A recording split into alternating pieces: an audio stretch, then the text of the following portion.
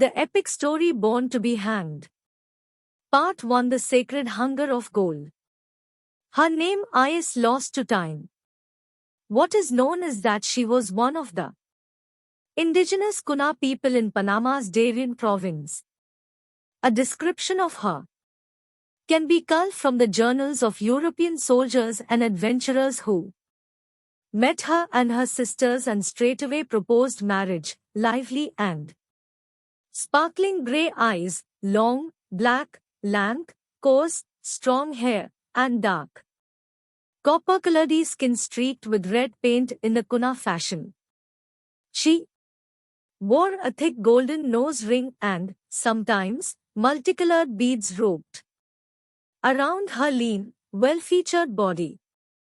Her father was a regional Kuna chieftain, her grandfather the de facto king of the Kuna, and, in the spring of 1680, she was a sex slave, having been snatched from her father's palace by Spanish soldiers and taken to their garrison. The circumstances of her subjugation were not unusual. The Spaniards, who controlled most of the New World at the time, took the position that enslaving the indigenous peoples was a beneficent act. As an official Spanish historian explained in a 16th-century essay, the naturally inferior native populations benefited from Spanish tutelage as well as from conversion to Christianity, objectives that were easier to achieve if the would-be converts were first enslaved. The Spaniards' self-professed altruism was called into question, though, by their treatment of the enslaved natives, a typical example being a woman in the colony of Hispaniola who, one morning, told her Spanish overseer that she needed time off from the mine to care for her newborn. Whereupon the overseer took the baby in his arms, smashed its skull apart against a rock, and declared the problem solved. The issue was not merely that the conquistadors placed a higher value on gold than on human life, but, as the Incan leader Manco Inca put it, even if the snows of the Andes turned to gold, still they would not be satisfied.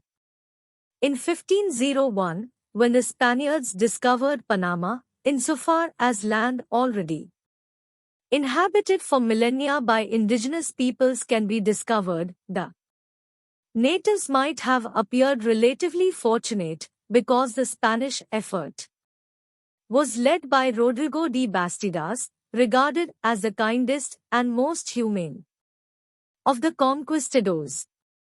In a seminal history of the Spanish conquest, Bastidas was described as a gentleman with the unique distinction of acting like a human being in his dealings with the natives of America. Yet just a year after his arrival in Panama, when two of his ships were sinking, Bastidas and his men rescued their gold and pearls while leaving their chained up Kuna slaves to drown. This was just the prelude. Over the following 2 centuries, Panama's indigenous peoples were devastated by enslavement, genocide, and European diseases. At its most harmonious, the Spanish-Kuna relationship was that of cats and mice. Many of the Kuna fled into the farthest reaches of the Darien province, 5,000 square miles of mountainous jungle on Panama's eastern border. Others left Panama altogether, settling in the San Blas Islands, an archipelago just off the country's Atlantic coast. On 3 April 1680, on Golden Island, a tiny slab of coral, sand, and palm trees at the eastern end of that archipelago, the princess's grandfather devised a plan to rescue her. His Spanish name, Andreas, was a relic of his own time as a Spanish slave. Since his escape from the Spaniards, he had become the leader of the Kuna community in the San Blas Islands as well. As a regional chief paramount, what the Europeans thought of as a king, his dominion extending well into the Darien. At his disposal was an army of warriors, many of whom may have been among the finest archers in the world.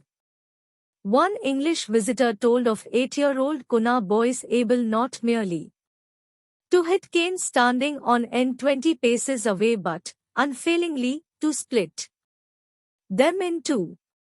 Were Andreas to send his men to the Spanish garrison to rescue his granddaughter, however, they would be quickly torn apart by Spanish gunfire, against which they had no defense. But he saw a way to enlist a supplemental force whose firepower was as good as, if not better than, the Spaniards, pirates. His scouts had brought word that a company of 366 buccaneers, Caribbean-based pirates who preyed on Spanish ships and towns, had just landed at the Isle of Pines, a few miles north of Golden Island. Mostly Englishmen, the buccaneers had banded together in Jamaica in December of 1679 to raid the Spanish port city of Portobello, on Panama's northern coast. The raid netted them a good deal of silver, but the most valuable prize would prove to be mail that merchants in Spain had intended for Spanish colonists. Again and again in their letters, the merchants lamented the vulnerability of Spanish settlements on the South Sea, as the Southern Pacific Ocean was then known. The near impossibility of circumnavigating South America meant that English pirates rarely, if ever, sailed into the region. But the narrow Darien Isthmus, between Panama's Atlantic and Pacific coasts, the merchants warned, could open a door into the South Seas. Accordingly, the buccaneers circulated a new expedition plan through Caribbean taverns, brothels, and other pirate haunts. All comers were to rendezvous on the Isle of Pines, where they would leave their ships and then go by canoe to the Darien Isthmus, cross the isthmus on foot, and raid Panama City, then known simply as Panama, the repository for much of the gold, silver, and gems the Spaniards were extracting from Central and South America. But before they could advance to the isthmus, the buccaneers needed a native guide. Without one, they knew, they had little chance of surviving in the Darien, much less of finding Panama. The last company of buccaneers to raid Panama, 1,200 men under the command of the legendary captain Henry Morgan, nearly a decade earlier, had grown so hungry during the crossing that they'd eaten their leather sacks after first fighting one another over portions. Andres canoed from Golden Island to the Isle of Pines in hope that the buccaneers would choose him as their guide. His pitch was documented by first-time buccaneer Basil Ringrose, a gifted mathematician and navigator, fluent in Latin and French as well as his native English. Unlike his shipmates, mostly ne'er-do-wells and scoundrels whose curricula vitae made them sought after only by hangmen, Ringrose had had his pick of employment opportunities in the West Indies. But only piracy offered the 27-year-old an escape from the poverty and drudgery that had dogged him for most of his life. Hoping to trade fruit and venison for axes and hatchets, a number of Kuna men and women had preceded Andreas to the Isle of Pines, canoeing up to the 7 buccaneer ships anchored in the Crescent Bay and Astounding ringrose, the men here go naked as having only a sharp or hollow tip, made either of gold or silver, or bark, into which they thrust their privy members, the which tip they fastened with a string about their middle. He wrote in his journal in a loose, frilly cursive that contrasted starkly with the maps he often drew beneath the entries, rigid technical renderings shaded with precise cross-hatching. The handwriting offered a hint of the romantic spirit that had lured the staid, ruler-straight Englishman into his current company. They wear an ornament in their noses, he added, a golden or silver plate, in shape like unto a half-moon, which, when they drink, they hold up with one hand, meanwhile they lift the cup with the other. Most of the Kuna had dark copper skin and black hair, but there were a few who stood out, appearing, in the words of Ringrose, fairer than the fairest of Europe, with hair as white as the finest flax. Lionel Wafer, a buccaneer surgeon with whom Ringrose would become fast friends, noted that these albino Indians, the buccaneers' term for almost all the indigenous peoples in the New World, had skin much like that of a white horse, and their bodies are beset all over, more or less, with a fine short milk-white down, which adds to the whiteness of their skins. Indeed, albinism was, and still is, 150 times more common among the Kuna than the rest of the world's population, and the tribe considered it fortuitous, based on a pair of unusual beliefs: first, that lunar eclipses were caused by a celestial dragon trying to eat the moon; second, that albinos possessed superior night vision. Therefore, given the Kuna people's renown as archers, their albinos aiming arrows at the night sky was enough to scare the dragon off. Including Ringrose and Wafer, 7 of the buccaneers assembled on the Isle of Pines were either keeping journals or would later write about their experiences. Those combined accounts paint an impressive portrait of Andreas in his mantle of pure gold, with a gravitas in keeping with his advanced age, no less than 100 years of age, wrote one of the buccaneer captains, Bartholomew Sharp. In all likelihood, Andreas was closer to 60. On a perhaps not unrelated note, seamen at the time often consumed more than a gallon of beer or a pint of rum per day, and Sharp, as will be seen, did a good deal to perpetuate the popular image of pirates with a bottle of rum in hand at all times. In Spanish, which the buccaneers' interpreter spoke fluently, Andreas offered to guide them first to Santa Maria, today, El Real de Santa Maria, in the Darien's Pinogna district, where his granddaughter was being held. And then, if they were unsatisfied with the plunder there, on to Panama. But Santa Maria might be more than satisfactory. In addition to exclusive access to the richest gold mines in Central America, the settlement boasted a massive gold panning and sluicing works. During each December to April dry season, natives enslaved by the Spaniards panned gold dust that had washed down from the mountains during the rainy season, collecting a reported 18 to 20,000 pounds. Andreas would let the buccaneers keep it all if they rescued his granddaughter.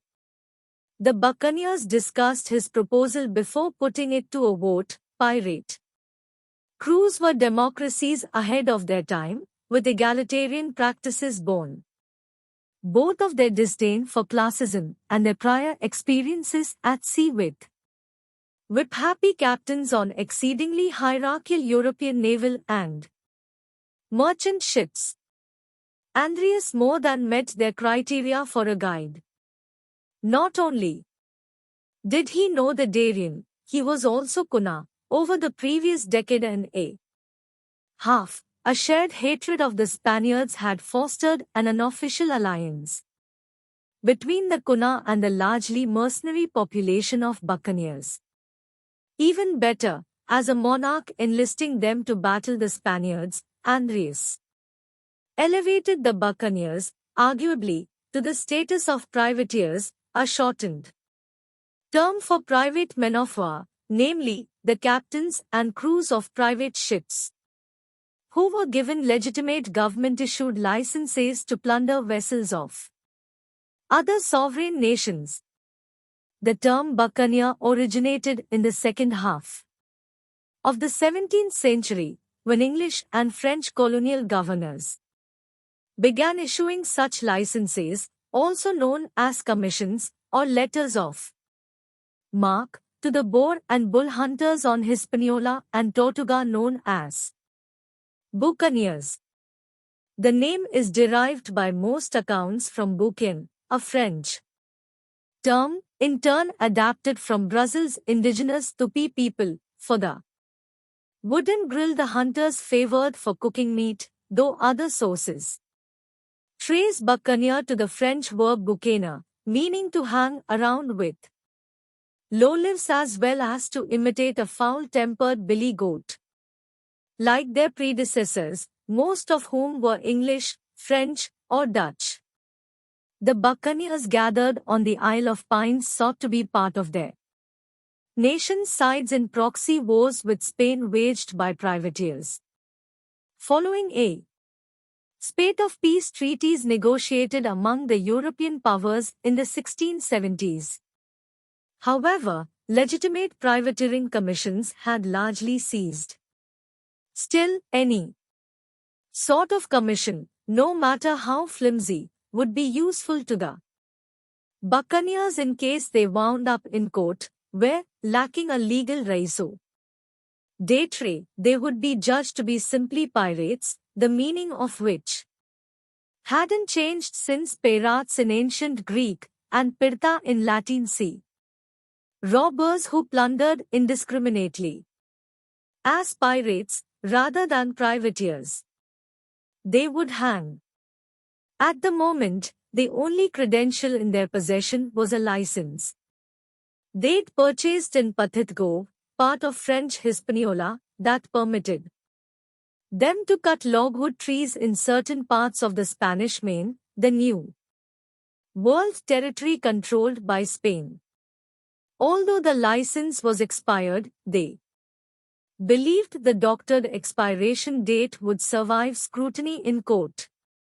But, whereas logwood might have explained their presence in Portobello, on the Caribbean coast, they would require the world's most sympathetic jury to buy the defense that they had trekked 60 miles across the Darien Isthmus to Santa Maria to cut it, only to find themselves under attack from a Spanish garrison and forced to return fire in self-defense. An actual letter of marque, or just about anything official that Andreas could give them, would be much sturdier. But even lacking a commission, or a princess to rescue, the buccaneers would have been enticed by the 18 to 20,000 pounds of gold, at the going rate per ounce of 15 Spanish pesos they Oco reals, the silver atrial coins known as pieces of 8, such a haul would net the group a total of more than 4 million pieces of 8, or nearly 12,000 pieces of 8 per man, at a time when a plantation worker or a sailor earned just 100 pieces of 8 in a year. That would be enough for each buccaneer to buy his own plantation or to commission a new high-end 200-ton Dutch ship and still have 4,000 pieces of 8 left in his sea chest, or, in fact, 2 chests, thanks to the size of the coins, which measured an inch and a half in diameter. About the size of a casino poker chip. The biggest obstacle was the Spanish garrison in Santa Maria, which was manned, according to Andreas, by 400 soldiers. Those soldiers would be firing a hail of musket balls at the buccaneers as they advanced, or, more likely, as they limped out of the jungle following 9 or 10 days of arduous trekking through swampland and mountainous, dense to the point of impenetrable jungle. On account of the same obstacles, the isthmus today constitutes the Darien Gap, the lone break-in. The 19,000-mile Pan-American highway stretching from Alaska to Argentina. Although Kuna archers could provide cover for the buccaneers' advance, upon reaching the garrison the attackers would still need to climb the tall barricades while taking fire from directly overhead. And even if they somehow made it over the walls, how could they possibly get the better of an entrenched, larger, and better rested Spanish complement? The plan was madness. Nevertheless, the buccaneers put it to a vote. The result, and an analysis thereof, comes from another of the company's diarists, the jocular New Englander John Cox. That which often spurs men on to the undertaking of the most difficult adventures is the sacred hunger of gold, and 'twas gold was the bait that tempted a pack of merry boys of us, being all soldiers of fortune, to list ourselves in the service of one of the rich West Indian monarchs, the Emperor of Darien. Basil Ringrose now had 3 choices. First, he could join the Santa Maria expedition.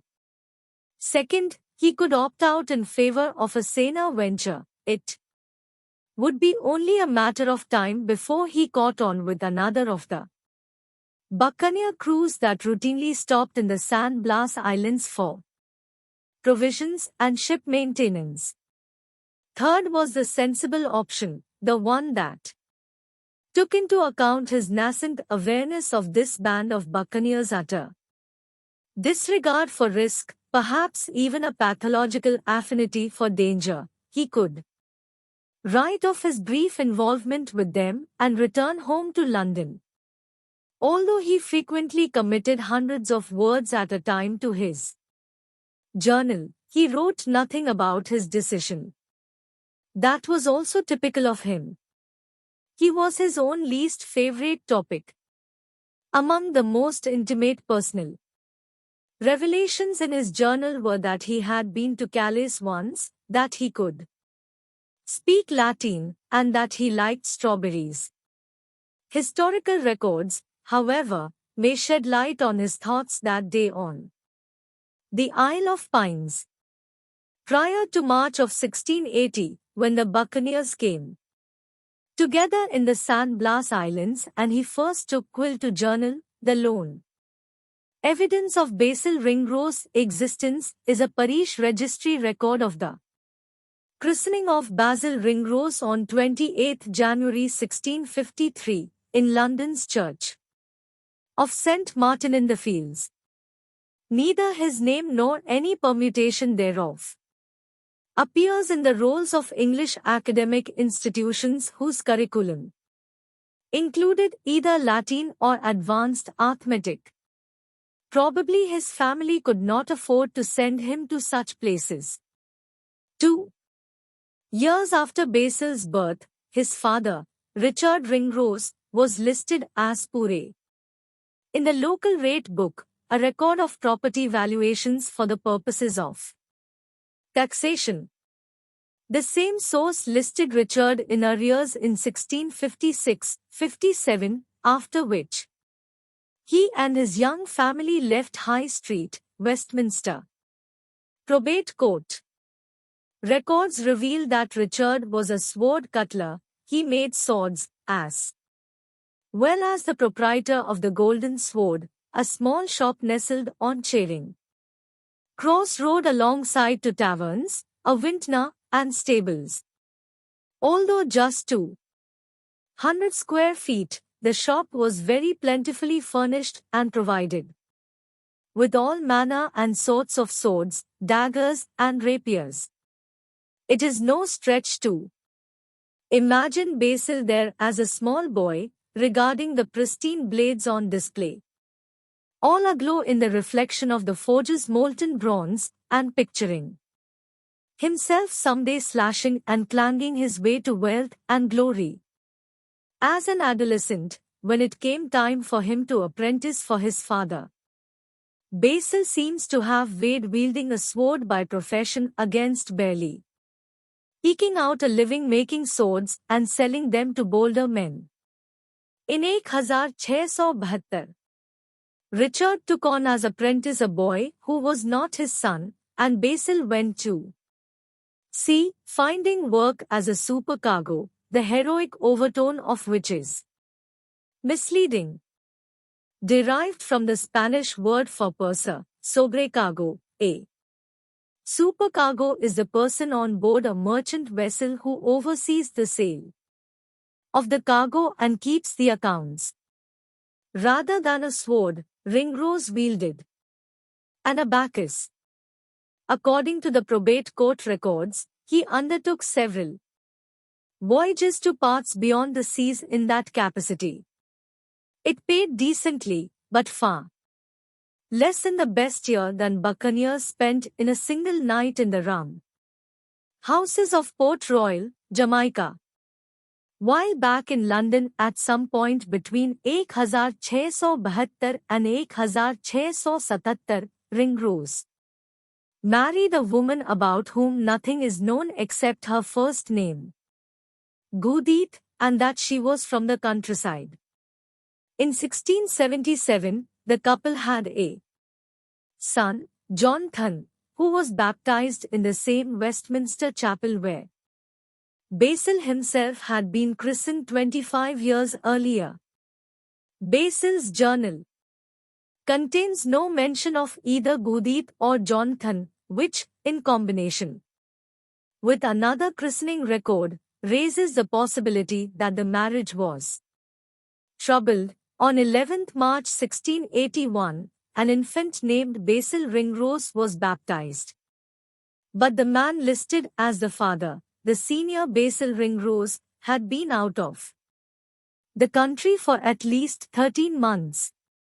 Since children were typically baptized within 8 days of their births, if Basil Sr. was indeed Basil Jr.'s father, Goodith's pregnancy would qualify as the longest in history.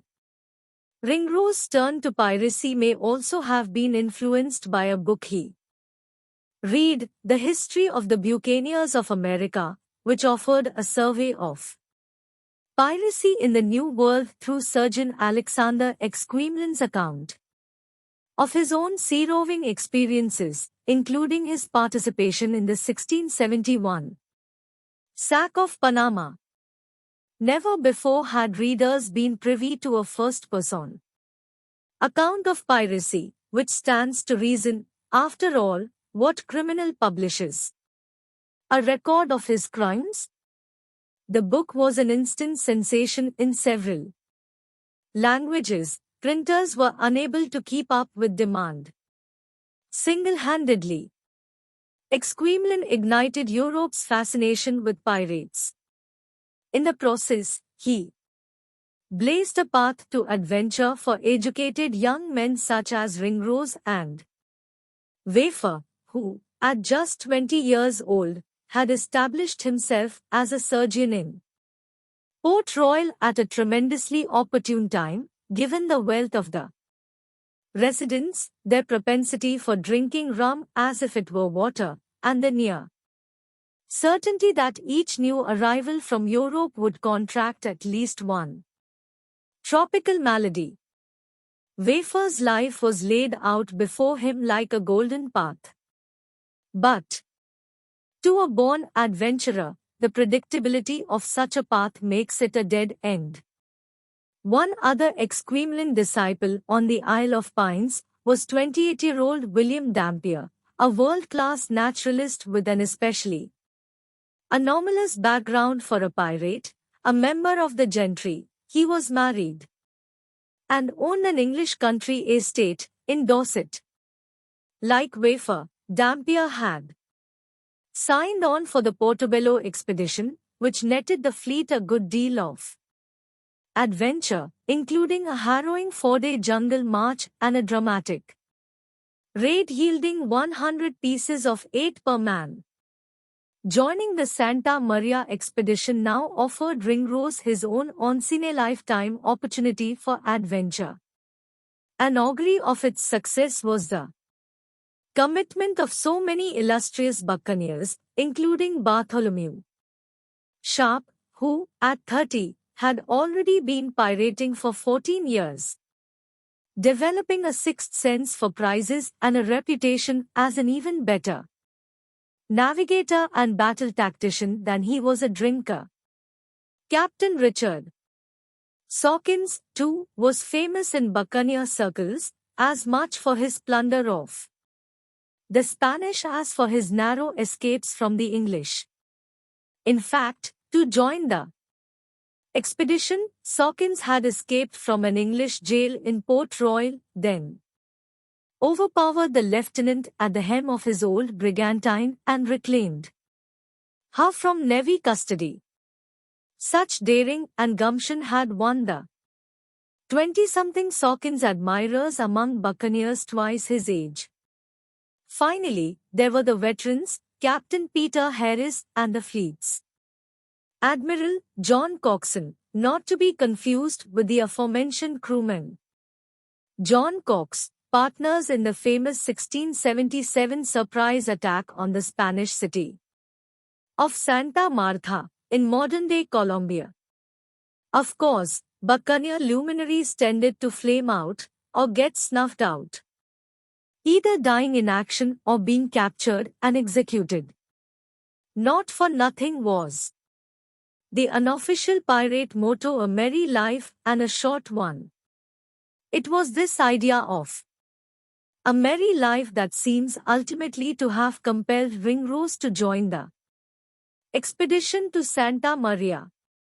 Given the respect for risk that set him apart from his fellow buccaneers, however, he had reason to hope that his life would not be short. The expedition commenced at Sunrise on 5th April 1680, as Andreas, 5 other Kuna, and 331 buccaneers shoved off from Golden Island in dugout canoes, leaving behind 2 English buccaneer captains, Alston and Mackett, and 33 other men to guard the ships. 3/4 of a mile ahead, the Darien Isthmus loomed like a low-lying thunderhead.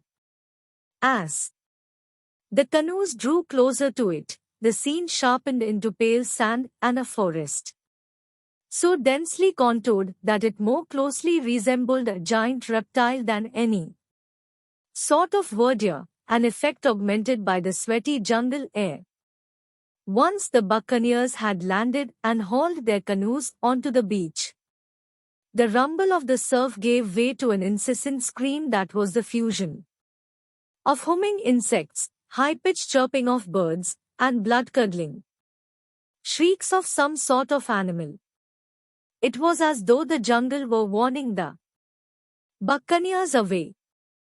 They were told by their guides to avoid adders, i.e., snakes. Of particular concern was the fardilans, head of the lance, a highly venomous pit viper named for its manner of attack.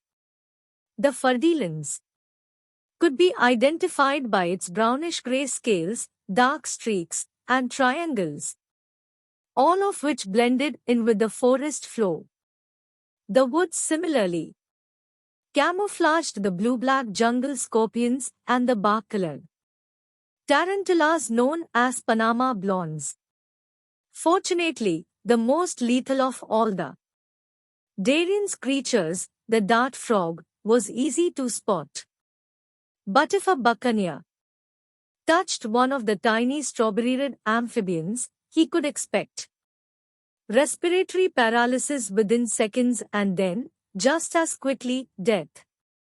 For this reason, native peoples dipped their arrowheads and dart tips in the frog's poison, hence its name. In spite of Andreas' stewardship, another potential problem on a long march was men straying and getting lost. Consequently, the buccaneers divided into 7 units, each bearing its commander's colors. Sharp, Sawkins, and Captain Edmond Cook each led a division, and Harris and Coxon led 2 apiece. Coxon's companies each carried the unadorned blood-red pennant widely used at the time to signify to the crewmen of an enemy vessel that no quarter would be given, which is to say that they would not be taken prisoner and afforded room and board but rather killed.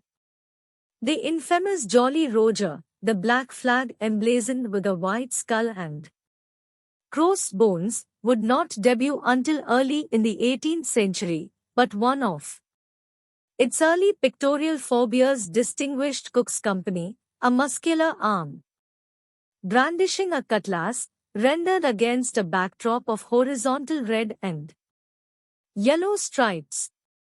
Andreas led the way through a jungle consisting mainly of mangroves, tall and cylindrical Panama trees, and Manicaria palms, whose fronds stretch upward, giving the plants an unmistakable resemblance to feather dusters. The buccaneers were preoccupied with dodging the low-hanging branches and vines, some as thick as arms, all the while hacking shrubs, ferns, and undergrowth out of the way. Their bodies were protected only by coarse shirts, baggy linen or canvas breeches that hung to the knees, and, on their heads, either kerchiefs or hats with brims cut longer in the front, like modern baseball caps.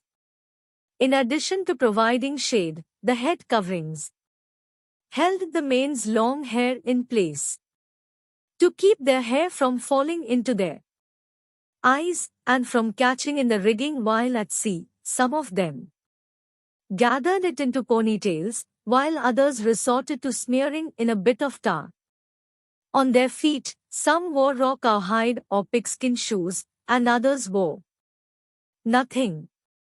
None of them, it should be noted, wore boots, ever. The iconic over-the-knee riding boots were not worn by pirates until the early 20th century, on movie sets.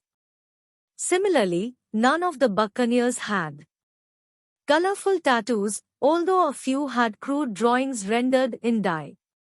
Often nothing more than gunpowder mixed with spit that was deposited beneath the skin using knives or sail needles.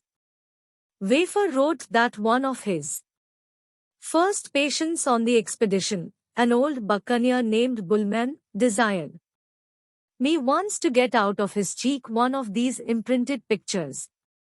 Wafer didn't describe the image, but typical of the era were initials, crosses, consisting simply of a pair of intersecting lines, and, on the more elaborate end, sword-wielding stick figures. Whatever was on Bullman's face, Wafer couldn't remove it despite much scarifying and fetching off a great part of the skin. True to popular conception, the buccaneers carried cutlasses, short swords with broad, slightly curved single-edged blades. Each man was also armed with a pistol or two as well as a fusil buccaneer, or buccaneer's gun. A rugged flintlock musket with a barrel nearly 5 feet long and a wooden, but suitable for use as a club. In buccaneers' practiced hands, muskets were magic wands, and they were treated as such. the rules that buccaneers agreed to for each expedition, known as the Articles of Agreement, or chasse partie, French for division of the hunt, often specified that any man who failed to keep his weapons clean and combat ready would lose his share of the booty as well as face a punishment determined by his captain and shipmates. And God help the man whose hammer failed to rotate on account of a rusty mainspring while he was supposed to be providing cover fire for shipmates attempting to board an enemy vessel. None of the buccaneers could use their guns now, though. As reported in an anonymous chronicle of the expedition, they had been instructed that no man, on the loss of life, should fire a gun in the woods, lest some Indian rogues or other should betray us by ruining a foe to acquaint the Spaniards. For reasons that will become clear, the anonymous chronicler was almost certainly Seaman Edward Povey, an Englishman whose writing skills, though wanting, would be enough to save him from the gallows.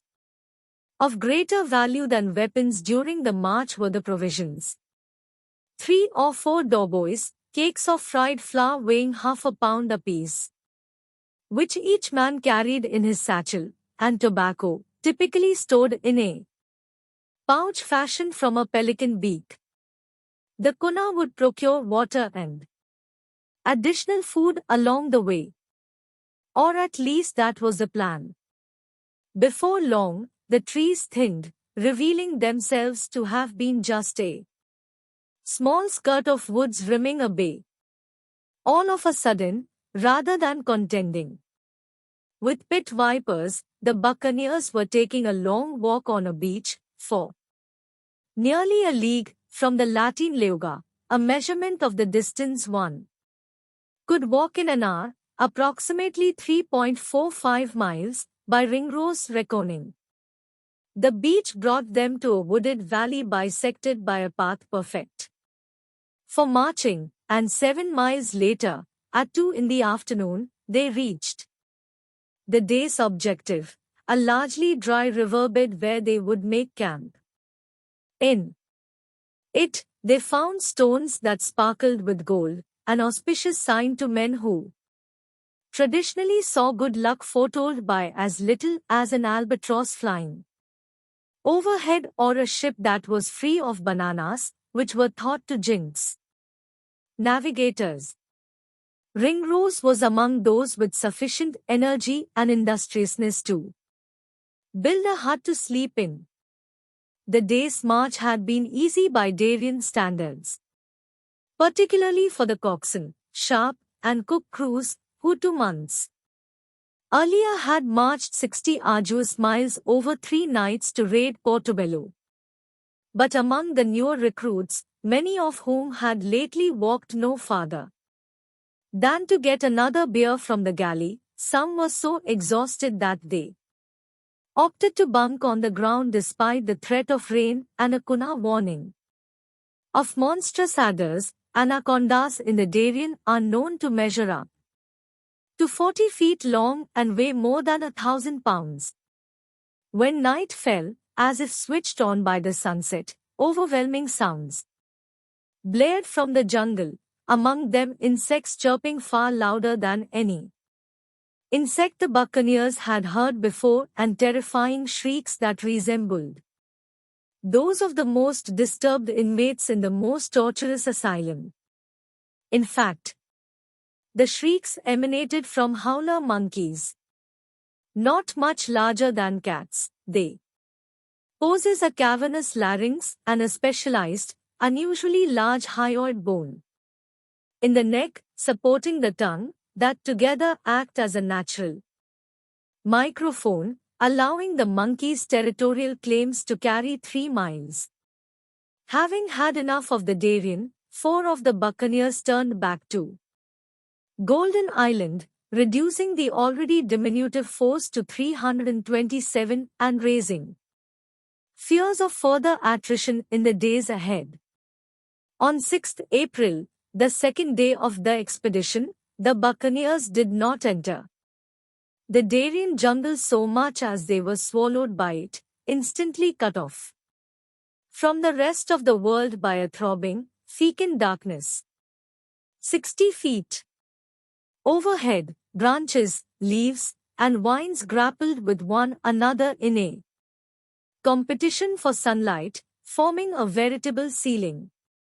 Every so often, a speck of blue sky appeared through this canopy, illuminating a galaxy of flowers on its underside, blossoms of the Lamiaceae family, each like a purple pair of lips, as well as the bright yellow platypus bill-shaped blooms on the Platypodium elegans trees, both native to Panama.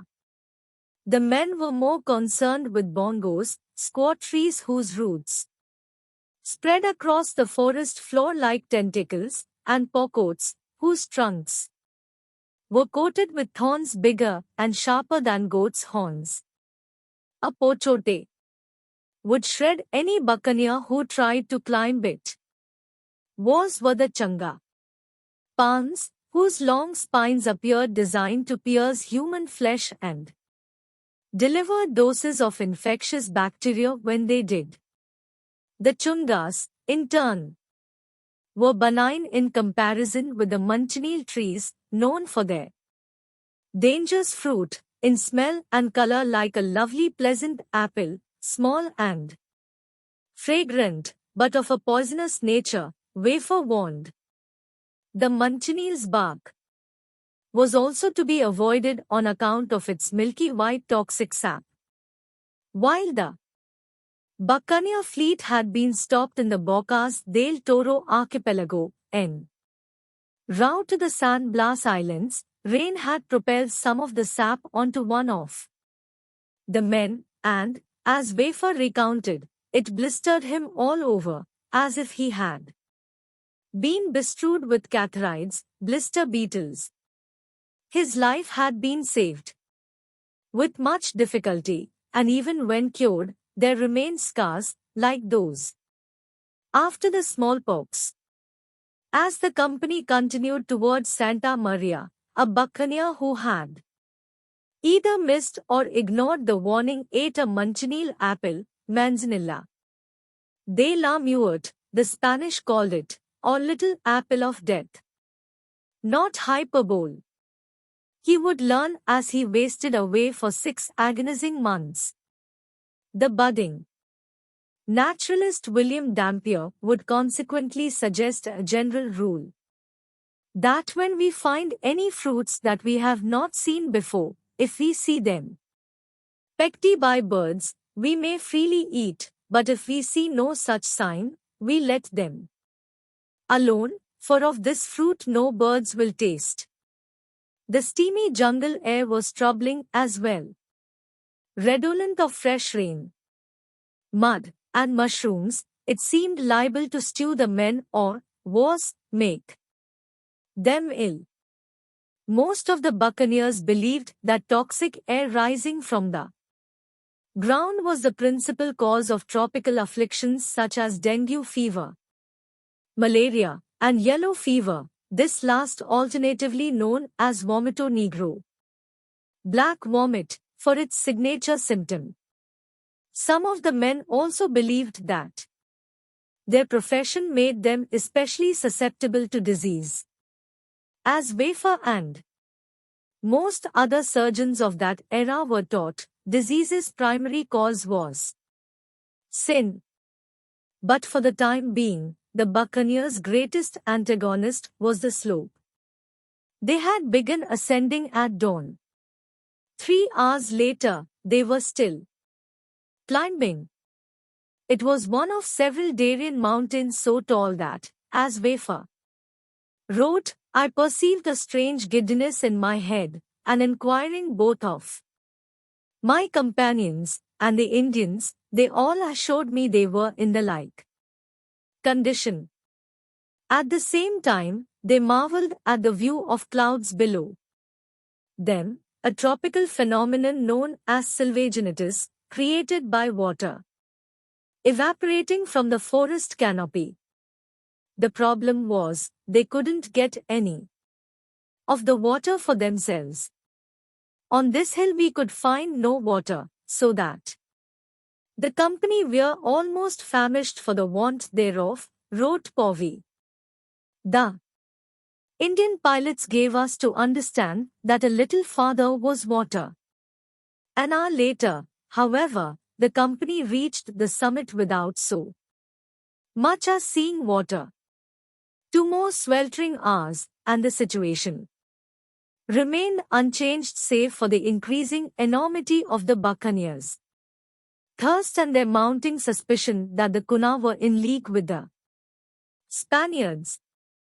Like many of the buccaneers, Ringrose had heard the rumor of a peace concluded between the Spaniards and the Indians. If there was truth to the rumors, and if word of the peace had reached Golden Island, Andres might happily turn the buccaneers over to the Spaniards in exchange for his granddaughter. Further, Dampier worried if their Kuna guides had learned about the fate of John Gret, the buccaneers were almost certainly being led into an ambush. Gret was a Kuna boy who had been adopted by a crew of English privateers. Dampier had heard the story from one of the Mosquito Indians, who were among the company's 36 non-Englishmen. The others were Frenchmen, Creoles, and escaped or liberated slaves. In 1665, Gret, whose original Kuna name is unknown, was paddling a canoe in the San Blas Islands when he crossed paths with a ship commanded by English privateer William Wright. Wright's crew took an instant liking to the boy and invited him to join them.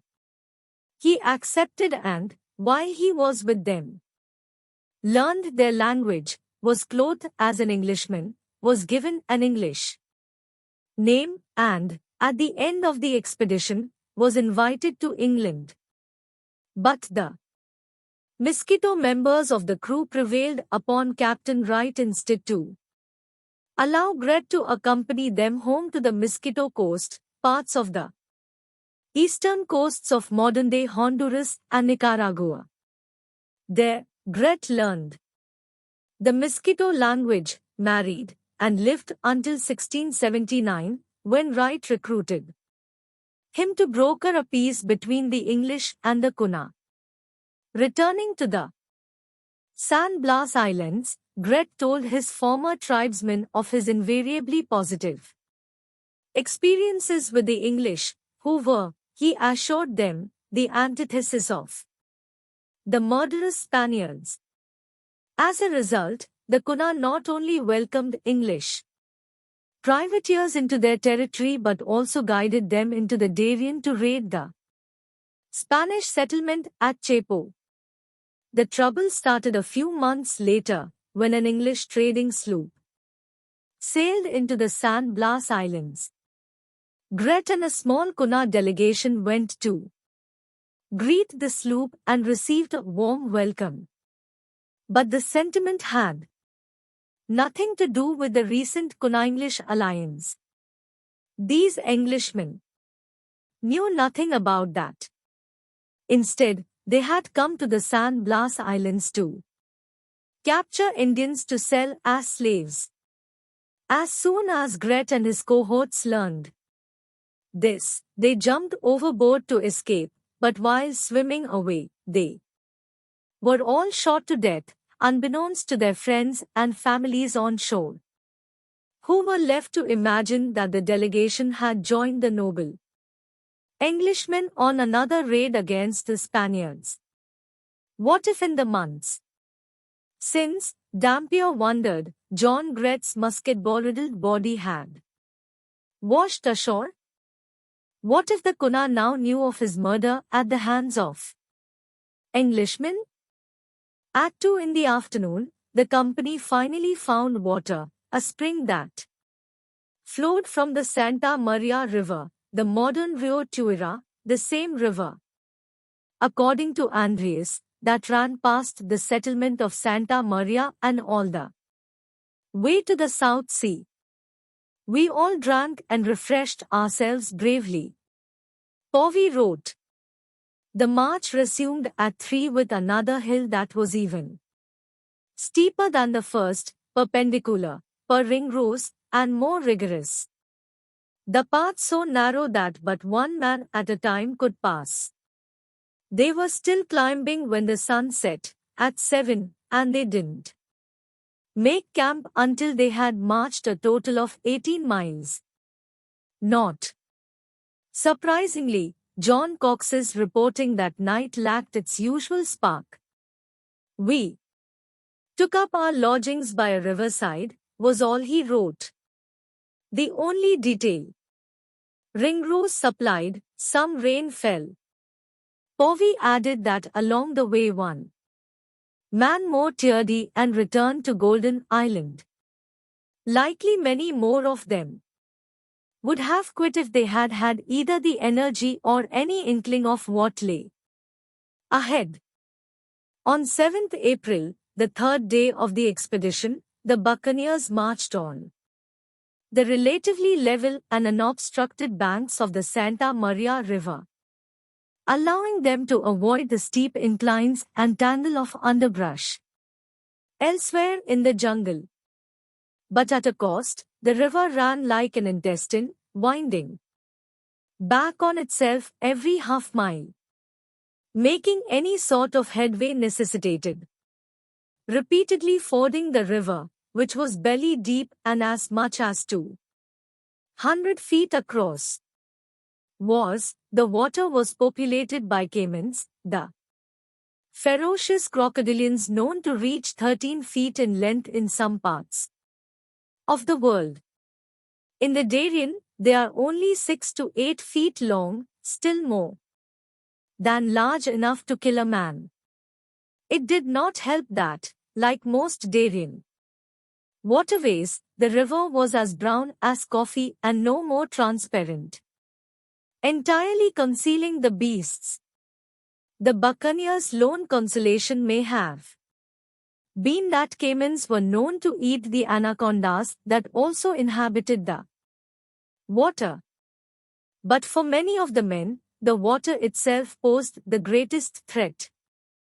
Given that they had never learned to swim, especially those who grew up away from the coasts of England and France. Even in places where the river meandered, it remained capable of bowling over a 200-pound man and thrusting him into the sharp rocks and tree limbs on its bottom, trapping him underwater.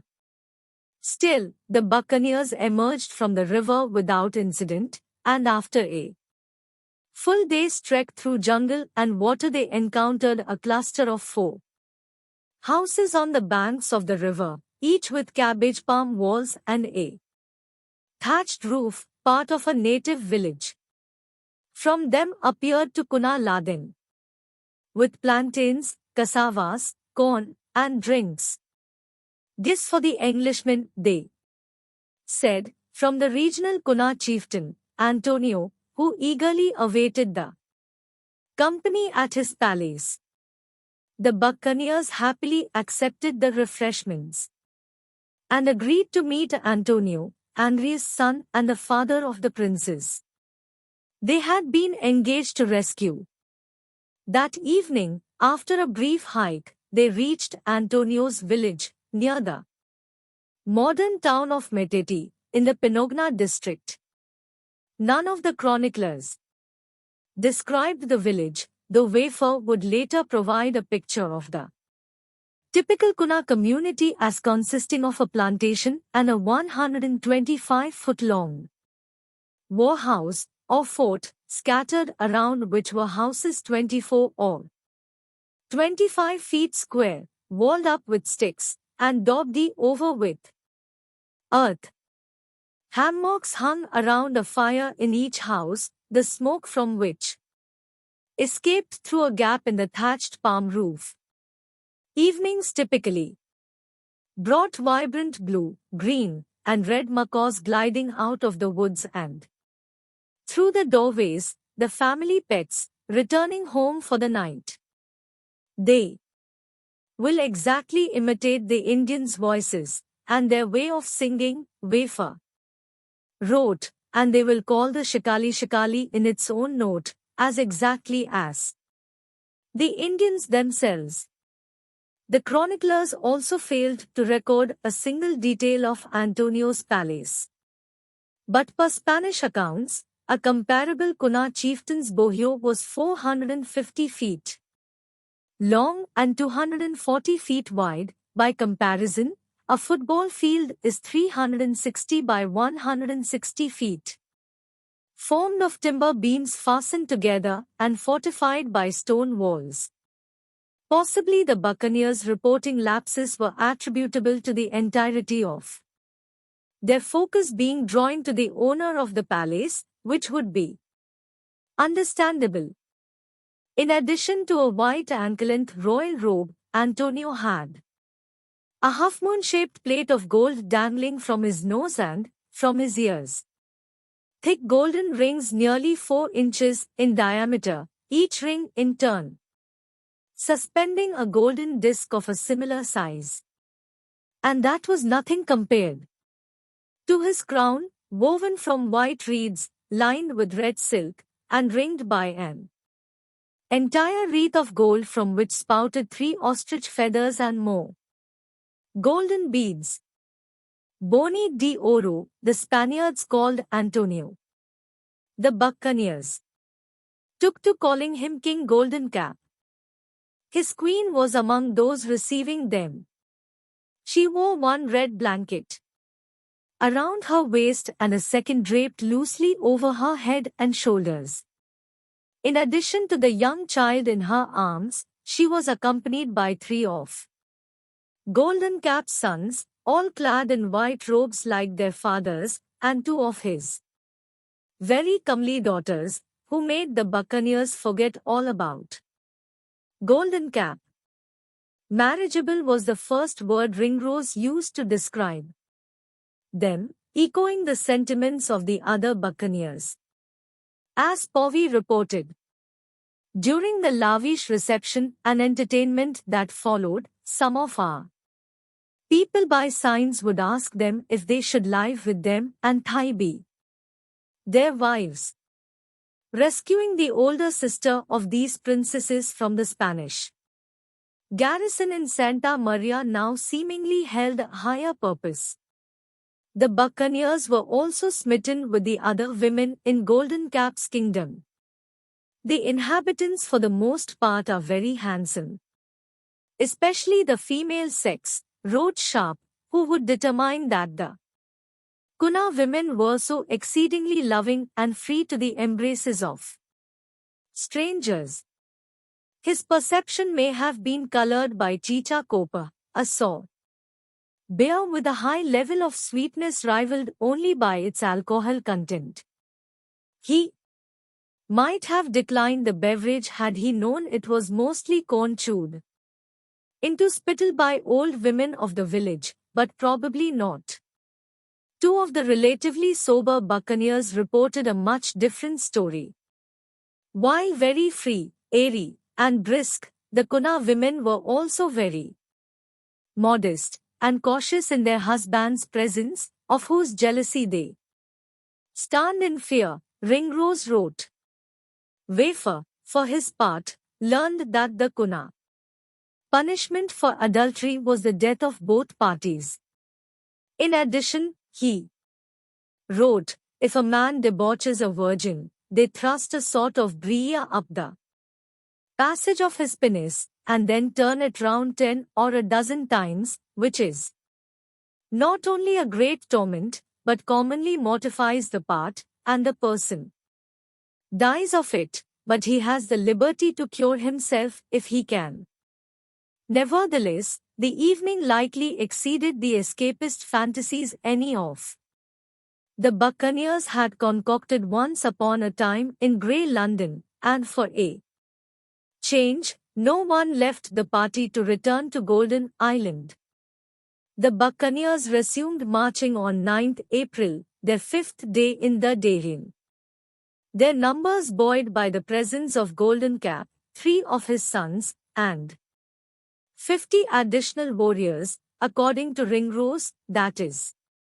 Sharp differed in his journal, reporting 150 Indians in our company to go to the wars. Sharp's reckoning is called into question, though, by his earlier estimation of Andreas' age at no less than 100. Whatever the actual number, it wasn't enough to extinguish the buccaneers' fear of being led into a trap. To sublime days and nights of hospitality in Golden Cap's kingdom had reduced their suspicion of the Kuna considerably. But a hint of doubt remained. It is unknown whether that topic spurred the words that morning. Between the Admiral, John Coxon, and Captain Peter Harris, but tempers flared to the point where Coxon was burning to draw his gun and blast Harris' head into the bongo trees. Of course, Coxon knew that discharging a weapon could compromise the expedition's secrecy. He had led as many clandestine raids as any buccaneer captain since Morgan, notably on Santa Martha in 1677, the Gulf of Honduras in 1679, and, most recently, Portobello. And it was Coxon, after all, who had decreed that any man firing a gun in the Darien jungle would be killed, silently, one presumes. A mere cry could expose them to their enemies, and a cry was a likely response if Coxon were even to slap Harris. Harris might also draw his own gun and shoot Coxon, but likely he would be more measured in response. A stout Kentish seaman who had seen his share of scrapes since accompanying Morgan to Panama in 1671. Harris had a reputation for discretion as well as valor. In December of 1679, shortly before hearing about the South Seas expedition from Sawkins, Harris found himself being pursued by a 32-gun meaning cannon in this context, Royal Navy frigate. His own 150-ton ship had 25 cannons in addition to muskets in the hands of 107 buccaneers. Sharpshooters, in other words. But rather than engage the frigate, Harris let her trail him into shoal waters, where a sandbar destroyed her, allowing him to sail away. The conditions couldn't have helped Coxon keep his cool. The Darien's average low temperature in April was 75 degrees, with a high in the low 90s, meaning a heat index in the low hundreds, since the humidity seldom dipped below 80%, even at night. In the daytime, trekking into the Darien jungle could feel like stepping into a hot bath fully clothed. And then there were the bugs. The Darien's infamous clouds of mosquitoes are nothing compared to the chitras, nearly invisible flies that burrow into human pores and hair follicles and suck out blood, resulting in desperately itchy welts 4 times the size of mosquito bites. Wars still are. The black botflies, which deposit eggs into human skin. The eggs hatch subdermally into larvae that each digs into its human host with dozens of black spines that make extracting it excruciating. The human host finds equal parts horror and relief 3 months later, when the baby botflies, having grown to the size of jelly beans, squeeze their way out. A combination of such circumstances pushed Coxon to the edge of reason, where shooting Harris seemed like the only viable course of action. He drew his pistol, or possibly his musket, and loaded it, an intricate, multi-step process that afforded him plenty of time to come to his senses. Nevertheless, he aimed at Harris' head and pulled the trigger. The musket ball flew past Harris harmlessly, except for the sharp, ringing report that resounded through the jungle, audible for miles, possibly heard by the Spaniards and more likely by Indian tribes allied with them. Harris snapped up his own gun to return fire when, as Sharp would record in his diary, I interposed and brought him to be quiet. As a buffer, Golden Cap suggested that the company split into two, one party continuing ahead on foot and the other in canoes that his men could procure, presumably from a nearby village. Coxon consented, and shortly thereafter, he and 69 other buccaneers, including Ringrose, Cox, Sharp, and Povey, followed Andreas to the river bank. Waiting there were canoes, each of which was the trunk of a tall cedar or cotton tree that had been hewn flat on the side that would serve as the hull. The other side was either carved or burned to form a cockpit. The wood is very red, wafer noted of the cedars, of a curious, fine grain, and very fragrant. In addition to the buccaneers, each canoe carried two kuna, one serving as guide, the other as pilot, propelling and steering the craft with a pole. The river, running like an arrow out of a bow, led Povey to anticipate a glide downstream. But in practice the swift current meant that the least touch of a canoe against a stump or rock oversets them, if not staves them all to pieces. Also presenting a hazard were the floating tree trunks and limbs that blocked the way, so many, in fact, that the buccaneers considered the possibility that the Spaniards had felled the trees and placed them in the river for the purpose of impeding the expedition. Or, more likely, the Spaniards and Indian confederates, having heard Coxon's gunshot, were seeking to waylay the buccaneers until Spanish troops could arrive. Even without the obstacles, the river would be problematic, Ringrose reflected. After navigating a number of waterfalls and hairpin turns, for at the distance of almost every stone's cast, we were constrained to quit and get out of our boats and haul them over either sands or rocks. At the end of 2 such days, the river party made camp on a bank. Beyond exhausted yet unable to sleep because of what they referred to as a tiger lying nearby, looking them over. Likely it was a jaguar, the largest cat native to the Americas and commonly mistaken for a tiger on account of its mustard yellow coat and black rosettes. The threat easily could have been neutralized by a musket ball, but the buccaneers dared not fire, now more than ever, on account of a report of Spaniards nearby. That news, in combination with exhaustion and sleeplessness, reignited the buccaneers' suspicion of Kuna's subterfuge. When morning finally came, the party returned to the river, where, wrote Ringrose, our pain and labor was rather doubled than diminished. The rowing was intolerable, and the isolation was worse. They should have long since run into the 256 men who were on foot.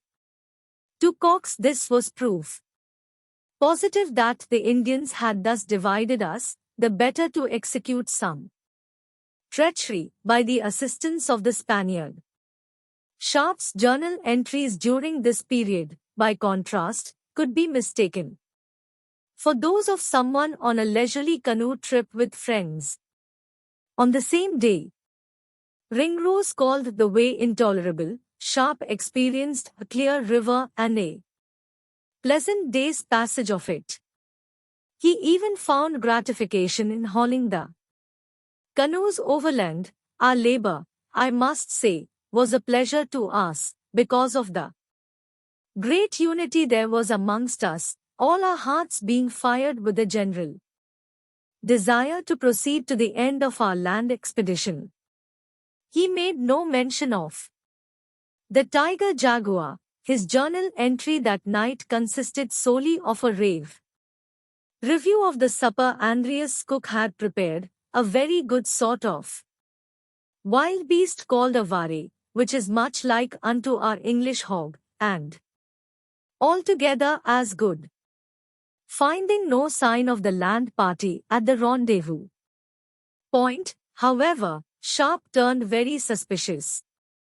The buccaneer's edginess was not lost on Andreas, who commanded a canoe to row up another branch of the river in search of the other party.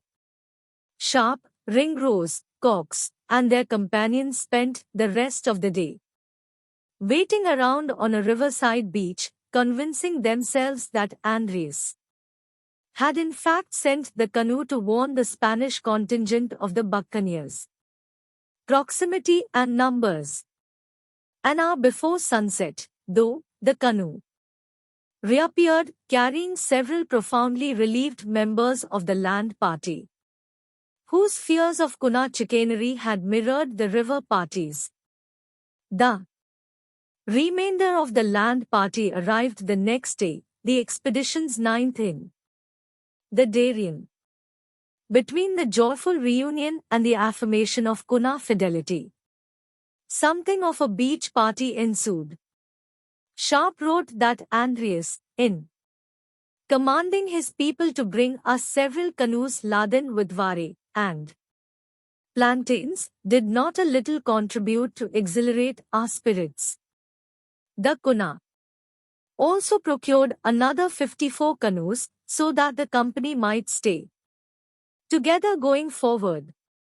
The remainder of the day was devoted to rest and cleaning weapons in preparation for the attack on Santa Maria, which, Golden Cap told the buccaneers, they would reach the following night.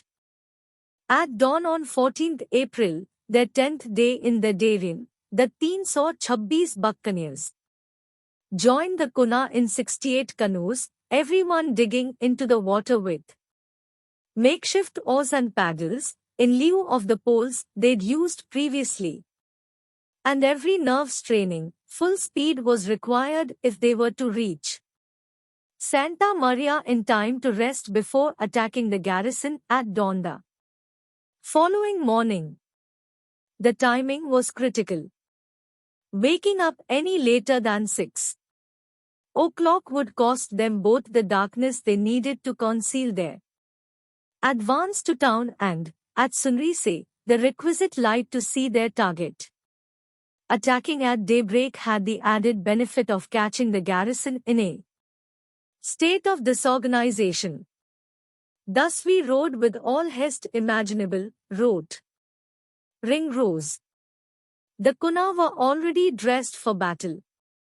Golden Cap wore a belt of tiger's teeth, per the Kuna believed that animal body parts could supplement the wearer's own traits, in this case lethal prowess.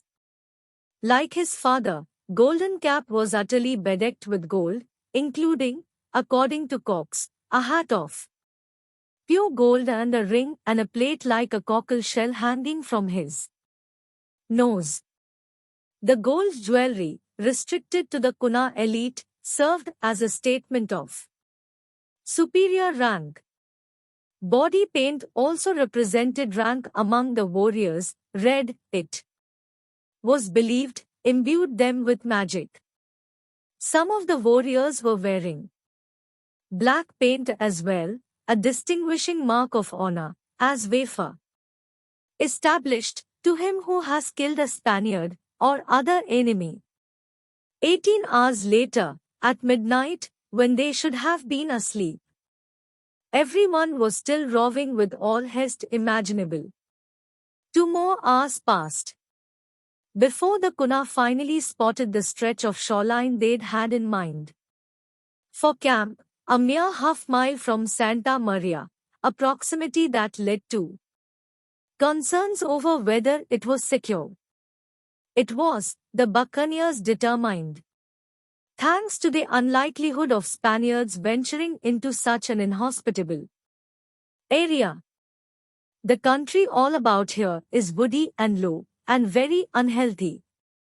Wafer explained, the rivers being so lazy that the stinking mud infects the air. On finally reaching shore, the men found forests so dense that they needed to carve their way into it to make space to sleep in the few remaining hours of darkness. If they could sleep, what with the stench, the fear of discovery, and the pre-fight nerves. As it turned out, 20 hours of roving full bore was a potent sleep aid. The next thing Ringrose knew, he was awakened by a gunshot. The first flecks of dawn delineated the campsite from the darkness, revealing astonishingly tall trees all around and, more pertinently, no gun smoke. No Spanish attackers, either. Just Kuna and the buccaneers waking up and cocking their heads towards Santa Maria, from which the reports seemed to have emanated. Their suspicion that it marked the garrison's changing of the guard was confirmed a moment later by the staccato beat of a traveler. A drummer's notification to soldiers that it's time to get out of bed and go to work. The drumbeats also served as a go order for Captain Sawkins and his 48-men forlorn, or vanguard, the unit charged with leading an advance through the kill zone of a defended position. Some buccaneers volunteered for the forlorn, others were chosen on the basis of an unlucky throw of the dice. By 7 o'clock, Sawkins's team, which included Sharp, had advanced to the edge of the woods and was staring out onto an open field. A few hundred yards across it stood the garrison, a fortress surrounded by a 12-foot-high wall of palisades, stout wooden poles planted in the earth. To get into the garrison, the forlorn would either have to climb over the wall or find a way to breach it. On Sawkins's command, the forlorn charged onto the field. The moment coincided with the paroxysm of gunfire from the garrison that transformed the air into a matrix of musket balls whining past at 1,000 feet per second, thudding into tree trunks and tearing into the ground. Eruptions of sod speckled the air with black mud. Clearly the Spaniards had known that the buccaneers were coming, perhaps since scouts had heard Coxon try to blow Harris' head off without either cover by which to advance or an enemy weakness to exploit. Sawkins was left with 2 tactical options. First, he could order a retreat. A cardinal rule of buccaneer surprise attacks was to quit a fortification that had been alarmed. Second, he and his troops could drop to the ground, minimizing the targets they presented, and close in on the garrison in pairs, one man firing while his partner reloaded, the goal being to suppress enemy fire long enough for them to eventually breach the palisades. Sawkins dismissed both options. Instead, he continued sprinting toward the garrison. He was, as one of the buccaneers remarked, a man of undaunted courage. He was also observant. In that second or so following the forlorn's emergence from the woods, he had noticed that none of the men had become casualties of the paroxysm of gunfire, probably because They were outside the Spaniards' effective firing range of about 200 yards. Sawkins had also discerned that the Spaniards lacked training and experience. Otherwise they would have shot in small volleys so as to maintain a constant fire, instead of firing all at once. Or they would have simply waited until the buccaneers were within range. As it stood, each of the defenders needed to reload his musket, which entailed pulling the hammer back into its safety, or half-cocked, position, withdrawing one of the paper cartridges from his cartridge box, biting the top of the cartridge, using a little of the black powder within the cartridge to prime the pan, closing the frizzen, which covers the powder in the pan, and at the same time presents a surface for the flint to strike and create sparks.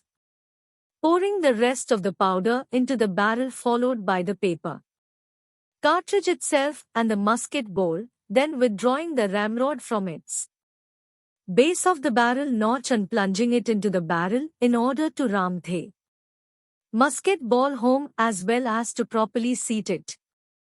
Only then could the Spaniard fully cock the hammer, lest he go off half-cocked, in which case the weapon wouldn't fire, find the target, aim, and, finally, fire.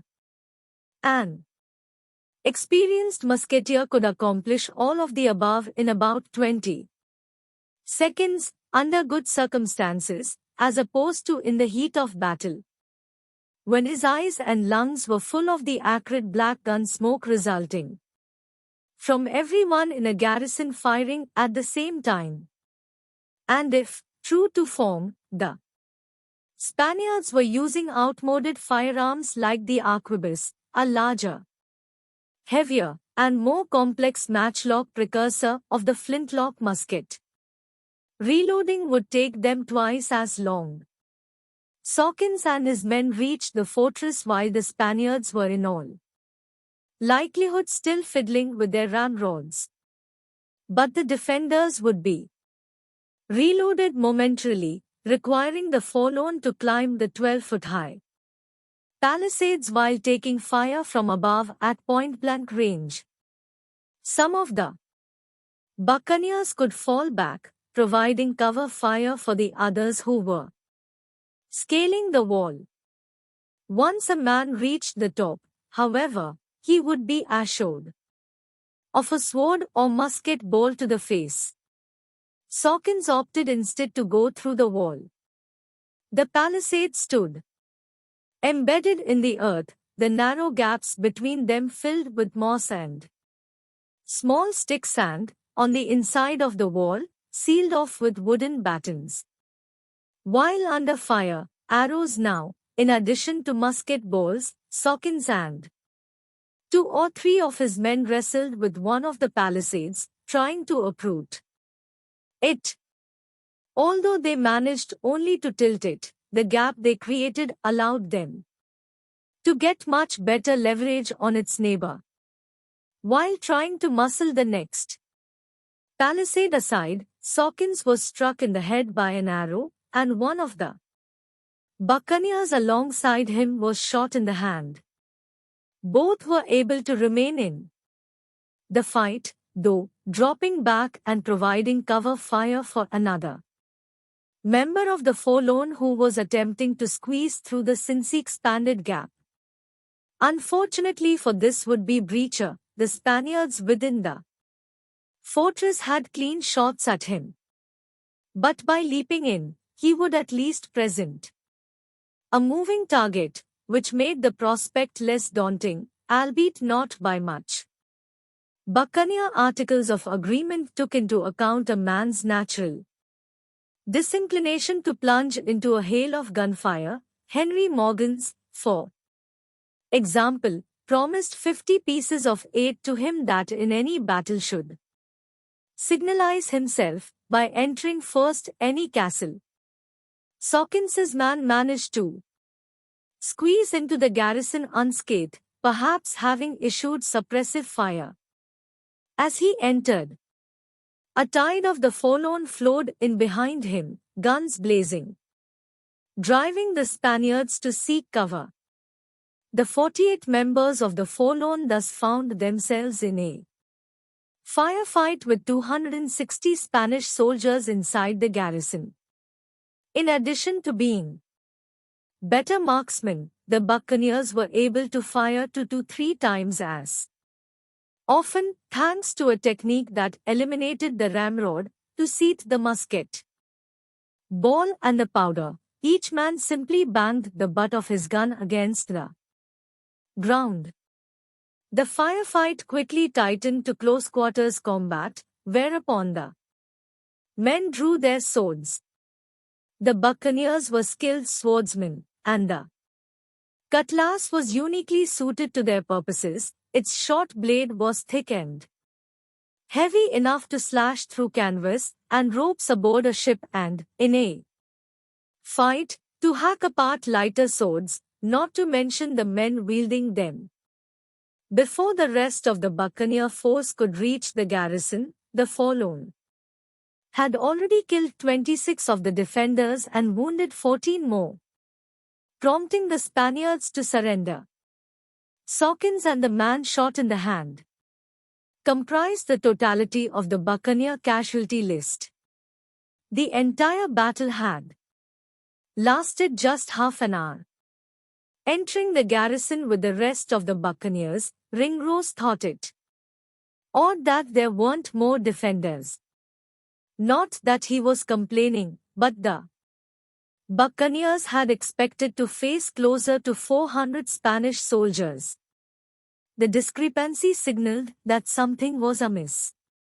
Hurrying in after the buccaneers came Andreas, Golden Cap, and the rest of the Cunha contingent. Their reaction to the outcome of the battle, as well as the details of the liberation of the princess, are, like her name, lost to history. Preoccupied with the spoils of victory, the buccaneers raced into the town of Santa Maria like children on Christmas morning. The sole report on the princess's reunion with her father and grandfather came from Ringrose. We found and redeemed the eldest daughter of Golden Cap. She had, as it should seem, been forced away from her father's house by one of the garrison, a Spanish soldier named Jose Gabriel. Ringrose also hinted at nascent doubt over the circumstances of her Santa Maria sojourn. Upon being rescued, she evidently did not, as expected, run into the arms of Andreas and Golden Cap with tears of joy. Had she been traumatized? Or, perhaps, had she come to like Santa Maria? Seeing that she was pregnant, the Cunha leaders did not seek to investigate. Instead, they dragged the nearest Spanish soldiers out to the woods and stabbed them to death. Ringrose by then had joined the crowd of buccaneers rushing into town.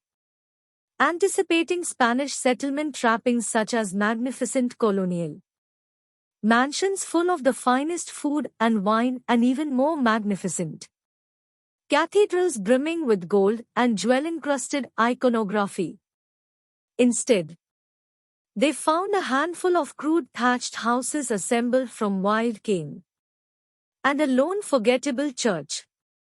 The town of Santa Maria was not a town at all, they realized, but merely a rudimentary support system for the garrison. Inside the houses, Sharp wrote, were neither riches to speak of, nor yet as much victuals as would satisfy our hunger for 3 or 4 days, of which our wearied carcasses at that time stood in no small need. Sating their hunger for gold would be more than adequate compensation.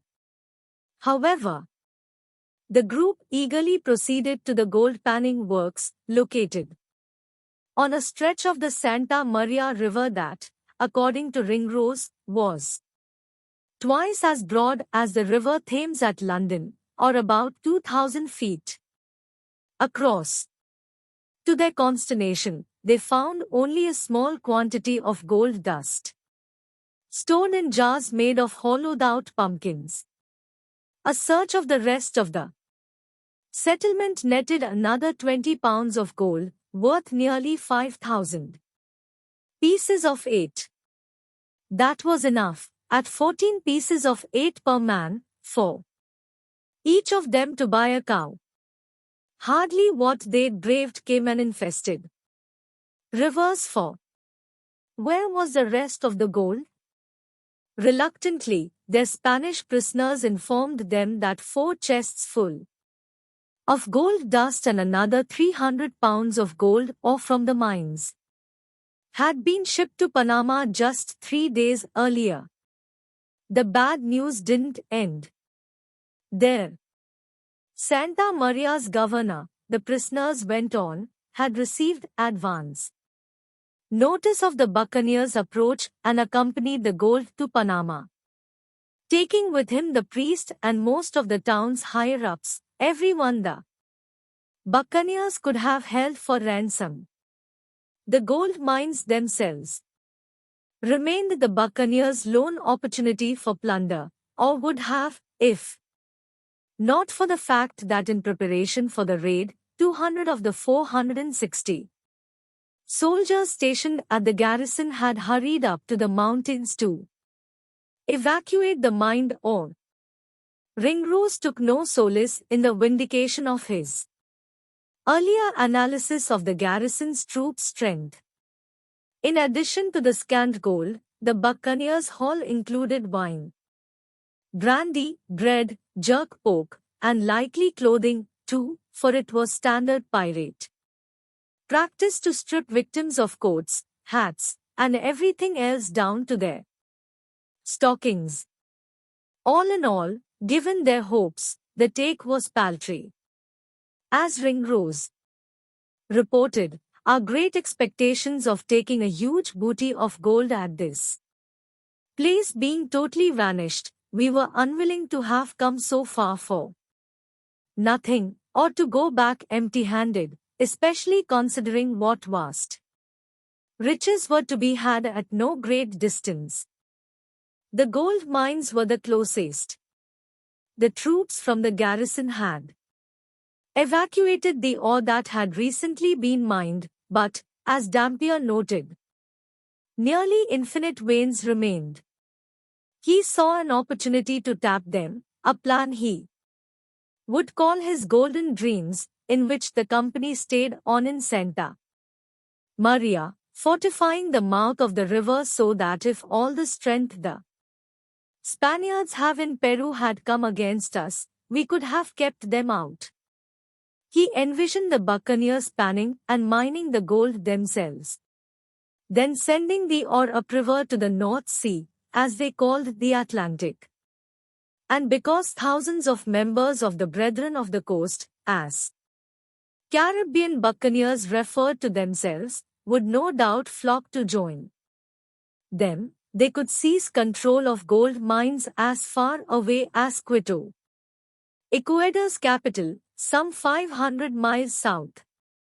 But most of the buccaneers were opposed to staying in Santa Maria. As Cox blithely explained, having no chemist to refine the ore, we thought it best to go look for it where it was to be had with the King of Spain's coat of arms on it.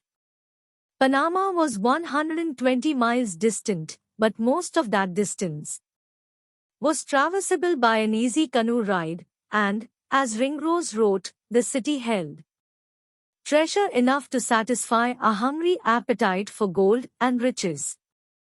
He was especially intrigued by the output from Potosi, a mountain said to be made entirely of silver. In fact, the 15,827-foot-high Cerro Potosi, also known as Cerro Rico, located in modern-day Bolivia, is mostly shale. But in the century following its 1545 discovery, the mountain had done little to dispel the myth yielding nearly half the world's silver.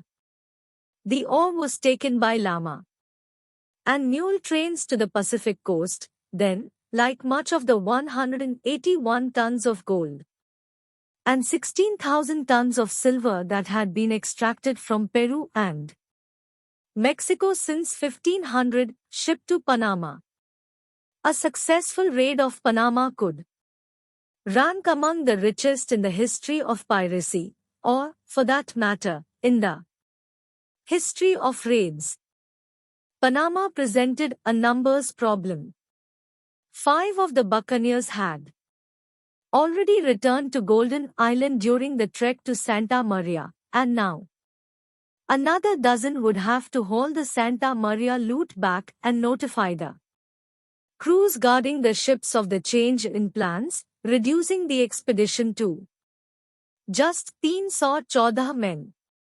Captain Coxon had misgivings about attacking the second largest city in the Western Hemisphere, behind only Mexico City, with such a small force, and that was before he learned that the governor of Santa Maria was headed for Panama, meaning that the undersized contingent would lose the vital element of surprise. When Henry Morgan and his 1,200 men reached Panama in 1671, they had surprised the 3,600 Spanish troops and taken the city after just 5 hours of fighting. But even caught off guard, Spaniards had managed in those 5 hours to load the bulk of the city's gold, silver, and jewels onto a ship and sail away. Forewarned this time, the Spaniards could evacuate the gold, silver, and jewels long before Coxon and company were even within sight of Panama. Accordingly, Coxon advocated that the company forget Panama and instead return to the Caribbean Sea and rove there. The Caribbean was practically designed for pirating, with its countless islands, islets, reefs, cays, and coastal crannies all providing opportunities to resupply, wait in ambush for merchant ships, and careen, a critical maintenance procedure involving turning a ship on her side for cleaning, caulking, and repairs. Moreover, the water surrounding all those landmasses was too shallow for deep-drafted warships, allowing the smaller buccaneer vessels to evade them. As a Royal Navy admiral would remark, dispatching a large naval vessel after a pirate ship was like sending a cow after a hare. Lacking such natural advantages in the South Sea, even if the buccaneers were to take Panama and sail off with every last ounce of its gold, they would be an easy target for the potent Spanish warships sure to pursue them. For all the above reasons, it had been a century since English pirates had dared to sail into those waters, the last being Sir Francis Drake. Coxon's argument failed to resonate with the crew, who maintained that pirates' historical aversion to the South Sea meant that the area was now virgin territory, where pieces of 8 could be gathered as easily as spears from a tree. They also suspected that Coxon's reticence was in fact rooted in sidestepping the dishonor of losing his admiralty to Sawkins. The buccaneers had loved Sawkins before he shrugged off an arrow to the head and became the hero of Santa Maria. Now they lionized him. If they did opt for an expedition to Panama, there would be no need for deliberation over their choice of admiral when they were drafting their articles of agreement for the expedition. The fear was that if they chose Sawkins, Coxon would return to Golden Island in a half and his regular 97-man crew would follow, leaving the remaining buccaneers with too small a force even to think about taking Panama. Sure enough, when the company's pro-Panama majority promised that the new articles of agreement would stipulate that Coxon remain admiral, he came around to the plan. The rest of their articles, like those for the Santa Maria expedition, are lost to history, but almost certainly they followed the custom of the coast. The de facto constitution of the Brethren of the Coast. Foremost among its statutes was compensation on a no-pay, no-pay basis, once buccaneers took a prize and their skilled crewmen, such as carpenters and surgeons, received salaries for their services. The balance was divided into shares, each seaman receiving a full share and captains and officers getting additional shares based on rank. The custom of the coast had myriad performance bonuses, too, for breaching a fort, for example, and even workmen's compensation. A member of the company who lost a left arm received either 500 pieces of 8 or 5 slaves. A man who lost a right arm received either 600 pieces of 8 or 6 slaves. Similarly, the loss of a left leg netted the beneficiary 400 pieces of 8 or 4 slaves. The loss of a right leg was worth 500 pieces of 8 or 5 slaves. Eyes and fingers were each worth 100 pieces of 8 or 1 slave. To be eligible for a share of the bonuses, each man in the company had to swear his adherence to the articles, and many captains insisted that each man also apply his signature or mark. Signing the articles, however, gave pause to relatively judicious men such as Ringrose, Dampier, and Wafer. The moment they applied their signatures, the document became criminal evidence against them, making them accessories to all crimes perpetrated on the expedition.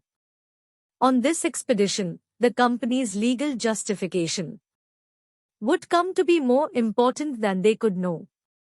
For now they had Andreas, who was willing not only to commission the company to raid Panama but also, along with Golden Cap, to lead the way out of the desire they had to see that place taken and sacked, as Ringrose recorded.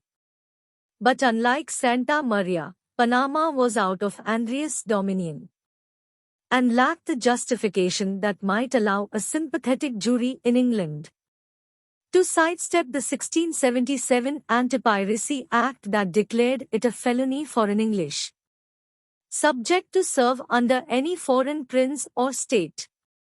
The company might still be able to justify the attack based on a letter of reprisal. A government-issued authorization for an individual to cross an international border and seize a ship or cargo in order to redress a grievance. Edmund Cook, the captain who flew the colorful arm and cutlass flag, had been promised such a letter following a run-in with the Spaniards in May of 1673.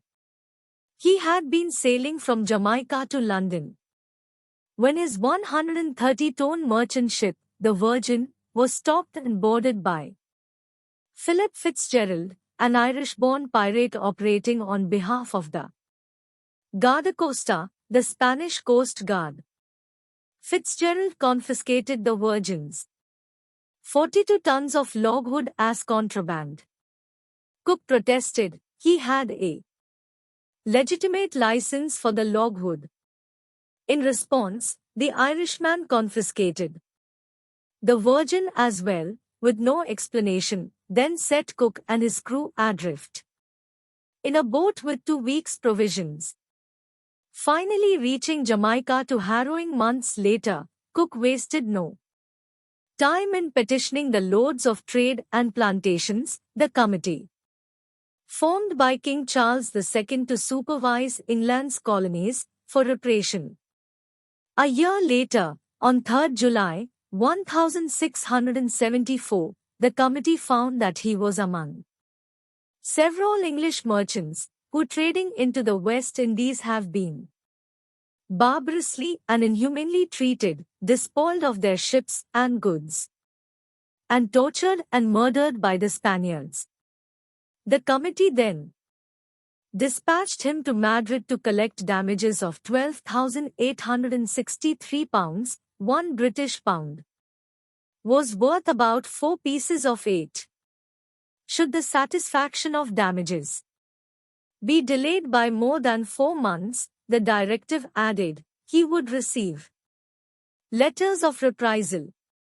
5 years later, the case remained mired in court. Cook had yet to receive a single farthing, and the letters of reprisal had yet to be issued. So with bills to pay, he returned to trading in the West Indies. Once again, his ship was illegally confiscated by guardacostas, or, as he now thought of them, Spanish pirates. Would any English jury now begrudge him the use of his unwritten letter of reprisal in procuring his rightful recompense in Panama? That line of defense could work, perhaps, but would restrict the buccaneers' stake to £12,863. Yet Morgan had raided Panama with much less justification. A letter of marque against Spain issued to him by the governor of Jamaica. He took the city 6 months after 1670's Treaty of Madrid had officially settled all disputes between England and Spain in the New World, however, rendering such commissions to privateers obsolete. Accordingly, following his return from Panama, Morgan was charged with piracy and taken to England for incarceration in the Tower of London in advance of his trial. The charge was altogether unwarranted, he argued, because he had been acting on behalf of the Crown by retaliating against a slew of attacks on English merchant ships by Spanish privateers. News of the Treaty of Madrid had yet to reach him in Jamaica before he departed for Panama, he added. Both claims were dubious, but in England, juries and lawmen alike were liable to consider all Spaniards while Catholics who, after declaring the New World theirs by the authority of Almighty God, deserved whatever they got.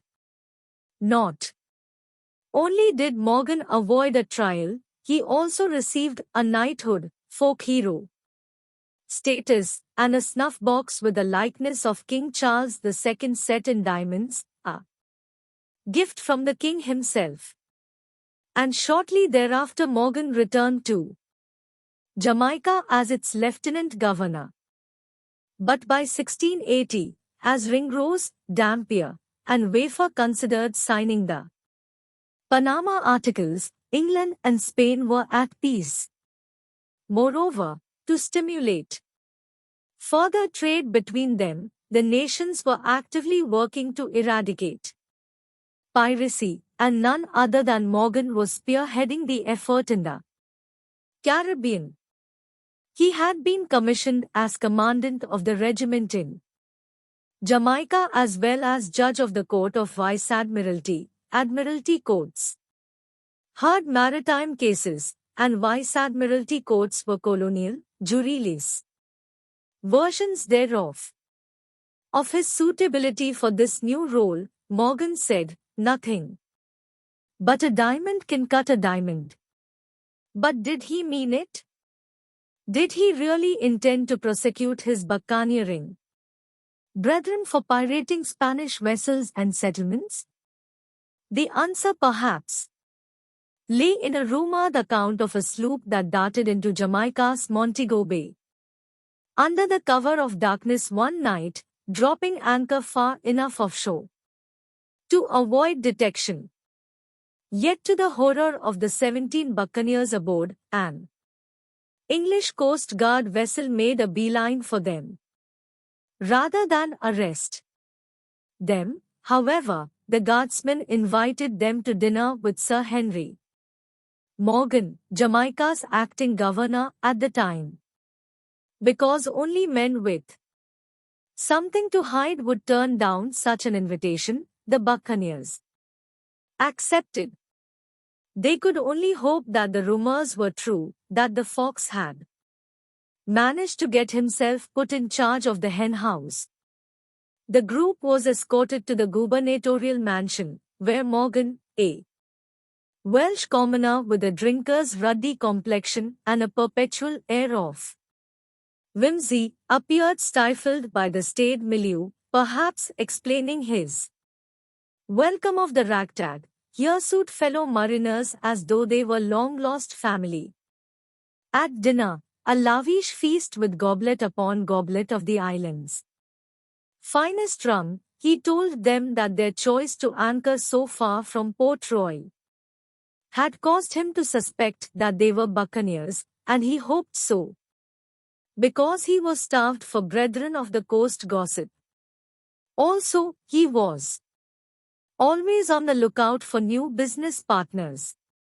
The men felt comfortable enough to confess, to his delight, and soon they were regaling him with pirate yarns, which he repaid with his own.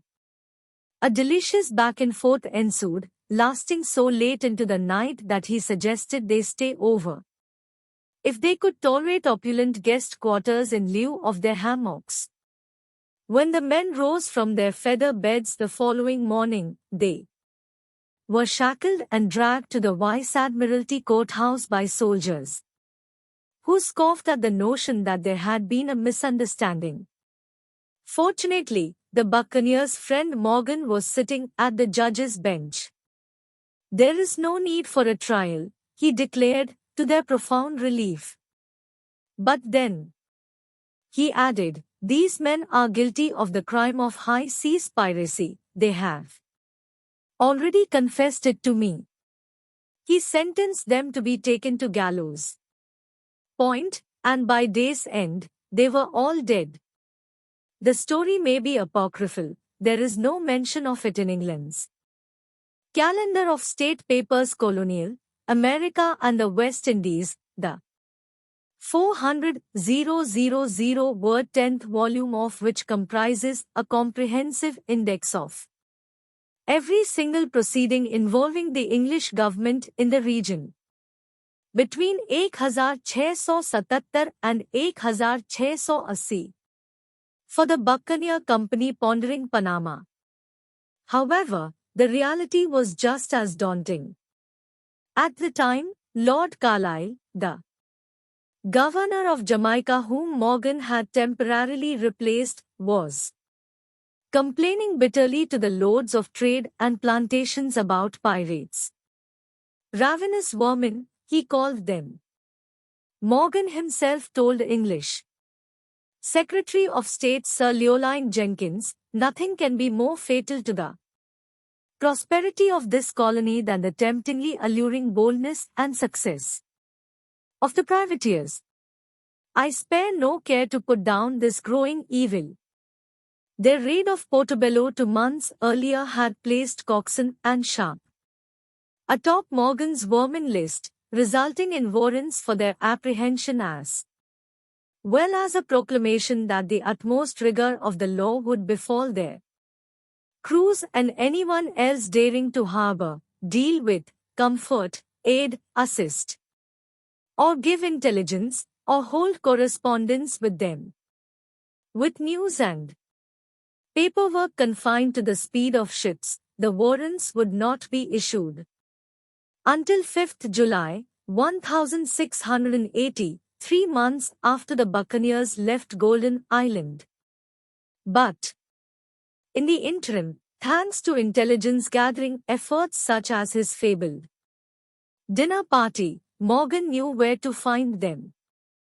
In continuing to Panama, William Dampier would have more at stake, arguably, than anyone else in the company. For starters, there were the hopes and dreams of his parents, who had been tenant farmers. Both died. While he was still a boy, his mother as a consequence of the Great Plague. But not before plotting a course on which his raw intellect and perspicacity could be harnessed to facilitate both commercial success and the life of a gentleman. Their first step was securing a scholarship for him. Evidently at King's Bruton, the Somerset boarding school founded in 1519 by three eminent townsmen including the Bishop of London.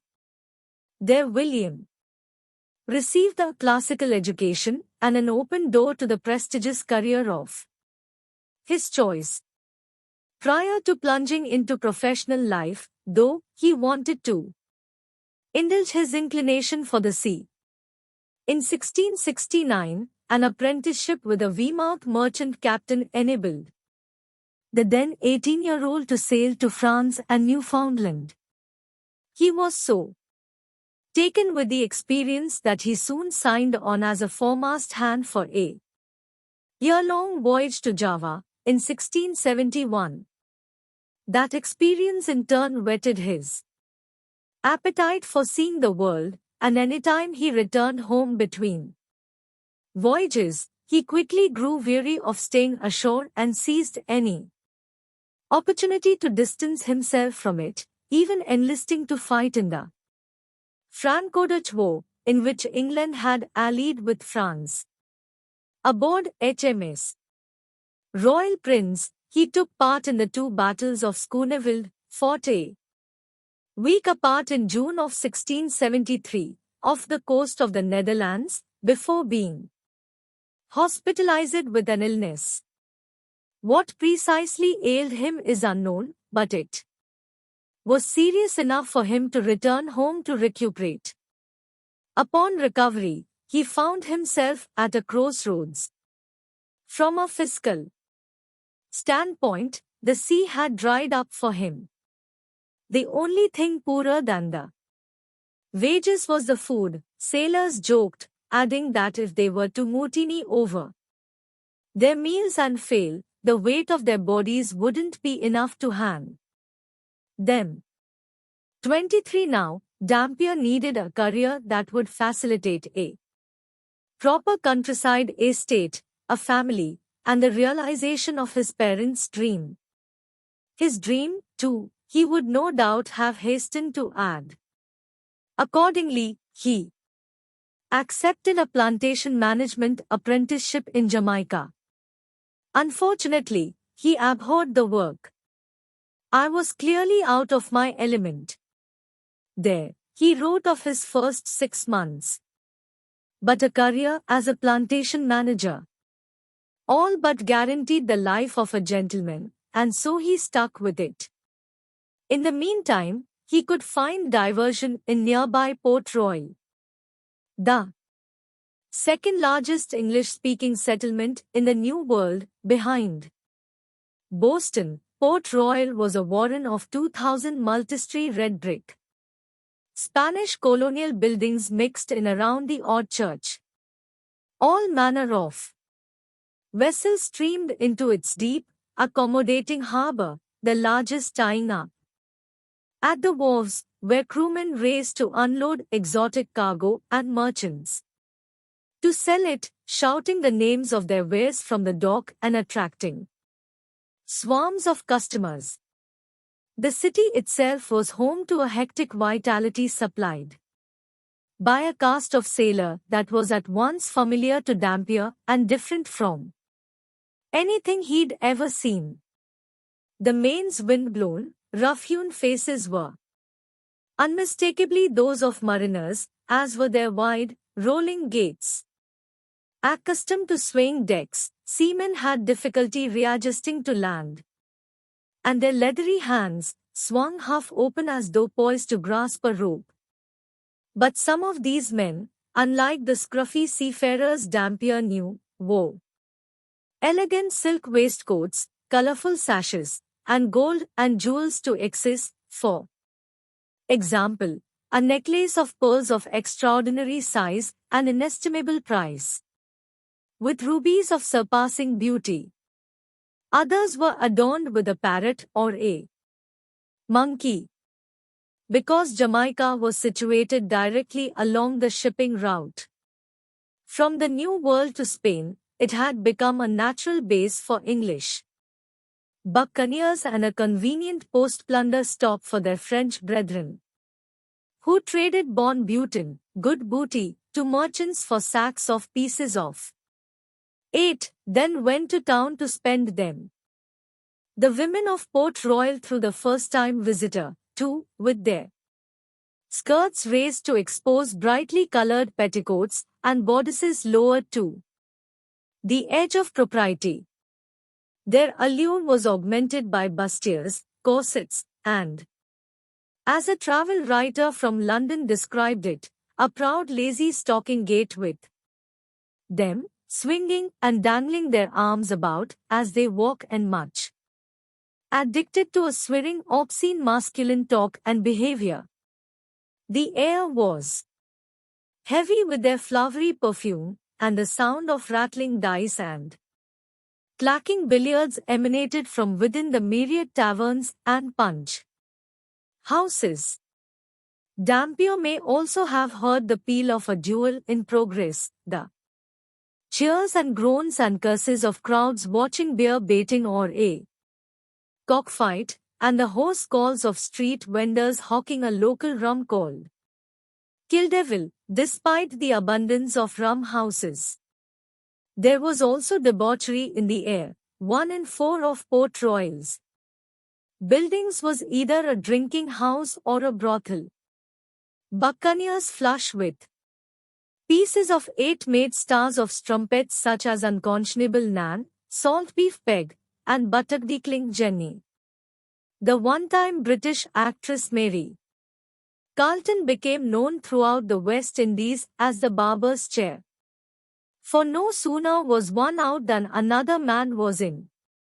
As a result, Port Royal was condemned, or lauded, depending on one's point of view, as the Sodom of the New World and the wickedest city on earth.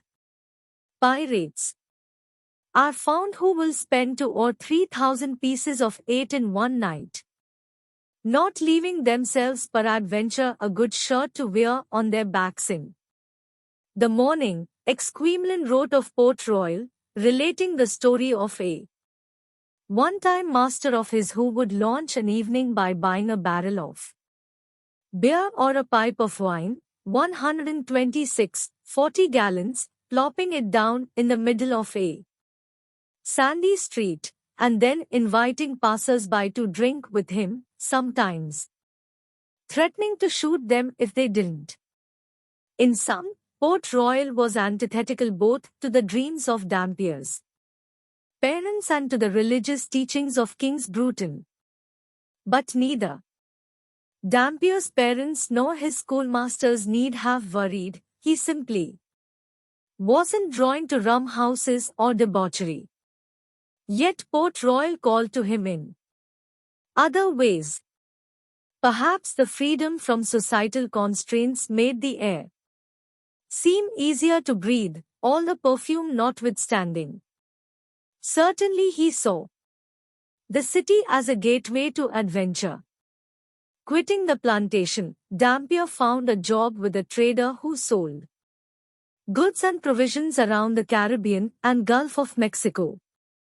The new job took him to a place he liked even better than Port Royal, the Bay of Campeche, a shallow 6,000 square mile concavity in the Mexican coastline between Veracruz and the Yucatan Peninsula. The bay was surrounded by marshes and mangrove swampland inhabited by 250 English lumbermen who harvested logwood.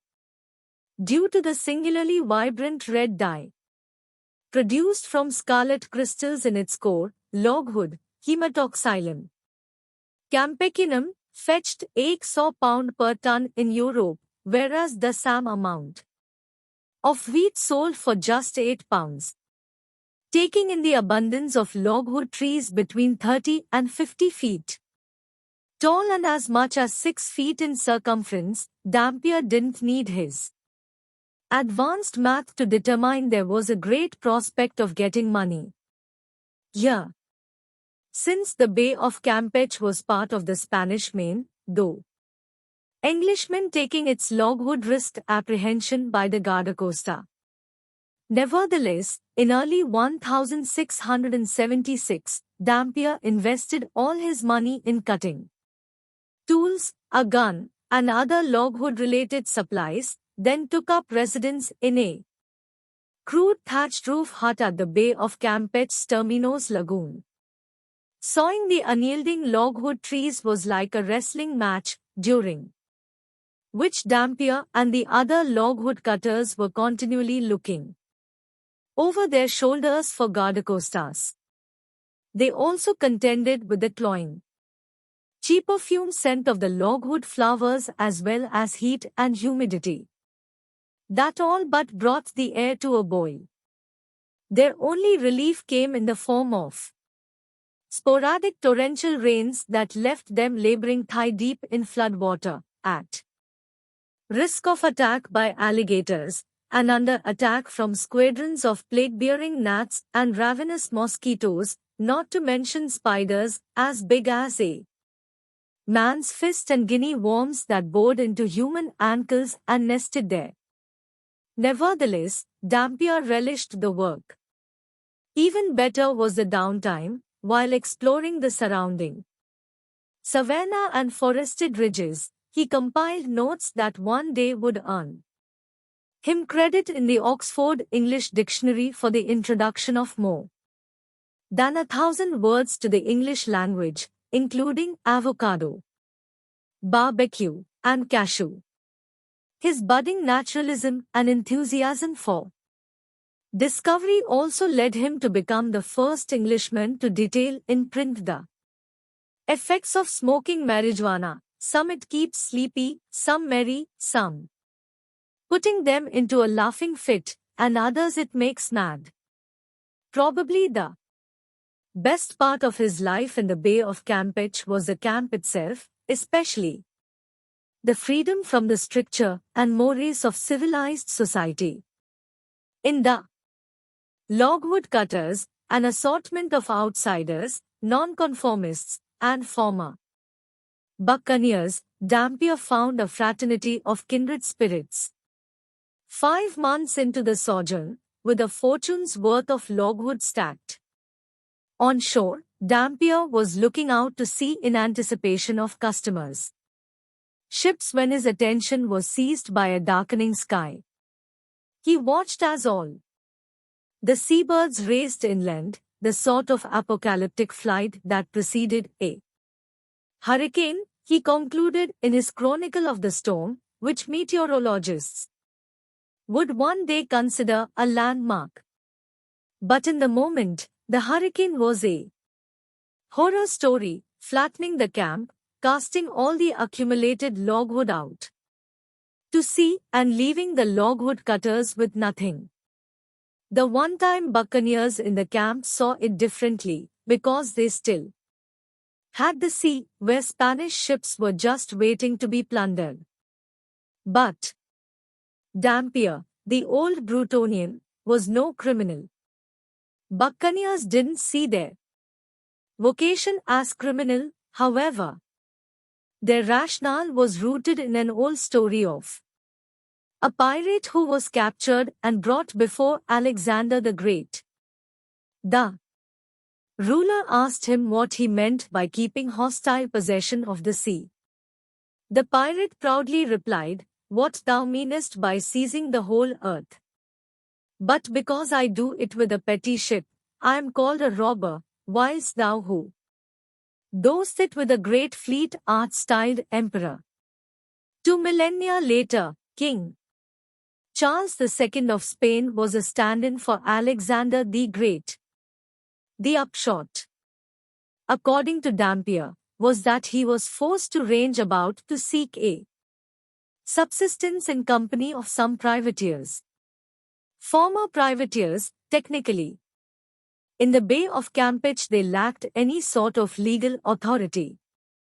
But in those days before the Anti-Piracy Act, if their mark was Spanish, a British Vice Admiralty court might well regard the crime as victimless. Dampier roved around the Caribbean and Gulf of Mexico with a band of 60 such privateers over the course of the following year. The highlight came during their raid of Veracruz on the Mexican coast, which served as a way station for the Manila galleons of the Spanish treasure fleet. As had been the case in Morgan's raid of Panama, the battle lasted long enough for the defenders to evacuate the riches. When Dampier and company finally captured the fort, at a cost of 10 or 11 of their comrades, they found only caged parrots, hundreds of them.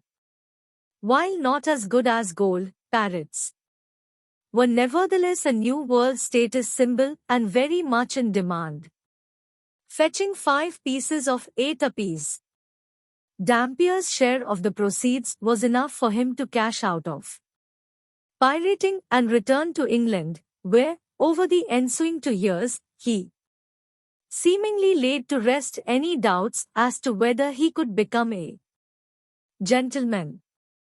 He married a woman named Judith, a relative of the Duchess of Grafton, who lived with her at Arlington House, located on the same Westminster plot where Buckingham Palace now sits. Shortly thereafter, he purchased a small estate of his own in Dorsetshire. All he needed was the right vocation, and his dream would be realized. While exploring opportunities, he seized on the idea of procuring logwood cutting supplies in England and selling them for a huge profit in the Bay of Campeche. Accordingly, he purchased bulk quantities of saws, axes, and other logging instruments, booked himself a transatlantic passage, and, leaving Judith behind, set sail on a quick business trip. At least that was the plan. Once again, Port Royal appended his world. He stayed there for 8 months until embarking on, if he is to be taken at his word, a short trading voyage. No sooner did he and the traders depart Port Royal, his story went, than they ran into Captains Sharp, Sawkins, and Coxon and their crews, and the trading ship crewmen all left to join the buccaneers. What choice did Dampier have but to go, too? Now, in Santa Maria, he was faced with the choice of signing on to a pirate expedition he knew to be both illegal and among the riskiest of all time. But like Ringrose and Wafer and the rest of the company, he couldn't pass it up. With their knowledge of Panama's defenses, the captured Spanish soldiers of the Santa Maria garrison became critical to the buccaneers' raid on the city. Returning from the town to the garrison to collect that intelligence, Coxon and his men discovered, to their horror, that the Kuna had already executed as many as 26 of the Spaniards. The company straightway put an end to the Indians' barbarous cruelty, as Ringrose put it. As far as the Spanish soldiers knew, though, the slaughter had merely been paused. Given the choice between answering questions about Panama or being sent out to the woods with the Kuna, the Spaniards proved phones of actionable intelligence. A key piece was the news that the governor of Santa Maria had left not 3 days earlier in a ship, as the buccaneers had previously believed, but only 2 days earlier, and in a canoe. Accompanying him were just 2 men and 2 women. With elite rovers, the buccaneers might overtake them on the way to Panama and thereby maintain the element of surprise for their attack on the city. At once, Sawkins gathered 10 good oarsmen into a canoe and raced Downriver. One Spaniard especially eager to please the remaining buccaneers was Jose Gabriel, the soldier who had impregnated the Cuna princess. As Ringrose reported, Gabriel feared that we should leave him to the mercy of the Indians, who would have but little on him. Either the Spaniard had eluded Andreas and Golden Cap to that point, or they were saving him for their main event. In exchange for his safety, he promised to lead us, not only into the town, but even to the very bedchamber door of the governor of Panama, allowing the company to take the city before the Spaniards were aware of the invasion. He would be invaluable, the buccaneers concluded. Yet they had no hope of reaching Panama without their Cuna guides, who, they had come to realize, had been marching through the jungle for 10 days specifically for the purpose of having Gabriel's head. A delicate negotiation established that Andreas and Golden Cap would be willing to forego their vengeance on Gabriel if the buccaneers burned down the garrison, the cathedral, and every last building in Santa Maria. This was no hardship for the buccaneers, who enjoyed setting towns on fire. Saturday, 17th April 1680, 2 days after the battle in Santa Maria began, with an unusual development, Spaniards begging English pirates to seize their vessels and take them prisoner. The Spaniards, all soldiers who had surrendered at the garrison, now sought to join the Englishmen on their voyage to Panama or to England, even if the buccaneers opted to go there. Anything was better than being left in Santa Maria in the hands of the Cuna. The vessels they offered included several canoes and a periua, a type of long boat, often rigged with a sail. The buccaneers and the Cuna contingent continuing to Panama already had enough canoes, however, and Jose Gabriel single-handedly fulfilled their prisoner criteria. Additional prisoners might net the buccaneers more intelligence and, as hostages, a measure of leverage, but those benefits were outweighed by the risks associated with shepherding as many as 100 soldiers who, just the other day, were trying to kill them. Yet in an astonishing display of mercy, of foolishness, Coxon and company consented. A flotilla of some 35 canoes and the one periua, bearing a group of buccaneers, Cuna, and Spaniards and totaling 450-odd men, started down the Santa Maria River toward the Gulf of San Miguel, the confluence of the river and the South Sea.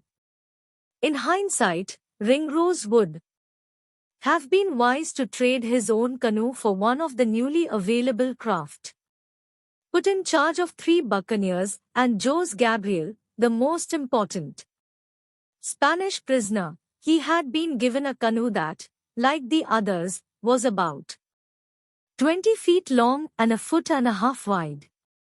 If anything, it appeared more durable, with a hull some 6 inches thick. But that solidity made it slower.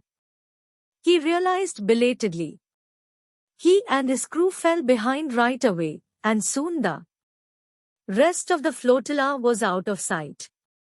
The Gulf of San Miguel Saturday 30 miles due west as the crow flies, but for a canoe subjected to all the river's bends and undulations, the distance was closer to 50 miles. Still, reaching the Gulf was a simple matter of following the current, in theory, but not in practice, Ringrose discovered. Because of the Santa Maria River's innumerable tributaries, channels, and other offshoots, many of which were indistinguishable from the river itself, Although there were no maps, the Kuna knew the way.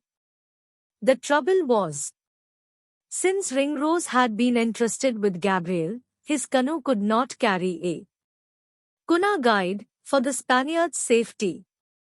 After losing sight of the flotilla, the Ringrose party rowed for 2 miles before realizing they had inadvertently turned down a dead-end channel. At the same time, they had to contend with a receding tide. We were forced to lay by until high water came.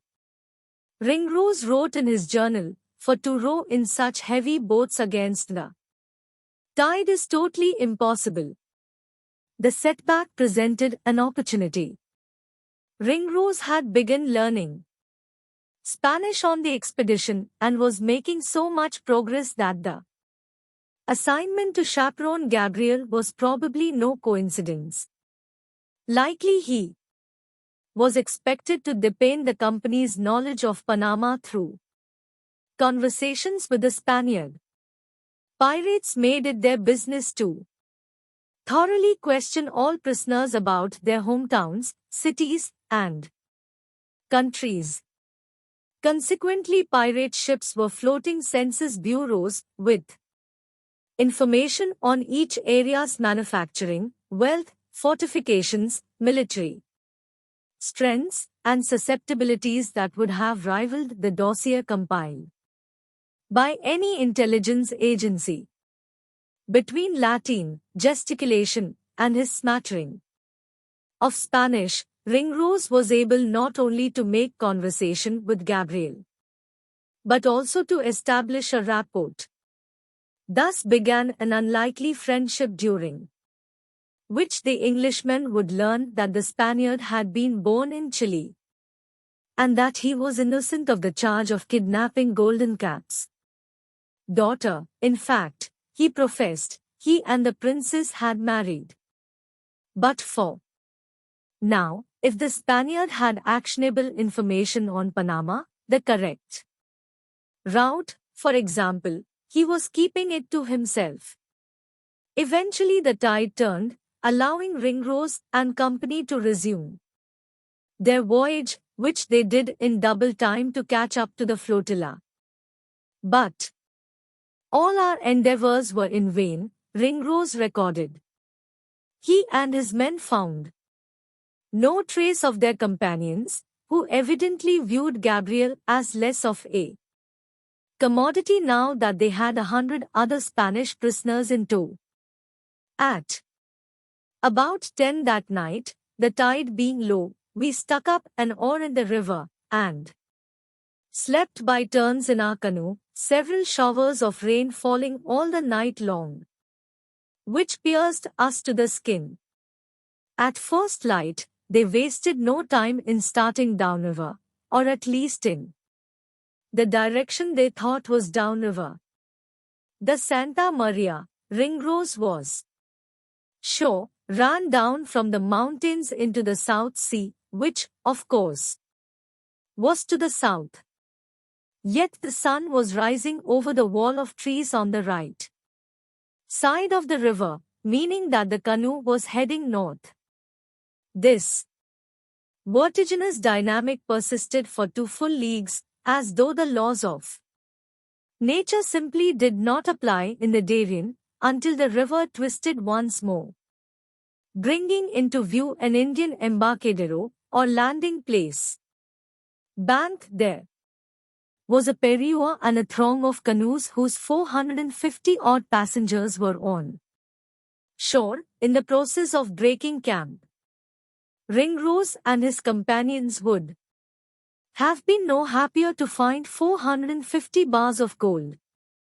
They were greeted by the others with instructions to hurry inland to the pond, the last opportunity to collect enough drinking water to sustain them through the next few days of travel on the brackish river and salty sea. As soon as they had filled their calabashes, hollowed-out melons also known as bottle gourds, they hastened back to the embarcadero. On return, they found just one canoe. their own. Once again, the rest of the flotilla was nowhere in sight. Ringrose was at once furious, crestfallen, and, mostly, flabbergasted. Such is the procedure of these wild men that they care not in the least whom they lose of their company, or leave behind, he wrote. It was like a recurring nightmare. He and his men jumped into their canoe, the one they'd been dying to get rid of, and rowed after them, as fast as we possibly could, but all in vain. At the start of the journey from Santa Maria the day before, as Ringrose and his canoe party were being left behind, Richard Sawkins and his own canoe party had been doing everything in their power to prevent the governor of Santa Maria from reaching Panama, a task that turned out to be challenging for reasons beyond the Spaniards' head start. One of the problems was the great width of the river, in some stretches 3 miles, the outer limit of human eyesight. Yet even if the governor's canoe came within visual range, Sawkins's view of it could be obstructed by glare or hedge or a low-hanging banyan tree bough. And if the governor and his party had gone ashore and banked their canoe behind the mangroves, there would be no way of descrying them. Sawkins's Kuna guide, however, had an idea. About 6 leagues downriver from Santa Maria was an embarcadero that was all but a mandatory stopover en route to the Gulf, because the pond there was the last chance to collect fresh water. It was a good bet, therefore, that the governor and his party would make camp there for the second night of their journey. To catch them, Sawkins and his 10 elite rovers simply needed to double the pace of the governor and reach the embarcadero by their first night. Indeed, the Sawkins party made it to the embarcadero by nightfall, while Ringrose and his companions were still miles upriver, sleeping in the rain, but they found no canoes. There was a chance that the governor had dragged his vessel onto the bank and concealed it, but a concerted search revealed that the whole of the embarcadero was deserted. The pond, too. Sawkins's best hope now was that he had unwittingly passed the governor's canoe between Santa Maria and the embarcadero. If so, it would be arriving at the embarcadero soon. Indeed, at midnight, a canoe landed on the bank.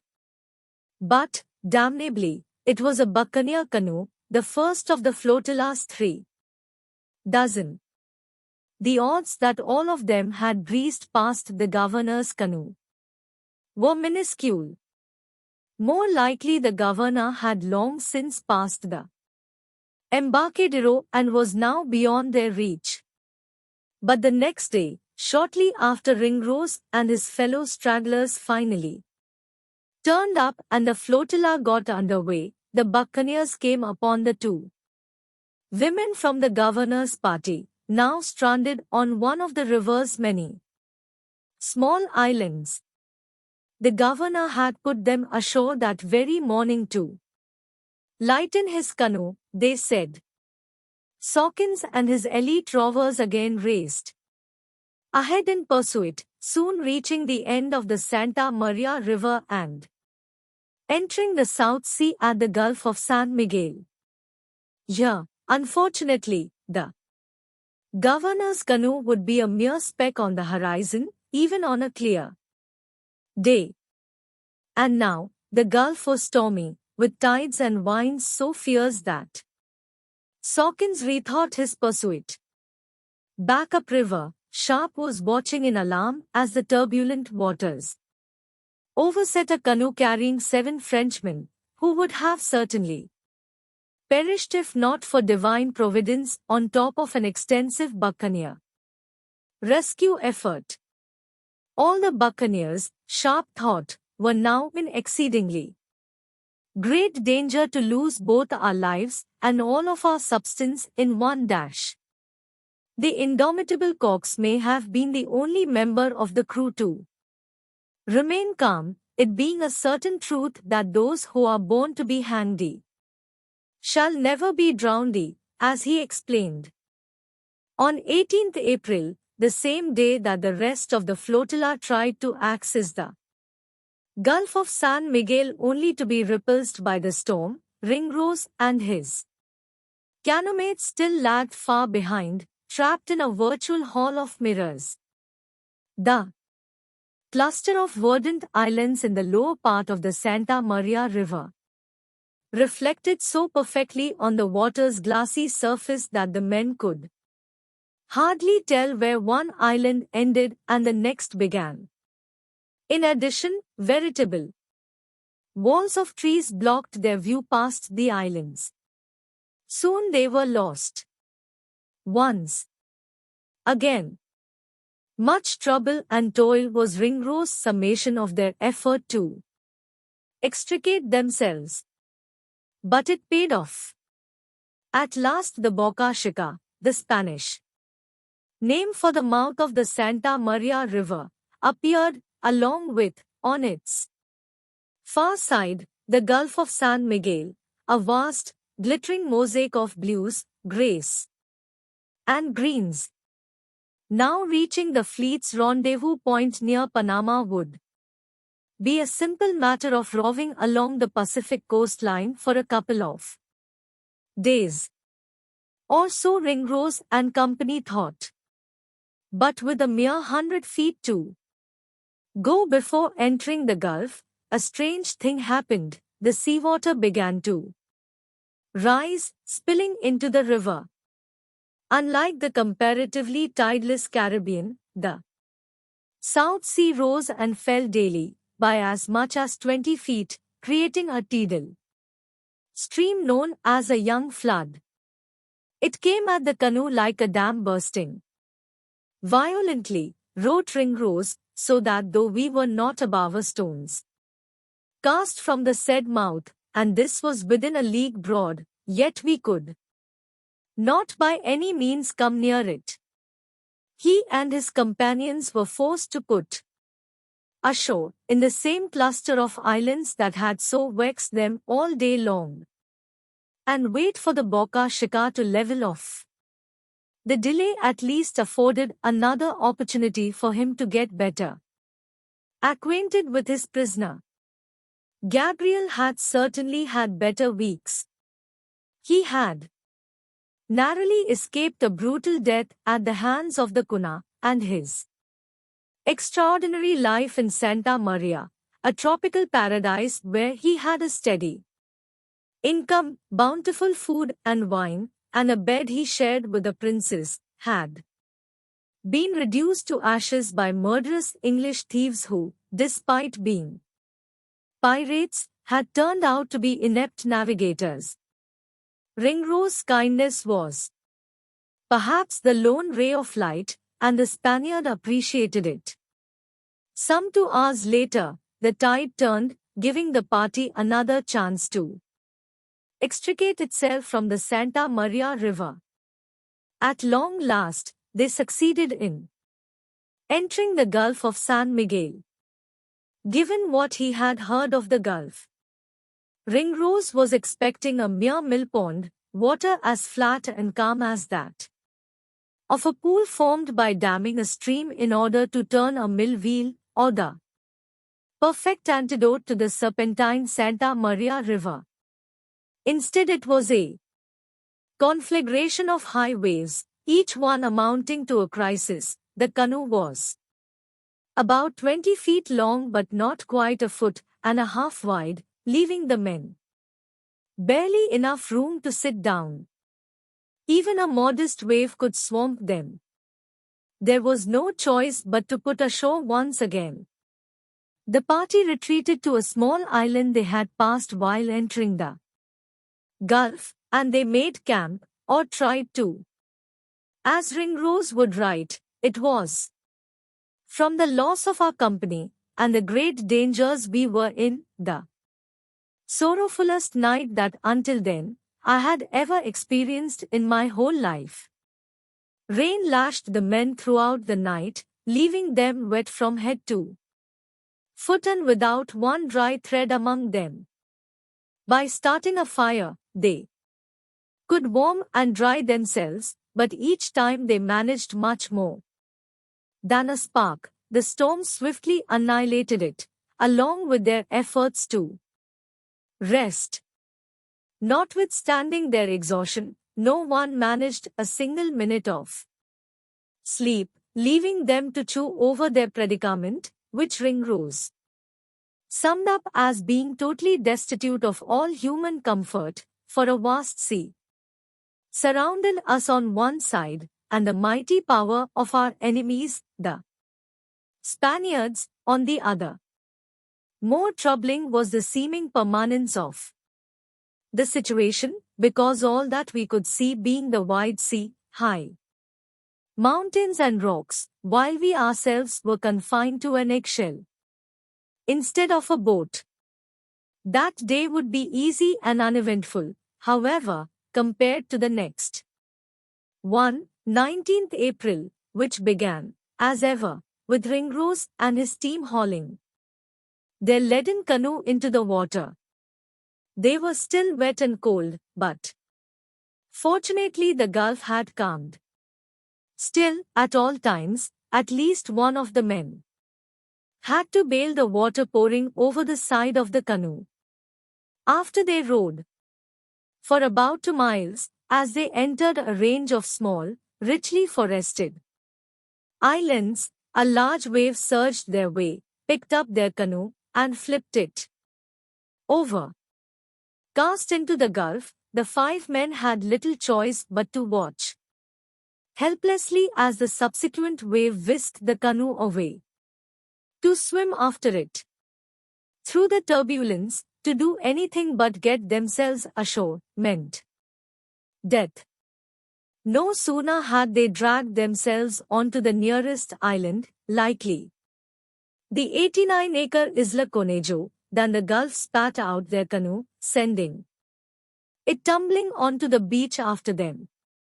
It was their first bit of good luck since Santa Maria, and more followed. They recovered their weapons and ammunition, which had been secured to the inside of the canoe, and remained fully operational on account of having been thoroughly waxed down.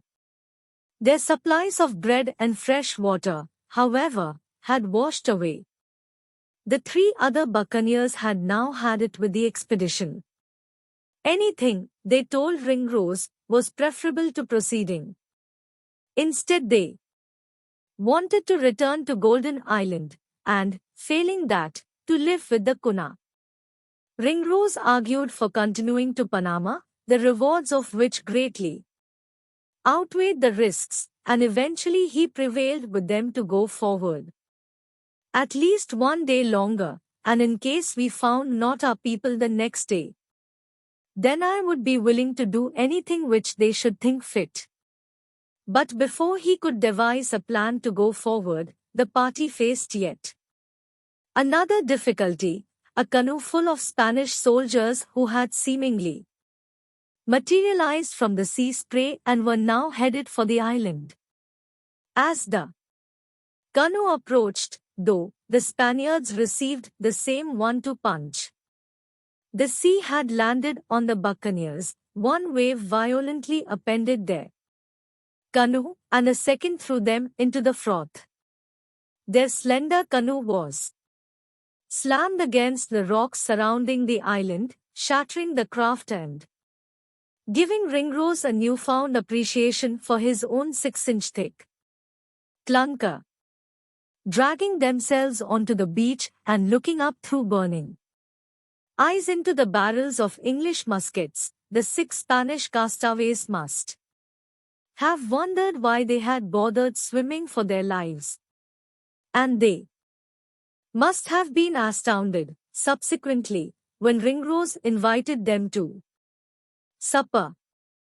To his way of thinking, the two factions were now neither Englishmen nor Spaniards so much as fellow citizens of this desolate, uninhabited rock at the end of the earth. Their chances of survival would benefit from an alliance.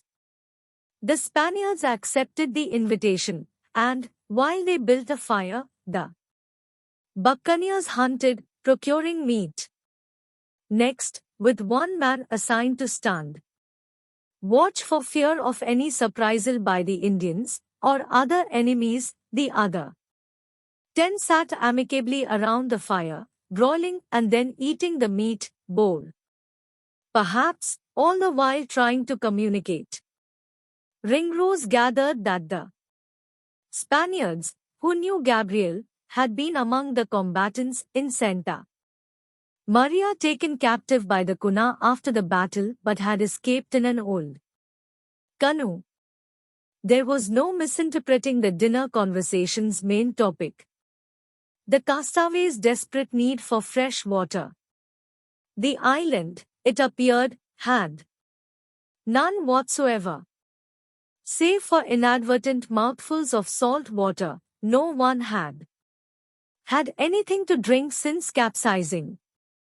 Their watchman interrupted with news of an Indian intruder, a problem that was at the same time a potential solution. But the Indian, alerted to the large party, turned and bolted into the woods. Ringrose sent 2 of the buccaneers after him.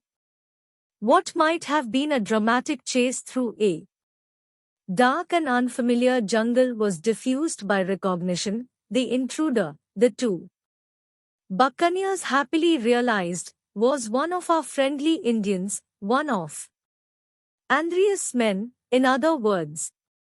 The Indian in turn recognized them and, gesturing for them to follow, led them to a beach where 7 more Cuna from Andreas' contingent were waiting by a large canoe. Andreas had sent a rescue party, the buccaneers hoped. The 2 buccaneers returned with the 8 Cuna to the bonfire. Ringrose asked the Indians, by signs, as he related it, if they knew the whereabouts of the rest of his company. They replied that if he and his men would accompany them, they would catch up to Andreas and the buccaneers no later than the following morning. The news, Ringrose wrote, not a little rejoiced our hearts. The rejoicing came to an abrupt end, though, when the Cuna realized that the 6 newcomers seated alongside Ringrose were Spaniards and declared that they ought to be put to death. Ringrose protested, but the Cuna insisted. Gabriel, they admitted, had value as a prisoner, but not the other 6 Vancas, the Cuna word for Spaniards. These 6 could die with no ill effect on the mission. Ringrose, though, would not consent to have it done. The Cuna eventually backed down, or so he thought. A short while later, though, when his back was turned, a sad shriek and outcry in Spanish drew his attention to a plot by his own men. Having isolated 2 of the Spaniards, the buccaneers were beckoning the Cuna. Rushing to the Spaniards' defense, Ringrose now found himself at odds with his fellow buccaneers, who maintained the need to oblige the Indians. Otherwise there would be no fresh water, much less an escape from this God-forsaken island. Were Ringrose to stand in their way, he would likely draw their ire himself. Nevertheless, he demanded that the Spaniards' lives be spared, and ultimately he succeeded, albeit with one weighty concession to the Cuna. I was forced to give way and consent that they should have one of them for to make their slave. As the other buccaneers followed the Cuna to the canoe, Ringrose, along with Gabriel, presumably to help translate, lingered at the bonfire to give the 5 remaining Spanish castaways the canoe his party had arrived with.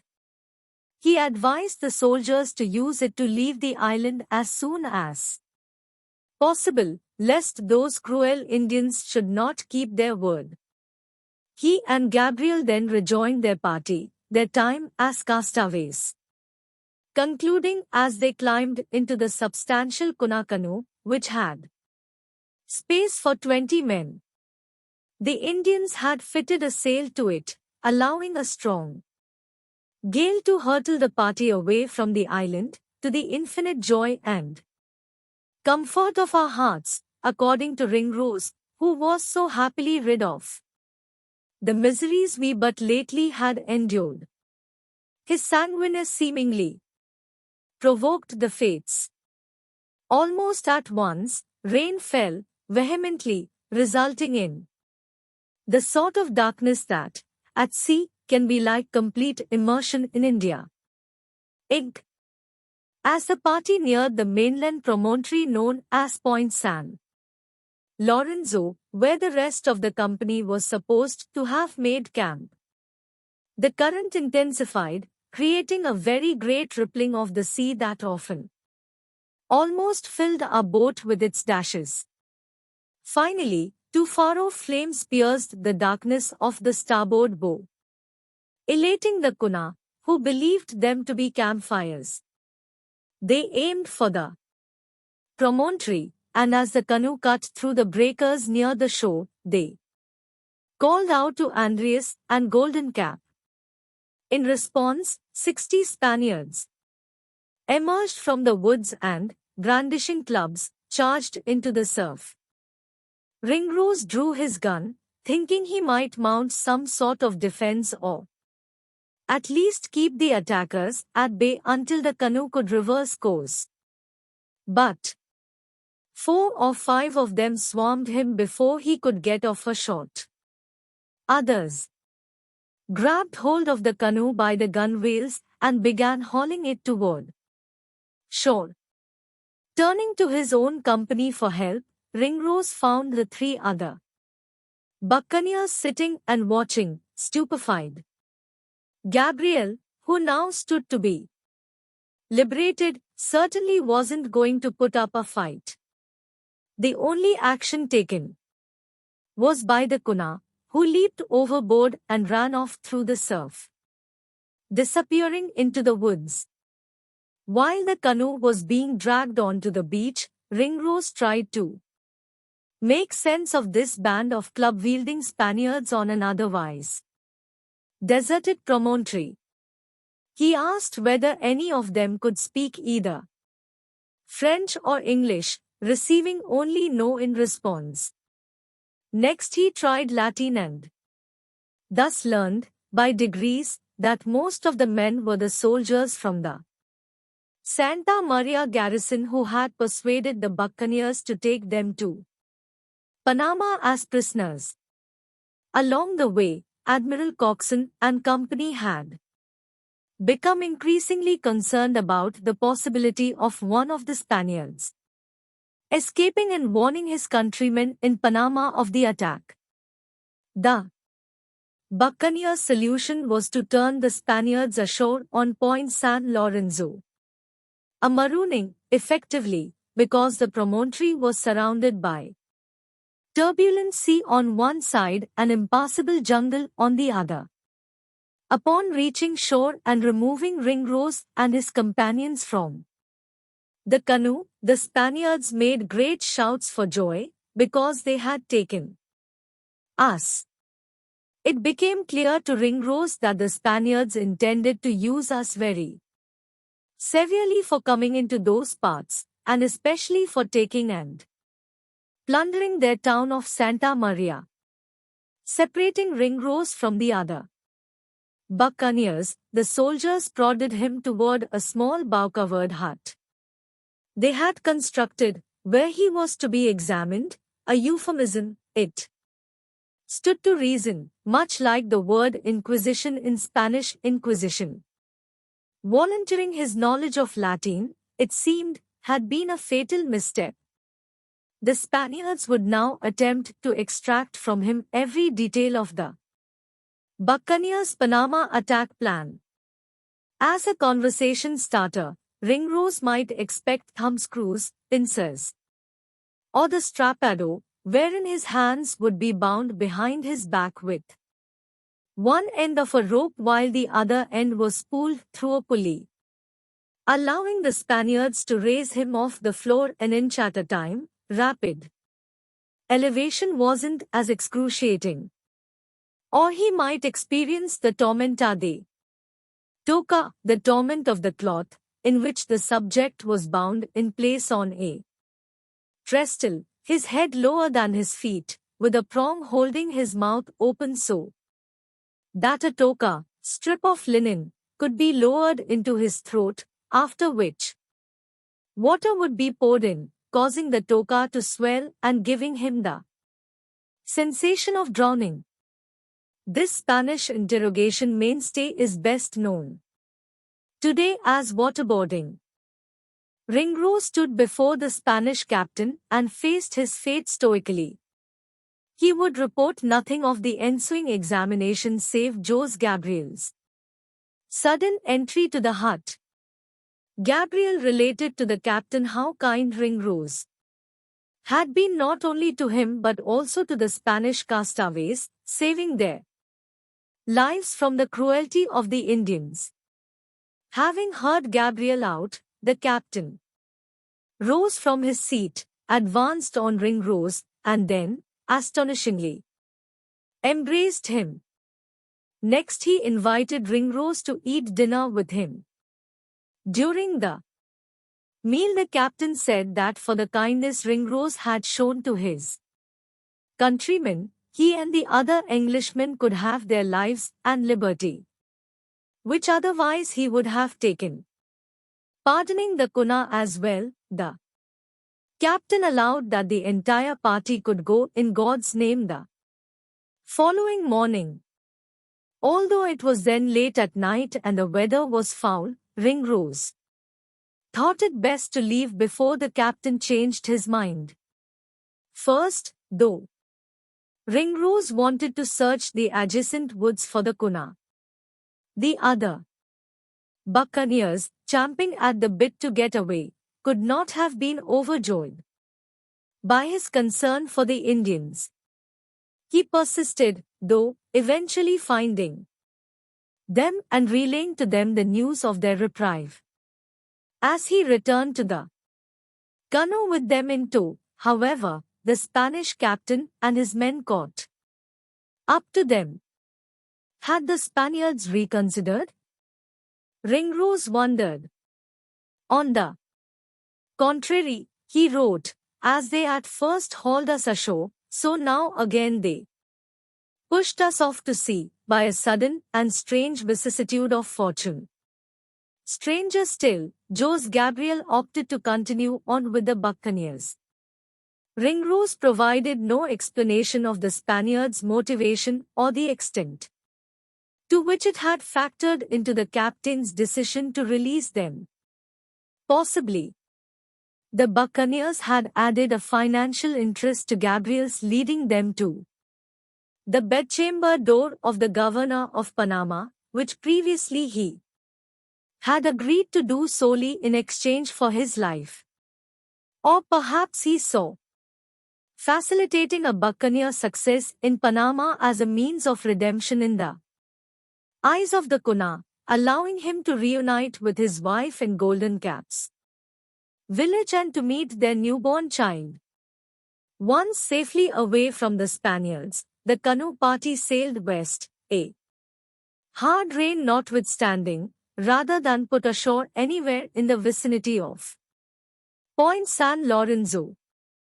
They continued throughout the night, whittling away at the 75 miles between them and the fleet's planned rendezvous point near Panama. In the morning they alternated between sailing, rowing, and paddling, making it a record 4 hours without any major reversals of fortune before they caught sight of a craft coming toward them with all speed imaginable. If it was a Spanish vessel of any consequence, there was little Ringrose and his companions could do but wait to be taken prisoner. Again, as it sailed closer, Ringrose could tell that it was a canoe of some sort. When it came into firing range, he recognized the sailors. The buccaneer flotilla had been hiding in a nearby bay, it turned out, and, having mistaken the Cuna canoe for a Spanish periua, opted to attack. We were all mutually rejoiced to see one another again, Ringrose wrote, they having given both me and my companions up for lost. Thus his canoe ordeal finally ended, just in time for him to fight in one of the bloodiest naval battles in South Sea history. On that same afternoon, 20th April, while continuing across the Gulf of San Miguel, the newly reunited party of buccaneers spotted a bump on the horizon. As they rowed closer, it took on blues and grays and the shape of a whale, closer still, and the hue deadened to a leafy green, with gaps and protrusions appearing upon its surface. They hoped it was Plantain Key, a small island at the entrance to the Gulf of Panama. If so, they were on the right course. The greenery soon revealed itself to be primarily trees, resembling palms but with disproportionately large canoe-shaped fronds, each nearly the size of the trunk itself. They were plantain trees, realized Dampier, who had developed a fascination with them during his time in the West Indies. The king of all fruit, he called the plantain. Likely the botanical identification, suggesting to the buccaneers that they had indeed come upon Plantain Key, would have spurred cries of huzzah. Pronounced huzzai, the 17th century mariner's exultation of choice, believed to have been derived from an older mariner's cry, he's, meaning hoist. But what the men saw on Plantain Key next would have changed the huzzas to curses, commonly damn, as opposed to urg, which, in reality, pirates never said prior to the 1950 film version of Treasure Island. Perched atop the island's highest hill was a hut, undoubtedly a lookout post installed to capitalize on the location's singular vantage of the entrance to the Gulf of Panama. Almost certainly watchmen would now climb its roof and light its beacon, a stack of wood sitting at the ready for just such a bonfire, and Spanish soldiers on the mainland would be alerted to the pirate threat. Coxswain and company knew they needed to stop the watchmen, or at least douse the fire, before the soldiers could get the message. Accordingly, they banked their canoes and periua on the island's northern coast and quickly began climbing the steep hill, all the while braced for an ambush or gunfire from above. There was no sign of the enemy, however, until they burst into the hut and met its lone occupant, an elderly watchman, who lived there by himself and hadn't noticed the flotilla. For Dampier, the pathetic lookout post was right in line with the Spanish letters intercepted at Portobello bemoaning the South Sea colony's vulnerability to pirates. But, although the watchman had been of no use to the Spaniards, he might prove invaluable to the buccaneers by sharing the specifics of Panama's preparations for their attack. To loosen tongues, the buccaneers, like the Spaniards, had many draconian methods, among them placing captives' thumbs or genitals in vices or holding just about any of their body parts to a fire. Such tactics were unnecessary in the case of the old watchman, who quickly established his credibility with his claim that he had become aware of pirates in the South Sea only moments earlier, when he looked out his window and saw a horde of scruffy men arriving with guns and cutlasses. He went on to tell them that the Spaniards were also unaware of the threat, otherwise the governor of Santa Maria, whose party had stopped at the island the day before, surely would have said something about pirates. The buccaneers could easily catch the governor in the 20 leagues remaining between here and Panama, the watchman added, spurring Sawkins and his team off. Elite rovers back to their canoe.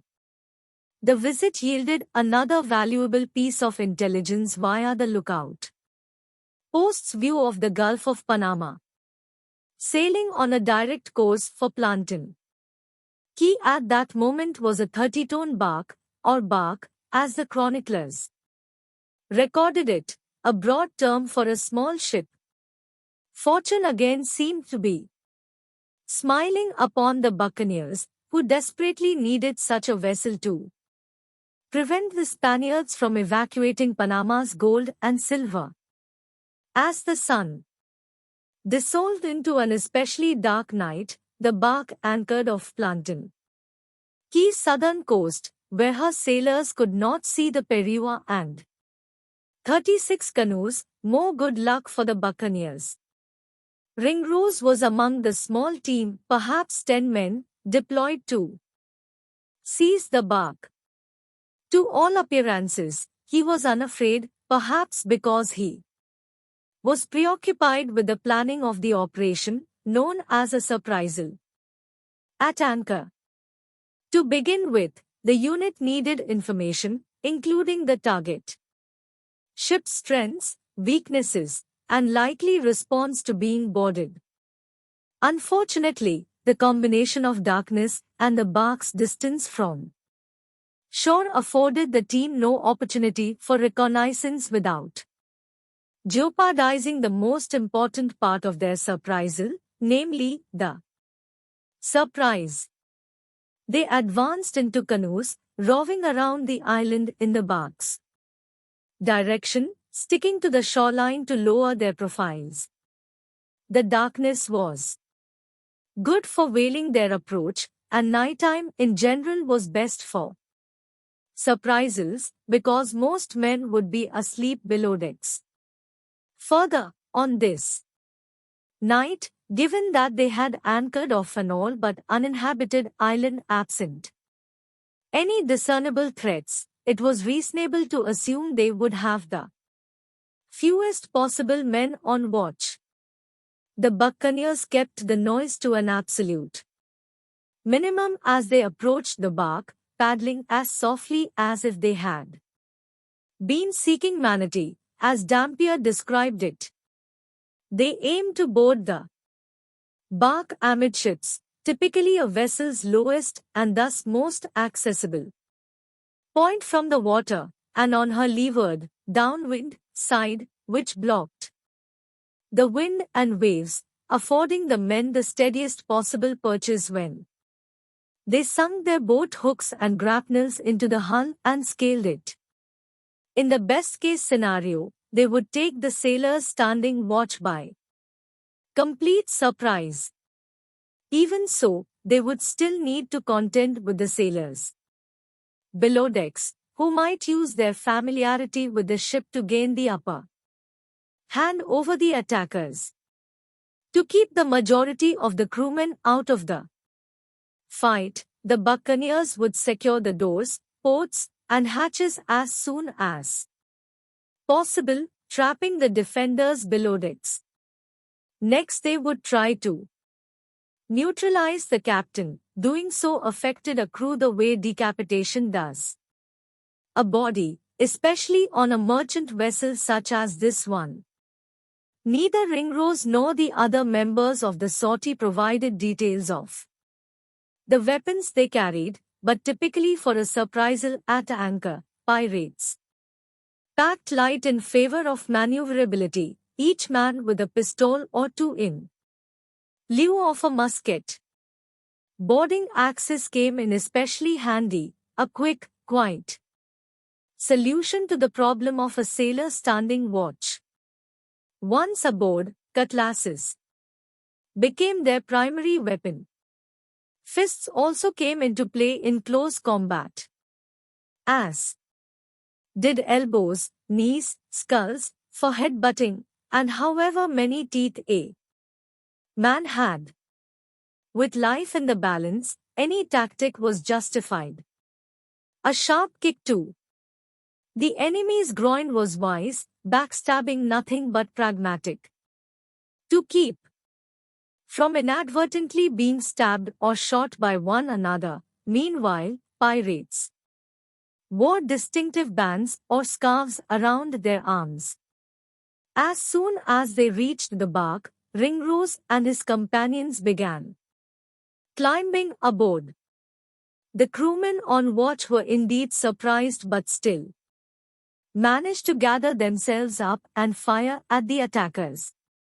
The bullets struck only water, however, and within seconds, the overwhelmed crew surrendered. The ensuing interrogations brought more evidence that the buccaneers were on a lucky streak. In addition to its crew, the bark was usually packed with Spanish soldiers, but as it happened, the soldiers had all disembarked earlier that week to fight and curb certain Indians and Negroes who had done much hurt in the country thereabouts. Panama, the buccaneers excitedly concluded, had absolutely no idea they were coming.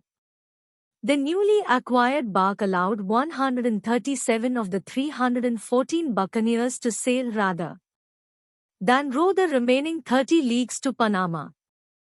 Priority was given to those who had the slower of the 35 canoes, reported Ringrose, who, for a change, was not in that category.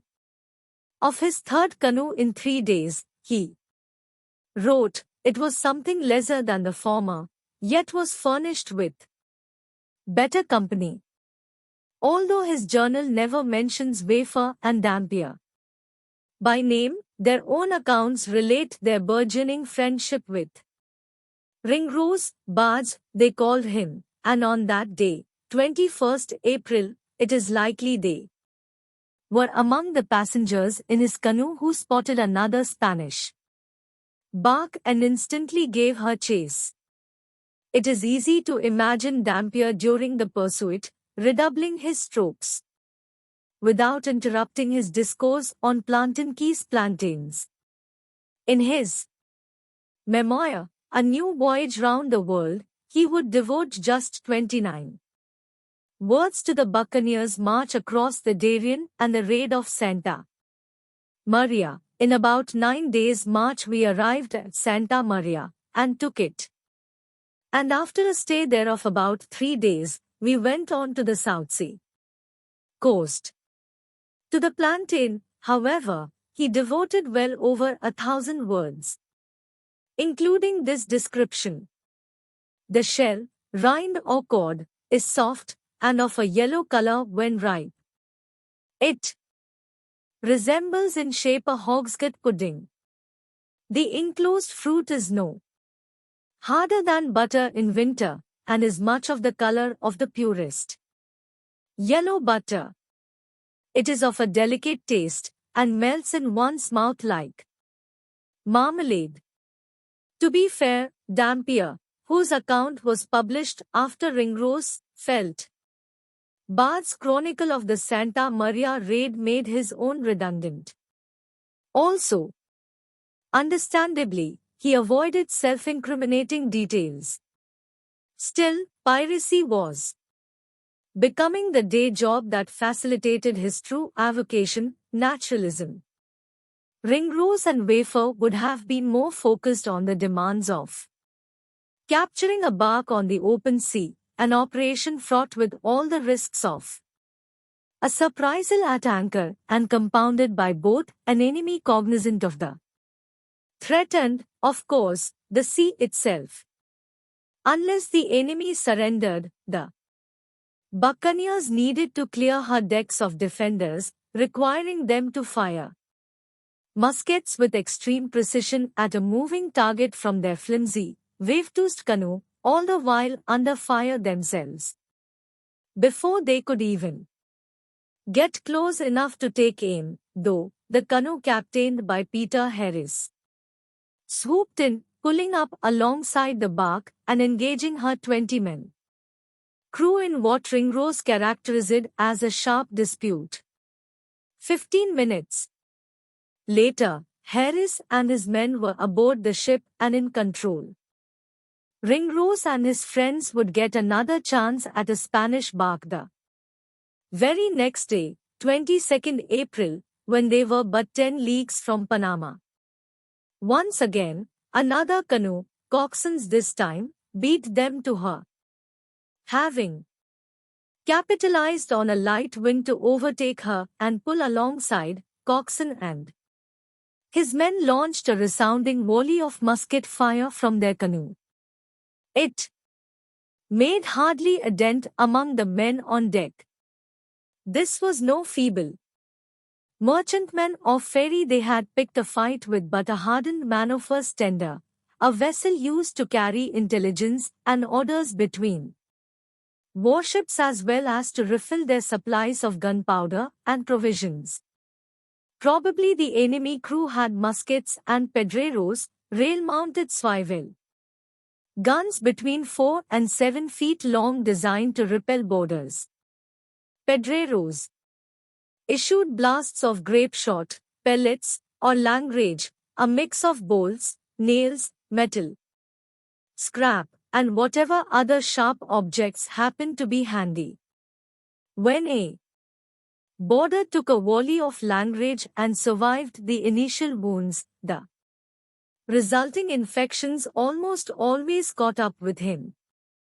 The English translation for pedrero at the time was murderer. The first volley from the tender wounded 5 of coxswain's men, 1. Fatally, Ringrose identified him as Mr. Bull, probably one and the same as Bullman, the old buccaneer whose tattoo wafer had tried in vain to remove. Before coxswain's men could get off a second volley or Ringrose's crew could add fire to the fight, the wind freshened and the ship flew off, which was perhaps fortunate, inasmuch as she could easily have turned both canoes into splinters. She headed toward Panama, though imperiling the entire company.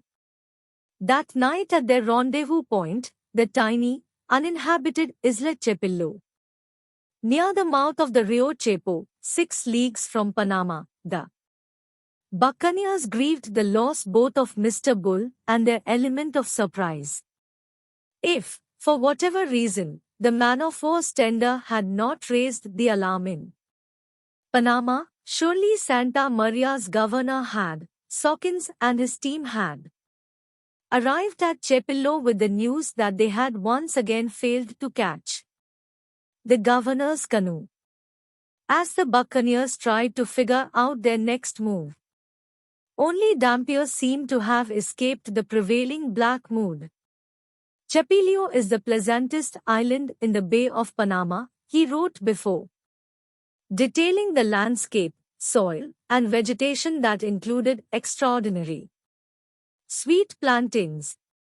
Invading Panama, which maintained a garrison of 1,500 troops, would be a fool's errand now that the city was apprised of the buccaneers' imminent arrival. Even Sawkins, for whom no plan was too crazy, agreed with that. The buccaneers wondered, though, what if they left Chepillo immediately, allowing them to reach Panama by first light? Might they still surprise the warships defending the city? If they could take the warships, the thinking went, they could blockade the harbor and lay siege to Panama. The Spaniards certainly wouldn't expect them to take on Spanish maneuver with only a couple of barks and a handful of canoes. That was crazy. Which Sawkins liked. Consequently, a majority of the buccaneers sparked to the idea. There were two problems with it, though. The first was manpower. The company was now down by 137 men because Captain Sharp had sailed away with them on the bark from Plantain Key in search of water. What if they didn't return in time for the battle? Sawkins liked the company's chances even without the 137 men, and his sentiments prevailed. With that settled, the buccaneers were left with the issue of prisoners because that very day they had taken captive 14 Spaniards who would had the misfortune of landing their perua at Chepillo. If the Englishmen left those prisoners to their own devices, they might go and forewarn Panama of the buccaneers' revised plan, altogether compromising it. Ringrose could think of several more appealing solutions than the gladiatorial display the company settled on. The Kuna were asked to fight the prisoners, or rather to murder and slay them, as Ringrose put it, in view of the whole fleet. The Kuna happily complied, but although the prisoners had no weapons with which to defend themselves, all but one of them managed to escape into the woods. The Kuna killed the straggler and then went on the hunt.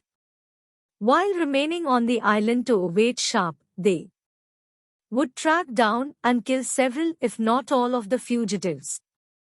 The exigency of reaching Panama, however, forced the buccaneers to miss the spectacle.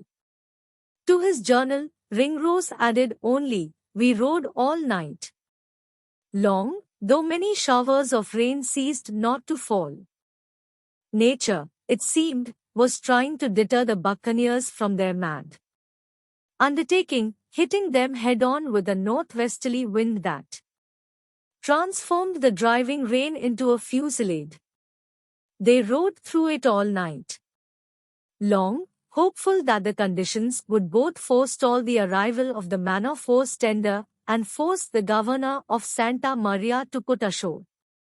In the morning, as though Mother Nature had been moved by their resolve, the sky suddenly cleared and the darkness lifted, revealing a collection of resplendent white stone buildings, pert brick houses with red tile roofs, and churches in various states of construction, all laid out in a grid with balconies overhanging the narrow streets to protect pedestrians from rain.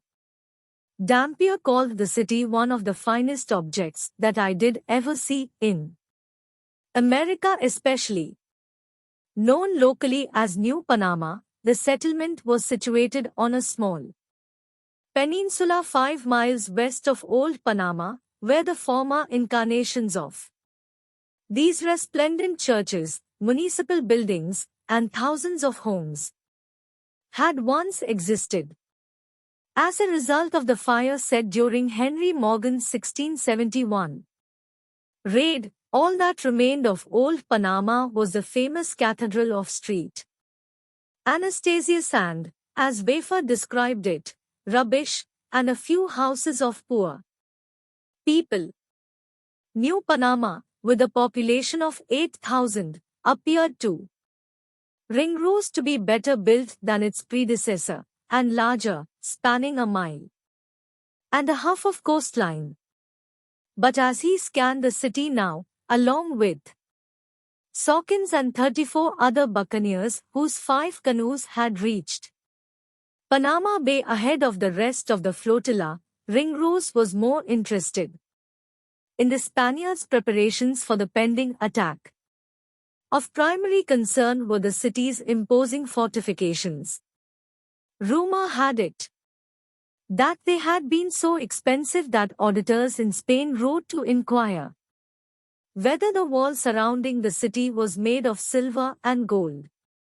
In fact, the wall was stone, 20 to 40 feet tall and 10 feet thick, fronted by a deep moat on land and by a mass of coral reefs seaward, and crowned by watchtowers every 2 or 300 feet with a great many guns. All the guns were pointed landward, at the gentle savannah, where herds of cows and oxen now grazed. Morgan's force had come by land, as the Spaniards presumed would any attacker. But just in case attackers did come by sea, Panama had the barcos de la Armadilla, a trio of stout and hardened 100-ton barks, each more than 3 times the size of either of the Buccaneers' barks. Ringrose spotted the 3 Spanish barks among a half-dozen merchant ships moored at Perico, one of a cluster of 3 small islands 2 leagues south of Panama that served as the city's commercial port as well as the locus of the Spaniards' treasure storehouses. As Ringrose was inspecting the islands, the barcos de la Armadilla weighed anchor and, in a flash, were under sail with the wind behind them, heading straight at the canoes and leading to his stomach-knotting conclusion that, according to the intelligence they had received of our coming, they had decided to fight. Retreat was the buccaneers' lone avenue of escape, but the Armadilla, sailing before the wind, could quickly run them down. They looked over their shoulders in hope of assistance. Both of the fleet's periaguas, the first from Santa Maria, and the second, captured at Chepillo, were too far behind to mount any sort of rescue. The 30-ton bark acquired at Plantain Key, with Sharp and 137 men aboard, had yet to return from her mission to find drinking water.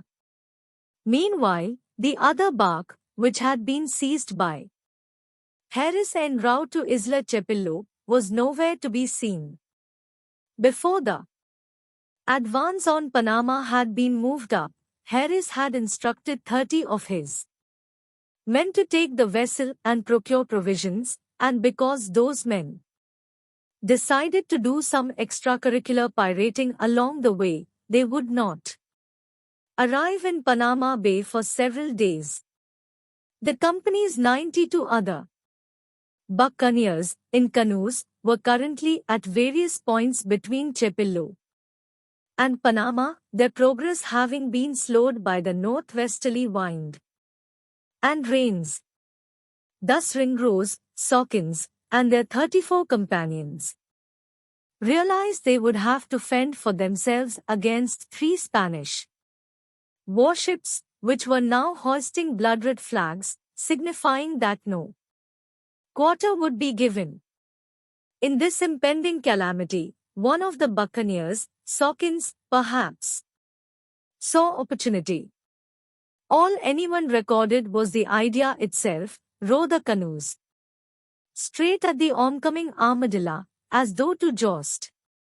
On approach, there would be no risk of taking cannon fire because the great guns were stationed only on the sides of each ship, not on the bows or sterns. According to the naval convention of the era, which was to engage the enemy by sailing alongside and issuing a broadside, a simultaneous discharge of all the artillery on one side of a vessel at the last possible moment before impact, the buccaneer canoes would swerve out of the bark's way and then continue ahead, parallel to the ships, as close as possible to their hulls. Were the Spaniards to fire their cannons from their relatively towering decks, the balls would fly harmlessly over the buccaneers' heads. In seconds, the canoes would be behind the barks. At that point, if any of the Spaniards tried to turn around and come after the buccaneers, the oncoming wind would deprive the barks of steerage and leave them in irons, dead in the water. To continue pursuing the buccaneers, therefore, the Spaniards would need to repeatedly tack or proceed into the wind in a zigzag pattern. To this day, the same maneuver challenges even state-of-the-art racing yachts. In the 17th century, for even the nimblest wooden square-rigged ships, it was a non-starter. Therefore, Sawkins and Company assumed the Spaniards would not tack, meaning that the bark's cannon-free sterns and helmsmen would be exposed, likely relegating their defenses to assorted outmoded firearms and the odd swivel gun. Given the buccaneers' superior marksmanship, they would at least stand a chance of clearing a deck and boarding. This stratagem, founded on transforming a seeming advantage, powerful cannons, into a liability, would warm the heart of any iconoclast. And, one would imagine, draw huzzas from every buccaneer in the 5 canoes. But some of the buccaneers had problems with the plan, not least of which was that with the mere tap at the whipstaff, the bar that, prior to the advent of the steering wheel, controlled the ship's tiller, a Spaniard could alter a bark's course enough for her to flatten any canoe trying to swerve past. The other issue was that even if the buccaneers gained the wanted weather gauge position, windward of the enemy, to capitalize they would need still to be close enough to fire at the enemy, meaning that the enemy would also be close enough to fire at them from a higher, more stable platform. And although in normal circumstances the buccaneers believed themselves to be the better shots, in their current state they were, as Ringrose put it, in very unfit condition to fight, being tired with so much roving, and so few in number against as many as 250 rested and ready Spaniards aboard the 3 ships. Ultimately the calendar played a decisive role in the deliberation. It was 23rd April, or, as Ringrose noted at the beginning of his journal entry, the day being dedicated to St. George, our patron of England. Every English buccaneer, and every Englishman, identified with George, the chivalrous dragon-slaying knight-errant. St. George's Cross was a fixture on both the flag of the Kingdom of Great Britain and the banners under which English soldiers went into battle. Although buccaneers opted to live outside of English law, they remained English patriots, and on 23rd April 1680 in Panama Bay, Spain was their dragon. Wrote Cox, we made a resolution rather than drown in the sea, or beg quarter of the Spaniard, whom we used to conquer, to run the extremest hazard of fire and sword. For banners they had only Sawkins's flag, red, with yellow stripes, and probably it was still folded up or stuffed into his satchel. But effectively, as the buccaneers dug their oars into the waves and launched themselves toward the Armadillo, they flew standards emblazoned with St. George's Cross, all aglow in the early morning light and snapping in the steady northwesterly wind. As the sun rises in April, the temperature in modern-day Panama City typically warms from 75 to 79 degrees, and Panama Bay transforms from indigo to a classic ocean blue. During that span of time on 23rd April 1680, 3 dozen buccaneers rode the hollowed-out trunks of 5 cedar trees into the mouth of more than 200 soldiers in 3 warships, each built from 1,000 full-grown oaks. As Ringrose soon realized, the buccaneers had underestimated the Spanish vessel's sheer velocity. The bark leading the charge was already all but upon his and Sawkins's canoes, leaving them no time to get out of the way. Depending on the whim of the ship's commander, one canoe or the other would momentarily be crushed. But that commander, Don Diego de Carabaxel, stared directly between the 2 canoes, placing Ringrose's canoe to his left side and Sawkins's to his right, precisely where the Spanish captain wanted them. Waiting for the buccaneers on either side of the bark's deck, weapons at the ready, was his crew of 65 soldiers. As the canoes passed below the soldiers, the buccaneers raised their own muskets and fired a volley of small shot. Multiple pellets per shot, as in a buckshot cartridge. Birding, they called it. The soldiers, meanwhile, unleashed broadsides. Ringrose, the only one of the expedition's 7 chroniclers in the fight, did not itemize the Spaniards' weapons. Probably they had muskets, pistols, and swivel guns. Given cannon's limited range of motion and the height differential between the barks and the canoes, their tactical value was primarily psychological, though the sum total of the broadside did plunge the buccaneers into a near-splitting thunderhead, leaving them dazed, their ears ringing with wobbling, high-pitched whines that could continue in their heads for hours and, sometimes, days. Some of the buccaneers were struck by musket balls, pellets, and knife-like splinters emanating at high speed from their own canoes. In naval battles at that time, combatants were more likely to be injured or killed by shrapnel than by the projectiles themselves. As the 2 canoes emerged from the maelstrom and reunited by the stern of Carabaxel's bark, Ringrose saw that only one of his boatmates had been wounded. The Spaniards on the other side of the bark had proved better shots, however, hitting 4 of Sawkins's men and turning his canoe into a sieve. But both buccaneer canoes were windward of Carabaxel. They had succeeded in attaining the weather gauge position. It would be exceedingly difficult now for the Spaniards to turn around and come after them. In addition, the buccaneers' birding had been incredibly effective. Through the dissipating gun smoke, Ringrose saw several of Carabaxel's men lying dead on their deck.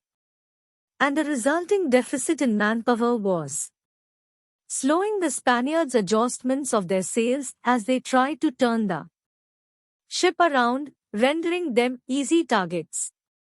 The buccaneers quickly reloaded, but before any of them could pull a trigger, the Armadilla's flagship, and most formidable fighter, was upon them.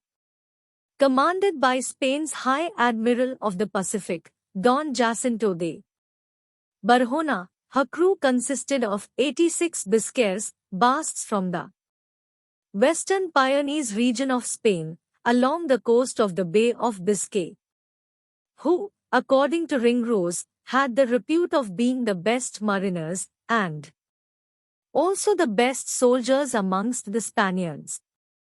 Massed along the flagship's starboard rail, the Biscays let loose a broadside more than twice as powerful as the barrage delivered by Carabaxel's crew, and, again for the buccaneers, the world ceased to exist beyond a deafening, gunsmoke gray abyss. Ringrose fired back in the general direction of the bark, then dropped as far beneath the Gurwale as he could to reload his 4.5-foot musket. As he felt around his cartridge box for a fresh cartridge and then bit it open, the thwacks and thunks of musket balls against the flimsy cedar hull must have unnerved him, yet each served as a reminder that the canoe had been hit, not him. Once he'd managed to seat his own musket ball, he snapped his hammer back to full cock, and, raising the musket to a shoulder, he peered over the canoe's gurwale, took aim, and squeezed the trigger. As the flint slammed into the frizzen, it created a spark that transformed the powder into flame, generating a cloud of hot gas that swelled until it propelled the ball out the far end of the barrel through the murk and, ideally, into a Spanish head or upper torso. Soon the smoke began to thin, revealing to Ringrose that, amazingly, no one in either his canoe or Sawkins's had been hit by the Spanish volley. Sawkins's canoe, though, was sinking. The flagship, meanwhile, was attempting to turn counterclockwise, into the wind, apparently to face the buccaneers again. But she was taking the wind from the wrong side. Her sails inverted until they pressed against the masts, abruptly stopping her. It was puzzling, how could her helmsman allow this to happen? The answer, Ringrose realized, was that the helmsman was dead, the result of a shot that stood to be the stuff of gunslinging low. Given the angle, distance, and the ship's fortifications. Other Biscays scrambled to the quarterdeck, the raised platform behind the mainmast, to take the slain helmsman's place. One after another, they were cut down by the buccaneers, whose canoes were now perfectly positioned beneath the stern.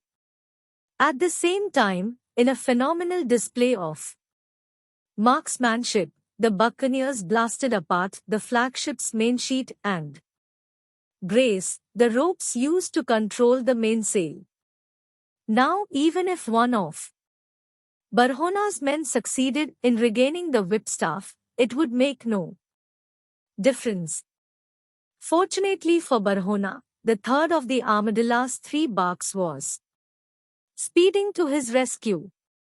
She was under the command of Don Francisco de Peralta, an old and stout Spaniard, a native of Andalusia, per Ringrose, with a reputation for bravery and resourcefulness dating back to 1671, when it was he who sailed out of Panama under the noses of Morgan's raiders, with the bulk of the city's gold and jewels.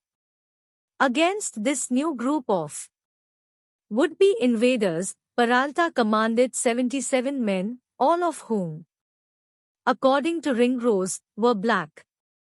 By this time, the smaller of the 2 buccaneer periaguas had reached Sawkins's swamped canoe in time to rescue him and his men. Once aboard the Periua, Sawkins took command and, rather than fall back, advanced to meet Peralta's bark, pulling parallel to her starboard side and staying as close as he could. From Ringrose's vantage point, the dispute, or fight, was very hot, the crews, lying board on board together, and both giving and receiving death unto each other as fast as they could. Trading deaths was not a viable long-term strategy for Sawkins and his team, who had about 60 fewer combatants than Peralta's bark did, but they had at least created a diversion, allowing Ringrose and the others to complete their capture of the flagship. Parked behind Barhona's stern and firing at will, they decimated the flagship's rigging as well as her elite Biscay crew. In response, Barhona rushed onto his quarterdeck and waved a handkerchief. But not to surrender, as the buccaneers might have hoped. Instead he was instructing Carabaxel, in the first bark, to tack about and rejoin the fight. While the maneuver was exceedingly difficult, it was not impossible, and now, with even a minimal advance upwind, Carabaxel could regain the weather gauge position from the buccaneers as well as place their 4 canoes between his bark and Admiral Barhona's, exposing the invaders to the full firepower of the 2 ships and their 150 men. Ringrose anticipated the maneuver and sought a way to thwart it. The only question was how. He huddled with his cohorts. If they stood off and intercepted Carabaxel, Barhona could escape with the flagship. If, on the other hand, 2 of the canoes stayed in place to keep Barhona in check, the other teams might be able to take on Carabaxel. But to what end?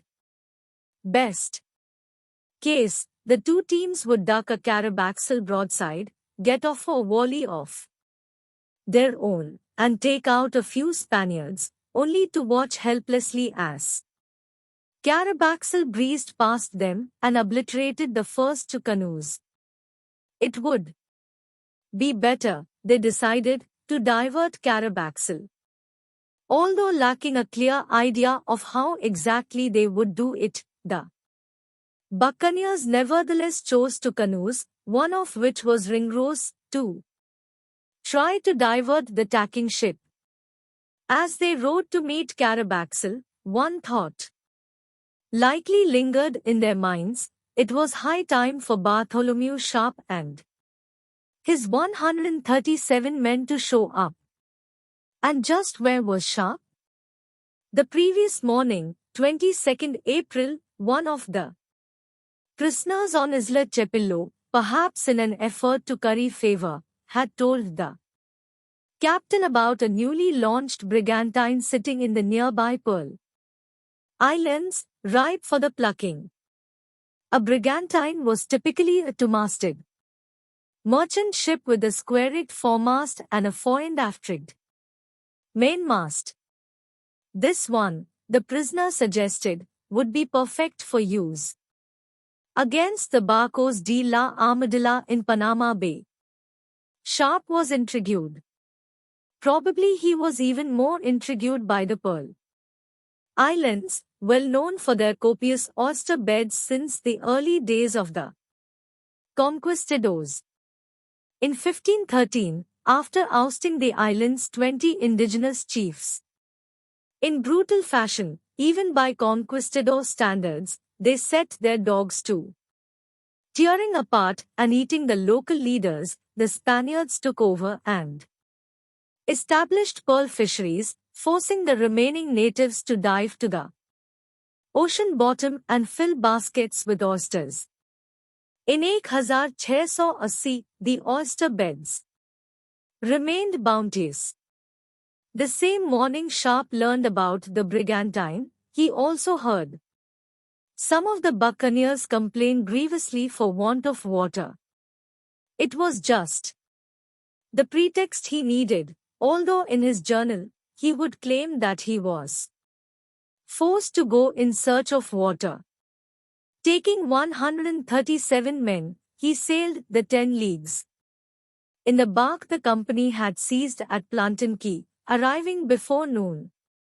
Quickly the crew spotted the brigantine, presumably anchored at the largest of the 250 islands, the 90-square-mile Isla del Rey. Happily finding the prisoners' words to be true, Sharp wrote, "I presently, with 7 men along with me, went on shore and took the vessel." As his crew set about fitting out their new brigantine, Sharp wandered to a nearby house in the hope of obtaining provisions. No one was home, or so It seemed until he caught a glimpse of a woman and two children in the adjacent woods. They were hiding, cowering in fear of the pirates. The woman happened to be very young and handsome, prompting Sharp to suspend his quest for provisions. Instead, he took her into the house, found a case or two of wines, of which he drank a bottle or two. Soon he was presenting his services to the woman, evidently his deadpan rendition of such 17th-century euphemisms as dancing the cushion dance, making the beast with two backs, and joining giblets. Of course, while those other phrases imply mutual consent, in refusing Sharp's services, the woman would have been placing her own life and those of her children at risk. And without his protection, she would have faced the prospect of his entire crew presenting their services as well. Afterward, Sharp said, she returned me thanks, in her lingua, which I understood very well, and, as the afternoon progressed, I was yet a more pleasing guest to her, when she understood what countryman I was. The captain decided to stay on the island for supper. Unbeknownst to Ringrose, Sawkins, Wafer, and the other buccaneers under fire in Panama Bay, Sharp and his 137 men would not come to their aid until well after the conclusion of the battle. Two of the canoe teams, including Ringrose, rowed as though they meant to strike Carabaxel's bark head-on. But by now Carabaxel was wise to that game. The mystery for the buccaneers was how he would counter. If he had his men fire their small arms forward, their shots would be obstructed by their bowsprit, the large pole projecting from the bow that provides the anchor point for the foremast stays, and its forest of canvas, ropes, lifts, blocks, braces, and deadeyes. Not all their shots, though. If just a fifth of them reached the canoes, the fight would be even, at least numerically. Because Carabaxel's men outnumbered the buccaneers in the two canoes 5-1. And probably many more than 1 in 5 shots would reach the canoes. In addition, the Spaniards' elevated forecastle, the raised deck on the bow, gave them a significant height advantage. In sum, attacking Carabaxel was a terrible idea. It was the buccaneers' only recourse, though. If they failed and Carabaxel reached Barhona's bark and repelled the other canoes, none of the buccaneers would leave Panama Bay alive. They fired a volley as soon as they were within range of the bark, and the Spaniards returned in kind, letting fly a swarm of projectiles. The exchange left several Spaniards dead, while, remarkably, the buccaneers sustained no casualties. In spite of the Englishmen's stunning marksmanship, Carabaxel ordered his men to fire again, evidently content to fight a battle of attrition as he continued toward Barhona's ship. But before firing their second volley, his men had to reload. While they did, the buccaneers reloaded and fired as many as 3 times. Carabaxel's men fell dead to the deck all around him. Still he stayed the course. After a few more such exchanges, however, he had no choice but to retreat, and even that was problematic.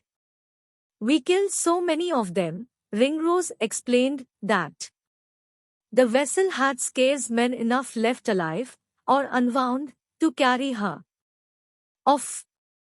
The buccaneers may have been too successful for their own good, though. by knocking Carabaxel out of the fight, rather than merely diverting him. They sent him toward the city, where as many as 1,500 garrison soldiers stood ready to serve as reinforcements. Revising their objective to the Caesar of Carabaxel's bark, Ringrose and company set after him. But the wind picked up, carried the Spaniards off, and, as Ringrose put it, saved their lives. The two canoes hurried back to the flagship, where the fight continued to rage between the Spaniards and the buccaneers in the other two canoes, and the Periua that had rescued Sawkins and his men. Presumably, a fog of gun smoke made it impossible for Ringrose and company to see who exactly was fighting. The men in Ringrose's canoe gave a loud halloo through the smoke. In response, they received distant shouts from Captain Harris and Golden Cap and a dozen others who had joined the fray in the larger of the two periaguas, and, at that moment, were attempting to board Barhona's bark. Reckoning that the Spaniards would be preoccupied by repelling the boarders, Ringrose and his companions rowed close to Barhona's stern, hoping to get within reach of the rudder. If they could wedge an oar or even a thick piece of flotsam between the sternpost and the rudder, they would prevent the rudder from moving, effectively paralyzing the vessel. Wise to their ploy, Barhona and his chief pilot fired down at them. Ringrose and company returned fire, killing both men. The problem was the seemingly endless reserves of elite Biscays ready to take their places. But, as Ringrose related, at last the Biscays were almost quite disabled and disheartened likewise, seeing what a bloody massacre we had made among them with our shot. Hereupon, 2/3 of their men being killed, and many others wounded, they cried for quarter. The timing of the surrender was fortuitous for Captain Harris, who had been shot through both legs while attempting to scale the side of the flagship. He was helped aboard by Coxon, who a week earlier had tried to shoot him, an irony that was lost on none of the buccaneers, now 68 strong. They also noted that Coxon had been conspicuously absent from the fighting. He was still their commander, though pirates never switched commanders mid-battle, so they did not hesitate to follow his orders to go attack Peralta, whose bark stood between them and an escape from Panama Bay. Judging their two periaguas and 4 intact canoes more expedient than Barhona's shot-up flagship, the remaining men, including Ringrose and Golden Cap, left Harris and the other wounded men behind for medical treatment and raced off to join Sawkins in what they knew would be an existential fight. It was clear to the surgeons that one of Captain Harris' legs would not survive. Nor would he himself unless the leg was amputated straight away. Right there on the deck of the captured flagship. No record exists of Harris' response, but if he was like most patients prescribed amputation, he pleaded for an alternative treatment, until given the choice between life with one leg or death with two. His acquiescence would have been rewarded by a belt or two of whiskey, which also constituted the only anesthesia for the procedure. As the whiskey took hold, the surgeon, Wafer, it is assumed, opened his instrument case, which was, pragmatically, dyed red. Beside the sailcloth-draped platform that would serve as the operating table, he laid out His instruments, including an amputation knife that resembled a curved dagger, along with a scissors-handled crow's beak clamp used to constrict blood flow and, for the same purpose, several metal cauteries that he would heat in his fire pot. The streaks of dried blood on these tools were not a poor reflection on his sanitary practices. Surgeons never washed instruments at sea, lest the metal rust. Last but not least of Wafer's implements was the wooden rod or stick given to Harris to bite down on during the operation. With any luck it would divert the captain's focus from the dismemberment taking place before his eyes, in turn curtailing screams that might interfere with the surgeon's focus. And if ever a surgeon needed focus, it was during a shipboard above the knee amputation, which was analogous to carving a large rib roast while it was still attached to a living cow. The operation was performed as quickly as possible to minimize the patient's agony. 5 minutes would be on the long end, 2 or 3 was optimal. In such a scramble, Wafer would hardly have been the first surgeon to inadvertently slice off the fingers of either the flailing patient or the assistants attempting to restrain him. The young surgeon began by drawing a line around Harris' thigh, indicating where he would cut. Next he tied a tourniquet just above the line, the idea being to reduce both the flow of blood and, albeit not by much, the pain. Then came the moment of truth. He took up the amputation knife and sliced, as quickly as he could, through the skin and muscles, circling the femur. Once the tissue was removed, he used the crow's beak to clamp shut the freshly severed femoral artery, the main source of blood to the leg. This mitigated the significant bleeding from what remained of the limb. If the femoral artery were left agape, Harris would bleed to death in as few as 4 minutes. When time permitted, Wafer would stem additional blood flow with the now glowing cauteries or with styptics such as vitriol and turpentine. Eventually he would also ligate, sew shut, the vessels. For now, he attacked the femur with a specialized amputation saw that could be mistaken for an ordinary hacksaw. He tried to cut the femur slightly shorter than the remainder of the limb around it, allowing him to pull the surrounding muscle tissue and skin over the end of the bone, forming a stump. If Harris were lucky, at this point he had passed out either from the pain or from shock. While Wafer stitched Harris' stump closed, Sawkins was being repulsed from Peralta's deck for a third time. To give our enemies their due, no men in the world did ever act more bravely, Ringrose said of the defensive effort by Captain Peralta's crew, pulling their canoes alongside Peralta's bark. Ringrose and his companions delivered a full volley of shot before dropping below the gunwales to reload and brace for the cumulative thunderclap of return fire, that sensation of the planet being knocked off its axis accompanied by a squadron of hot projectiles. Those expectations were met, but not as the result of any action undertaken by the enemy. Instead, behind the bark's mainmast, a small earthenware jar of gunpowder, likely about the size of a quart of milk, exploded.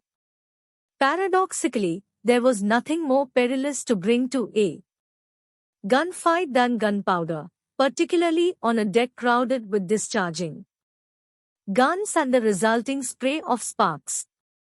Accidental explosions of gunpowder accounted for a quarter of all injuries and deaths during sea battles. When the gunpowder on Captain Peralta's deck detonated, it compressed the air particles around it before discharging them as a supersonic blast that turned Peralta's men into bowling pins, knocking several overboard. In the same fraction of a second, the flash swelled into a massive orange yellow fireball, engulfing the nearby men and roasting them. As quickly as the fire had materialized, it dissipated, leaving only a blackened deck, actually a good sign for the Spaniards. The real danger would have been for the explosion to ignite more powder or the powder room itself. Peralta looked over his gunwales at the men who had just been thrown into the bay by the blast. Many were now either unconscious or unable to swim. Although seriously burned himself and at risk of taking fire from the buccaneers, the captain leaped in after his men and managed to return several safely to the ship. But as one misfortune seldom comes alone, Ringrose wrote, whilst the captain was recovering these men to reinforce his ship withal and renew the fight, another jar of powder took fire forward and blew up several others upon the forecastle. The bark and her surroundings were shrouded by black smoke heavy with the stench of burning flesh and permeated only by muzzle flashes. Regarding the smoke, as cover to board, Sawkins led the way, and he and his men gave Peralta little choice but to surrender. Now two of the three barcos de la Armadilla, Peralta's and Barhona's, were under buccaneer control, as was Panama Bay, since the third bark, Carabaxels, had fled. Carabaxel might yet return with reinforcements. But for the time being, the buccaneers enjoyed a respite. Their adrenaline-charged world could slow to its normal pace. It was known they had been fighting for a full 5 hours. Ringrose was euphoric. These three captains against whom we fought were esteemed by the Spaniards to be the valiantest in all the South Seas. Now the buccaneers owned that distinction. But it had come at a steep cost. 18 of them had been killed during the course of the battle, and another 22 lay seriously injured. For whatever it was worth, the Spaniards had it far worse. Of Peralta's ship, Ringrose wrote, "Such a miserable sight I never saw in my life, for not one man there was found, but was either killed, desperately wounded, or horribly burnt with powder, insomuch that their black skins were turned white in several places, the powder having torn it from their flesh and bones." It didn't take long for him to see an even more miserable sight aboard the late Admiral Barhona's flagship. Of her original complement of 86 Biscays, just 25 were still alive, and of those 25, only 8 remained able to bear arms, all the rest being desperately wounded, and by their wounds totally disabled to make any resistance, or defend themselves. Their blood ran down the decks in whole streams, and scarce one place in the ship was found that was free from blood. All the while, Ringrose kept an eye, in the distance, on the progress of the third bark, whose commander, Carabaxel, had flagged down 2 ships departing the port at Perico. Watching the 3 vessels rise and fall with the waves, Ringrose could imagine their 3 captains conversing and formulating a plan of attack. The buccaneers lacked the manpower to use The cannons on the captured ships, Carabaxil had no doubt observed, a loader, a rammer, a gunner, and at least 2 more men were required to maneuver and fire just one of the big guns. Accordingly, the Spaniards could simply glide downwind and, while keeping out of range of the buccaneers' small arms, destroy them with artillery.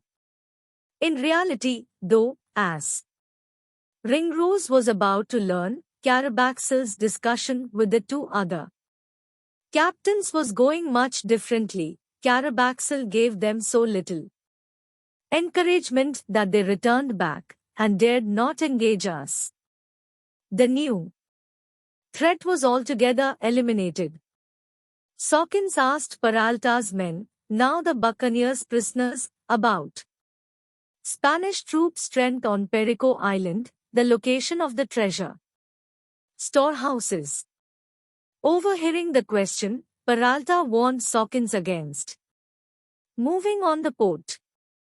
He pointed to the largest ship at anchor there, a 400-ton galleon named La Santissima Trinidad, Blessed Trinity, the very same galleon, as it happened, that he had used to evacuate Panama's riches in 1671, thwarting Morgan.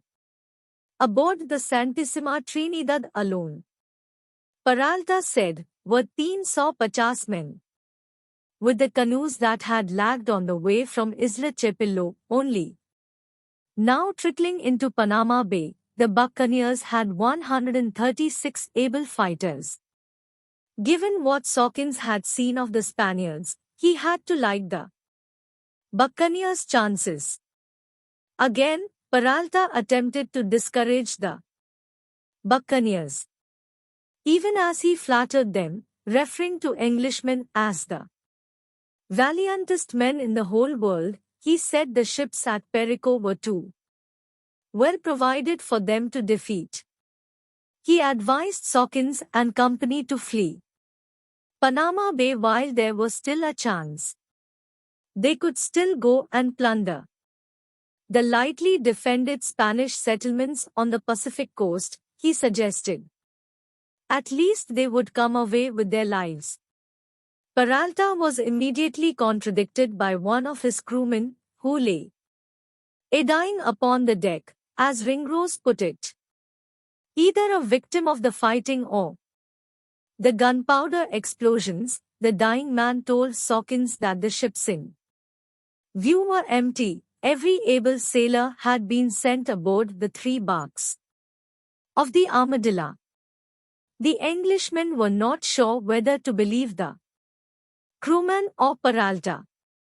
There was some possibility that Peralta was telling the truth with an eye on his own interest rather than those of his countrymen.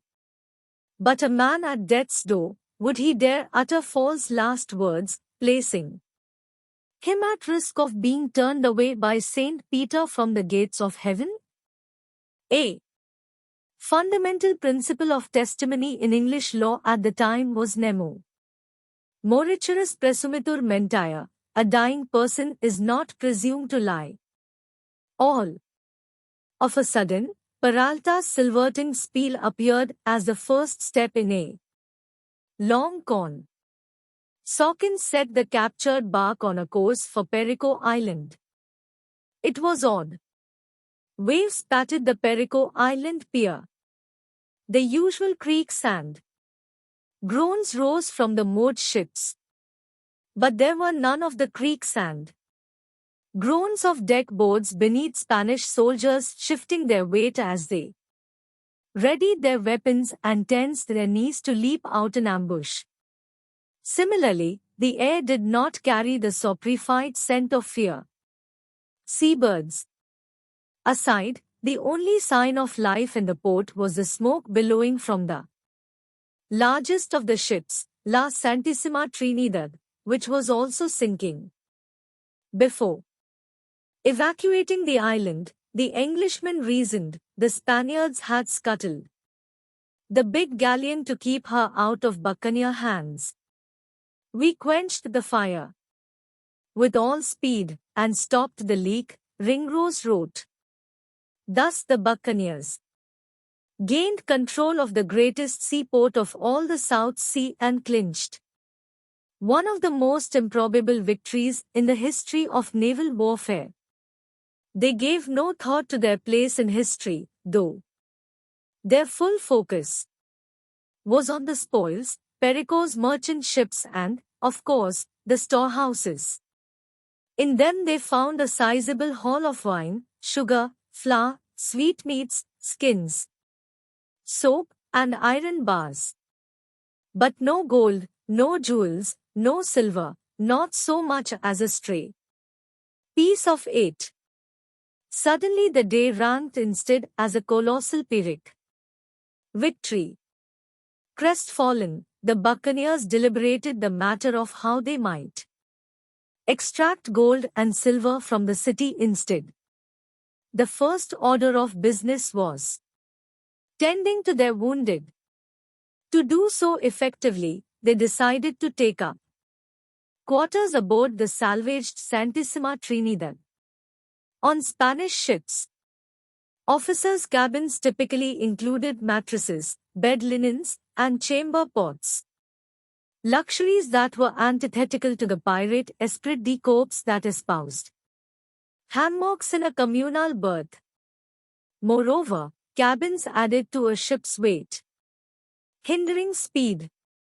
But the buccaneers would not be sailing the Santissima Trinidad, and after 3 weeks of sleeping on the ground or in hollowed-out tree trunks followed by a draining battle, the indulgence could be seen as necessarily restorative.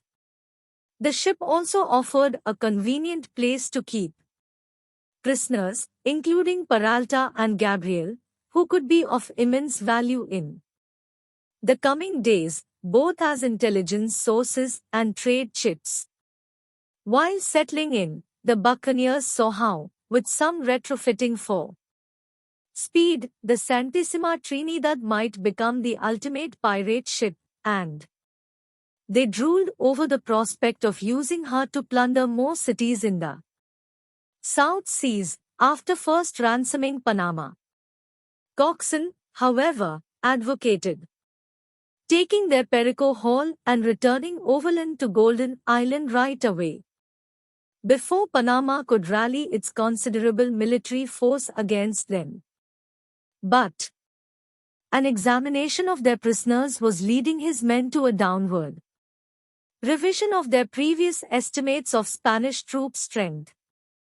Ringrose ever-improving Spanish yielded the critical piece of intelligence that the 300 elite king's soldiers were currently out of town.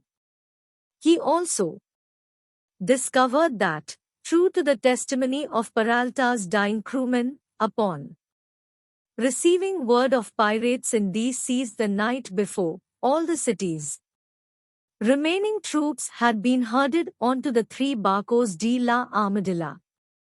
Had we gone ashore, instead of fighting their ships, he concluded, we had certainly rendered ourselves masters of the place.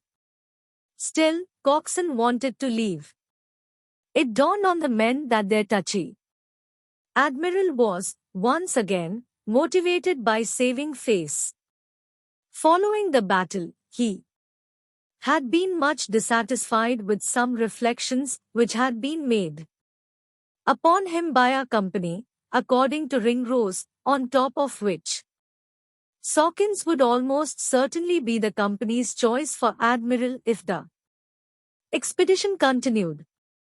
We ought justly to attribute to him the greatest honor we gained in our engagement before Panama, Ringrose wrote of Sawkins, mirroring the sentiments of most of the company. The anti-Coxon ardor was further inflamed by news that 2 of the wounded, including Peter Harris, had expired. Of Harris' leg, Povey wrote, "It a festity so that it a pleased God he died." Again speaking for the company, Ringrose eulogized Harris as a brave and stout soldier, and a valiant Englishman, whose death we very much lamented. Coxon, who had tried to murder Harris in the Darien jungle, was suddenly, according to Cox, in disgrace amongst our men. Yet, especially among the surviving members of his original 97-man crew, Coxon still retained a good deal of support. The resulting tension, in combination with fatigue and disappointment with the Perico Hall, turned the Santissima Trinidad into a 400-ton powder keg. And the local marine life didn't help. Ringrose described Panama Bay as full of worms, likely Teredo falcifera martins. Commonly known as deep-cleft shipworms, we found worms of 3/4 of an inch in length, both in our bedclothes and other apparel. That night, most of the men slept poorly, if at all, and in the morning they mutinied. The story comes from Seaman William Dick, the seventh of the Expedition's 7 chroniclers. All that is known of him before he fell in with Bartholomew Sharp is that he was born in England in approximately 1644, and sometimes used the alias William Williams, or, possibly, he was born William Williams and Dick was the alias. Either way, in 1684, he wrote an account of his South Sea experiences that was published as part of the second English edition of the History of the Buccaneers of America. To avoid self-incrimination, he used the nom de plume W.D. and to shield his shipmates, he sidestepped or altogether omitted incriminating details, naming no names save those of the men who by then had already become famous for their roles in the expedition. The lone exception was John Coxon. On the topic of the Admiral, Dick's account reads like a tell-all about the deliberation aboard the Santissima Trinidad following the Battle of Panama Bay. Dick wrote that the men were furious with Coxon, and that they reproached him for his ill behavior in the engagement we had with the Armadillo of Panama, for in that dangerous action, to speak it in a word, he showed himself more like a coward than one of our profession, that is to say a true buccaneer. The company, Dick contended, ought to remain in the South Seas until they had loaded our vessels with gold, or at least as much silver as they could carry. As will come as no surprise, Dick was also part of the faction that organized a mutiny against Coxon. For buccaneers, a mutiny was not the classic maritime blade held to the captain's throat affair, but rather a parliamentary procedure, in essence, a vote of no confidence. On the Santissima Trinidad, they met in council, a vote was held, and as a result, Coxon was out, Sawkins was elevated to Admiral and Sharp to Vice Admiral, as soon as he returned from the Pearl Islands. The company also voted to facilitate Coxon's departure by allotting him one of the periaguas as well as a 50-ton merchantman taken at Perico. It was addition by subtraction, they thought, until 70 members of his crew opted to depart along with him. That would leave the company with just 223 men, limiting potential actions against Panama as well as severely restricting future opportunities in the South Sea.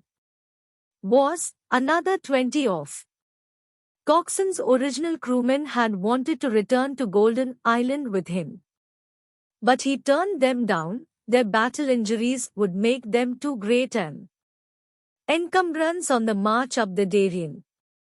The exigencies of caring for those 20 men, on top of another 20 injured, would hobble the remaining buccaneers, especially since the company's top surgeon had also elected to join Coxon, taking with him the bulk of the medication needed for treating the 40 wounded. Moreover, the Kuna had also decided to pack it in, though not without parting gifts for the buccaneers. Andreas granted them a full commission in their South Sea venture, Dick's appraisal of which was characteristically blunt. Thus we disengaged from the pretended service we had proffered unto that emperor. I call it pretended, forasmuch as anyone would easily guess that the real intent thereof was only to serve ourselves with gold and silver. Golden Cap's gift was more practical. As Ringrose reported, the king desired we would not be less vigorous in annoying their enemy and ours, the Spaniards, than if he were personally present with us. As an affirmation of his hope for the future of the Kuna-Buccaneer alliance, he left both his son and nephew in the charge of Admiral Sawkins. Still, the drastic reduction of their ranks raised the question of how the rest of the buccaneers should proceed, or indeed if they should proceed at all. Ringrose, Dampier, and Wafer shared an outlook reflected by the company as a whole. On the one hand, they'd had their share of adventure and had come away with a cut of the Santa Maria and Panama haul, which, despite its gold deficiency, was more than any of them could have earned in a year in their legitimate occupations. In the process, though, they had learned just how easily and arbitrarily pirating could cost them their lives.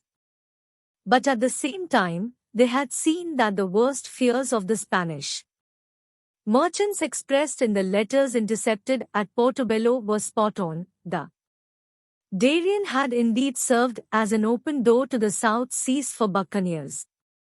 Now the South Seas presented them with a direct path to anything they might ever want for the rest of their lives. Part to the South Seas.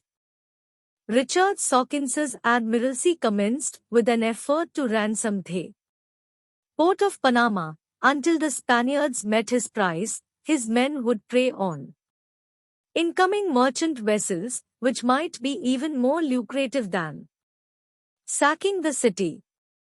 At the same time, Sawkins undertook measures to make the Spaniards willing to pay simply to be rid of the company. First he sailed the Santissima Trinidad the 6 miles from Perico Island to the city of Panama, anchoring her close enough to be within plain view of its inhabitants yet out of the range of their cannons. As Povey reported, "I feared their guns off from Panama to us but did us no damage." Next Sawkins urged his men to go and celebrate their capture of the port. They complied with bacchanalian enthusiasm. In one case, on the small island of Taboga, 6 leagues south of Panama, they accidentally started a house fire that spread to 12 houses before they could extinguish it. Wafer earned his surgeon's salary, between 200 and 250 pieces of 8, as a result of such carousing, not by salving burns or stitching lacerations but by contending with the outbreaks of sexually transmitted diseases that invariably followed. To treat syphilis, then known as the Spanish disease, or, to the Spaniards, as the French pox, he had to use a urethral syringe to inject each patient with mercury, often more than once.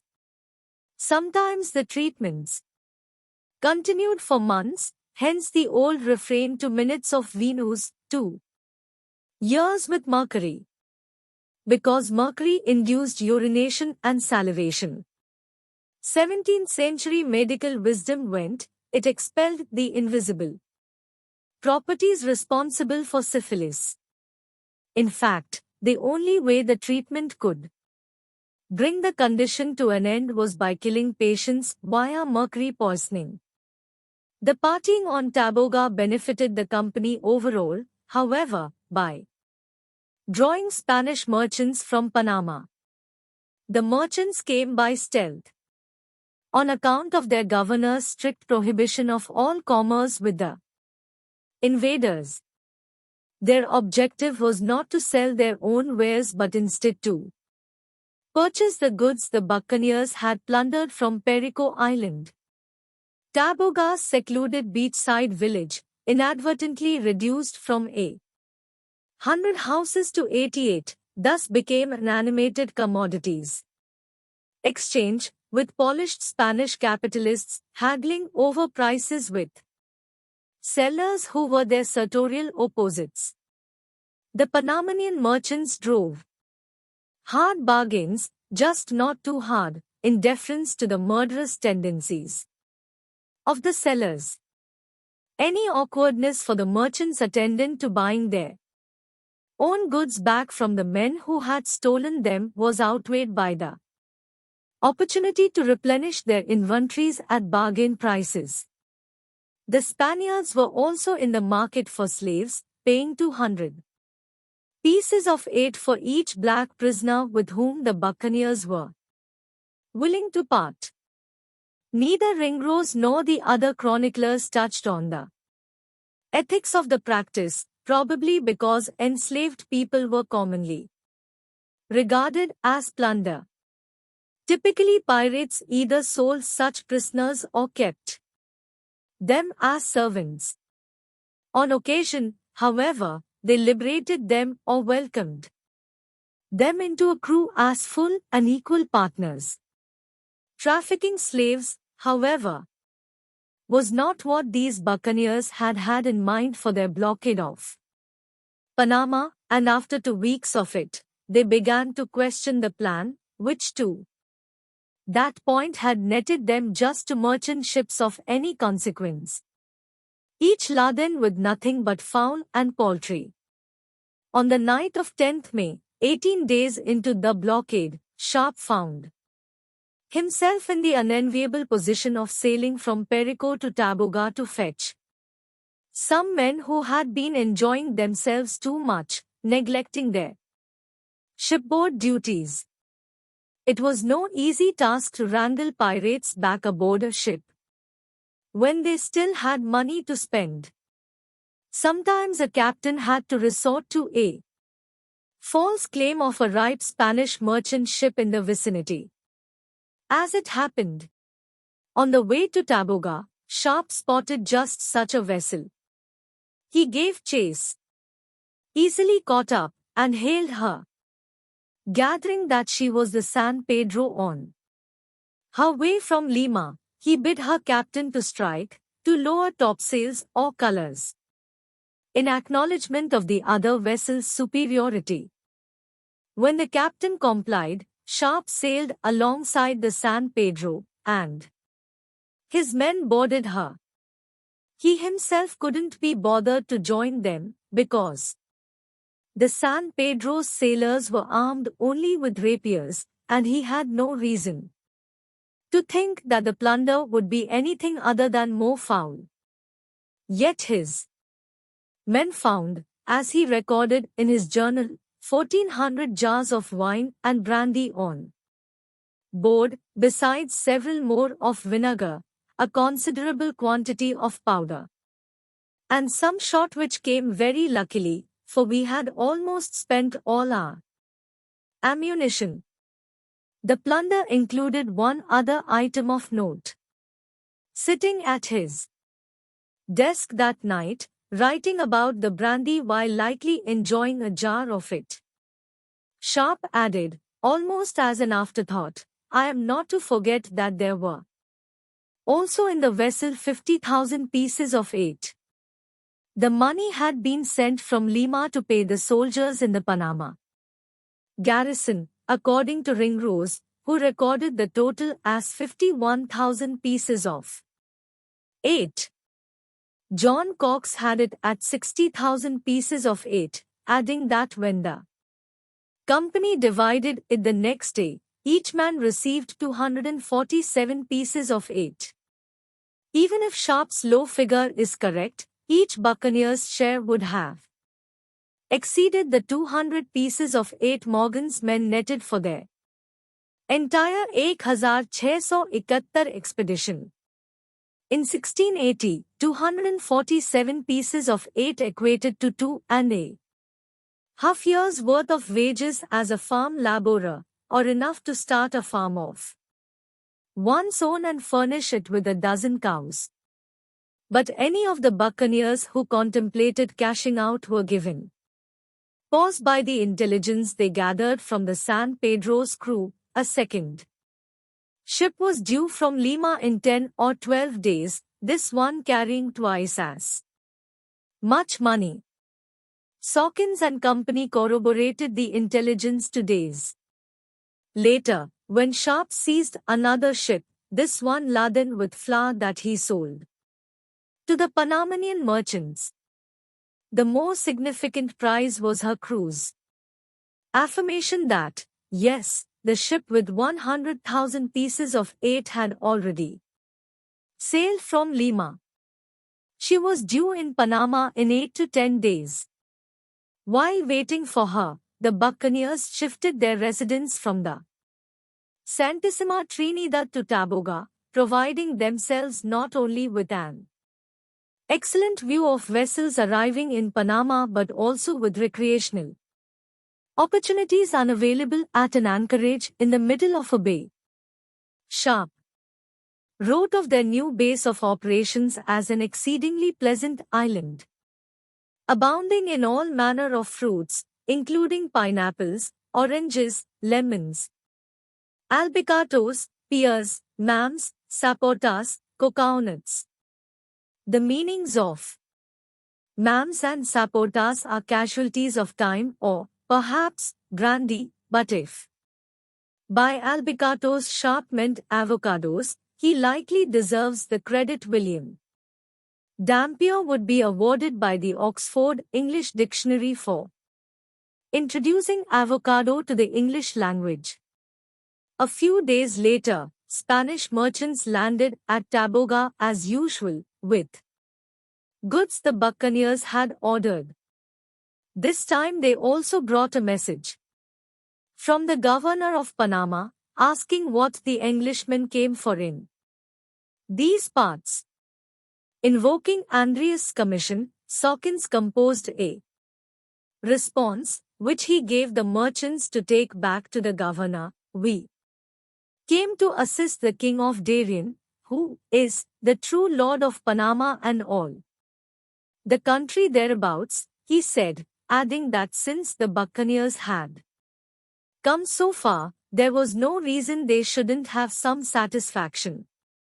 Accordingly, he demanded that the governor send us 500 pieces of 8 for each man, and 1,000 for each commander, and not any farther to annoy the Indians, but suffer them to use their own power and liberty, as became the true and natural lords of the country. If the buccaneers were paid, Sawkins went on, they would desist from all further hostilities and go away peaceably. Otherwise they would remain in Panama and take whatever they could, meanwhile causing as much damage as possible. While awaiting the governor's reply, Sawkins played another angle, the Catholic Church, whose influence in colonial affairs could not be overstated. As it happened, he knew the Bishop of Panama, Lucas Fernandez y Piedrahita. The two had met during the buccaneers' sack of Santa Martha in 1677, when Fernandez was the city's bishop and Sawkins held him for ransom. The difficult circumstances notwithstanding, they had developed a rapport, which Sawkins believed was strong enough to leverage now. By way of greeting, he sent Fernandez a gift of 2 loaves of sugar. The Bishop responded the next day with a gift of a gold ring for Sawkins along with a new message from the governor. It did not contain the acquiescence Sawkins had hoped for, however. Instead, the governor called into question the validity of the Buccaneers' commission. They were Englishmen, and their country and Spain were at peace, he said. To whom should he complain about the damage they had done to his city? Sawkins replied that the entirety of his company had yet to land in Panama, but when they did, they would go to visit the governor and bring our commissions on the muzzles of our guns, at which time he should read them as plain as the flame of gunpowder could make them. In time, the threat would become the lead item in Sawkins's legacy, but the truth was that he had no additional company, and now, with the return to Panama of the 300 King's soldiers, should the Buccaneers attempt to land in the city, or even sail within range of its guns, they would face obliteration. Moreover, if the governor had known just how many of the Buccaneers had left Panama following the battle, he would likely have answered Sawkins's message on the muzzles of his own guns. The governor received an accurate assessment of the Buccaneers' troop strength shortly thereafter, however. It was given to him by one of their own, a certain Frenchman, according to Ringrose, who ran from us at the island of Taboga unto the Spaniards. Consequently, in his next message, the governor challenged Sawkins, according to Povey, to meet him on shore with 100 men to try their manhoods against 100 Spaniards. Sawkins replied that he would gladly meet, but only if the governor brought 100,000 pieces of eight for the two sides to fight over. In fact, Sawkins would not have met under any circumstance, because it was far too likely that the governor would bring 1,000 soldiers instead of 100. But the challenge itself amounted to good news. It told Sawkins that as long as he and his men remained on the island of Taboga, they were out of the governor's reach, at least until the Spaniards built new ships. The company only needed to hold its position for another 5 to 7 days, until the merchantman with 100,000 pieces of eight arrived from Lima. But to Sawkins's dismay, his men were unwilling to wait that long, in part because they lacked confidence in the intelligence they had about the Lima ship. Even if the crew of the Flaladen ship Sharp had taken was correct about her departure, if she ran into contrary winds, an unfavorable current, or a storm, her arrival in Panama would be delayed for weeks. Also, as they would soon discover firsthand, sometimes vessels simply vanished. Sawkins's case for waiting was predicated on the weather. At that time of year, a ship bound from Lima to Panama benefited from ideal conditions. Indeed, the crews of the last two barks from Lima, both captured by the Buccaneers, had reported smooth sailing. Ultimately, just as Sawkins's weather argument appeared to prevail, a bigger issue came to the fore. After weeks of subsisting on fowl, the men were hankering for red meat. As an incredulous Ringrose reported, our men were so importunate for fresh victuals that no reason could rule them. Sawkins was well aware that his crew would be far from the first to mutiny over provisions.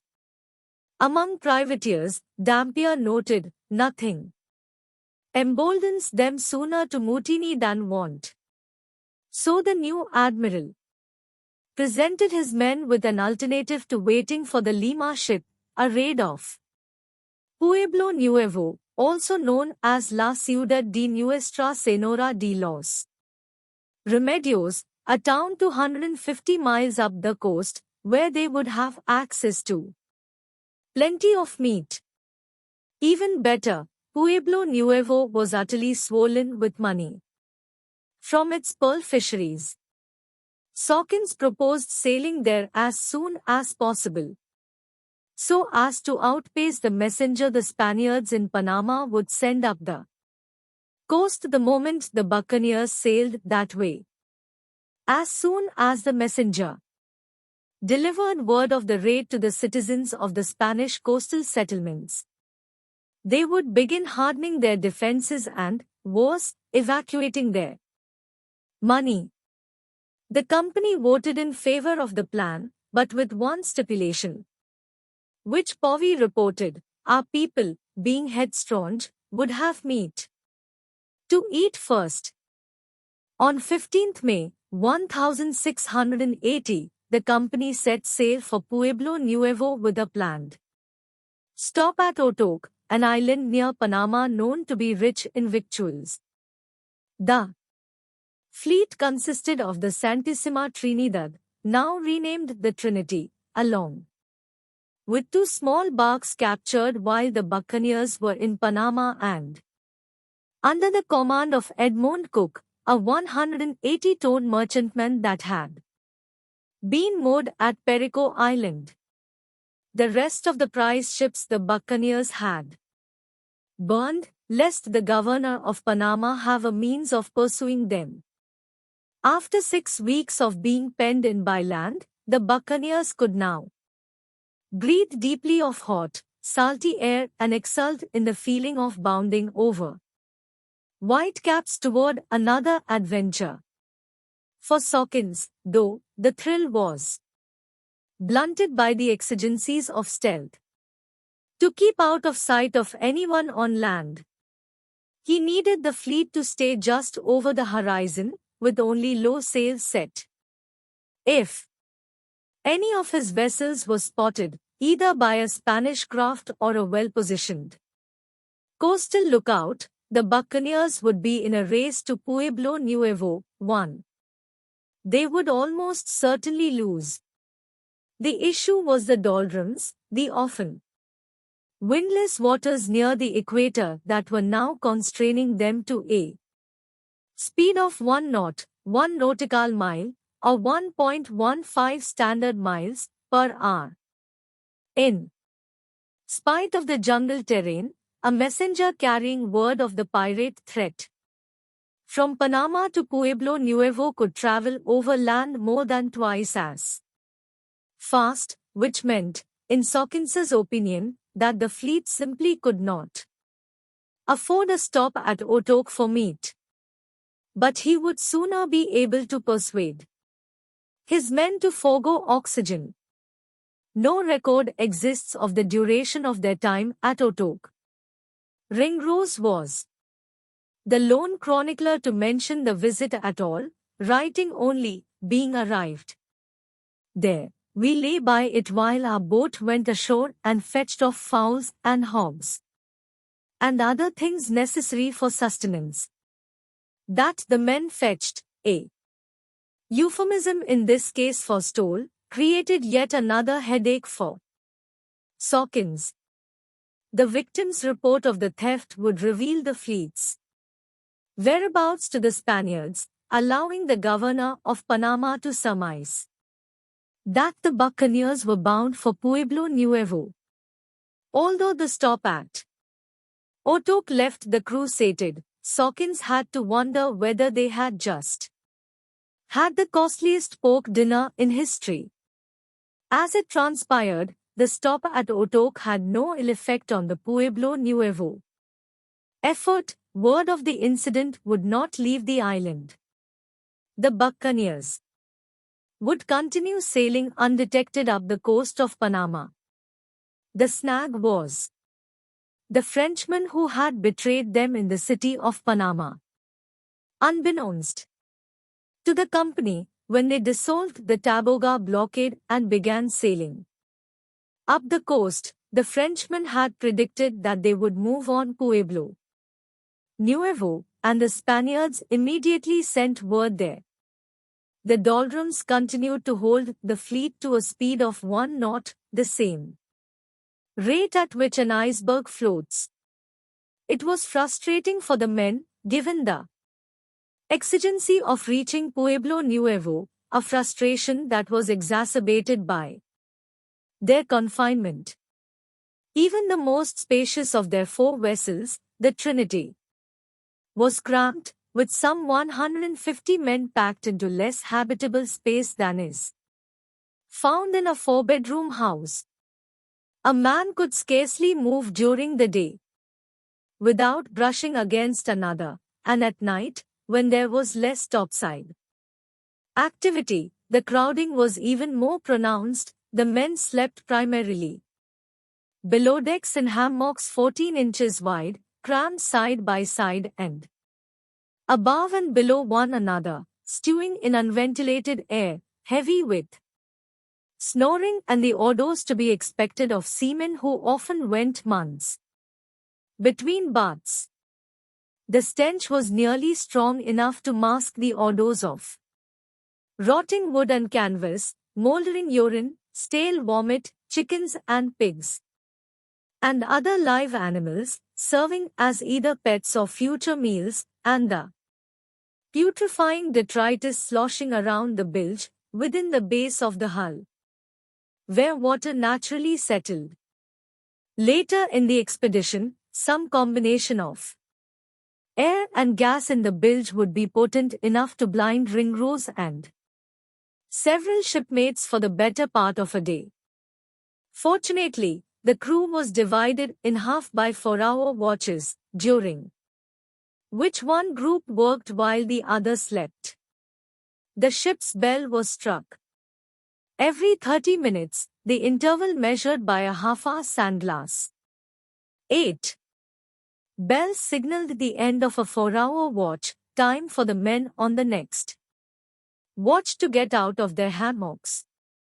If Barge Ringrose happened to sleep through the bells, he would be roused by the mate who shared the hammock and was now dying to drop into it. If Ringrose lingered between the sleeping quarters and the deck, he stood to be punished by John Hilliard, the ship's master, who, in addition to navigation, oversaw the watches. Once Ringrose was on deck, a good wind could sweep away any of life's frustrations. The deck required no end of scrubbing and scraping, but that chore was a pleasure compared to others he might have been assigned, such as cleaning the pistails, the basins that served as urinals. Still, even the best chores had their limitations. Tending to the sails, for example. On a tall ship such as the Trinity, the sails could be magnificent, especially when aglow in a propitious sunset and filled by favorable wind. But very quickly, into a 4-hour watch, they could become cumbersome masses of canvas, some as large as a high school basketball court and weighing hundreds of pounds, in constant need of maintenance and repositioning. All the while, the scenery rarely changed, causing a man to be driven to distraction by something as picayune as the way a shipmate breathed. Fortunately, there were antidotes for shipboard tensions and tedium. Music was to sailors' morale as wine was to the sails. The right jig or chanty could inspire Ringrose to leap out of his hammock and scrape a deck.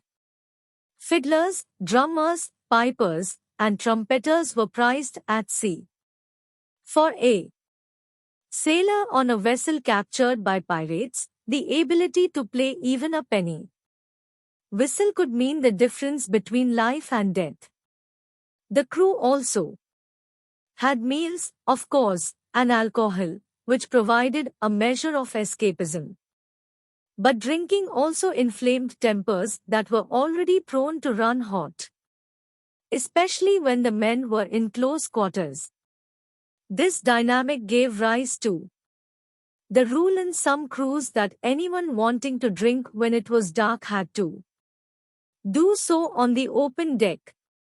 As a result, sunset could transform the deck into something of a nightclub, where a buccaneer like Ringrose might find friends like Dampier and Wafer on the moonlit deck firing guns at waves or toasting to a successful raid of Pueblo Nuevo.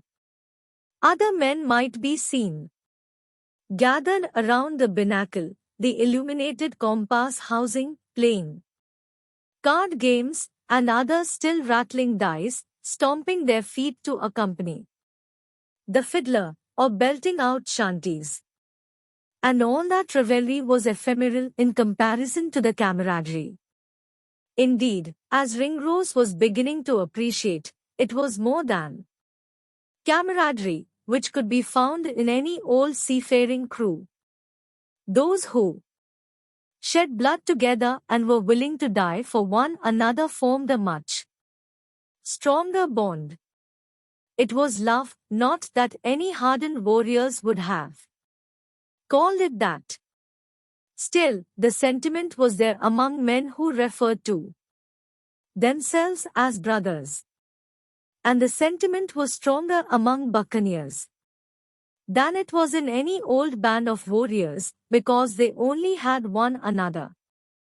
It was them against a world that declared them hostis humani generis, enemies of mankind. More than firepower or ammunition or their preternatural toughness, that love was what kept them alive. Together, they could face down any challenge, except storms. As Ringrose and company sailed past Punta Mala, about halfway to Pueblo Nuevo, they were troubled by the dark clouds ahead. We met with very bad weather, much rain and hard gales, cloudy and dark, Sharp wrote. Aboard the 180-ton merchantman, men raised either to take down or to furl the sails, all but the few that were essential to controlling the ship. As they headed into the brewing storm, every instinct told them to turn and flee. But sailing in the opposite direction was often even more dangerous, placing a ship at risk of being hit from behind by enormous waves. Dropping onto her stern deck, a wave that was 33 by 66 feet, nothing extraordinary for a South Sea storm, could deliver nearly 1,000,000 pounds of pressure, enough to crush her. But the buccaneers were better off risking that than they were heading for shore, where, in the darkness, with the wind and waves in command of their ship, the hull would inevitably be torn apart by rocks, the sea bottom, or the shore itself. By sailing ahead at an angle to the waves, they avoided the repeated impact of the hull slamming into the troughs between the waves. In doing so, though, they put themselves at risk of a wave broadsiding them and rolling their ship onto her side until her topsails dipped into the water. From that point, it would be just a matter of time before she lay on the sea bottom. Pirate ships were particularly vulnerable to capsizing because of their combination of empty cargo holds and tall masts flying tons, literally, of canvas, which made them dangerously top-heavy. Pirate ships on the Spanish Main were more vulnerable than those anywhere else because of the region's unique susceptibility to low-pressure systems. As a result of air mass and temperature differences between the upper atmosphere and the surface of the Earth, pressure systems created vertical columns of swirling vines that acted as giant vacuums.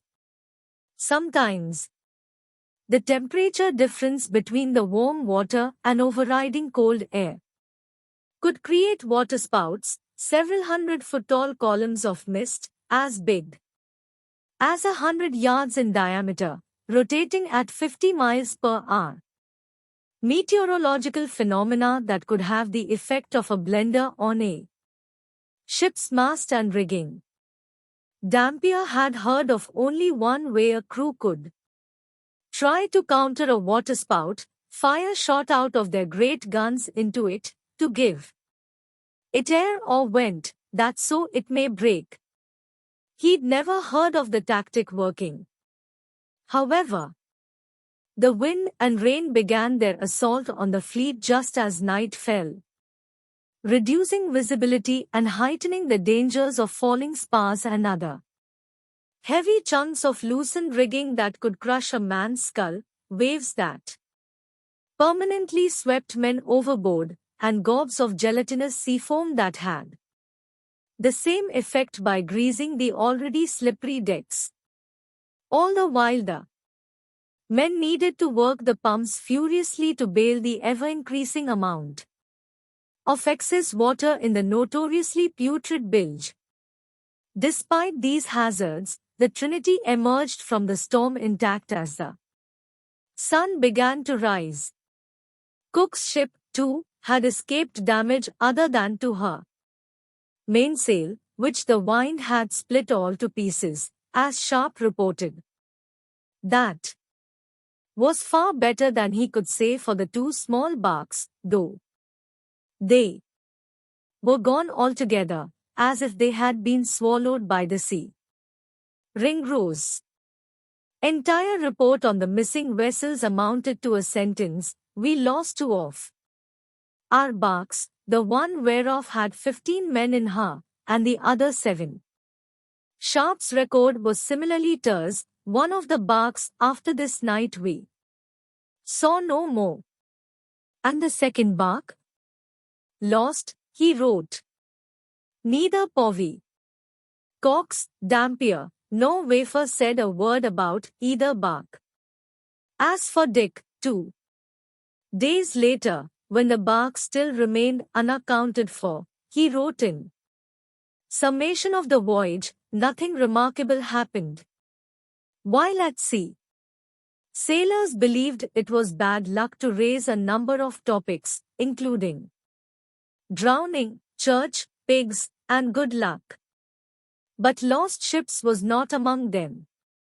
The chronicler's indifference was instead a result of the fact that, as Dick said, nothing remarkable had happened. Ships disappeared as often as house keys, mostly because they became separated from one another, especially during storms.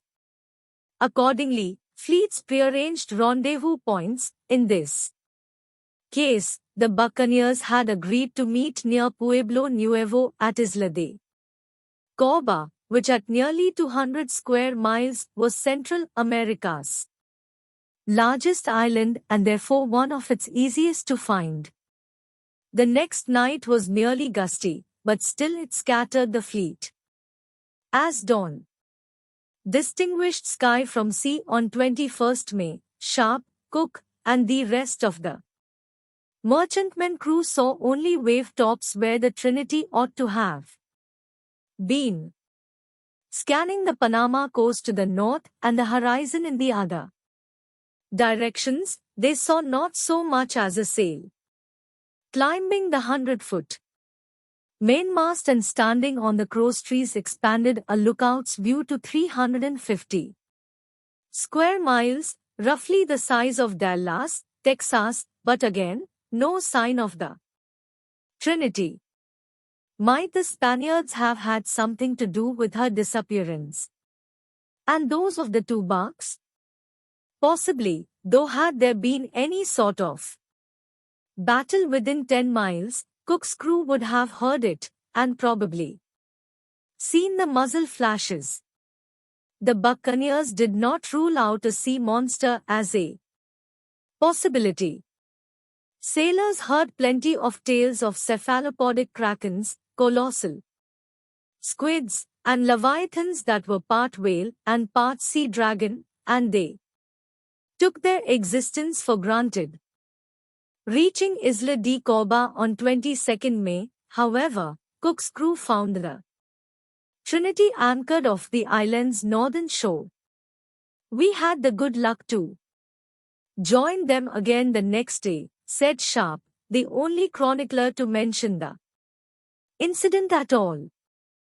The fate of the two small barks, however, remained a mystery. At Isla de Corba on 22nd May, the company, down to 200 men in the absence of the crews of the two barks, formulated a plan for the attack of Pueblo Nuevo.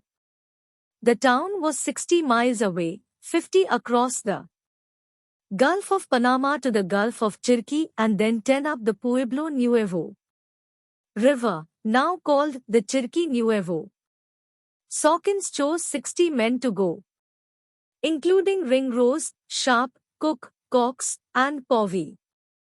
They set out the next morning, 23rd May, aboard Cook's ship, and by late afternoon had entered the Gulf of Chiriqui, which at that time of day could be a fairy tale setting, the waning sun turning the placid water gold and projecting rainbows onto the rising mist. That afternoon, the surreal atmosphere was augmented by the sounds of violins and a pipe organ, emanating from an uninhabited island ahead, seemingly an instance of the supernatural, in which the buccaneers firmly believed. As the ship sailed closer to the island, however, Ringrose realized and explained that the music was produced by air whistling through the trees. On the map he drew of the area, he labeled the island Silva, from the Spanish verb silbar, to whistle. Probably not all his shipmates were entirely comforted by the explanation, because whistling was also on sailors' list of prohibitions at sea. It provoked the wind, many of them thought, resulting in storms. They also passed the unsettling Isla Muerto, or Dead Man Island, a 2.5-mile-long strip of land with elevations at either end that gave it a haunting resemblance to a man lying beneath a burial shroud. Rounding Isla Muerto brought the buccaneers to the mouth of the Pueblo Nuevo River, where Ringrose and 7 others stayed to guard the ship while Sawkins and the rest switched to canoes for the 10-mile trip upriver. Their first 9 miles proved uneventful. But on the 10th, they came upon one freshly cut tree after another laid across the river. The clear attempt to impede them did not bode well for their element of surprise, nor for a chance to rest prior to the attack. Indeed, they spent the remainder of the night getting in and out of the canoes to haul trees out of their way. Reaching Pueblo Nuevo at daybreak, they found the town fronted by a stockade, a brand new defensive structure perfectly tailored to repel an incursion force such as theirs. The design was no doubt the work of the Frenchmen who had betrayed them in Panama. But although impressive as hastily constructed fortifications go, it was nothing compared to the garrison that Sawkins and his 48-men vanguard had made short work of in Santa Maria.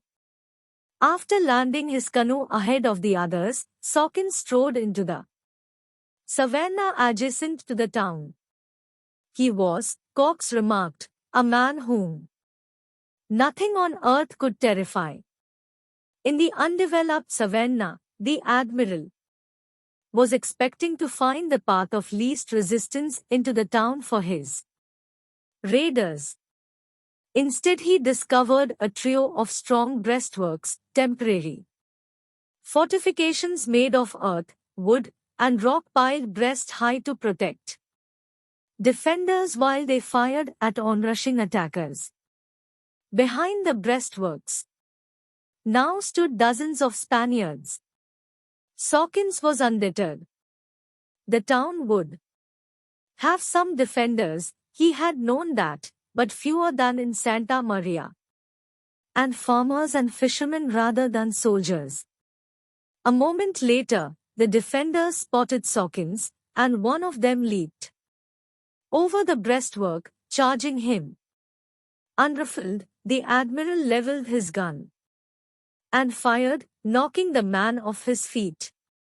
Unfortunately, the report drew more defenders from within the town, dozens of them. Sanguine about the buccaneers' prospects nevertheless, Sawkins started back to the river to rally his troops. Partway there he ran into Povey, Cox, and about 9 others. Once they had assured him, incorrectly, it would turn out that the rest of the canoe party had landed, Sawkins said, "Follow me and do not lie behind, for if I do amiss, you will all fare the worse for it." He then turned and launched himself toward the breastworks. Along with the 5 swiftest of the men, he was met by as many as 100 Spaniards, and at least that many were still streaming down from the town. These men were not soldiers, though, just farmers and ranchers. As expected, they had no guns whatsoever, just the odd lance. Yet they climbed over the breastworks and advanced on the 6 buccaneers. Confidently, as though entirely ignorant of the consequences of a run-in with a musket ball. Sawkins offered a demonstration, raising his pistol, plucking at the trigger, and effectively transforming a minuscule soft lead ball into a bolt of lightning, felling one of the defenders. Before the man's comrades had time to react, they, too, were targets.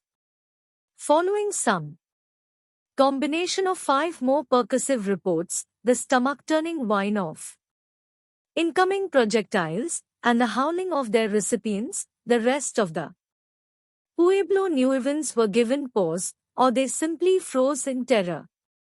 Intent on cutting down 6 more Pueblo Nuevans and sending the survivors scurrying back to the breastworks, Sawkins and his men reloaded cartridge, powder, pan, frizzen, ramrod, and hammer, all in rapid succession.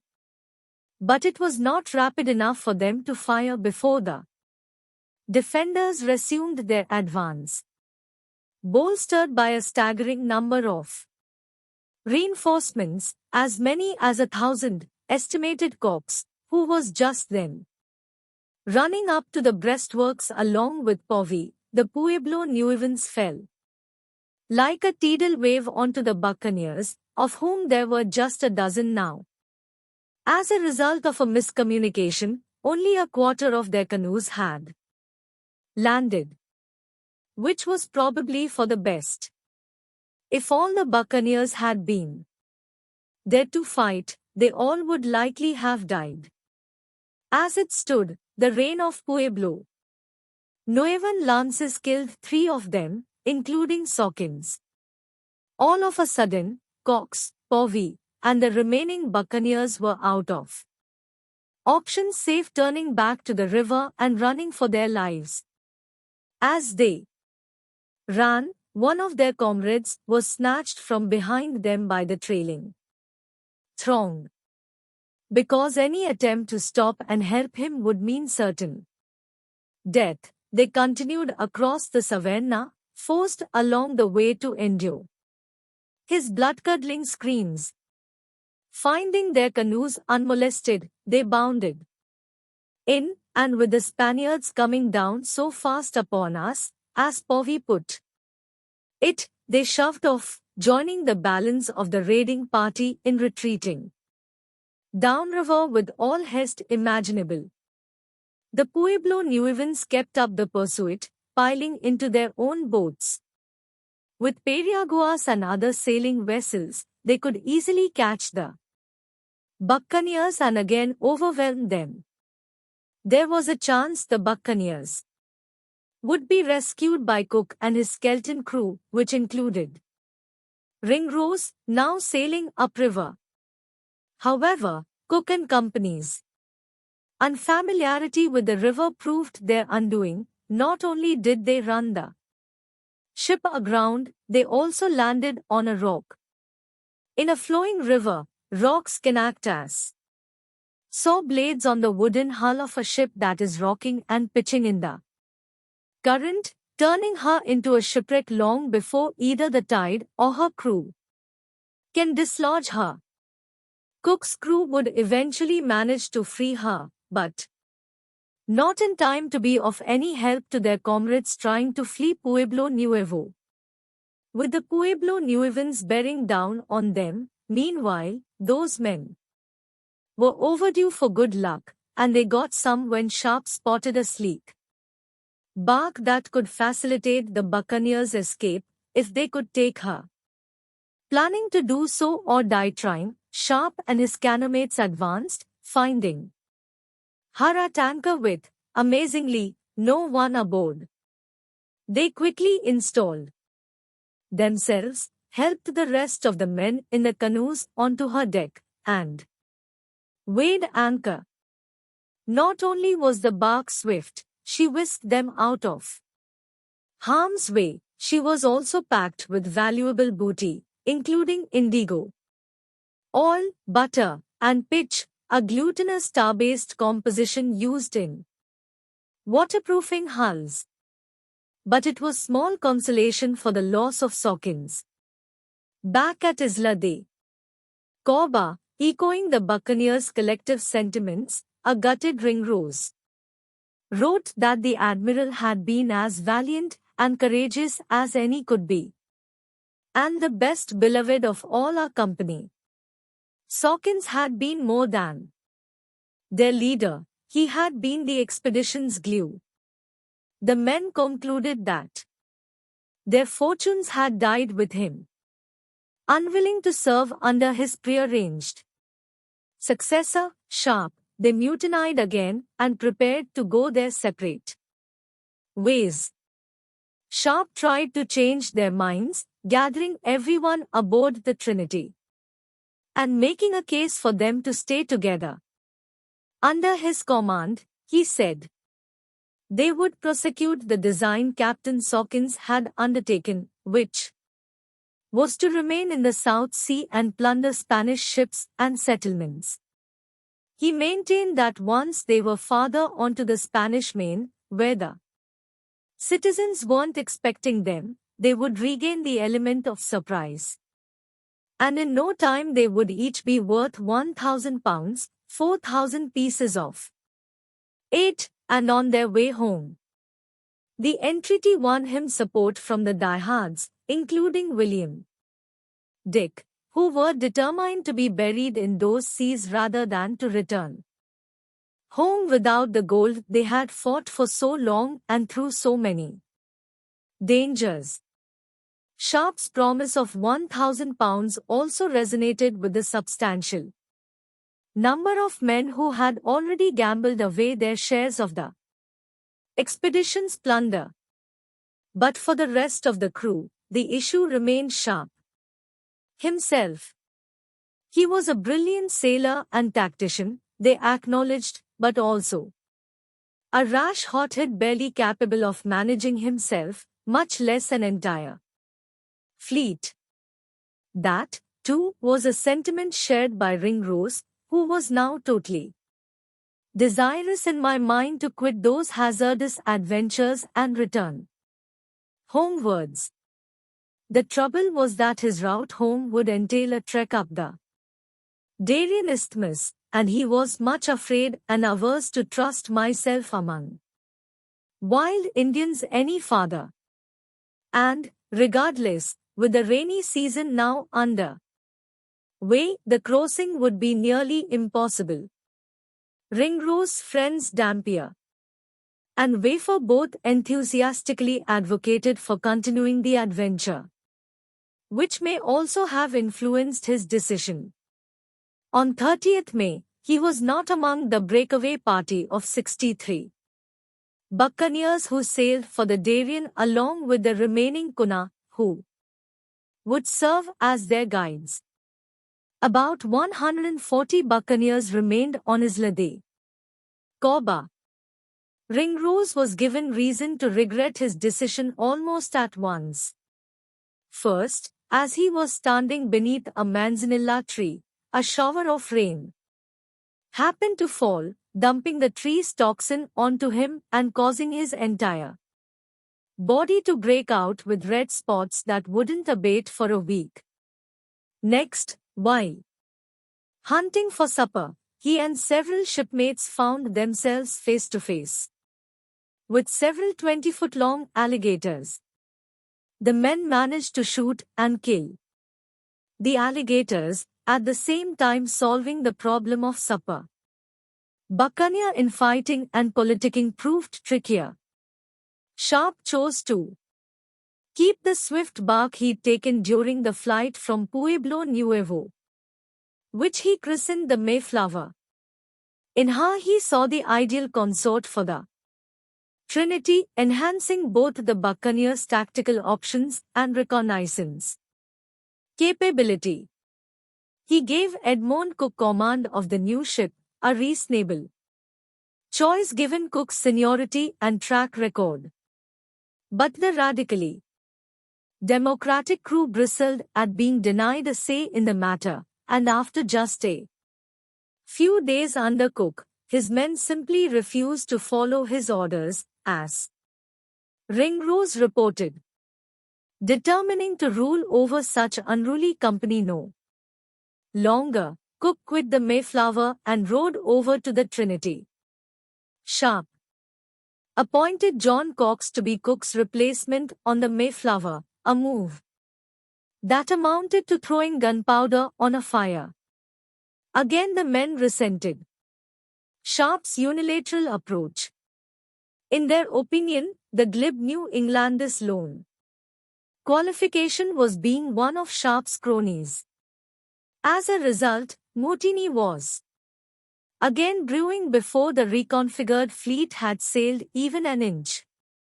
Those mutineers put their plan on hold, however, to weigh an offer from one of their prisoners, Captain Juan Moreno, who had commanded the San Pedro, the merchant ship that yielded some 50,000 pieces of eight in Panama Bay 2 weeks earlier.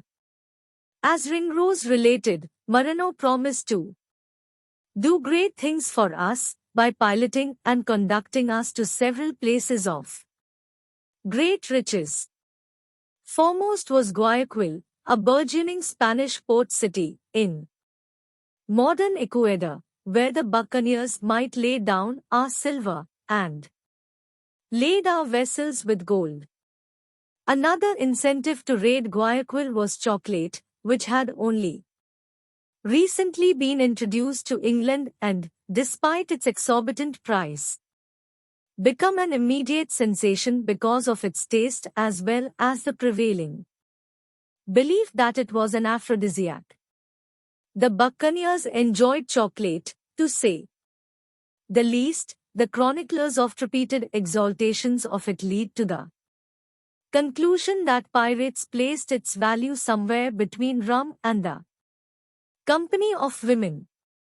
And, as Ringrose reported, Guayaquil's cacao nut, whereof chocolate is made, is supposed here to be the best in the whole universe.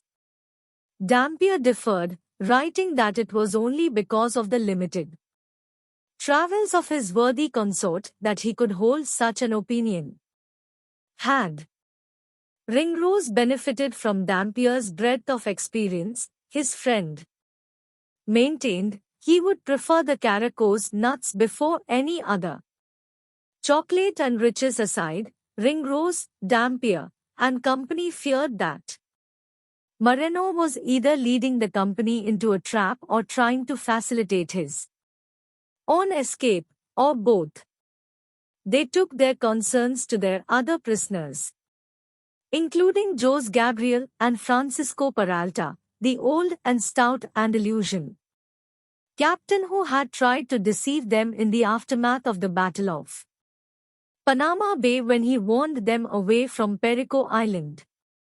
Hearing that Moreno had told the buccaneers about Guayaquil, Peralta became enraged.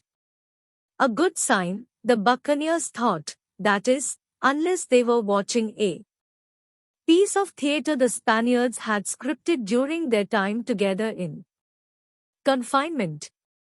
Again, Ringrose nascent Spanish proved a boon. Since the Battle of Panama Bay, he had managed to strike up a friendship with Peralta, just as he had done before with Gabriel, and found the Andalusian to be an eager raconter as well as a font of information about the South Sea. In that time, notably, Peralta had said nothing about Guayaquil, suggesting that his ire now was legitimate. Accordingly, the buccaneers decided it would be best to keep him and Moreno apart. They transferred Peralta to the Mayflower, to the dismay of Ringrose, who would be sailing aboard the Trinity, if the fleet ever weighed anchor.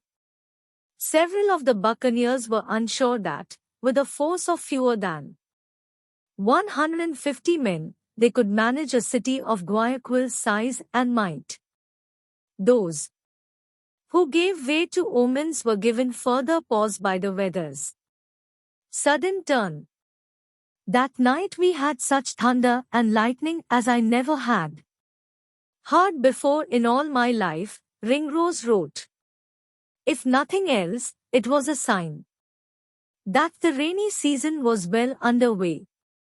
In late spring and early summer, in the vicinity of the equator, weather systems from the northern and southern hemispheres butt heads, forming 60,000-foot thunderclouds that produce rain whose intensity defeat the chronicler's description. Wafer would later write that it felt as if heaven and earth would meet.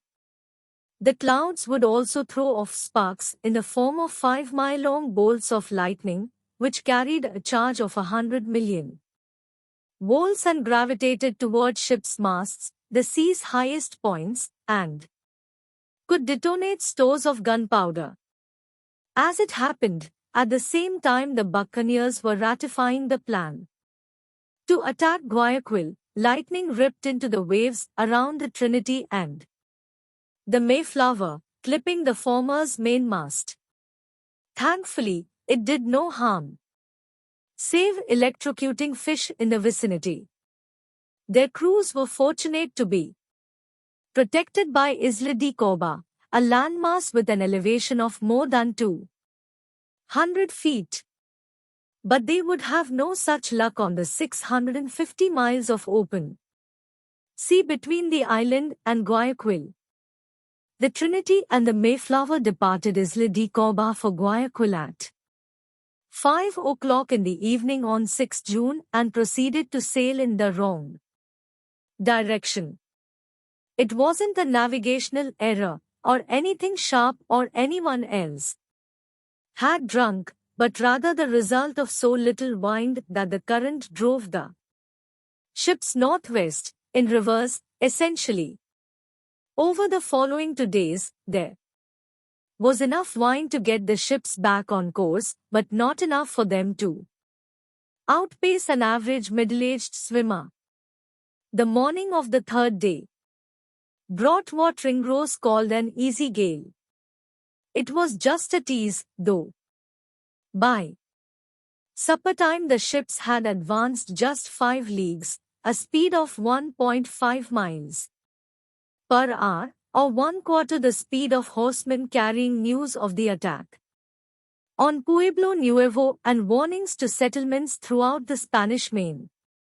At the rate the buccaneers were going, the voyage would take 5 weeks, assuming they remained on course. In the hope of determining their position, Ringrose turned to an astrolabe, a stack of adjustable brass discs that allowed him to first sight a familiar star at sunrise, then calculate the sun's position at its apex relative to the horizon, and finally translate the relative position of the two into the distance north or south of the equator, or latitude. He thereby determined that the ships were 32 miles south of Isla de Corba. But he couldn't tell whether they were east of the island, as they should have been, or west. It would be another 79 years before the invention of the marine chronometer allowed sailors to determine their positions east or west of the meridian, or longitude. In Ringrose time, discovering the longitude was a popular way of saying attempting the impossible. Steady rain the next day ruled out an astronomical observation, but Ringrose didn't need it to determine that the company was again drifting the wrong way. The rain was falling straight down, rather than at an angle, as it would have been had there been any wind that left the current to push the ships back toward Isla de Corba. In desperation, the buccaneers turned to their Spanish prisoners, who were veterans of those waters. But some were more reliable than others. According to Ringrose, Jose Gabriel had been consistently honest, going so far as to share the plots and conspiracies of other prisoners to escape or kill the buccaneers. By interviewing the prisoners individually and comparing notes, Ringrose and company hoped to isolate the truth. They thus learned that there was no consistent wind until the third parallel, or a latitude of 3 degrees, which was nearly 300 miles south. The prisoners also told them about two other, bigger problems. First, when trying to sail down the coast of South America, as the company was now, vessels ran smack into the southeast trade wind, which originated in the southeast and blew in the opposite direction, northerly, parallel to the Pacific coast of South America. Second, ships also had to fight against the strong northward flowing Peru current. The best way to counter the two forces, the Spaniards said, was to take a long enough tack to circumvent them. In this case, that would entail sailing some 800 miles southwest to the Galapagos Islands, just below the equator. There, the Trinity and the Mayflower would attain the wind and be able to dart 750 miles due east to Guayaquil. The roundabout route would add nearly 1,000 miles to their voyage but potentially save weeks. It sounded legitimate to Sharp, who revised his course accordingly. Over the following week, though, there was hardly any wind. The men engaged in little more than fishing as they lay tumbling in the calm, as Ringrose put it. At 5 o'clock on the morning of 17th June, the 12th day of a journey that under decent circumstances would have taken a week, land was sighted on the eastern horizon. Had the fleet reached the Galapagos? Unsure, Sharp sailed in for a closer look, revealing a vast, low-slung coast, notched with countless creeks and bays. Much too vast to be one of the Galapagos, Sharp thought. No one else aboard the rain-drenched Trinity was sure where they were. Sharp summoned Cox from the Mayflower and had him bring Peralta, who had restored his credibility with his recent navigational advice. The veteran South Sea captain would be able to identify the landmass better than anyone else, Sharp expected. Probably he could name the individual creeks and bays. Peralta indeed knew it, Barbacos, he said, a wild country on the South American continent, in modern-day Colombia. The buccaneers were now 100 miles farther from the Galapagos than they were when they'd started. Groans spread throughout the crew, followed by rumblings that it was time to cash out. Buccaneers relied on the element of surprise even more than wind. These misadventures, Ringrose complained to his journal, had given the Spaniards time to send advice of our coming to every port all along the coast. Sharp argued that, in fact, the delays would work to the company's advantage, concluding that the pirates must have left the South Sea by now. The Spaniards would relax their guard. The matter was put to the men in council. Should they continue the expedition or not? The result, according to Ringrose, was that the members of the company who had got money by the former prizes of this voyage were outvoted by the others who had lost all their booty at gaming. The men also voted on a new piece of advice from Peralta and agreed to sail to Gorgona, an island just 10 leagues away, for a badly needed careening. Gorgona was ideal for it, Peralta said, since the Spaniards never went there because of the seemingly incessant rain. Scarce one day in the year being dry at that place. Ringrose saw a detour to Gorgona for careening as a further boon to Spanish preparedness. When the company voted in favor of it, he wrote, I seriously repented my staying in the South Seas. Rain, it turned out, was the least of Gorgona's problems.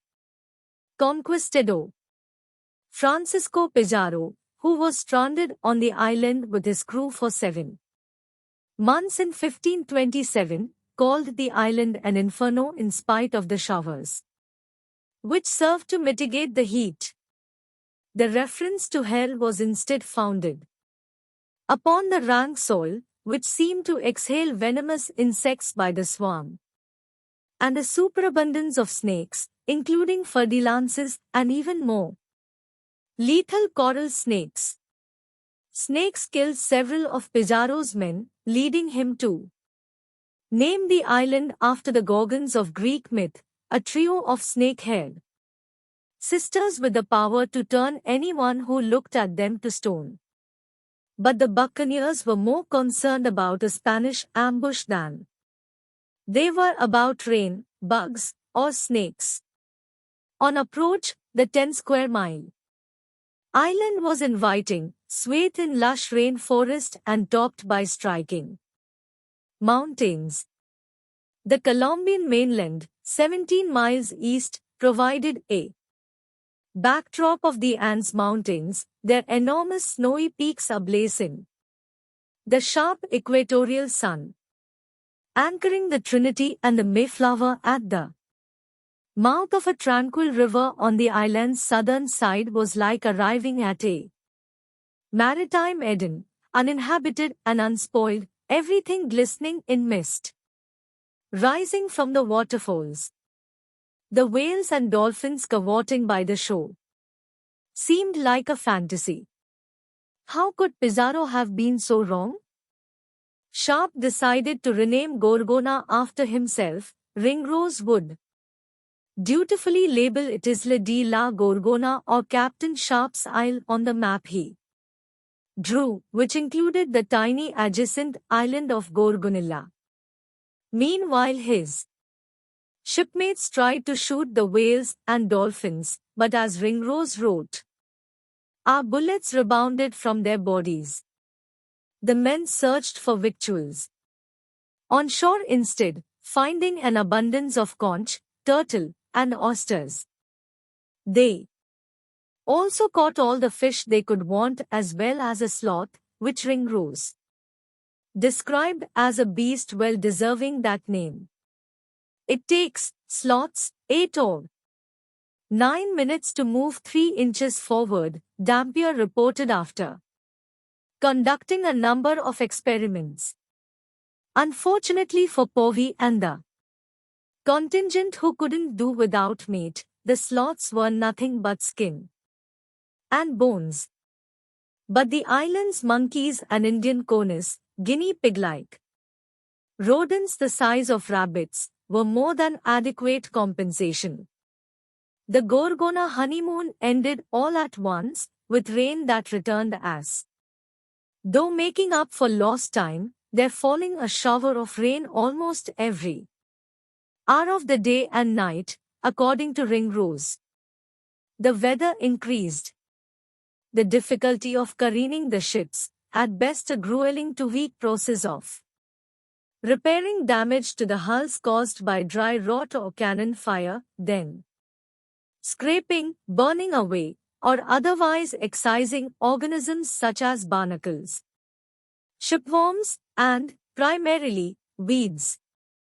Veritable jungles of weeds formed on hulls, especially in the tropics, slowing down a ship like the Trinity by as much as 3 knots, or up to half her average speed, which would be more than enough to prevent the buccaneers from escaping the men of war, almost certain to pursue them after their raid on Guayaquil.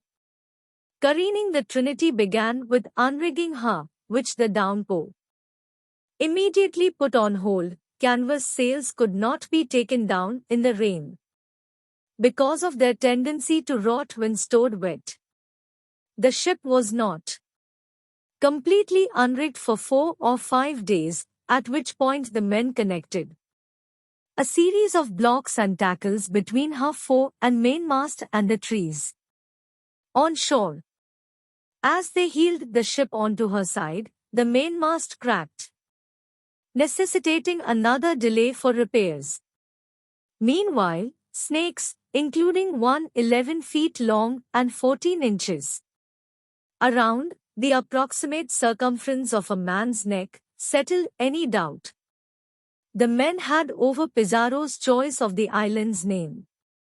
More troublesome, from the buccaneers' standpoint, was the state of their stores. Nothing considerable of any sort but flour and water, Ringrose lamented, as opposed to meat and wine or brandy. Amid this deprivation, the crew was stricken, for the first time on the expedition, by an outbreak of disease.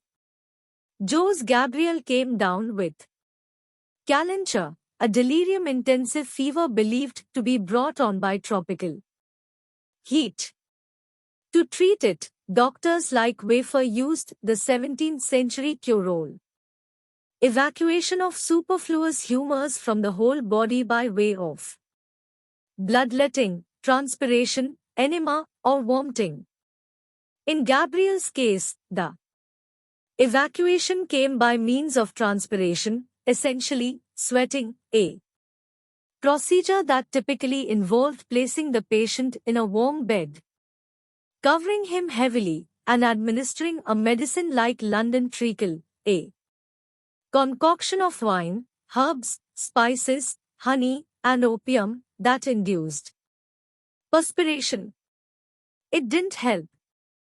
For 2 days, Gabriel lay senseless, as far as his friend Barge could tell, though perhaps the Spaniard was dreaming of the company's successful raid of Guayaquil, of his own triumphant return, laden with gold and silver gifts, to Golden Cap's village, and of the happy life he would lead with his beautiful princess and their newborn, the first of their many children.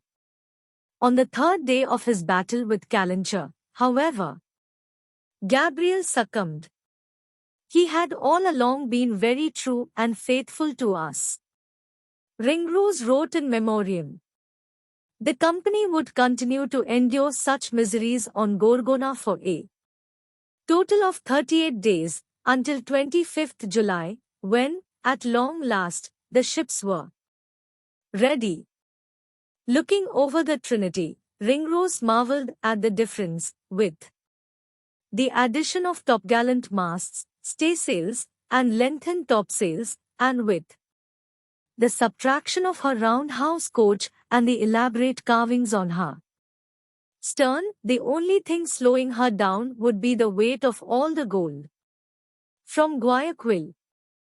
But Sharp no longer wanted to go to Guayaquil, not for any love of Captain Sharp's isle, but because the buccaneers had spent so much time there that they had almost certainly been descried either by passers-by or the Spaniards who lived on the neighboring island, Gorgonilla. A total of 3 families, the buccaneers had established. Since Guayaquil would have its guard up, Sharp thought, it would be in vain to go thither. Like most of his shipmates, Ringrose was taken aback. Sharp ought to have considered that risk before subjecting them to more than 5 weeks in this snake-infested stew pot.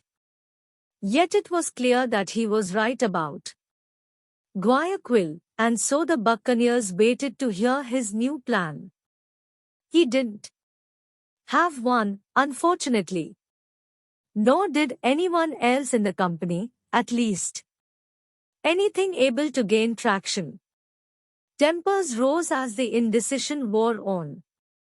Finally, one of their prisoners spoke up, the old Moor, as everyone called him. Likely he was one of the Muslims from the vicinity of the Iberian Peninsula who were occasionally found in Spanish crews at the time. It is recorded only that he had long sailed with the Spaniards.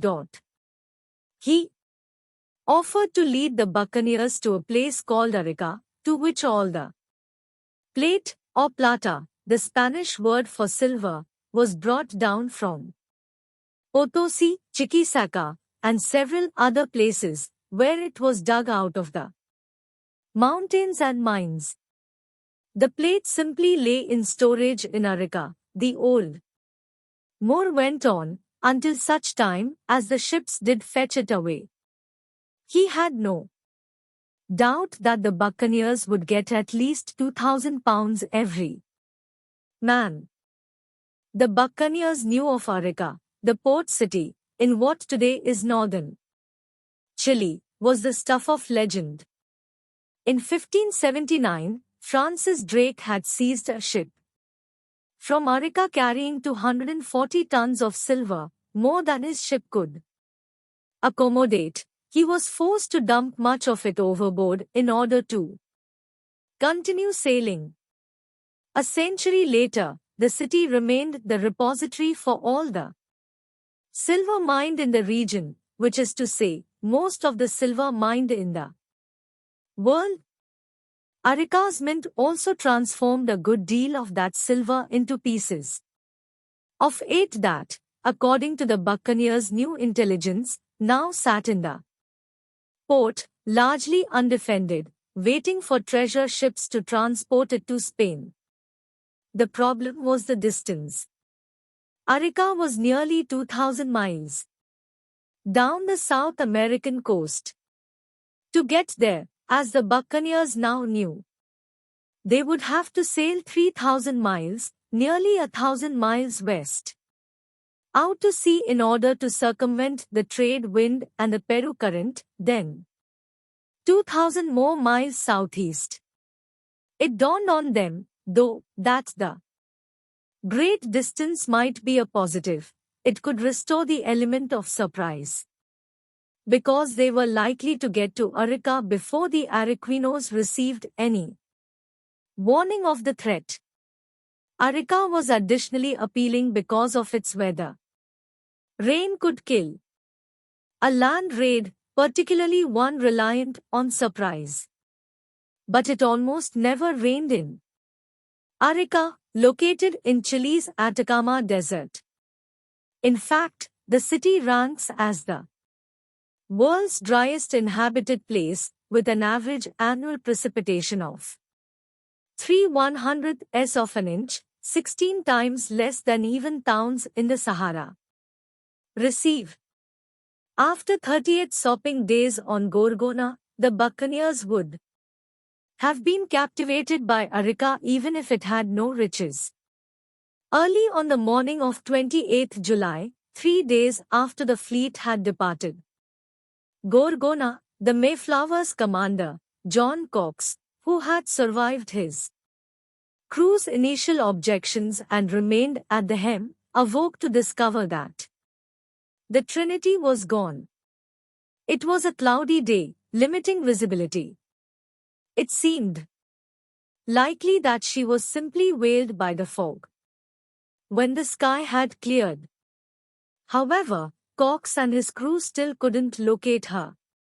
This was no ordinary separation, Cox suspected, given the disagreement that he and Sharp, the Trinity's commander, had had the night before. Since weighing anchor at Gorgona, the Trinity and the Mayflower had been sailing south along the South American coast in advance of their planned tack out to sea, and suffering, unsurprisingly, from too little wind.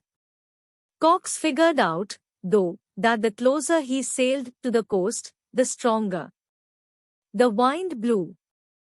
Accordingly, when the cover of darkness permitted, he plied the shore. The practice brought Ringrose roving over from the Trinity as a messenger. An ingenious man, Cox thought of Ringrose, but that ingeniousness was neither here nor there when the Englishman was serving as Sharp's mouthpiece. Sure enough, Ringrose said, Sharp had ordered him to convey to Cox that he should stand off from the shore lest the Mayflower run aground.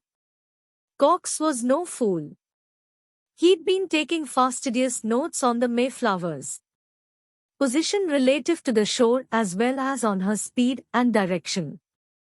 He was certain, he told Ringrose, that he could maintain a course along the coast from sunset until at least 2 in the morning without the slightest risk of running aground. Ringrose thought Cox was being obstinate, and before returning to the Trinity, he advised the New Englander to come about, to sail away from the coast. Cox complied, but not until 2 a.m., without ill effect, except, perhaps, the hot-headed Sharp's reaction. It was easy now, in the clear light of day, with no sign of the Trinity, to imagine Sharp ordering his crew to drop back, to leave Cox to regret his insubordination, if only because of the uproar it would provoke among the Mayflower crewmen when they realized their captain was responsible. According to Povey, more than anything else except storms, the men feared being left alone in an enemy's country and unknown seas. And indeed, as a result of losing the Trinity, panic reigned on the Mayflower. Judging himself windward of the Trinity, Cox had his men lower the Mayflower's topsails and haul up the lower sails in order to slow her and enable the larger ship to catch up. But the day ended without any sign of her, as did the following day, and the day after that. After a week, the crew became convinced that the Trinity had succumbed either to the Spaniards or to the vagaries of the sea. As William Dick wrote, this loss occasioned sundry distractions in our minds, not knowing what would become of us after so many misfortunes. Nevertheless, Cox proceeded to the appointed rendezvous point, Isla de La Plata, 300 miles southeast of Gorgona. If the Trinity was still afloat, he reasoned, Sharp would wait there for the Mayflower crew before proceeding to Arica. And if the Trinity were indeed lost, Isla de la Plata, which translates to Silver Island, offered Cox an intriguing alternative means of obtaining silver from Arica. It was there, in 1579, that Francis Drake had unloaded much of the excess Araquino silver weighing down his ship. Cox continued to direct the Mayflower down the coast, battling the wind and current much of the way. Over the course of the first week in August, he passed the highland of Santiago, the white cliffs of Cape San Francisco, Cape Pasdo, Manta, and Cape Lorenzo. Finally, on 10th August, one of his men sighted Isla de la Plata. The 2-square-mile uninhabited island was steep all around but flat on top, like a pillbox.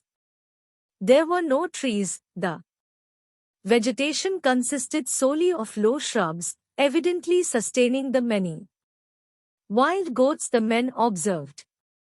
The sheer rocky coastline afforded just one viable landing spot, on the northeastern side. There were no other ships there, meaning both that the Trinity crew was not on the island and that a reunification was not in the cards.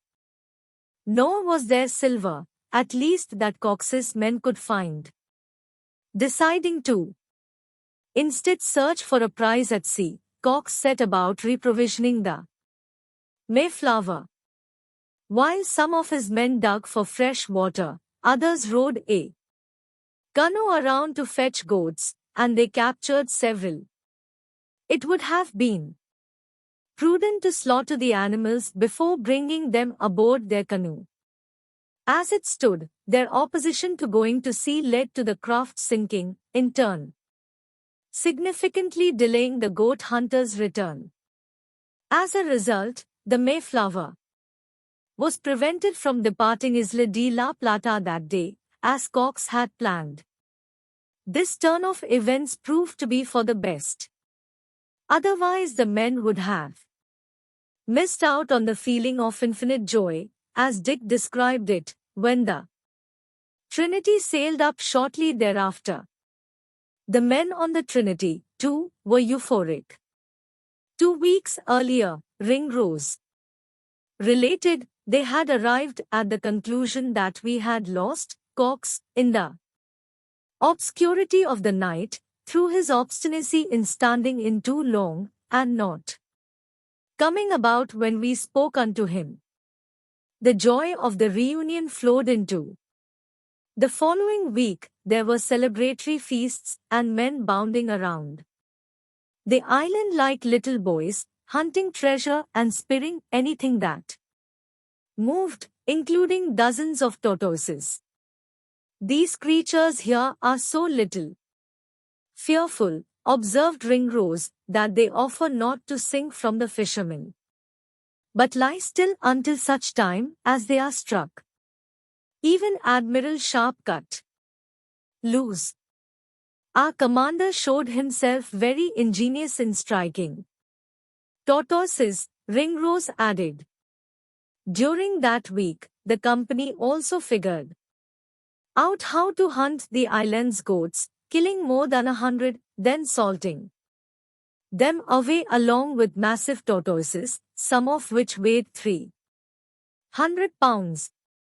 Dampier's review included, their fat is yellow, and the lean white, and their flesh extraordinary sweet.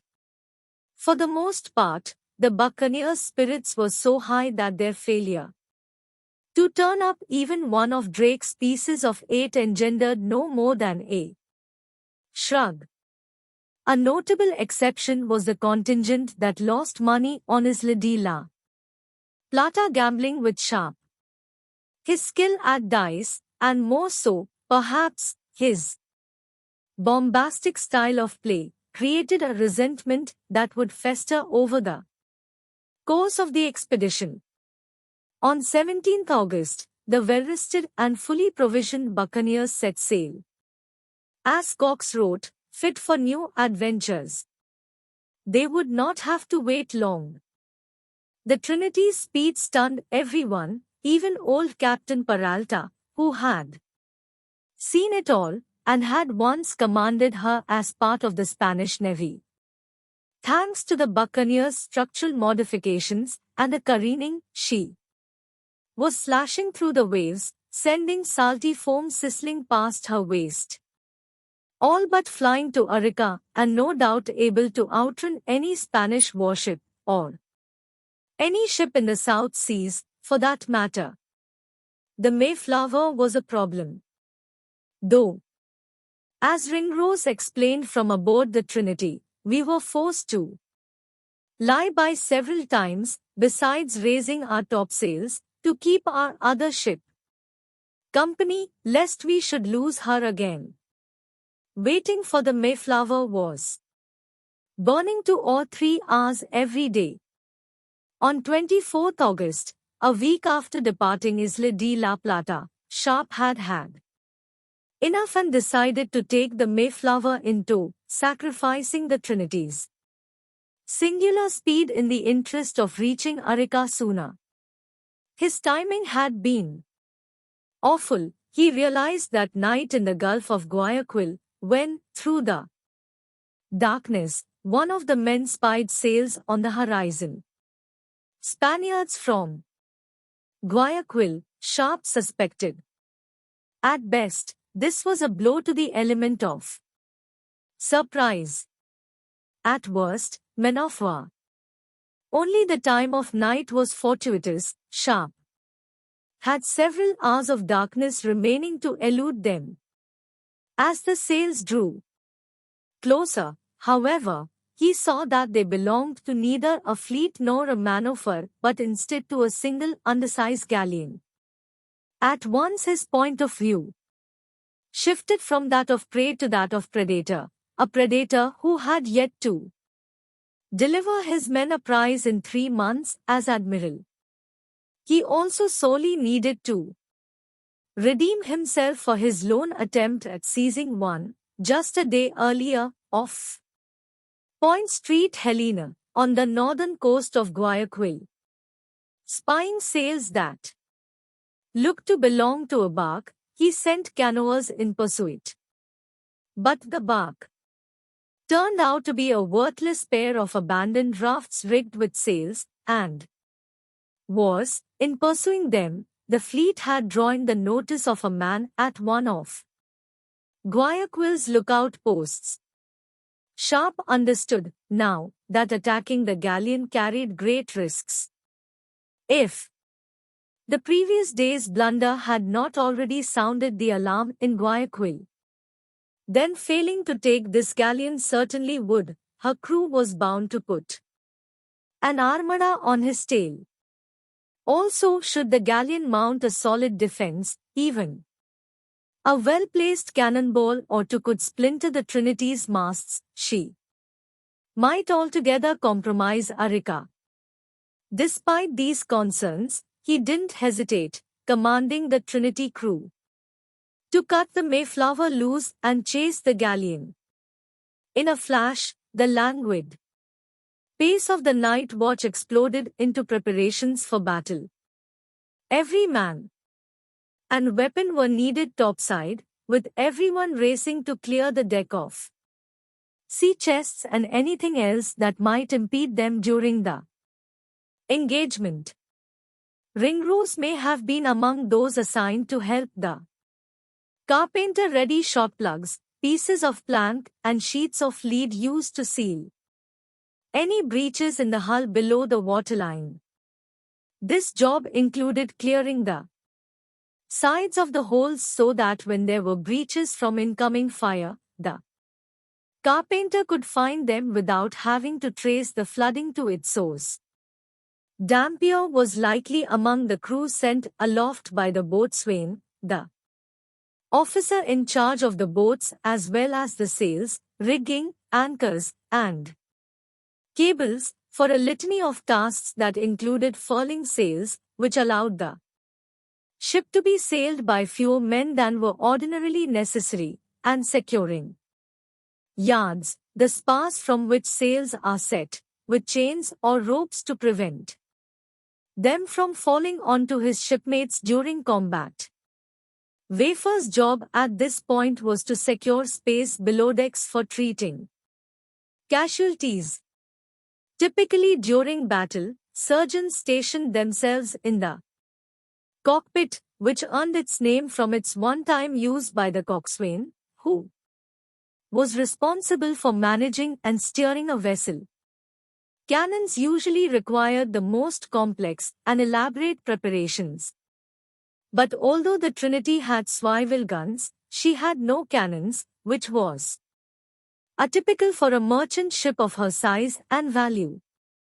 The buccaneers may now have regretted their failure to add some. Alternatively, they may have belonged to the tactical school of thought that muskets were the more effective means of suppressing fire from a vessel while trying to board her. As the two vessels came within plain view of each other and the battle drew nigh, Sharp's men would have expected him to deliver a speech. No record exists of what he said. Perhaps he invoked the memory of Sawkins, or channeled the crew's rage. Given his laconic tendencies, it's more likely that his exhortation bore a closer resemblance to Blackbeard's famous rally cry, "Let's jump on board and cut them to pieces." It's a near certainty that Sharp supplemented the crew's courage with wine or brandy.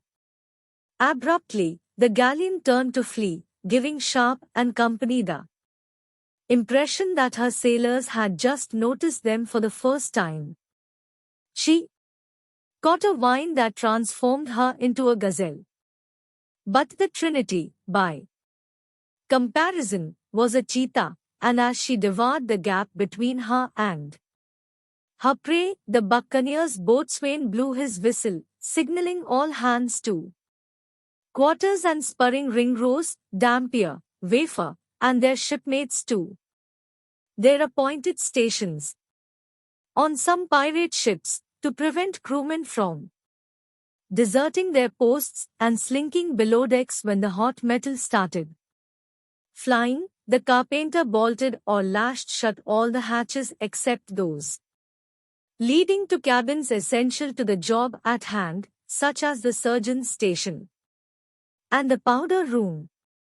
Quickly the Trinity closed to within hailing distance of the galleon.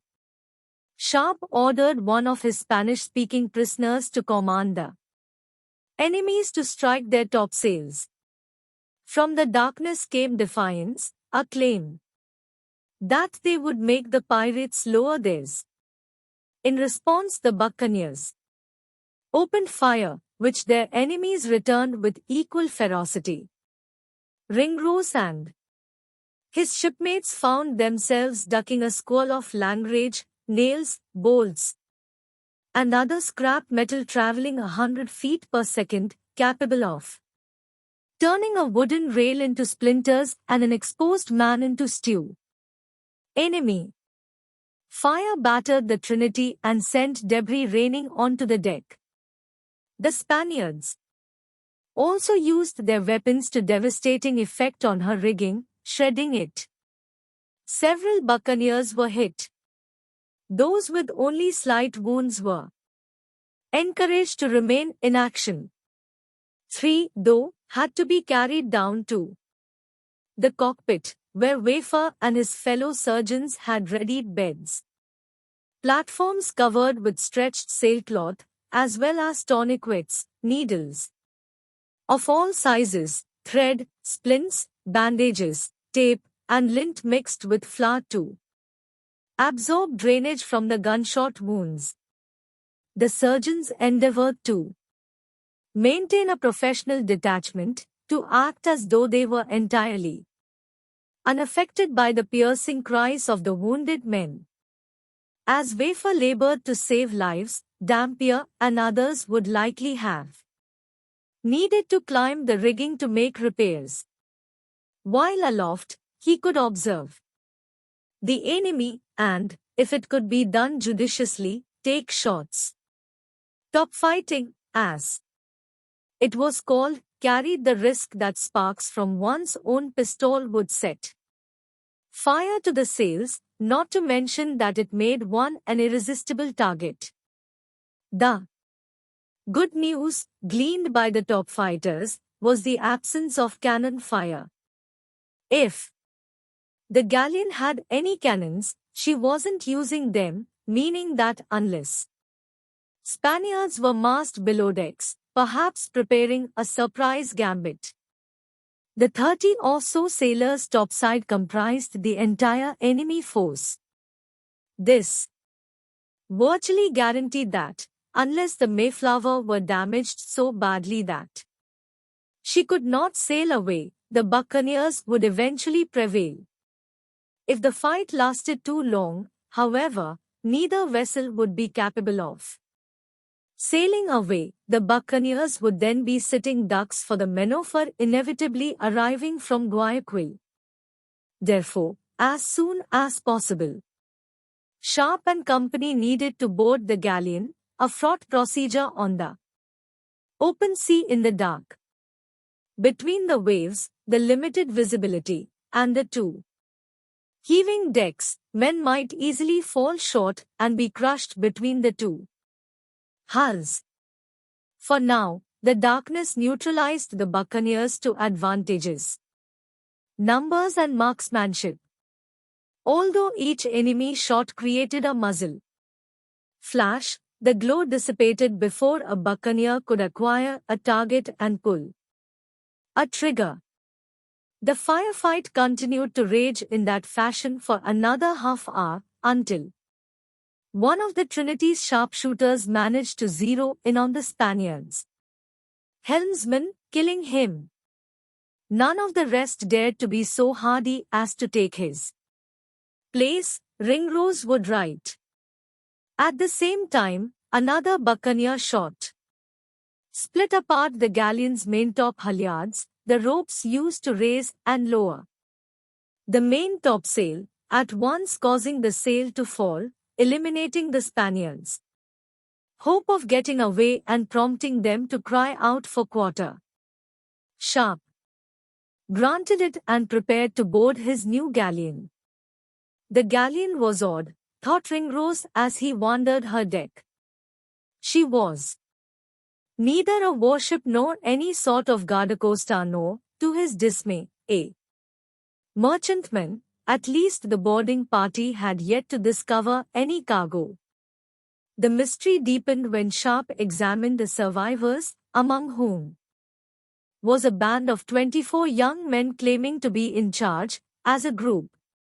They professed themselves to be civilians who had recently relocated from Spain to Guayaquil, where they had hired a crew of 10 experienced seamen and soldiers along with a friar to serve as their chaplain. The only way for Ringrose and Sharp to make sense of this crew configuration was to regard the 24 young Spaniards as aspiring pirates. Their actual story was stranger. As they proceeded to explain, they had met one another the night before in a Guayaquil tavern, where the news of the English pirates was on every lip. To a man, they were galled by the notion of such English blackguards violating their waters. When one of them proposed they all go to sea and eradicate the scoundrels, he was met by huzzas. No doubt similar alcohol-fueled bravado was given voice by men in taverns all over the Spanish Main that night. These men, the merry blades, Cox dubbed them, were extraordinary in that they had actually followed through. As much as their story flabbergasted Cox, Ringrose, and Sharp, it troubled them, especially the news of the English pirates. What did the Spaniards know? How far had the news spread? The buccaneers put the question to the captain the Merry Blades had hired, Thomas Deargandona, who seemed an authoritative source. Not only was he a former governor of Guayaquil, he also came from a long line of accomplished commanders, including a brother recently appointed Admiral of the Sea Armada to replace Don Jacinto de Barahona, who had died in the Battle of Panama Bay. Gentlemen, I am now your prisoner at war by the overruling providence of fortune, Argandona told the buccaneers, adding that he was very well satisfied that no money whatsoever can procure my ransom, at least for the present at your hands. Hence I am persuaded, it is not my interest to tell you a lie, which if I do, I desire you to punish me as severely as you shall think fit. He struck Sharp, Ringrose, and Cox as a gentleman and a person of quality. Sharp instructed him to continue. Back in June, Argandona said, a pair of Spanish barks had arrived in Guayaquil to bring news of the pirates' defeat of the Barcos de la Armadillo in Panama Bay and to rally reinforcements. And then, only the day before they encountered the buccaneers, he and his crew were prompted to go pirate hunting themselves. On hearing that a Spanish lookout post had spotted the Santissima Trinidad, which was well known throughout the South Sea, the last detail confirmed that Sharp's pursuit of the pair of abandoned rafts had been foolish, though inconsequential if the merry blades were the extent of the fallout. Argandona went on to explain, however, that the merry blades were the least of the buccaneers' worries. Upon receiving the news of Panama Bay, the Viceroy of Peru, Melchor Linan y Cisneros, had constructed two new forts in Guayaquil to guard against the pirates. Next, he deployed several men of war with a plan to defeat the Englishmen he'd based on information provided to him by one of their own. That contention smacked of artifice, a claim designed merely to deter the company from further attempts at plundering the Spanish main. It also seemed implausible.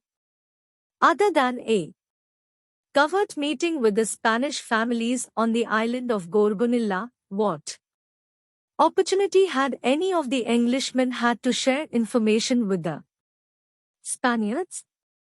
The answer, Sharp and company learned, lay in the fate of the smaller of the two barks the fleet had lost on the voyage from Panama to Pueblo Nuevo. During the storm, that bark's commander, Maurice Conaway, sought refuge for himself and his six-man crew at Isla Gallo, in the Pearl Islands. Venturing ashore, they found a small Spanish settlement, which they proceeded to plunder, until the settlers were reinforced by 50 armed men they'd summoned from the mainland. The Spaniards killed Conaway and 5 of his men, offered quarter to the lone survivor, and then took their time examining him, learning the extent of the buccaneers' plans. As a result, Viceroy Linan had built the new forts in Guayaquil and dispatched the men of war to hunt for the buccaneers. In addition, Argandona said, Linan had 2 other, bigger men of war anchored at Lima, waiting for word of the pirates' whereabouts before setting sail in pursuit. Linan had also diverted a 3rd man of war that had been bound for Arica to pick up freshly minted silver. Instead, the 24-gun Patache would join the pirate-hunting armada. To the buccaneers, none of this was bad news. Viceroy Linan's fleet would soon arrive in Panama, learn that its quarry was long since gone, then have to battle the southeast trade wind and the Peru current on the way back to Lima. As for the recall of the Patache, which had been bound for Arica to collect the freshly minted pieces of 8, might that mean the Pieces of 8 were left sitting in Arica. Argandona confirmed that was the case.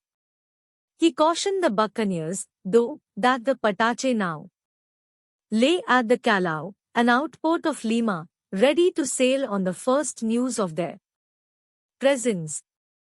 Ringrose, Cox, and Sharp must have regarded one another in disbelief. To claim the silver in Arica, all they had to do was steer clear of Lima. That revelation was punctuated by the shouts of their comrades charged with. Rummaging through the captured galleon, they had found more than 3,000 pieces of 8. All at once, the buccaneers' stars seemed, at last, to have aligned. Then, out of the blue, Sharp fired a gun and splattered the blood of the Spanish friar across the deck in plain sight of his shipmates. The merry blades and the buccaneers alike were stupefied, and the next thing they knew, Sharp had thrown the still-breathing man overboard. The shooting had been the friar's punishment. Ringrose later wrote, as much of an explanation as any of the chroniclers provided. Sharp himself wrote nothing at all. Such cruelties though I abhorred very much in my heart, Ringrose added, yet here was I forced to hold my tongue and contradict them not, as having not authority to oversway them. Sharp's action may not have been the random act of homicidal mania that both crews took it for, but rather part of what amounted to the brethren of the coast's public relations campaign.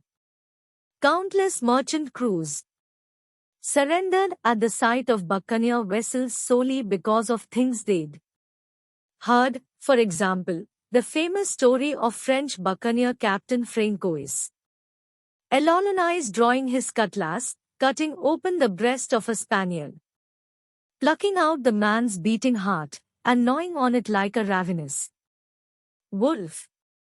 In reality, buccaneer captains were far more likely to follow the precept that a skillful leader breaks the enemy's resistance and secures victory without fighting. Sharp may also have been trying to intimidate the merry blades and their crew, all of whom he subsequently took prisoner aboard the Trinity, sinking their galleon. But if shooting the friar had indeed been calculated, Sharp would have done well to let his own men in on it. Instead, he left many of them grumbling about his fitness for command, misgivings that soon would mushroom into mutiny. Those who also believed that an unprovoked killing of a man of God risked divine retribution found validation 2 days later. On 26 August, when, with the Mayflower in tow, the Trinity collided with her, snapping the smaller ship's bowsprit apart as if it were a dry twig, turning much of her bow to kindling, and otherwise damaging her beyond salvage. With resignation, Cox and his crew transferred their possessions and provisions to the Trinity and left the Mayflower to sink. Their disappointment turned to relief, however, on the night of 1st September, when the lookout on the masthead sighted a ship. If she were one of Viceroy Linen's, Cox and his men now had a prayer of escaping. All the men could see, on the night of 1st September, was a glow that, if it hadn't been leagues out to sea, they would have pegged as a street light or a lantern in a house. It might be another abandoned raft, or it might be a 600-ton Spanish man-of-war bristling with cannons.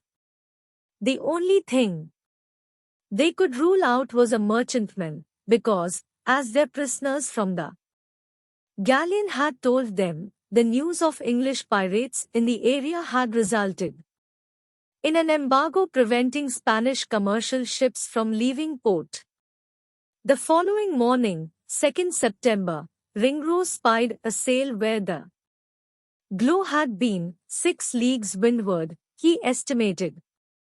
To have a better idea of the vessel's identity, Ringrose and company needed to get close enough to see her colors. Spaniards flew the Red Cross of Burgundy on a white background. But pennants were not definitive. To veil their identity, the buccaneers often flew the Cross of Burgundy themselves. Merchant and naval vessels, too, commonly flew false flags to deceive their enemies. In this case, the buccaneers might not find out the truth until the Trinity was close enough to be shot to matchsticks. But soon prisoner Nicolas Moreno, who had been the Mary Blade's pilot, the officer who superintends the navigation, was able to identify the ship. As he told the buccaneers, she was a rich merchantman laden with rigging, woolen and cotton cloth, and other commodities made in Quito. She had set forth from Guayaquil on 13th August, he added, but along the way needed to put in at Peta, around 300 miles south, to have her mast refitted. That explained her violation of the embargo on commercial vessels. She would have set sail before it was put in place, if Moreno was on the level, that is, rather than trying to direct his captors toward a Spanish warship. The buccaneers weighed going after the unknown ship. The risks aside, pursuing her meant deviating from their course to Arica, the cost of which could be measured in time and, more critically, water. Yet, as was often the case on pirate ships, the deliberation over whether to chase after an unidentified sail was almost a foregone conclusion, the prospect of a prize a siren song. The pursuit that ensued was, in some respects, breathtaking, the pinnacle of high seas adventure. At the same time, it resembled a race between garden slugs. The Trinity was outpacing the merchantmen by half a knot, 57 miles per hour, but 6 leagues separated them. At best it would take the Trinity a day and a half to close the gap. Consequently, the buccaneers did not rush to prepare for battle as they had the night before. Those on watch moved around a little more than usual, but only because they were cold. Ringrose likened it to England in November. He was glad, meanwhile, to again have the company of Captain Peralta, who was never at a loss for a yarn. The old Andalusian seized on their proximity to Tums, the first place the Spaniards had settled in Peru, to tell his English friend a story that, he felt, justified Spanish imperialism. The Spaniard who discovered Tums was a priest, and as he first landed there, carrying a cross, 10,000 natives looked on. No sooner did he set foot on shore than 2 tigers sprang from the woods. The priest gently placed the cross onto the back of one of the tigers, causing both to prostrate themselves, as though worshipping it. In conclusion, Peralta said, these animals gave to the Indians to understand the excellency of the Christian religion, which they soon after embraced. He failed to sway Ringrose, who, despite his regard for the captain, would write of the Spaniards, their insupportable cruelties to these poor natives. I hope in due time will reach the Almighty's ear, who will open the heart of a more Christian prince to deliver this people and drive away these caterpillars. By day's end, the buccaneers had narrowed the gap between them and their quarry from 6 leagues to 4. But then a thick mist fell, hiding her from view and giving rise to concern that she would escape during the night. When it grew dark, however, she reappeared, thanks to lights burning on her deck. Negligence, Ringrose suspected, rather than any sort of guile. The buccaneers were thus able to steer directly toward her, and by the next morning they were within 3 leagues, her sailors seemingly unaware that they were being pursued. Had they suspected anything, not only would they have extinguished every last flame aboard their ship during the night, they also would probably have sailed inland and run her aground so as to have a chance of defending themselves. By the end of the second day of the chase, the buccaneers were within 2 leagues, and at dawn on the third day, the gap was just a league. Finally, spying the Trinity, the commander of the merchantmen tacked immediately. Such evasive action was standard operating procedure for a merchantman commander when sighting a potential predator. If he could keep away from them until dark, he would have more avenues of escape. Sharp tacked after him and continued to close in. The merchantmen might now turn back and attack or merely feign attack in the hope of scaring the buccaneers away. Sharp also had to consider the possibility that he was being led toward a Spanish warship. He studied the merchantmen for tells. The choice to sail close to the wind, for example, would suggest that the ship was deeply laden with cargo. On the other hand, she might in fact be deeply laden with cargo but trying to deceive him by sailing away from the wind, as though her holds were empty. The day wore on in this fashion, and the merchantman yielded no more clues. Nevertheless, Sharp had his men clear the decks and prepare for battle. At 4 in the afternoon, the Trinity had sailed within 100 yards of the merchantman, close enough for her crewmen to apprehend that they were being pursued by pirates. They lowered all their sails at once. Ringrose and his shipmates cast dice to see which of the two watches would have the privilege of going aboard her first. The larboard watch won. 20 of them then bounded onto the merchantman's deck and into her holds, where they helped themselves to, among other things, a great deal of cacao nuts and raw silk. It was a nice prize, but nothing in comparison to what they hoped for in Arica. Sharp and company examined the merchantman's crew and chose as prisoners those they believed would be of the greatest use during the voyage, 2 Spaniards and 12 enslaved men. The rest they left aboard the merchantman, minus her mizzen and mainmast to delay her return to port and, thereby, a report of their whereabouts. To make sure those men were sufficiently provisioned for the extra time they would spend at sea, the buccaneers provided them with flour from the Trinity and ample water. It was a humanitarian gesture, one that would prove disastrous.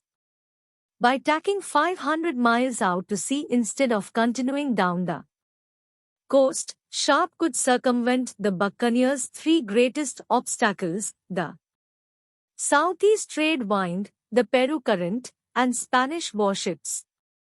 But there would be a trade-off. His navigation relied on landmasses for reference, and in this stretch of the South Sea, there were virtually none. The same dearth of land would also preclude the crew from reprovisioning, and their food and water stores were already dangerously low. If they lost their way or were delayed for any reason, their only means of slaking their thirst would be by drinking seawater, which would kill them sooner and in far more gruesome fashion than drinking nothing. In spite of their meager provisions, the South Sea experts among their Spanish prisoners, who stood to be at least as thirsty as the buccaneers if anything went wrong, unanimously recommended tacking. Sharp would be more than rewarded, they maintained, by great gusts of wind on the return leg. On 12th September, 1 week into the attack, the buccaneers had indeed lost track of their position. Using the astrolabe, Ringrose determined that they were on the 11th parallel, 660 nautical miles, or 759 statute miles, below the equator. Lacking a means of gauging longitude, though, he couldn't say where they were along the 11th parallel, which, at 21,624 nautical miles, is one of the longest latitudinal lines on Earth, crossing not only the Pacific but also the Atlantic and Indian Oceans as well as Africa, Australia, and South America. Without a landmass for reference, a 17th-century sailor placed blindly on the 11th parallel would have no means of determining where in the world he was, unless there happened to be an eclipse. Ringrose had read in a ship's almanac that on that day, 12th September 1680, the moon would cover the center of the sun, giving the sun's outer edges the appearance of a ring of fire.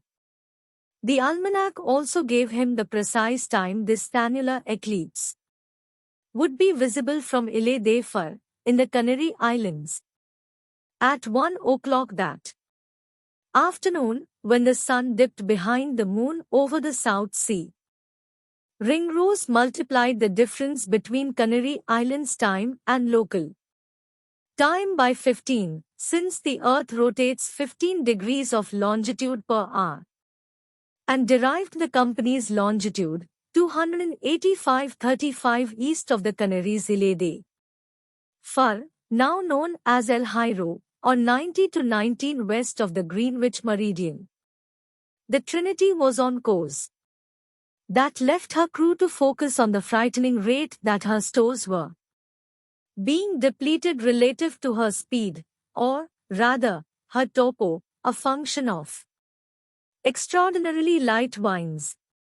A week later, on 19 September, the company instituted water rations. Each man was constrained to 4 pints per day.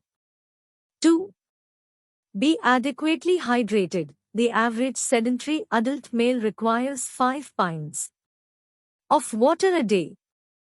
Of course, the buccaneers were hardly sedentary, constantly wrestling with ropes, furling and unfurling tons of canvas, and working the pumps. The salty air, which can also contribute to dehydration, made things no easier, though the relatively cool September weather, highs in the mid-60s, was a boon. The next day, 13 September, Sharp determined that they had sailed far enough southwest to turn back toward the continent. That night, the heavens presented them with a view of the Magellanic Clouds, the pair of spiral galaxies orbiting the Milky Way that are visible in the southern hemisphere. The spectacle had a way of convincing mariners that they were not, as it often seemed, adrift in infinite darkness but were rather guided by a divine hand. Sharp would have preferred wind. Over the next 2 weeks, there was far less of it than he'd banked on, and on 29 September, the main's daily water ration was further reduced to 3.5 pints, with their daily food ration set at 1 cake of boiled bread. Dehydration began to wither the company. In the early stages, its primary symptom is dry mouth, a tightening of the skin in and around the mouth resulting from the salivary gland's inability to wash away food particles. The food particles, in turn, eat into the teeth and gums, resulting in tongue sticking to the mouth, difficulty swallowing, and bad breath. The crew's oral hygiene regimen, the occasional chew stick twig, likely had no effect. Dehydration also meant fewer diversions, a tongue sticking to the roof of one's mouth hindered chanties and storytelling, and cost the buccaneers their favorite escape of all, alcohol. While brandy might have seemed the perfect remedy across the board, even the most hard-bitten among them knew it would only exacerbate their condition. The water situation steadily deteriorated over the next 2 weeks, intensified by the constant reminder of the deficit all about them. As the sailor in Samuel Taylor Coleridge's The Rime of the Ancient Mariner put it, water, water, everywhere, but nor any drop to drink. The journal of the ordinarily wordy Cox during this period offers a counterweight to the popular notion of a pirate ship as a floating fraternity party. 10 straight days of entries consisting of nothing but recordings of the ship's position, the poor wines, and the company's minimal progress. For example, 28 due west, 21 league, east lat, 22 degree, 35 min, wind south with rain, east 134 league. To Ringrose, or to any seaman with the grasp of basic math, Cox's Spartan entries constituted an epic tragedy, if his distance measurements were accurate. To measure distance traveled, like most 17th century seamen, Cox used a reel of tough cord, knotted every 44 feet, which he dropped into the water from the moving ship. Because 44 feet is 1/120th of a mile, the number of knots that unspooled over 30 seconds allowed him to calculate the Trinity's speed. From September Bees to Thies, he had her covering just 180 leagues, or 55 miles per day. Ringrose measurements, recorded less often, were generally higher, but not significantly so. At most, the Trinity was averaging just 2 knots, or 2.3 conventional miles per hour. A decent walker, at around 3 miles per hour, would have outpaced her. On 1st October, each man's water ration had to be reduced again, this time to 2.5 pints per day. The next 4 days brought neither wind nor hope. On 6th October, at long last, came the great gusts of wind. But as the company's recent run of luck would have it, the gusts were too great. The ring bolts, heavy iron rings bolting the mainstay to the deck, keeping the mainmast from toppling when the wind hit the sails on the forward side, gave way.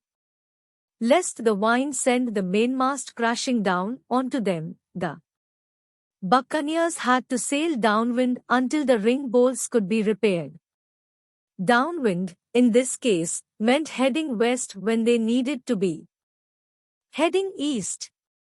They completed the repairs in 3 or 4 glasses, as Ringrose recorded it, 1.5 to 2 hours, just in time for the gusts to disappear.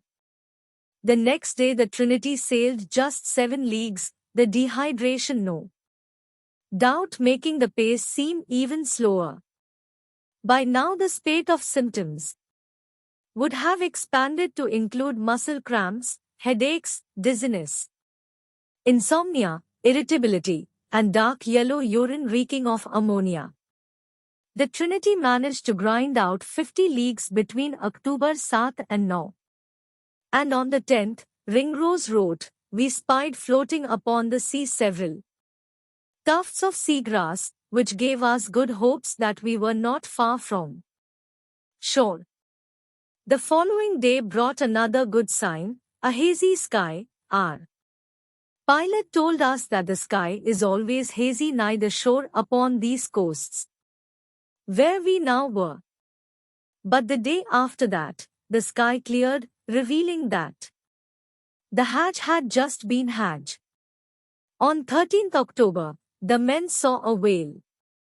According to Ringrose, an infallible token that we were not far distant from land, which now we hope to see in a few days. And on the 14th, appeared several landfowls, being but small birds, concerning which our pilot said that they used to appear about 1 or 2 days' sail from the land. But what land, no one knew. The continent? All that mattered was the prospect of fresh water. It took another 3 seemingly infinite days before Ringrose and his shipmates heard the hoarse cry of land from the masthead. They held off celebrating on account of the hatch, which caused them to question whether what their host shipmate had sighted, 8 leagues away, was in fact land. To Ringrose, it looked like a sugar loaf.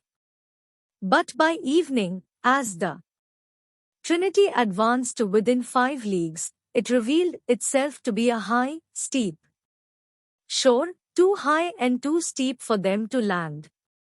Another 5 full days of sailing along the coast was required before the company came upon a suitable landing spot, a barren point set aglow by the sunrise of October 22. According to Moreno, the Merry Blade's pilot, they were now looking at the point of Ilo, 75 miles north of Arica, or far too close to Lima for comfort.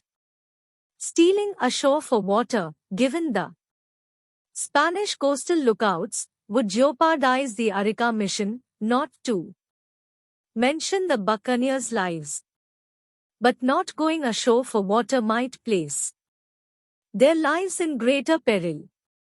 The crew was tormented by the huge want of water we were now under, wrote Ringrose, who himself could not sleep all night long through the greatness of my drought. Though it was hardly the ideal time to grapple once more with the southeast trade wind and the Peru current by sailing down the coast, the buccaneers felt they had no choice. The water allowance was reduced to a mere half pint per day. The wind blew no more than 6 hours a day. Ringrose reported on 23rd October, and very great was our affliction now for want of water. The ration was reduced even further, by one measure, from 8 ounces to 6, perhaps, and the chronicler's journal entries became curt or non-existent. Admiral Sharp covered the bulk of October. With there was nothing occurred but bare sailing, and Dick reported only many days infinite hunger and thirst. On the morning of 24th October, misty clouds shrouding the coast prevented the sailors familiar with the region, including Peralta, from determining whether the Trinity had reached a safe landing spot. In the afternoon, however, the clouds dissipated, revealing a score of tall cliffs, the faces of which were coated in chalk-white seabird excrement, giving them a singular appearance and enabling the Spanish prisoners to orient themselves. Known as Morro de Sama, they said, it was an ideal place to go ashore because of its proximity to the Rio de Juan Diaz, a source of fresh Water located just below what is today the Peru-Chile border, 40 miles north of Arica. The prisoners told their captors that they could also expect to find local fishermen there who might yield intelligence on Spanish defenses at Arica. The buccaneers sailed out to sea until nightfall to stay out of sight of any Spanish lookouts. At 8 o'clock, for the first time in 65 days, men left the Trinity, 80 of them in 4 canoes towing a launch, essentially a troop transport craft that they'd captured a month earlier. But they returned the next morning having failed to find either the fishermen or the river, their thirst more agonizing than ever. A hallmark of the late stages of dehydration is an acute confusion bordering on delirium, which might have played a role in the buccaneers' next move, later that day. Rather than gathering water and intelligence, they decided to skip straight to attacking Arica. The following evening, 25th October, despite their blazing thirst and its deleterious effects on their bodies and minds, or perhaps as a direct consequence of those effects, Ringrose and 111 other buccaneers left the Trinity to raid Arica. 18 miles of sea stood between them and a clandestine landing spot 3 miles from the city. They rowed their canoes all night long, reaching the landing spot shortly before sunrise, only to find, to our great sorrow and vexation, as Ringrose wrote, that we were descried, and that all along the shore, and through the country they had certain news of our arrival. On the beach ringing the bay and on the high ground atop the surrounding cliffs, men and horses stood poised to repel the invaders. Sharp was undaunted. These men were amateurs, from the look of them, probably locals. Soldiers would have been another story, since the attack had been predicated on the buccaneers' intelligence that Arica was lightly defended, and that the nearest Spanish troops were in Lima, 700 miles away. As it stood, Sharp figured, all the buccaneers had to do now was land. They could then easily dispatch this militia, march without opposition to Arica, and help themselves to the piles of newly minted pieces of 8.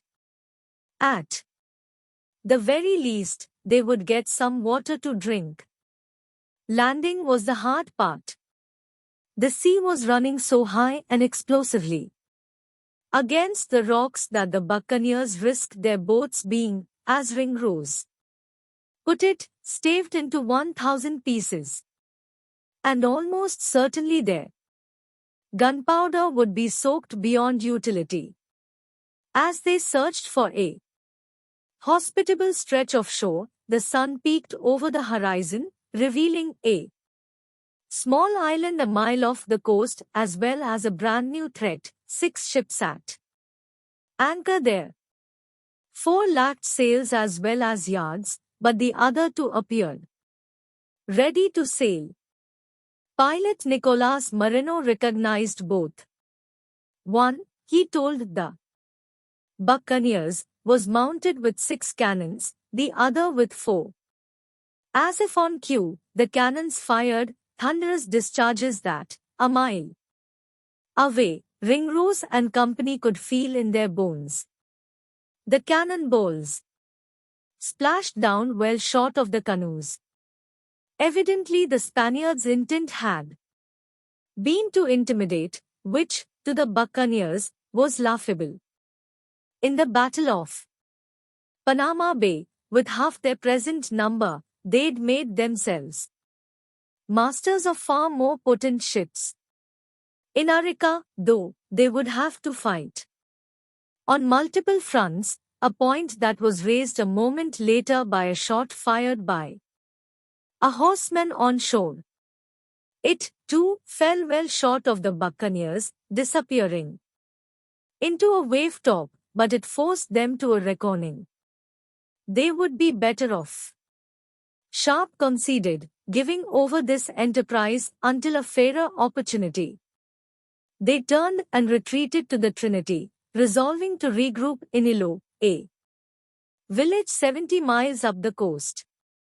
They weighed anchor, expecting a day's sail at most now that they had the trade wind at their backs. During the night, however, the wind died altogether. At this time, Cox reported, water was worth 30 pieces of 8 per pint to those that could spare their allowance, and he that bought it thought he had a great pennyworth. They finally reached Ilo 2 days later, on 28th October. Late that night, Sharp and 50 other men climbed into a quartet of canoes and headed for shore, thinking not of gold and silver but rather water, which flowed into Ilo in abundance from the snowy peaks of the surrounding Andes. Because the Spaniards had no reason to protect water, the buccaneers expected no opposition. The party rowed 2 miles through a calm sea. The sky was clear, the air cool. Before long the first rays of the new day showed them a placid shore, where they landed without difficulty. Not far into their march to Ilo, however, a horseman burst out of the shadows and raced toward the village. A lookout, clearly no whit discouraged, as he put it, Sharp ordered his men onward. As they climbed the hill atop which the village was perched, a formidable breastwork came into view, a new construction rendered in clay and banks of sand, around 75 feet long. Waiting there were 60 cavalry and infantrymen in battle formation. Such an organized resistance at this backwater was astounding. It made it seem comical in retrospect that any of the buccaneers had believed pieces of 8 could be gathered in the south sea as easily as pears from a tree. Having left 8 of his men behind to guard the canoes, Sharp had a force of just 42. He shrugged off the opposition, advanced, and engaged them. The result? With little resistance they yielded to the privilege of filling our water and cutting our wood, he reported. As the Spaniards continued to do chores for them, he and his men helped themselves to Ilo's ample supply of wine and a variety of other provisions. But while the sanguine commander enjoyed the spoils, several of his men, including Ringrose, remained on edge. Since the Spaniards had continually been wise to the company's every move, it stood to reason that Spanish troops were at least on the way from Lima, if not on the verge of pouring into Ilo. That fear was substantiated by the buccaneers' examination of the caudalones. A dying, which is to say, credible defender told Ringrose's group that 9 days ago the village had received word of the pirates, and yesterday a messenger had arrived from Arica to report the confrontation there, with the eventual goal of defending Ilo against the troops from Lima. The buccaneers hurried back to their landing place and planted 2 flags. The first signaled the Trinity that the raid had succeeded, the second exhorted all the men the ship could spare to row ashore. Those men, on their 6th day of being limited to just 6 ounces of water, may well have rowed at record speed. Once the company was reunited, they refreshed and feasted for 3 or 4 days, which Sharp covered in his diary with a Single word, jollity. At the same time, Ringrose and the more circumspect members of the crew, such as his friends Dampier and Wafer, were continually looking over their shoulders, bracing for a Spanish onslaught. Ringrose joined a party of 60 who went to conduct reconnaissance in the valley adjacent to the town. In contrast to the barren cinderblack mountains of the surrounding Atacama Desert, the valley was in full bloom with orange, lemon, lime, fig, and olive trees. In the 16th century, Ilo had been chosen by the Spaniards as the ideal site for growing olives. Ringrose thought it all very pleasant, until Spaniards appeared on the hilltops, that is, and began rolling boulders toward the buccaneers.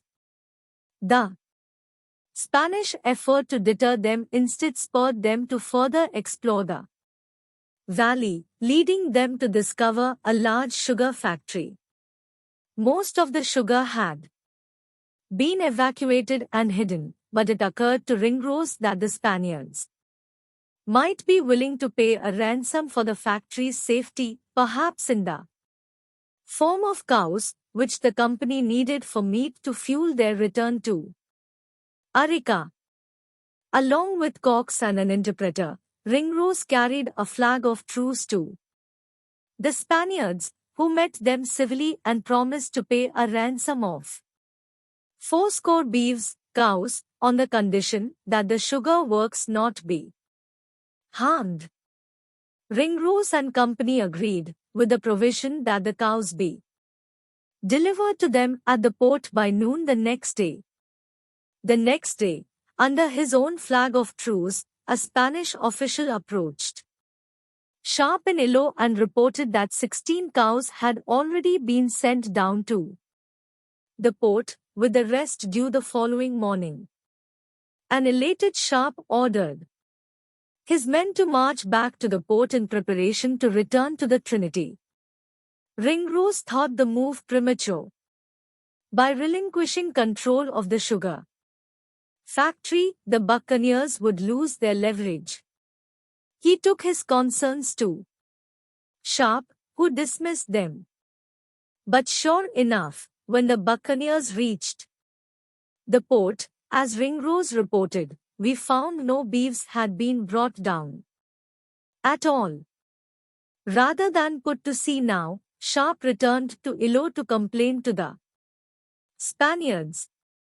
It seemed to work. They promised him the cattle by night time. But night time came and went. The Spaniards' excuse, wrote an exasperated Ringrose, was that the vines were so high that they could not drive the cattle. They promised the ransom by the following noon, but when the hour arrived, the cattle did not. His patience now exhausted, the old Sharp re-emerged, ordering 60 men to march back up the valley. We burnt both the house, the canes, and the mill, Ringrose related with relish. We broke likewise the coppers, cogs, and multitudes of great jars of oil that we found in the house. It was much more gratifying than herding cows. In the process, though, the party spied more than 300 Spanish horsemen riding at full gallop toward the port, where 70-odd buccaneers were whiling away the afternoon, entirely unaware that they were about to be, as Ringrose put it, torn in pieces. He and the other members of the wrecking crew left the nearly demolished sugar factory and sprinted down to shore, arriving just in time to rally their shipmates into a posture of defense. The enemy came riding at full speed toward us, related Cox, who expected to be driven into the sea. He and his cohorts on shore countered with small shot or shotgun loads, losing a swarm of pellets as soon as The Spaniards came within firing range and dismounting most of the lead riders, which, as Cox wrote, put a stop to their careers and courage. At once, the Spaniards rethought their attack, wheeled off, and sought shelter in the hills. As Cox wrote, this confirmed to us that we should get no other beefs ever again, if the Spaniards could help it. Meanwhile, Ringrose reported their forces increased hourly to considerable numbers. Rider after rider appeared. At any moment, an order would be given, and the Spaniards would commence driving the buccaneers into the sea. Sharp beat them to it, ordering his men into the canoes. They returned safely to the Trinity, where Ringrose delighted in their hall, which included a great plenty of all sorts of garden herbs, roots, and most excellent fruit. Not all his shipmates shared his interest in the fruit. If they had known about its role in preventing the scurvy about to beset them, however, they would have thrown punches for it. Under ideal conditions, the Trinity could sail 85 miles in half a day. But because the 85 miles of coastline between Ilo and Arica were fraught with the southeast trade wind, the Peru current, and Spanish men of war, the buccaneers were forced to follow a circuitous route to Arica, requiring them again to tack 500 miles to sea before looping back. Unfortunately, on the way out to sea, the conditions were also not ideal, especially the wind, which was virtually non-existent, and in the 7 days following their 3rd November departure from Ilo, the company averaged just 19 miles per day, a speed only slightly faster than a tortoise's rate of 0.6 miles per hour.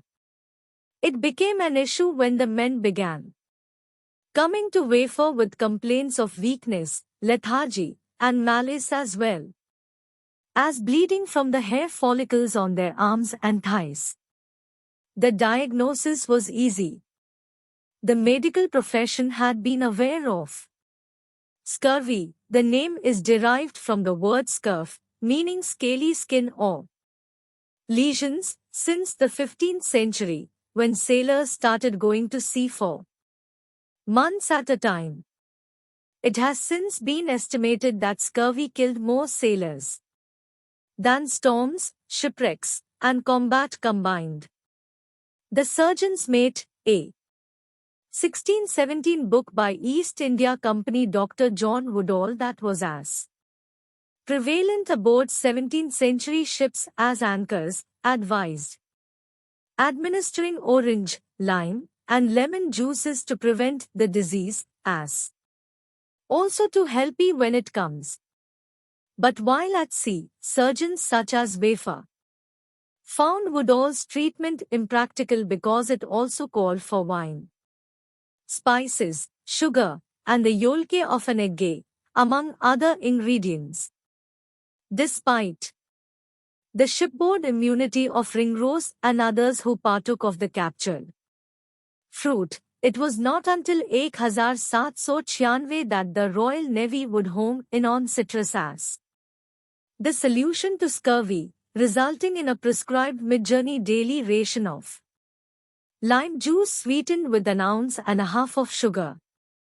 And yet another 141 years would pass before Hungarian biochemist Albert Szent-Györgyi earned a Nobel Prize with his discovery of the underlying reason for citrus's efficacy, the correlation between the affliction and vitamin C deprivation. In the 17th century, since scurvy disappeared upon sailors' return to shore, the prevailing view was that escaping a ship's salty, damp confines was the only real remedy. When scurvy dug into the Trinity, the buccaneers had sailed only about 30 of the 150 leagues, 100 of the 500 miles, required before they could double back to the continent. Because turning any sooner risked running smack into the Spanish warships hunting them, they stayed the course. The scorbutic crewmen were left to convalesce in their sleeping quarters below decks, which were blighted by filth, cockroaches, and the wooden ship reality that no matter the quality of the caulking, the planks comprising the overhead decking were never truly watertight. Even in good weather, seawater leaked into the lower decks through the scuppers, drains on the deck. In bad weather, it poured in through the gundeck ports, meanwhile permeating the oakum and seams, which never quite dried. Clothes stayed wet as well, for days on end. When it was cold, there was no getting warm, and a buccaneer's lone refuge was to dangle in the lower deck's putrid, inky darkness on a sopping hammock he might share with a drowned rat, or, worse, a live one. Cox's journal entries from this period, like those of the other chroniclers, paint a bleak picture of a crew focused solely on its abysmal knots per day tally in the race against scurvy. The men now faced the second stage of the disease, in which gums turn purple and soften to the consistency of a sponge, causing teeth to loosen. If the disease persisted for 2 more weeks, the symptoms would also include ecchymosis, enormous purple-blue bruises on skin that develop into open sores and ulcers. At the same time, ground substance, the gelatinous matrix that fills the spaces between tissue and cells, begins to deteriorate, leaving the body like a brick building suddenly without mortar. Blood vessels tear, bones easily break, and wounds cannot heal. The treatment, however, was almost as bad as Dampier related. The natives say that the best remedy they can find for it is the stone or cord of an alligator, of which they have 4, one near each leg, within the flesh, pulverized and drunk in water. Fortunately for the buccaneers, on 11th November a gale sprang up and, over the next 2 days, propelled the Trinity more than 50 leagues. Cox recorded 32 leagues on the 11th alone, more than the ship had traveled in total since departing Ilo. On November 13, the Trinity's pace doubled to 6.4 knots, nearly that of a trotting horse, exhilarating the entire crew. That day, the company sailed an expedition record 50 leagues, and over the course of each of the next 2 days, it sailed 40 leagues more. But on 16th November, a heavy rain seemingly extinguished the wind, reducing the Trinity's speed to that of a statue of a horse. Very little wind was as much as Ringrose wrote about that day. He also provided the chronicler's lone health update that week. Captain Peralta, our prisoner, was taken very much frantic, his distemper being occasioned, as we thought, through too much hardship and melancholy. The melancholy seems to have been pervasive. Even the appearance of the great comet of 1680, which streaked overhead shortly before dawn on 19th November, barely caused a ripple on board. Among the chroniclers, only Ringrose mentioned it, scarcely, given his enthusiasm for astronomy, the body thereof seemed dull, he wrote, and its tail extended itself 18 or 20 degrees in length, being of a pale color, and pointing directly NNW. He was also alone in reporting one of the expedition's strangest sights.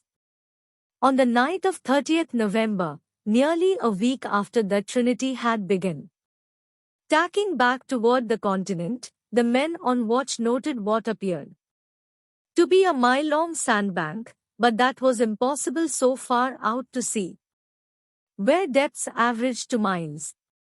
As they sailed closer, the bank moved, rolling, rippling, like a serpent, with what appeared to be scales winking in the moonlight.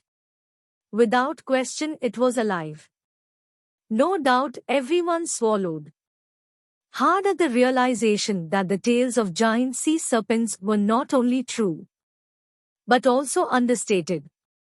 As Ringrose discovered on closer inspection, however, it was not a sea serpent at all but only a school of anchovies, albeit a preternaturally large one. On 2nd December, a full 30 days after leaving Ilo, the buccaneers sighted land. After dropping anchor late that evening, Sharp chose 85 stout fellows, including Ringrose, to row ashore and attack the city of La Serena. The company originally had intended to land nearer to Arica, a 1,000 miles up the coast. But following a scurvy-ridden month at sea, the navigational error had the potential to be a happy accident, given La Serena's abundance of fruit orchards, vineyards, and farms. A pictographic map of the town would have resembled a cornucopia brimming with lemons, oranges, and preposterously large strawberries at their peak now. Late springtime in the southern hemisphere. In addition, according to the reliable sources among the buccaneers' prisoners, the Spaniards' warnings of pirates were unlikely to have reached so far south.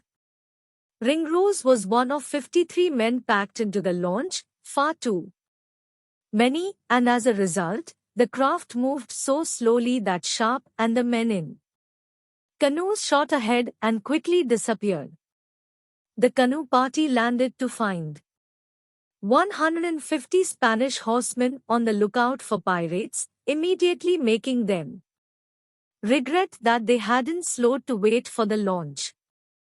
Deriving courage from their advantage in numbers, related Cox, who was in the party of canoes, the Spaniards hemmed us in a ring, not doubting but to have an easy conquest over so few men.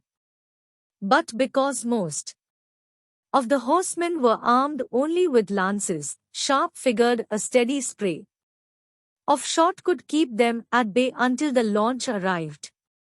He divided his men into 6 groups of 5 or 6 men apiece and ordered the groups to fire in succession. Scarce a shot flew in vain, Cox wrote of the initial volley. In addition, the first group's reloading speed exceeded Sharp's expectations. The 6 men were prepared to fire their second volley before the fourth group had fired its first. While sustaining only 1 injury of their own, the buccaneers quickly killed 3 Spanish officers and wounded 4 other men. The Spaniards kept up the fight only long enough to recover their dead, after which they retreated in disorder toward the town. Sharp and company ran after them, hoping to prevent them from warning the townspeople. But rather than head for town, the horsemen veered off the road and into a swamp. At the same time, the launch reached shore. Ringrose and his 52 companions followed the trail inadvertently left by their comrades, a line of scattered paper cartridges the men had bitten off and spat to the ground while reloading.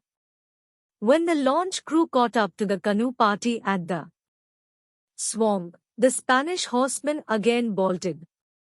And again, the buccaneers followed, until they perceived that the riders were not retreating but rather leading them on a wild goose chase, buying time for the townspeople to evacuate their valuables.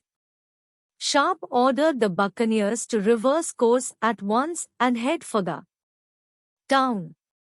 Unfortunately, they couldn't find the town, not until 8 the next morning, when they realized they had a new problem. La Serena was much bigger than they had been led to believe, at least 3/4 of a mile square, with 8 or 9 churches, businesses belonging to all manner of wealthy tradesmen and merchants, and, as Ringrose recorded, houses and gardens being as well and as neatly furnished as those in England.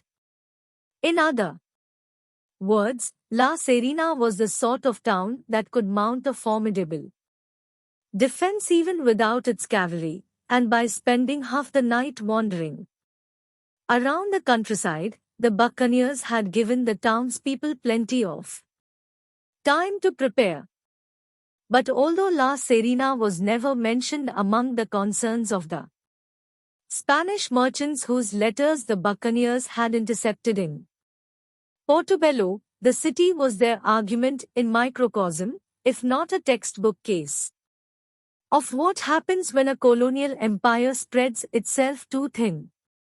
La Serena had long since outgrown its fortifications, and during that time, some combination of fear, neglect, and having too many other places in need of protection had transformed those fortifications into doorways.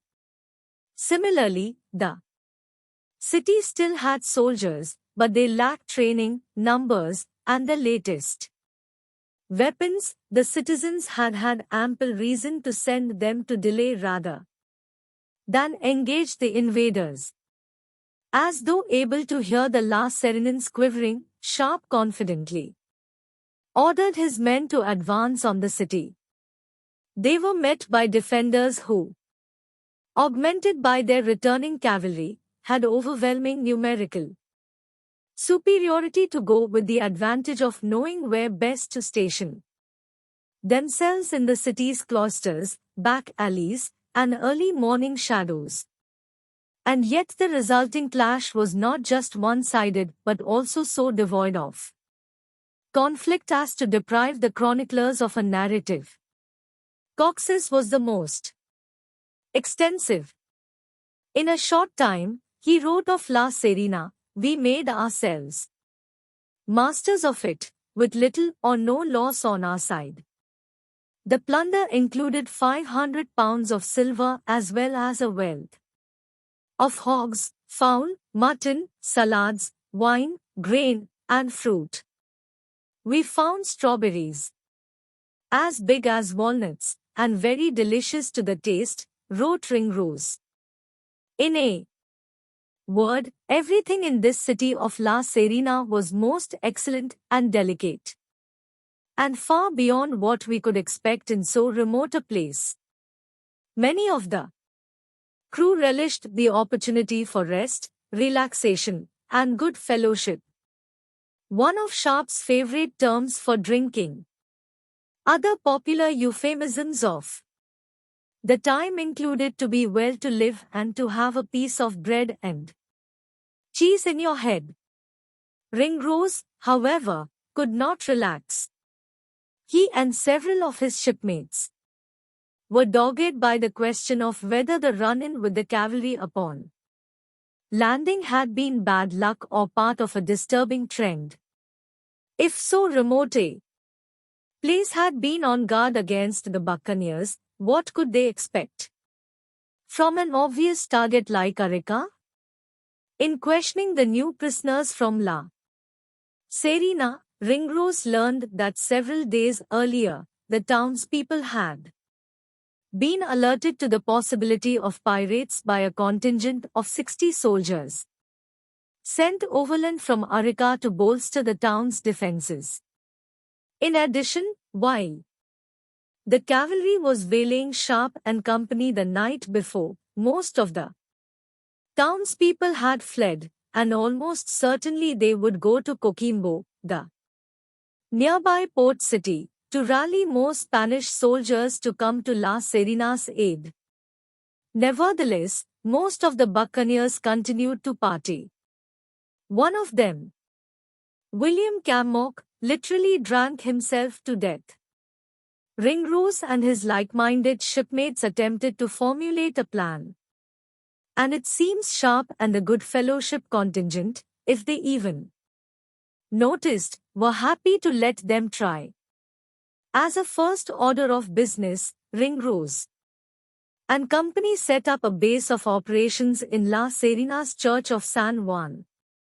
In Spanish cities, churches made good bases because of their central locations, room for large numbers of prisoners, and the devout Spaniards' reluctance to attack a house of God. No sooner had the buccaneers settled in than 6 Spanish gentlemen approached the church under a flag of truce. The reason for the visit, they said, was a request for wine for their governor, who had none in the fields to which he'd fled. To ascertain the Spaniards' true objective, Ringrose and company gave them wine and some fowls, along with a message from Sharp stating that if either the governor or his lady wanted anything else, that they'd left behind, gold, silver, and jewels accepted, they simply had to ask. The same delegation returned later with a response.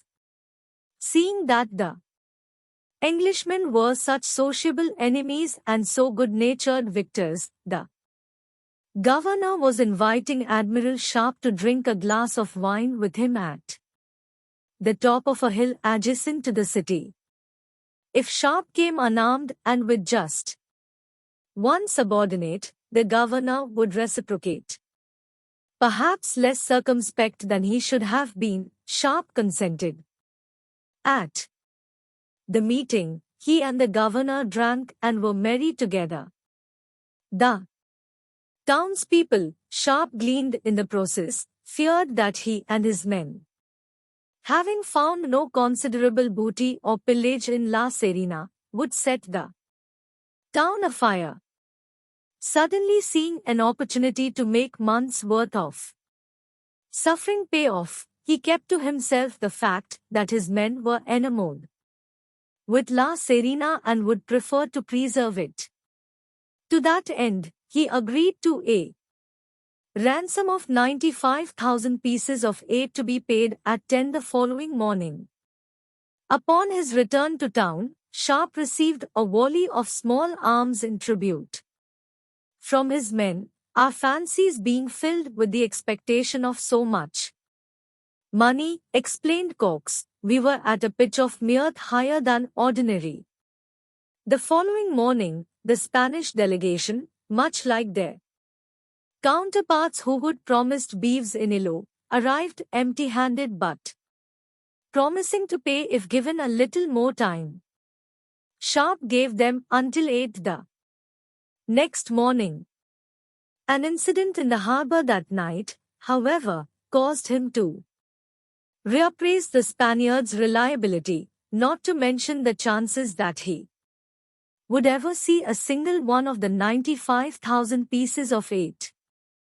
It began when Spanish saboteurs inflated a horse's hide, as though it were a raft, and loaded it with oakum, pitch, sulfur, and other combustible materials. Next, one of them swam the hide out to the Trinity, wedged it between the rudder and the stern post, and, before fleeing, set its contents on fire. Flames quickly engulfed the rudder, and putrid black smoke shrouded the ship. The men on watch ran all over the ship, desperate to find the source of the smoke, but to no avail.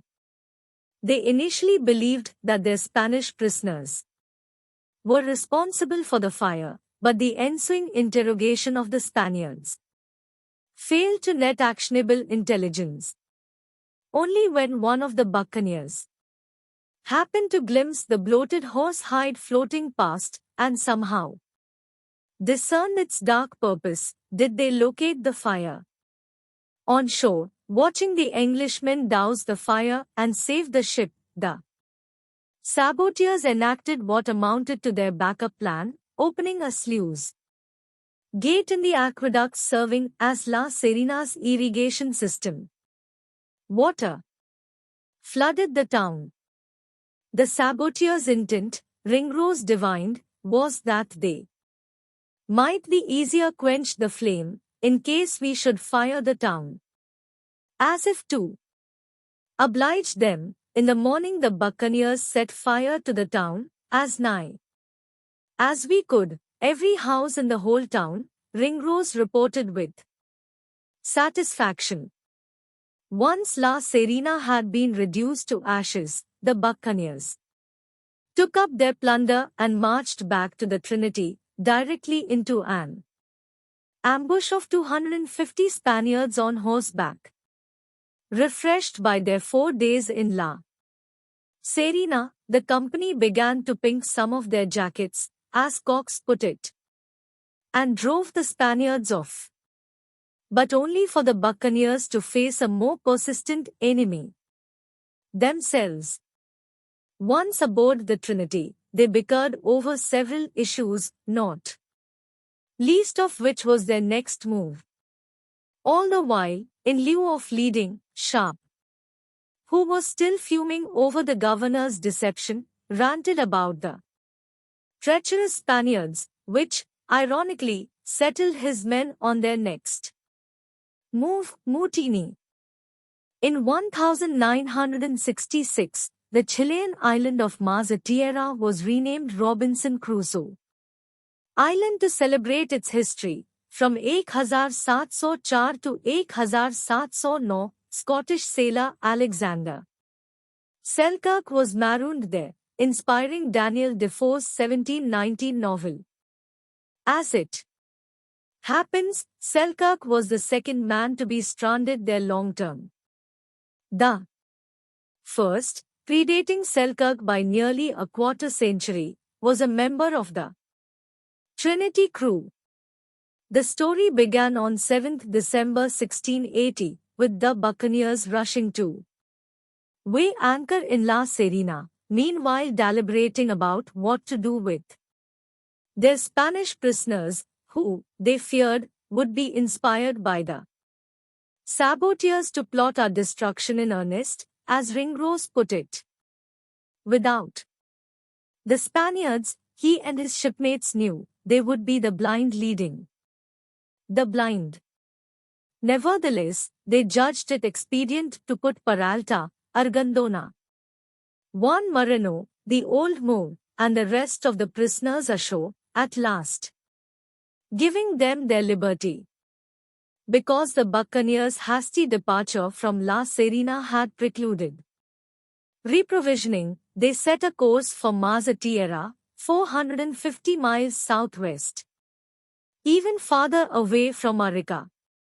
So low were their stores that they were forced to reinstitute water rations just 2 days into a voyage that would take 3 weeks, if fortune smiled on them. For a change, she did. On Friday, 24th December, a hot summer day, they sighted Mazatierra, which they knew by yet another of its names, Isla de Juan Fernandez. At 18 square miles, it was the largest of 3 islands in the archipelago. Juan Fernandez, named for the first Spanish explorer to land there, in 1574. All the islands were still uninhabited, but as the buccaneers were about to discover, Spanish men of war routinely sailed past on patrol. Aboard the Trinity, a ravenous Ringrose studied the archipelago in the hope of spotting fowl or fish. To his dismay, he found nothing more than a heap of rocks. Dampier was more optimistic. Goats had been brought there a century earlier by Fernandez, he knew, and had proliferated. The next day, 25th December, the crew celebrated Christmas with 3 volleys of shot before anchoring in a bay on Isla de Juan Fernandez. Southern end. They planned to go ashore to obtain Christmas dinner, but the way was blocked by multitudes of seals, as Ringrose reported, so many that we were forced to kill them to set our feet on shore. Once on the island, Dampier was impressed by the scenery, including mountainsides that were part savannas, part woodland and soaring cabbage trees that he felt merited several pages of description. On the beaches he was astonished to find a massive creature, 12 to 14 feet long, shaped like a seal, but 6 times as big, with a head like a lion's and a broad face with many long hairs growing about its lips like a cat. The name Dampier came up with for the animal would stick, sea lion. He also discovered that its lean flesh is black, and of a coarse grain, yet indifferent good food.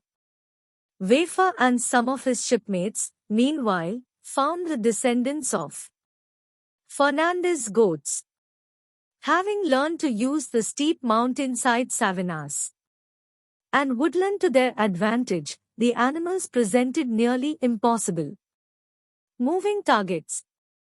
To corral them, the men harnessed another animal roaming the island, one they described as a strange sort of sheep. His mouth is like that of a hare, wrote Wafer, adding that his head is much like an antelope. But they had no horns. His ears resemble those of an ass, his neck small and resembling a camel's. He carries his head bending, and very stately, like a swan. The docile animals, Wafer called them Conera de Terra, but they are now best known as llamas, consented to being bridled and ridden as though they were horses, allowing the buccaneers to herd and kill 60 of the goats. Now all the men needed was fresh water. On the morning of December 28, Ringrose was part of an 11-man team that sailed a pair of canoes to search the island's north side. Quickly finding a source, they filled 200 jars and returned to their canoes, but violent southerly gusts prevented them from sailing back to the Trinity. Without much choice but to wait for the wind to die down, they stayed on shore. While waiting, they were shocked to see the Trinity weigh anchor and set sail out of the bay. Possibly the crewmen had spotted a Spanish warship and were now either engaging her or attempting to escape. In both cases, it would be necessary to leave the canoe party behind. Ringrose speculated that the truth was more mundane, that the crew was seeking an anchorage farther from shore, lest the gale thrust the Trinity aground. The ship left the bay altogether, though, and from there disappeared. In hope of a vantage allowing him to figure out what had prompted her flight, Ringrose ventured away from shore in one of the canoes, but the increasingly potent wind and a furious sea forced him back onto the island. He waited until evening before going out for another look, this time along with the entire team, in both canoes. Not only did they fail to sight the Trinity, they were also mauled by high winds and a furious sea. It was clear that their very survival hinged on returning to the island at once. The jars of water they'd collected were weighing down the canoes, however. Only after throwing all the jars overboard were they able to reach shore. With no better option, they banked their canoes for the night and made camp. But to have any hope of sleep, they realized they would need to distance themselves from the seals.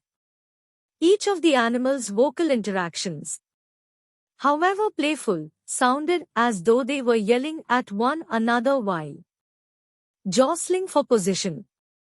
Ringrose and his companions did not escape the clamor until they had hiked half a mile inland. Making a new camp, they kindled a fire, dried their clothes, constructed beds of fern, and rested, or tried to. Their hunger and uncertainty, it turned out, were an even greater impediment to sleep than the barking seals. Then, from seemingly nowhere, a shearwater, a small black and white seabird, toppled directly into their fire and burned to death. Ordinarily, hungry men would consider this extraordinary good luck. Seamen, though ever superstitious, imbued seabirds with a measure of divinity. When birds were in the sky, sailors believed they communed with angels and thus were privy to future events, such as upcoming storms. The evidence was clear in birds' practice of fleeing in advance of any discernible atmospheric changes. Sailors also maintained that seabirds were the spirits of people lost at sea and that their visits were an excellent omen, even being struck by their droppings was considered a stroke of luck.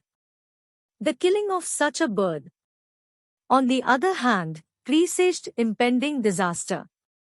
With the first spark of sunrise on 29th December, Ringrose and his fellow castaways sailed their canoes back to the bay on the off chance that they had been mistaken, that in fact the Trinity had not left Isla de Juan Fernandez. They soon spotted her, sailing away from the island.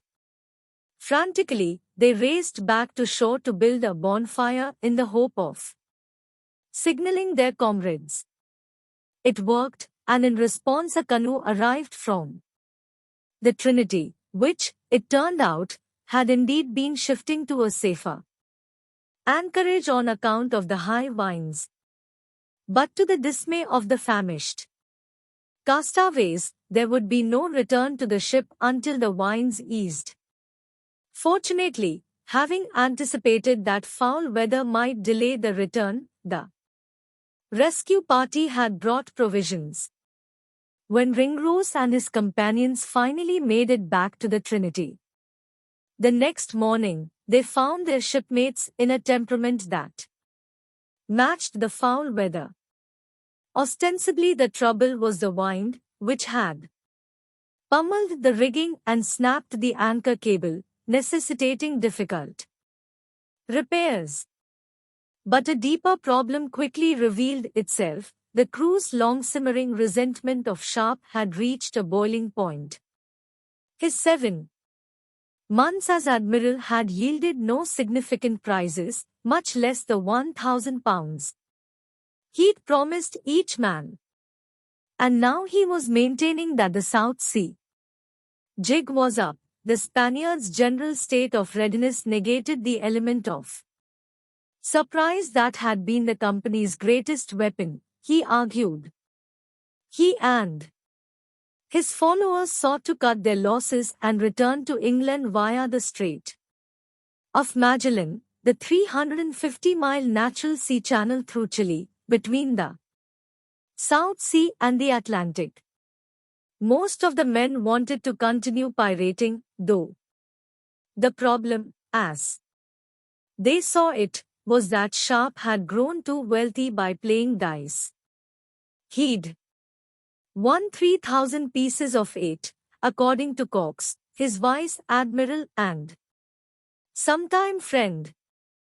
Regarding the debate over continuing the expedition, Cox, who was now opposed to Sharp, wrote, "This feud was carried on so fiercely that it was very near coming to a civil war, had not some prudent men a little moderated the thing." The prudent view, as Cox and two-thirds of the company believed, was to continue pirating. On January 6, They voted to depose Sharp. Next they clapped him into irons and held him prisoner while they voted on his successor. Feeling betrayed, the dethroned admiral would write in his journal that Cox was simply a dissembling New England man whom merely for old acquaintance sake I had taken and made my vice admiral, and not for any valor or knowledge he was possessed of, for of that his share was but small. The last of the expedition's original 5 captains, Edmund Cook, stood to be the new admiral based upon seniority, but likely his brief and troubled tenure as commander of the Mayflower weighed against him. In addition, at Isla de Juan Fernandez, he was accused by his servant, William Cook, no relation, of sexual misdeeds. Cook said that his master had oft times buggered him in England, leaving his wife and coming to bed to him, an act that the servant maintained had continued in Jamaica and in the South Sea before the raid on Panama. Although it varied from crew to crew, pirates tended to be more tolerant of homosexuality than society in general, and vastly more tolerant than the Royal Navy, where if any person in the fleet shall commit the unnatural and detestable sin of buggery or sodomy with man or beast, he shall be punished with death by the sentence of a court-martial. Aboard the Trinity, it was not Cook's buggery but his treachery, which came to light during the company's investigation of him, that was viewed as the greater transgression. As Ringrose related, searching his writing, we found a paper with all our names written in it, the which it was suspected he designed to have given unto the Spanish prisoners. Consequently, Cook was also clapped in irons. Another candidate for the position of admiral was John Watling, a veteran privateer with a reputation as a rugged and stout seaman. Perhaps foremost among his qualifications was his conviction that the company could still take Arica. In addition, as a religious man, he represented a sorely needed antidote to Sharp. The company voted Watling in, and he immediately set to work straightening them out, casting dice overboard and instituting the weekly observance of the Sabbath, beginning that day, a Sunday. Although they countenanced stealing and killing, a surprising number of buccaneers were Christians, and more than a few were Jewish. Most, though, had no use for God until they were on the gallows. All the men on the Trinity, however, were fine with Watling's beliefs as long as his prayers for a mountain of silver were answered. On 12th January, 3 days into his tenure as admiral, Watling was put to the test by 3 large Spanish men of war on patrol. A hunting party on Isla de Juan Fernandez first spotted the ships. They instantly dismounted their llamas, raced to their canoes, and shoved off, whipping the sea to froth in their rush to warn the other men. At the same time, they fired their guns into the air, the company's distress signal, spurring a crowd of their shipmates from shore, where they had been cutting wood and washing clothes, back to the anchored Trinity. In half an hour, the Spanish warships were within sight of the bay, at least with the aid of a spyglass, enabling Watling to determine that the biggest of the 3 was the 800-ton El Santo Cristo, mounted with a dozen or more great guns. The second, the 600-ton San Francisco, carried at least 10 cannons. The buccaneers didn't recognize the third ship, but at 350 tons, although she was slightly smaller than the Trinity, she outgunned her 8 to none. Watling knew that Trinity could sail circles around the Spaniards, allowing the buccaneers to replicate their Panama Bay success. But to do so, they would need to be at sea. If the Spaniards penned the Trinity into the bay, she would be unable to outmaneuver them. Accordingly, Watling gave the orders to hoist up the canoes and boats and get under sail as soon as possible. Because weighing anchor, dislodging the anchor from the sea floor and then hoisting the 2 or 3,000 pound iron bulk onto the vessel to be stowed, could burn half an hour, the crew opted to release the cable, leaving the anchor behind. By necessity, they also left behind the Mosquito crewman known as William the Striker. He was hunting goats, it turned out, and had not heard the gunfire signal of his comrades, nor could they find him. As he emerged from the woods and saw, to his horror, the receding silhouette of the Trinity, the Spaniards caught sight of him from the decks of their men of war and began devising a plan to capture him. Little is known about William the Striker, not his age, not even his name before the English dubbed him William, if he'd had a name at all. According to Dampier, the Mosquito had no names among themselves and they take it as a great favor to be named by any of us.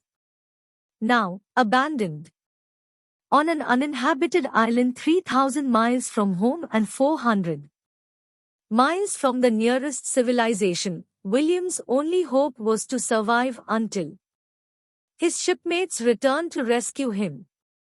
If they returned, and if the Spaniards didn't get to him first, he began by building himself a hut, choosing a location a mile inland that, he hoped, would be hidden from the view of the Spaniards, who had began combing the island for him. If they found him, they would kill him. Once they had extracted what they could of the buccaneers' Arica plan, William chose a good spot.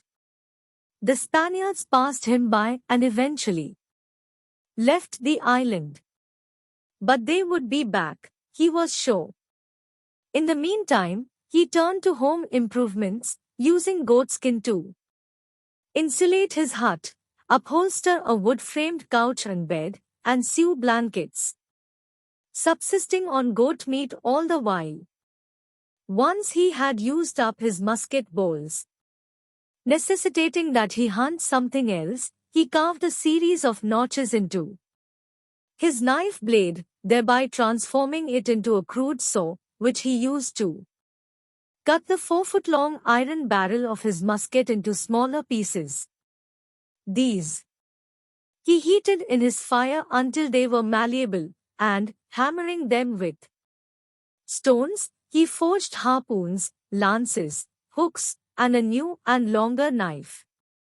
This arsenal allowed him to hunt seals, whose meat was decidedly not good but whose skins provided the material for new clothing and from whose innards he was able to fashion the fishing line he used to catch the abundant red snappers and groupers he'd seen.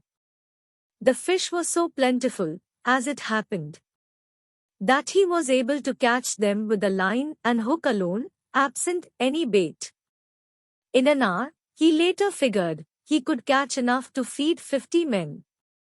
More than 3 years later, on 23 March 1684, William the Striker would prepare such a meal, adding 3 goats to the menu, when a number of his shipmates indeed returned for him.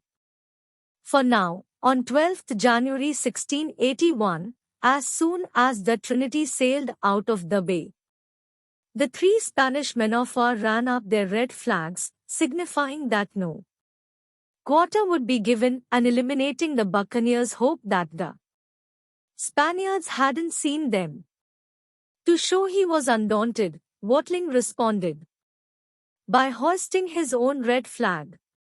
Meanwhile, he kept the Trinity as close to windward as possible, trying to separate the 800-ton Santo Cristo from the others so as to board her without their interference.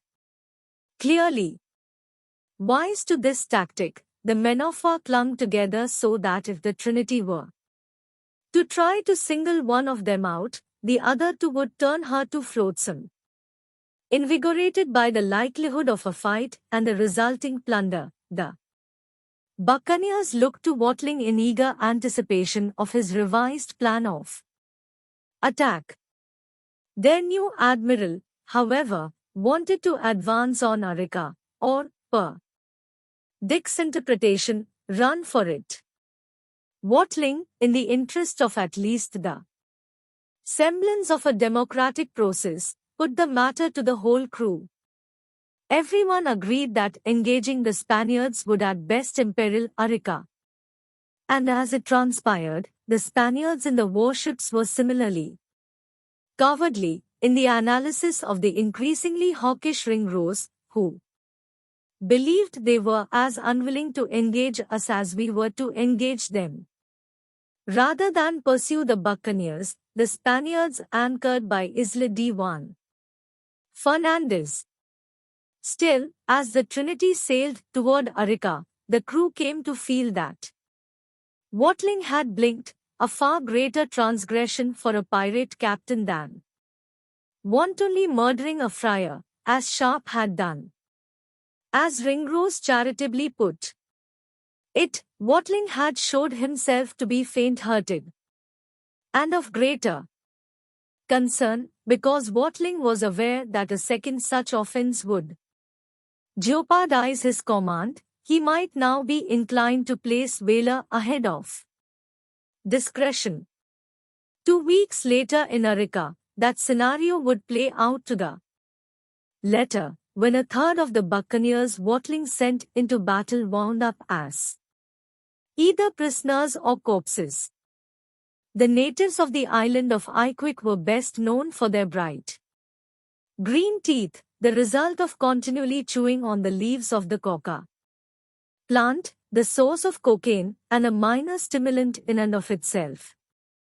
The Iquiquans were also known to have excellent intelligence about the Spaniards in Arica, Aix or Bees Meal North.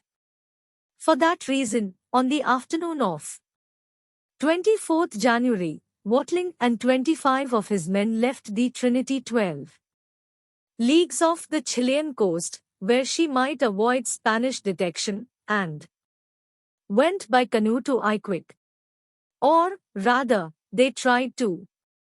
They couldn't find it, as they reported upon their return to the Trinity the next day.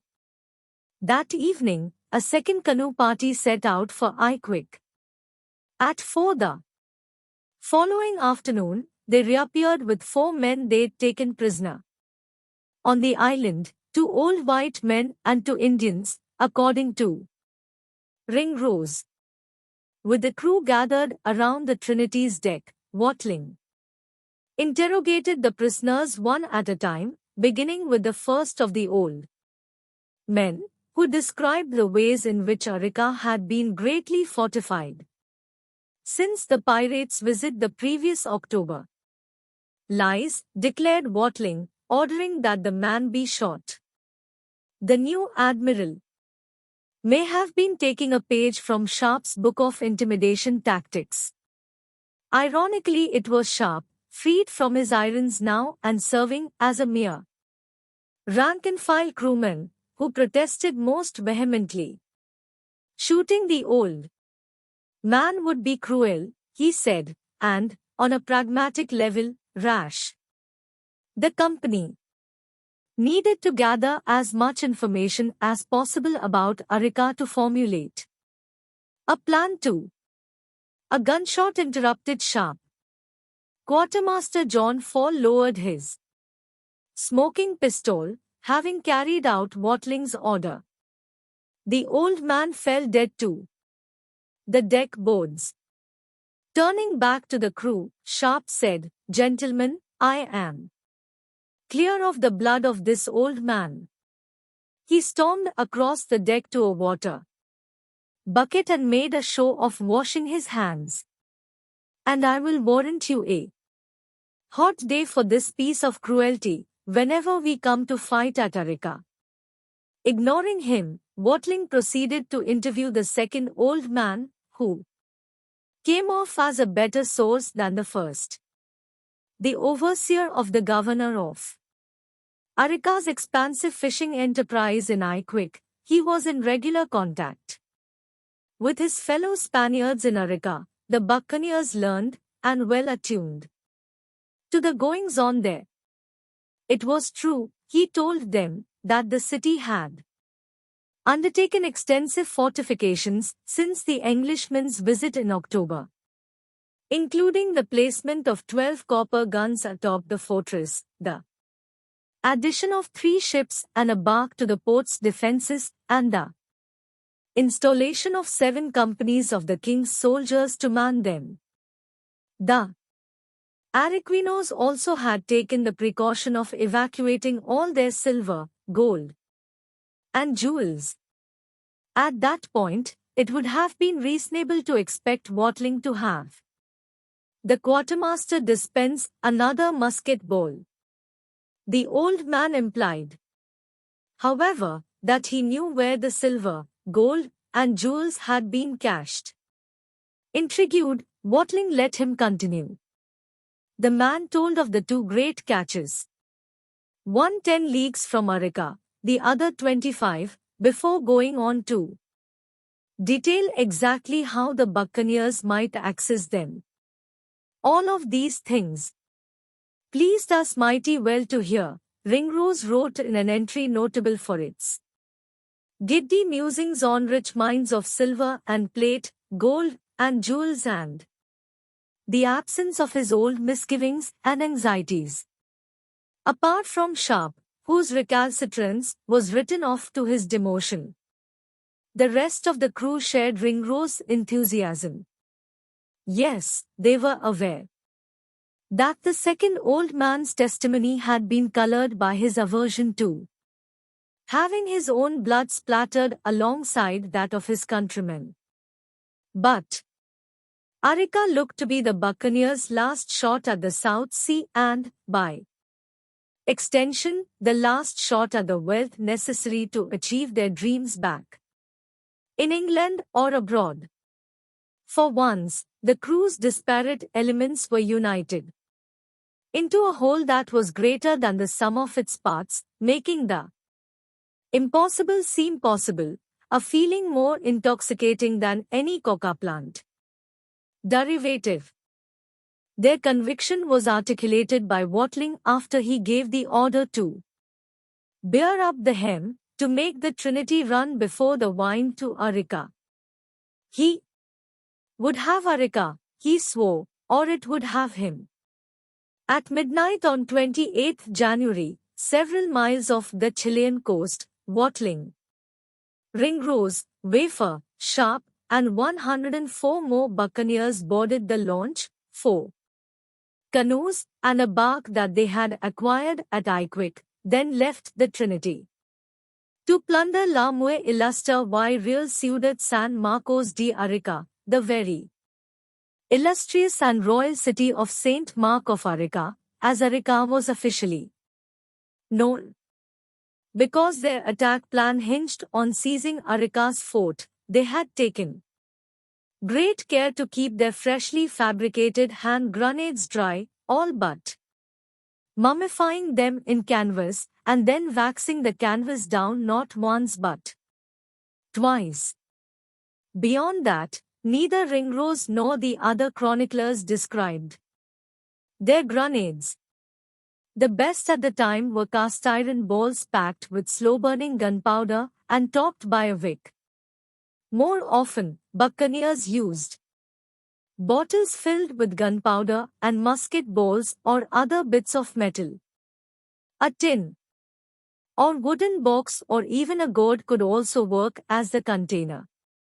Sometimes, lacking a container, they made grenades by adding musket balls to a handful of pitch and, once the tarlake resin was dry enough, inserting a gunpowder core. Whatever the case, after roving and sailing through waves and darkness for 7 hours, the buccaneers would have no way of knowing whether their waterproofing had been successful until they lobbed the grenades into the fort. The party landed just before Sunrise on the jagged coast of Caleta Vita, 15 miles south of Arica, and concealed themselves and their boats among the rocks, which were the size of cathedrals. They stayed there all day, resting as much as they could. At nightfall they returned to the water and headed up the coast as far as the Bay of Chakota, landing on its rocky coast at Sunrise the following day, 30th January, a date that was especially meaningful to the Englishman. As Ringrose wrote in the opening of his journal entry, it was the day that is consecrated in our English calendar unto the martyrdom of the glorious King Charles I. 32 years earlier, Charles I had been beheaded after a series of struggles following his marriage to a Catholic. The appropriate observance of the anniversary of his martyrdom, Ringrose and company thought, was to wreak havoc on as many Catholics as possible. From the Bay of Chakota, Watling and 91 men, including Ringrose, Sharp, Cox, Povey, and Dick, proceeded on foot toward Arica, which was 4 miles north. Dampier, currently ascending the Chilean coast, aboard the Trinity, would play a key role later that day in the company's getaway from Arica. So, too, would Wafer, who was among the 15 men chosen to stay behind at the Bay of Chakota to guard the boats. If necessary, Wafer's group would also serve as an emergency rescue unit. If they saw a single column of smoke rising from the city or the adjoining fields, they were to send one of the canoes up the coast to Arica. Should they see 2 columns of smoke, all 4 canoes and the launch were to go. The code was proprietary, or it should have been. Unfortunately for the buccaneers, the Spaniards would learn of it and use it to wreak havoc of their own. Watling and his infantry quickly found themselves in a brick-rid desertscape topographically reminiscent of a rough sea. Their march was hindered by mountainous sand dunes, dust-clotted air, and fiery solar rays, unimpeded by so much as a wisp of a cloud. This was the Atacama, which ranks as the driest non-polar desert on Earth and would qualify as the driest desert of any sort if not for Antarctica's McMurdo dry valleys. Had Ringrose or anyone else in the company known that, he would have drawn water along. If old Captain Peralta was still with the company, surely he would have advised taking a calabash or 2, the extra weight. Notwithstanding, as it stood, the deficit would prove critical. Although difficult to climb, the tall dunes were beneficial insofar as the view they afforded the buccaneers. We saw from thence no men nor forces of the enemy, wrote Ringrose, which caused us to hope we were not as yet descried, and that we should utterly surprise them to draining miles. Later, however, the company spied a lookout post, a trio of sentinels on horseback perched atop a high precipice. If he and his men could capture the sentinels, Watling thought, they could both prevent Arica from being alerted and pick up intelligence on the state of the city's defenses. The Problem was to keep the sentinels from galloping off and alarming the city. The buccaneers would need to shoot them, and the gunshots themselves would alarm the city. The best bet, Watling decided, was to loop around the lookout post. As the buccaneers proceeded, the barren Sierra offered them little in the way of cover. They hoped, though, that the sea of shadows between the dunes would conceal them. But only a few steps into the loop, the three sentinels spotted the party and launched into a full gallop down their dune and toward the city. Watling was undaunted, at least as far as his men could tell. He simply modified the attack plan.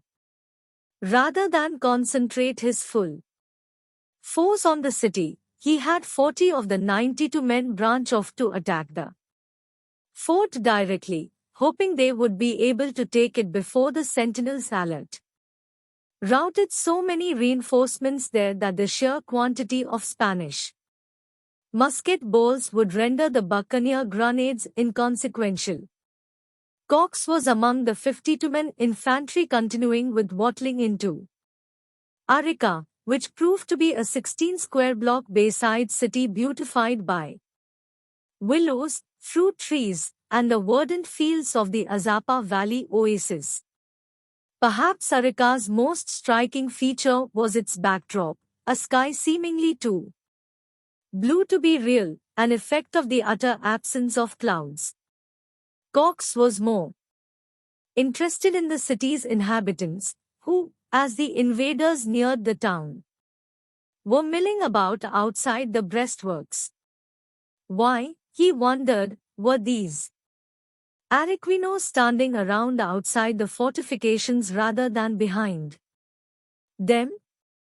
Had the sentinels failed to warn them?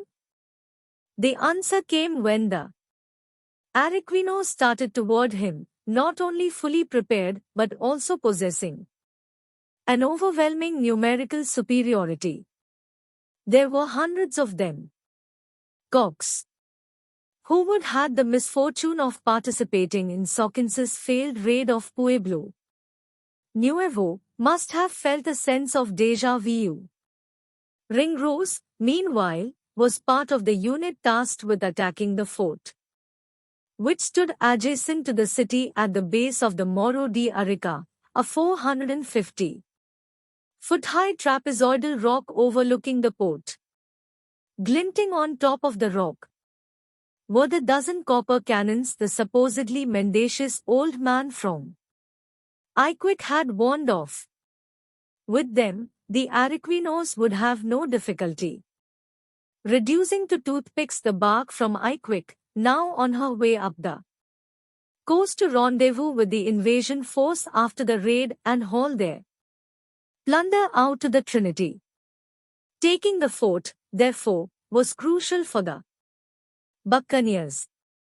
The fort ought to have been a small, crumbling adobe building, like so many other defensive installations on the coast of the Spanish Main. In fact, that was exactly what it had been before a wealthy Portuguese civilian, Manuel Rodriguez, met, fell in love with, and married a Spanish woman. In 1643, in exchange for Spanish citizenship, Rodriguez agreed to pay 18,000 pieces of aid to replace Arica's old adobe fort with a new one made of stone. If the buccaneers were to breach Rodriguez's construction, their grenadiers first needed to get close enough to lob their grenades through its crenels, the squared notches in the parapet. The explosions would clear away defenders, allowing the raiders to climb over the parapet and access the roof. The hard part was getting close enough to the fort through the tempest of Spanish musket balls and, potentially, grenades. The job of grenadier was so risky that the articles for Morgan's Panama raid had promised 5 pieces. of 8 to each man who so much as threw a grenade at the enemy. When the buccaneers did manage to toss their grenades through the crenels and into the fort, the devices failed to explode, either on account of dampness or poor construction or simply because the enemy defused them. Consequently, Ringrose and his cohorts were left in a firefight with Spanish soldiers who were shooting down from high stone walls that, unlike the Santa Maria garrison's palisades, could not simply be wrenched apart. The buccaneers' attempt to formulate an alternative plan was interrupted by distant gunshots, so many and so frequent that the reports blended into a continuous thunderclap. Through a hedge of gun smoke, Ringrose saw Watling's force not only being repelled from the city but also on the verge of being annihilated by as many as 500 Araquinos. Abandoning the attack on the fort, Ringrose and company sprinted downhill toward the city to help their comrades, meanwhile firing their muskets into the enemy's flank. They succeeded in driving the attacking Araquinos back to their breastworks. The retreat proved fortuitous for those Araquinos because they were able to regroup and incorporate the influx of reinforcements before returning, emboldened, to the fray. At the base of the hill, Ringrose found himself in the midst of a smoky, bloody, and very desperate battle. The Araquinos, he gathered, had not only halted the advance, they had also killed 3 of the buccaneers and wounded 2 more. And that was just the beginning of the bad news. A man who surrendered to the buccaneers during the fighting told them that the Araquinos had been girding for this battle for 3 days, ever since hearing of the Englishman's appearance on Iquique. Immediately, the Araquinos had assigned 600 Spanish soldiers to guard the city proper and 300 more to the fort. And in the days since, they had mustered another 400 soldiers from Lima, who brought along arms for 700 Araquinos. If those figures were accurate, and they seemed to be, based on what Ringrose had already witnessed, the buccaneers were now outnumbered 20 to 1. But whereas their infantry, a moment earlier, had been an incoming musket ball away from turning and running into the Atacama for their lives, now, with the infusion of the 40 men from the fort, Watling was able to avail himself of their world-class marksmanship, and, as a result, the buccaneers advanced steadily until suddenly given pause by a series of distant deep-throated booms that was in turn drowned out, an instant later, by the singularly stomach-turning raspy bass of 20-something pound cast-iron balls descending at speeds in excess of 100 miles per hour. Each ball was able to turn a man to pulp if it struck him, and, even if it landed a dozen feet away from him, still able to kill him by driving enough kinetic energy into the ground to transform rocks or shards of clay into bullets. The balls came from the 12 copper cannons atop the Morro de Arica, the very guns the 40 reinforcements had been originally tasked with neutralizing. If the buccaneers were to retreat toward the Atacama now, they would provide the cannoneers clear shots. If they attempted to maintain their position, they would be pummeled.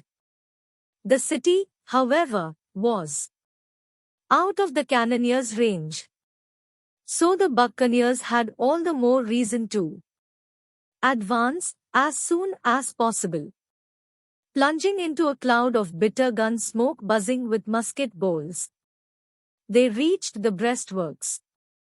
But, as Ringrose reported, the enemy made several retreats unto several places, from one breastwork to another. Ringrose and his companions found themselves under fire from every angle, too many angels to cover. They tried anyway, but no sooner did they drive the defenders away from one section than fresh defenders sprang up in their place, in greater number. The same dynamic repeated itself for several hours, during which the sun, sand, and thirst ravaged the buccaneers. The Araquino gunfire was worse, killing as many as 7 of the company.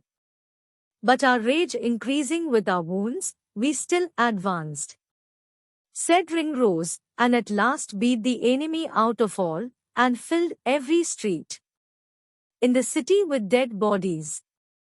Indeed, a post-mortem written by an anonymous Araquino described the Englishmen advancing with superhuman vigor, with the ferocity and fury of lions, fighting with feigned contempt for all risks and mocking death. Many of the Araquinos cried for quarter.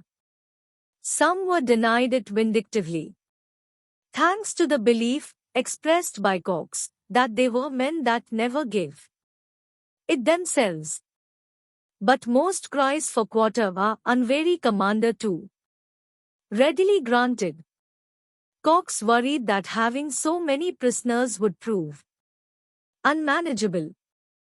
As the buccaneers advanced farther, the gunfire quieted and the air cleared enough to give them an unobstructed view of the stunning city that, against all odds, they now controlled. Only mastery of the fort stood between them and total victory. With the fighting in the city tapering, the men turned their attention to Arica's hidden treasure caches. Gentlemen, I know your men come to seek a fortune, they were told by one of their prisoners, a Spanish captain, seeking to curry their favor. If you want money or plate, come along with me, I will show you where there is more than you all can carry away. Watling already knew where the money was, thanks to the old man from Iquick whose life he'd spared. But if the old man had been either mistaken or dissembling, or if the money had since been relocated, this Spaniard could be worth his weight in silver, provided he was telling the truth. Before Watling could entertain the offer, though, he needed to neutralize the fort, lest he and his men load their bark with silver only to have the cannoneers sink it. He sent word to the fort demanding that the soldiers their surrender. No response came, suggesting to Cox that the soldiers were stalling for reinforcements. If that were the case, then by waiting any longer, Watling would be playing into their hands. But to Cox's frustration, Watling not only continued to wait but also wasted time securing prisoners and assigning guards. With more prisoners than men of their own, Cox saw an administrative nightmare, at best. Not until a full hour had passed without word from the Spaniards did Watling go in person to the fort, bringing the men he hadn't assigned to guard duty, including Cox, who was at once grateful to finally be advancing on the fort and furious that the company had waited so long to do so. His ire grew as the fort came into view, brimming with Spanish musketeers. The buccaneers were hardly in any condition to take on even half-as many Spaniards, having had nothing to eat or drink since early that morning. From the high vantage of the fortress grounds, however, they could see that the surrounding Azapa valley was alive with Spanish reinforcements on their way into the city. The attack of the fort had to happen now or never. Watling used the glut of prisoners to the buccaneers' advantage. As Dick explained, we placed some of these prisoners before the front of our men. When we assaulted the castle, just as Sir Henry Morgan did the nuns and friars at Portobello. To repel the buccaneers, the musketeers in the fort would have to shoot through their own countrymen, likely friends, in many cases, and possibly family. To the buccaneers' surprise, the musketeers in the fort fired indiscriminately. Still the prisoners, as human shields, provided the buccaneers cover, allowing them to get close enough to the fort to lob their second round of hand grenades. It was no more effective than the first round, though. Again, not a single grenade exploded. To remove the parapet from the equation, Watling had his men climb onto the flat roof of a nearby house, which gave them the height to fire down into the crowded fortress. From it, the buccaneer sharpshooters felled Spaniard after Spaniard, soon placing victory within their grasp, until the 400-man detachment of Spanish soldiers from Lima poured into the city. Swarming the house, the soldiers forced Watling and company to postpone their assault of the fort in order to defend themselves. Although the roof gave the buccaneers the high ground, like most residential roofs it lacked a parapet, making them open targets, with the enemy's numbers and vigor increasing every moment. Watling ordered a retreat to the downtown church he had repurposed as the company's field hospital. Once there, he felt, he and his men might shore up their control of the city and regroup, providing cover fire for one another. They descended the roof and reached the ground safely. But the route to the church, along which unseen enemies fired from within buildings, was more perilous. By now dehydration also impeded the buccaneers significantly. A 200-pound man who sweats away 10 pounds over 5 hours of typical marching and fighting, much less in the Atacama Desert, can expect a 30% reduction in foot speed as well as muscle cramps, diminished reaction time, and dangerous balance deficits. During this scramble, Watling was shot in the reins, as Cox put it, an archaic expression for the loins predicated on the notion that they controlled human passions, and fell dead short of the church. Another buccaneer, a black slave whom Watling had freed in Jamaica, had one of his legs shot out from beneath him. The Araquinos swarmed the man, offering him quarter on the spot. By way of refusal, he shot and killed 4 or 5 of them before a Spanish musket ball ended his life, and not in vain, judging by the inspiration his heroic stand provided his comrades. Cox and Ringrose were among the 70 who made it to the church just in time for the cannon crews up on the morrow to append the notion that Spaniards were averse to firing at their own churches in the city streets. Meanwhile, more than 1,000 armed Araquinos and soldiers added to a rain of projectiles that blew out the church's window panes and forced the buccaneers to dive for cover, blindly, since the air was so thick with plaster, dust and gun smoke that they could scarcely see one another. The buccaneers' 3 battlefield surgeons, meanwhile, were unable to manage all the wounded, less a result of the influx of casualties than an influx of the church's communion wine, with which the trio had celebrated the buccaneers' victory, prematurely.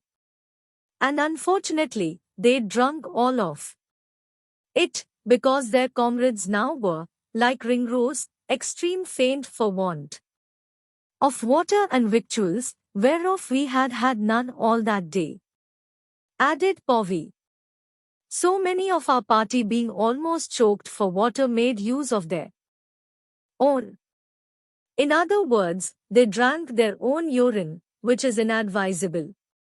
Urine salinity is comparable to seawater's, and it carries waste products that can cause low blood pressure and organ failure. On balance, though, those men were fortunate. At least 10 of the company were dead, including both quartermasters and the boatswain, leaving the company without leadership. Another 18 men lay, in Ringrose's words, desperately wounded. Smelling blood, the Spanish soldiers streamed out of the fort and into the city, joining the mob closing in on the church. As what amounted to a human noose tightened around the building, Ringrose, who reflected that Sharp's warning of a hot day in Arica had been prophetic, was among several buccaneers to turn to their former admiral. Sharp was a natural, if flawed, leader and a capable tactician.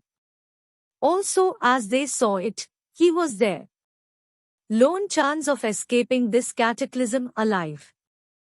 But initially he ignored their entreaties, in part because he was preoccupied with returning Spanish fire, and mostly because he was still stung by their mutiny. The men redoubled their supplications. Sharp said nothing for a long time, then began issuing orders. His plan was simple: retreat. He divided the 47 healthy men into an advance guard, flankers, supports, and a rear guard, and he ordered the 3 surgeons to evacuate the wounded. The surgeons refused not only to help, but also to leave. They were too drunk. In Sharp's experience, this was not entirely unusual. When Henry Morgan's ship the Oxford caught fire, in 1669, several of the 300 fatalities were buccaneers who might have disembarked but were simply too inebriated, leaving behind the surgeons, and, by necessity, some of the wounded. Sharp and the advance guard shot their way out of the church. The other units hurried into the street behind them, the rear guard with muskets blazing, keeping the Araquinos back. Fire continued to pelt the retreating buccaneers. Musket balls bored channels through the dusty air around them as they shot and slashed their way out of Arica, but the onslaught was not enough to adequately suppress their own fire. Their objective was to reach the Savannah at the city's edge, where they could position themselves with the sea to their backs and, using trees and rises in the land as protection, keep the enemy at bay long enough for Wafer and the boat party, with the launch and 4 canoes, to come to the rescue. In a measure of either their extraordinary luck or their enemies' poor marksmanship, they emerged from the city without sustaining a single gunshot wound. The Araquino mob followed them onto the Savannah, shooting incessantly. Although off target, the efforts necessary to rebuff the deluge prevented the buccaneers from starting a fire to summon the boats. But someone else had already lit a fire to summon the boats. Ringrose realized, stricken with horror at the sight of twin columns of smoke rising from the city. The only conclusion was that the drunken surgeons, under duress or otherwise, had relayed the distress signals to the Spaniards, who would now ambush the rescue party. Aboard the Trinity, well offshore, Dampier read the two ribbons of smoke from Arica as the distress signal, but something seemed odd, the spacing between them, perhaps. Suspecting that the Spaniards themselves had set the fires, he advocated for the Trinity to sit tight rather than enter the port. In the boats, however, Wafer and company suspected nothing and raced into their own hell. Back on the outskirts of the city, a fresh company of Spanish horsemen thundered across the savannah toward the 47 buccaneers, and oddly, past them. The reason soon became gut-wrenchingly clear to Sharp and company. The horsemen sought to block the buccaneers' way to the shore, forcing them onto the open field to face an onslaught of soldiers, all 1,200 of whom were fighting together now, under the direction of a Spanish general.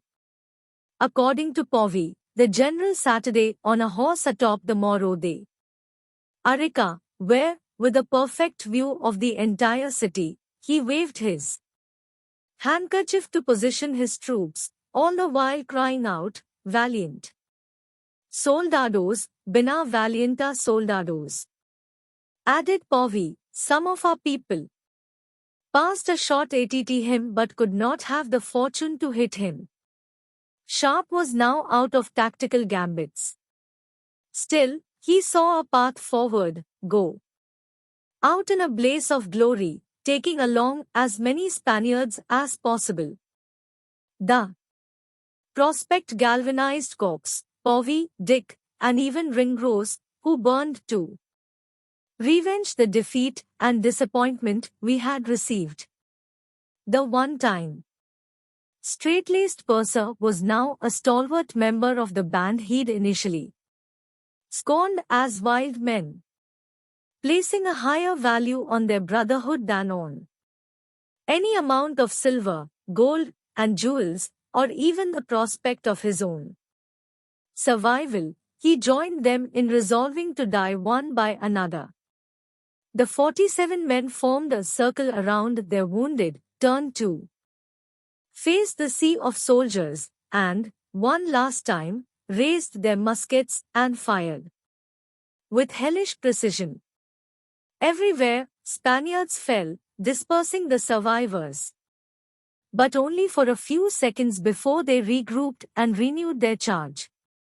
In those seconds, the buccaneers reloaded and delivered a second volley, sending several more of the enemy into the next world and staggering the remainder.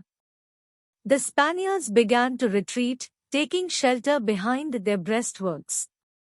This presented an escape route, as though the sea had parted. Sharp ordered the men to take it, quickly, because a company of horsemen was racing to block them. The buccaneers sprinted, and as they neared the bay, Sharp directed them onto a boulder-strewn stretch of coastline that the men on horses would be unable to navigate. Upon reaching the narrow sandy beach, Ringrose realized that the Spaniards' counterfeit distress signal had been a stroke of luck. Wafer and the rest of the boat party were now waiting at the water's edge. "I hope it will not be esteemed a vanity in me," Sharp wrote after returning to the Trinity, "to say that I was mighty helpful to facilitate this retreat, which brought my men to recollect a better temper, and unanimously on getting to our ship, to restore me to my command again."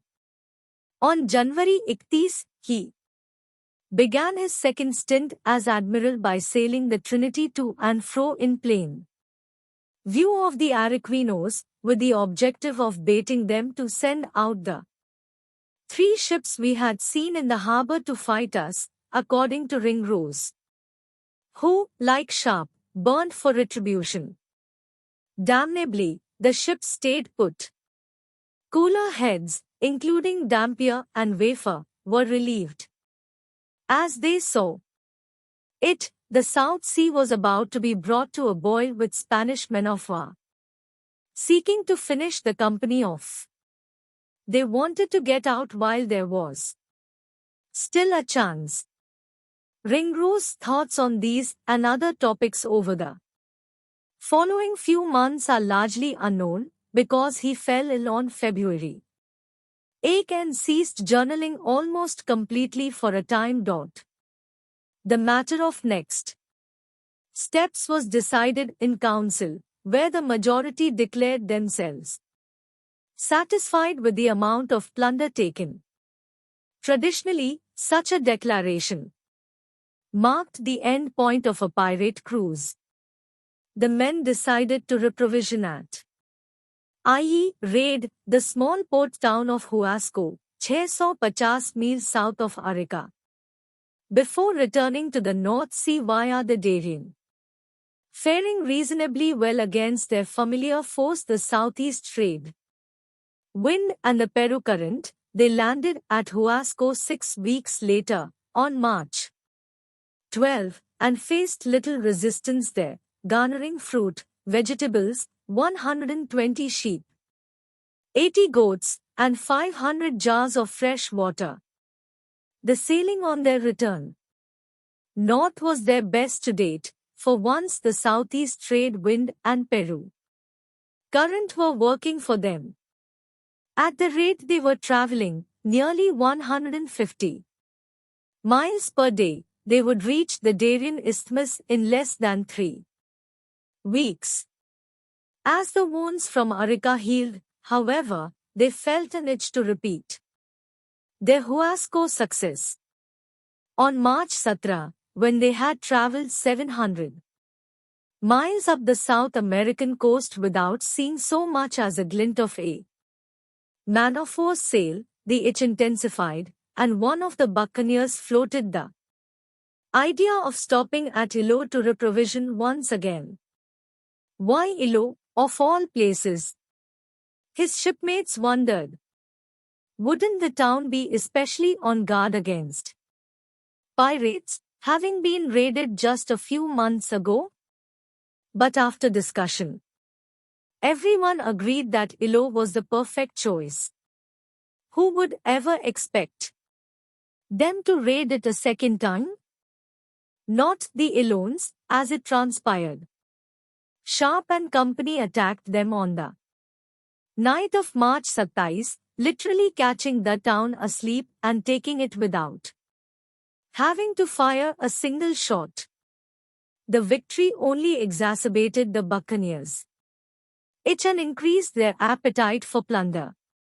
It also led them to question the rumors they'd heard of the viceroy of Peru's new pirate hunting armada, of gallows being erected with their names on them, and of soldiers from all corners of the Spanish Empire streaming into the South Sea to capture them.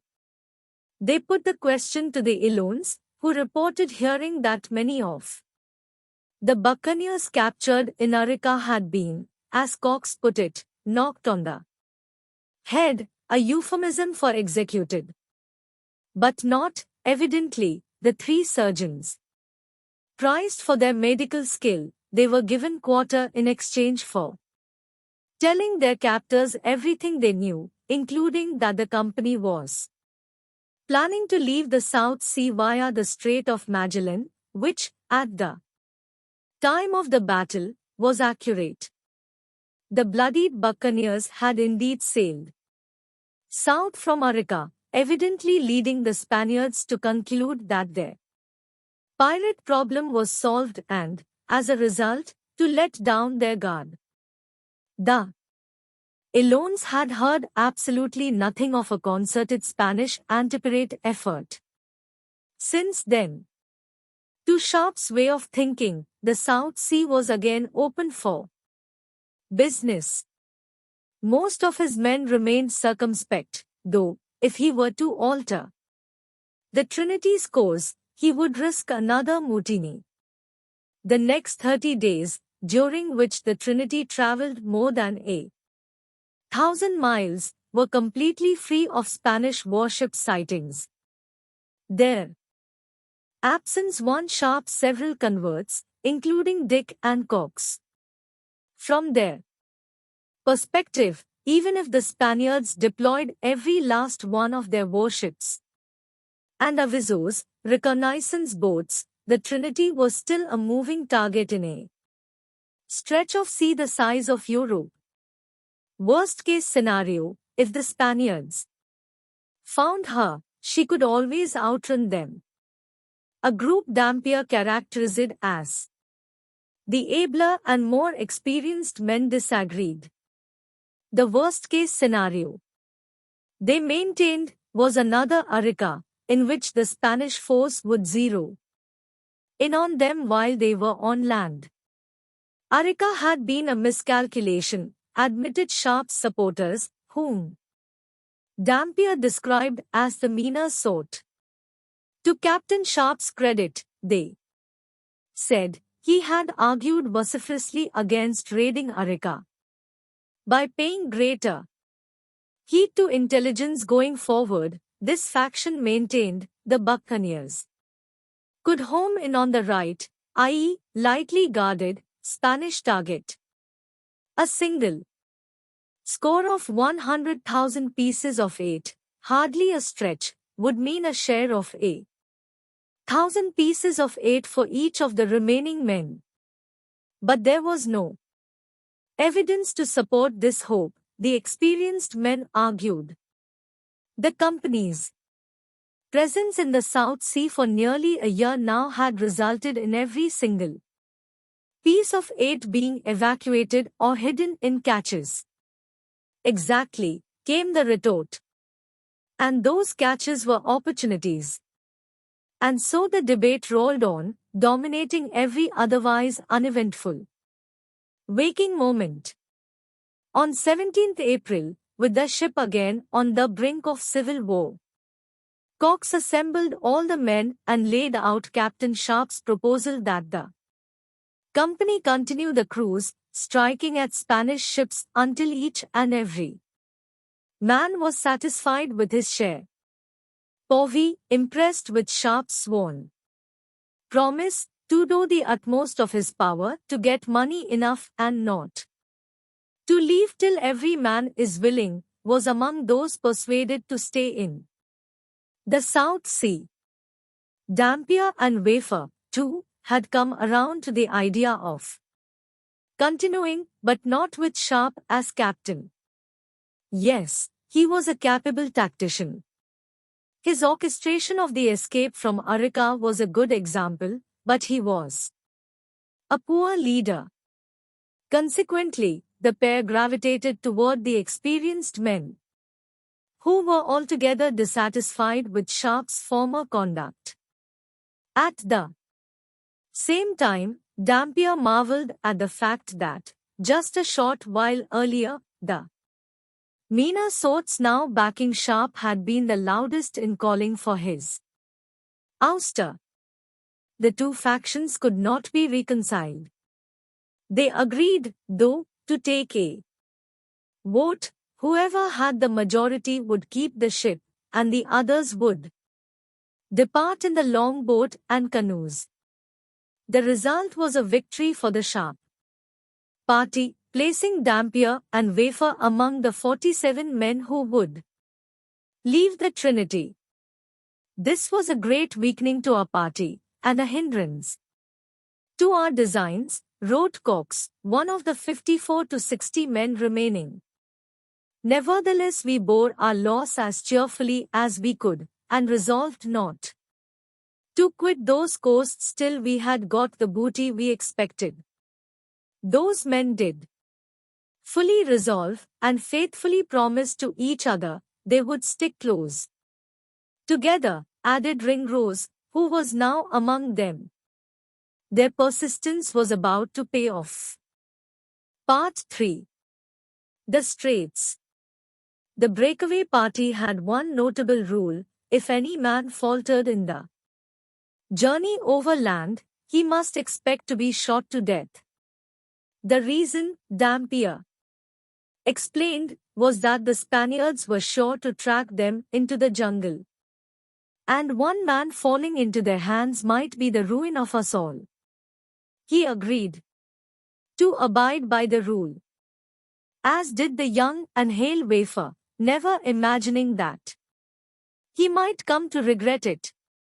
As their leader, the abler and more experienced men comprising the party chose John Cook, unrelated to William Cook, the servant who had accused Edmond Cook of sodomy, a Caribbean native born to English parents on the island of St. Christopher.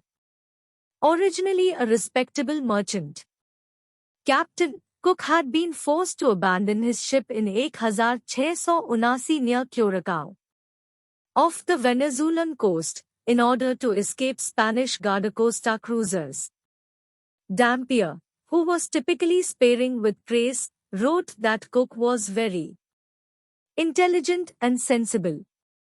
12 leagues northwest of Isla de la Plata, near the equator, on the morning of 17 April 1681, the Cook party prepared to leave the Trinity.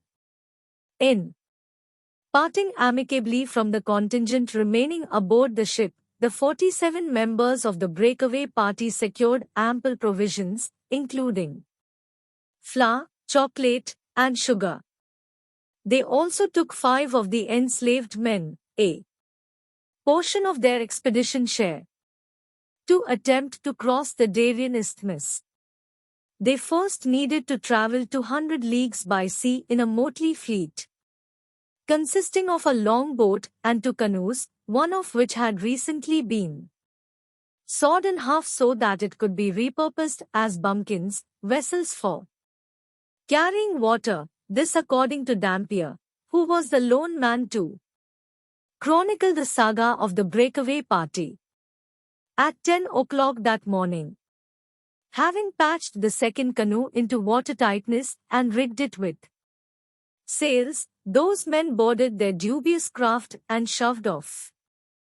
At first there was too little wine to sail, but at noon, when it was already too late for them to return to the Trinity, the wind grew strong enough to demonstrate the folly of attempting 200 leagues of high seas in patchwork canoes. The launch, too, was threatening to founder. To keep her afloat, the men cut up an old dry hide and strategically wrapped it around the hull. It worked, and by nightfall the fleet had covered some 50 miles. A harrowing, tempestuous night gave way to another too calm day that brought into view an even greater peril, a Spanish bark. Determining that the ship was sitting at anchor, near Cape Pasdo, about 20 miles below the equator, Cook began to see her as an opportunity. He sailed into the bay for a better look, establishing that she was carrying timber and that most of her crew had gone ashore, without accounting for the possibility of pirates drifting past. An attempt to take her carried risks beyond those of fighting her remaining crew. Another of the breakaway party's guiding principles was to steer clear of Spaniards whenever possible. But the bark could provide a significant fleet upgrade as well as excellent cover for the duration of the sea voyage. To outward appearances, the buccaneers would be humdrum Spanish timber merchants. They attacked and boarded the vessel, coming away with not only their desired upgrade but also several Spanish prisoners who could provide them with vital intelligence. Over the next 6 days, they sailed the new bark 250 miles before stopping at their former haunt, the island of Gorgona, for water and some necessary maintenance. As ever, the island was a snake-infested hellhole, for which reason they were astounded to find a newly constructed house large enough to accommodate 100 people. Spaniards, the buccaneers, assumed, based on the great cross hanging over the entrance. The Buccaneers prisoners, meanwhile, knew exactly what the house was, a barracks for Spanish soldiers. No doubt hoping that the soldiers would appear and hang the Englishmen, the prisoners said nothing. Only after Cook and Company established that the house was vacant and the information became capital did the prisoners happen to remember that Spanish soldiers had recently begun coming to Gorgona from the mainland. Every 2 or 3 days with the expectation that the Englishmen would, at some point, return to Karin. Upon sighting them, the soldiers were to carry the news with all haste to Panama, where a trio of pirate hunting warships lay at the ready. The buccaneers consequently cut their Gorgona stay short, leaving the next day, 25th April, which brought heavy rain. With it came a reminder that the region was entering the rainy season, which would make the trek across the Darien highly problematic. For now, though, between the weather and the Spaniards, they would be happy just to reach the Darien.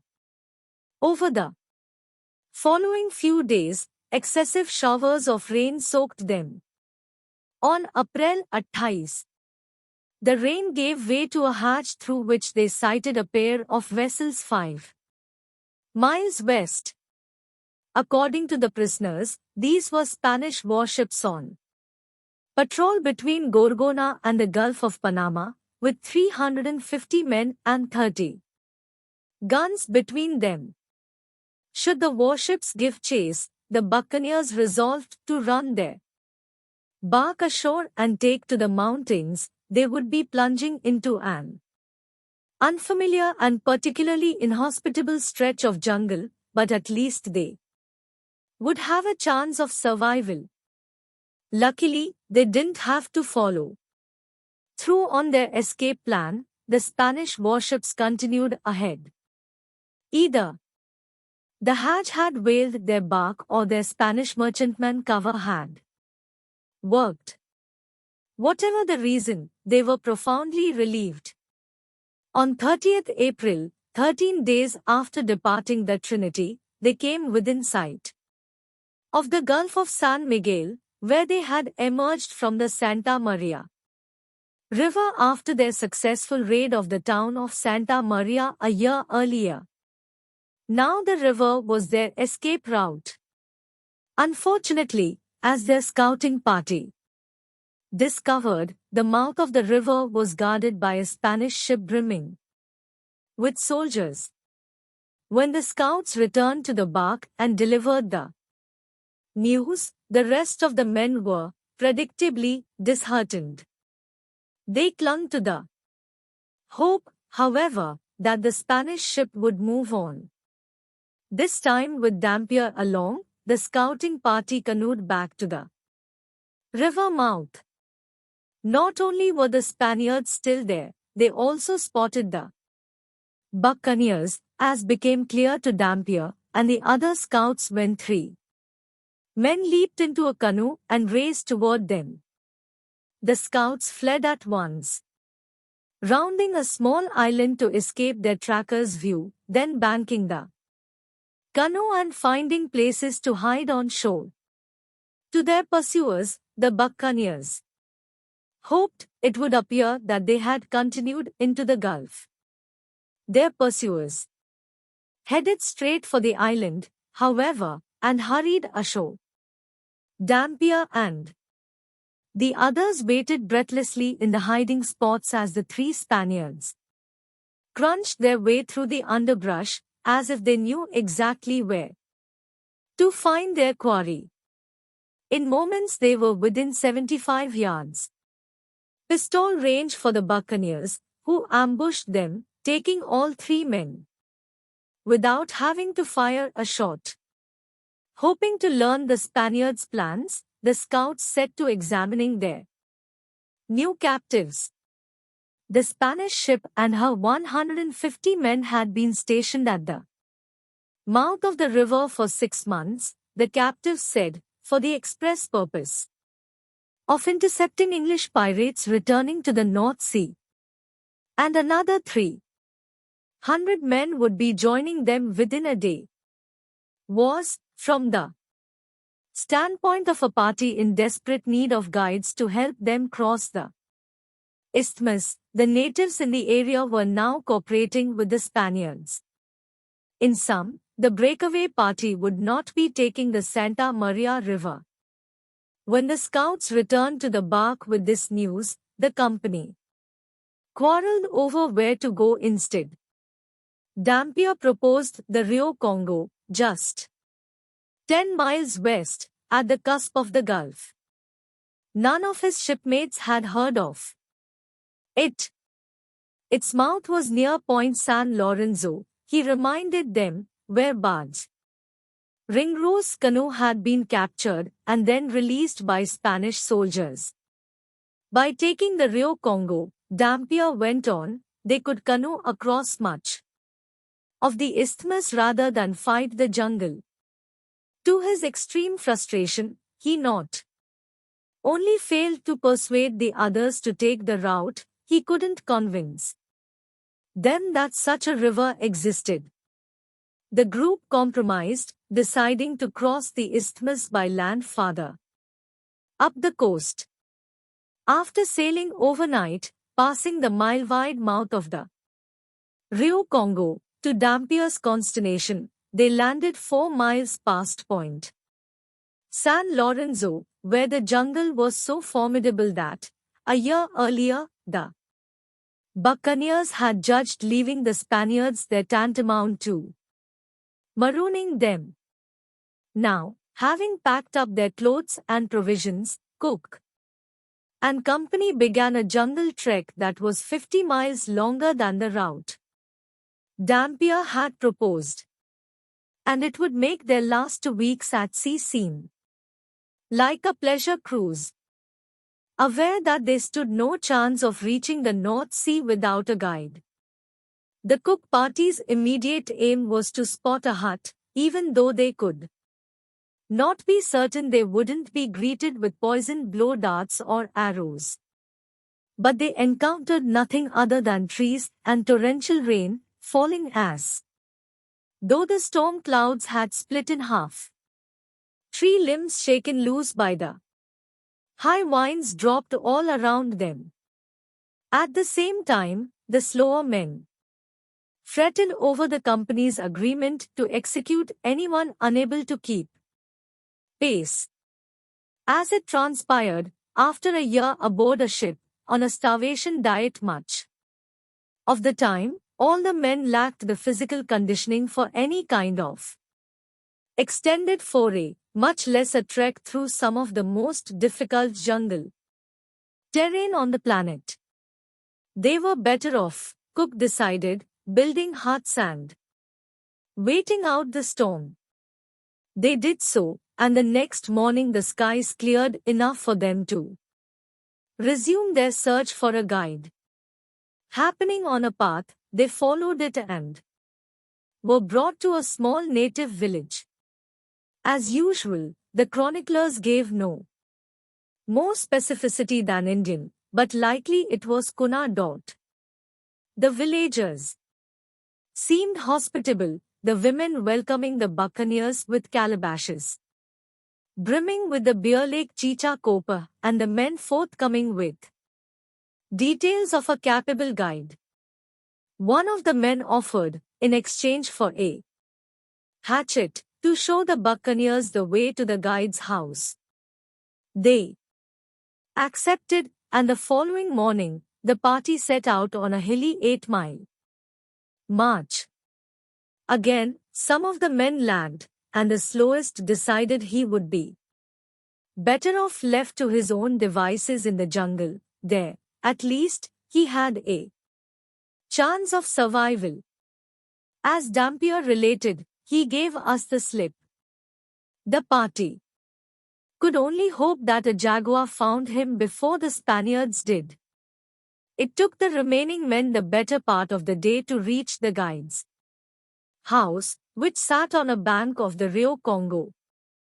Unlike the villagers, the guide spoke very good Spanish, but unfortunately he claimed to know of no way from there to the North Sea. This raised Dampier's suspicion, which was validated when the man offered to lead the party instead to Santa Maria, where, he no doubt knew, the Spaniards would pay him handsomely for delivering the Englishmen. But while the buccaneers weren't about to head to Santa Maria, they had no other option for a guide, so they attempted to win him over. They succeeded only in angering him. He was not their friend, he declared. Hoping his friendship was for sale, they offered him a combination of beads, money, hatchets, machetes, and cutlasses, almost everything in their possession, yet he was unmoved.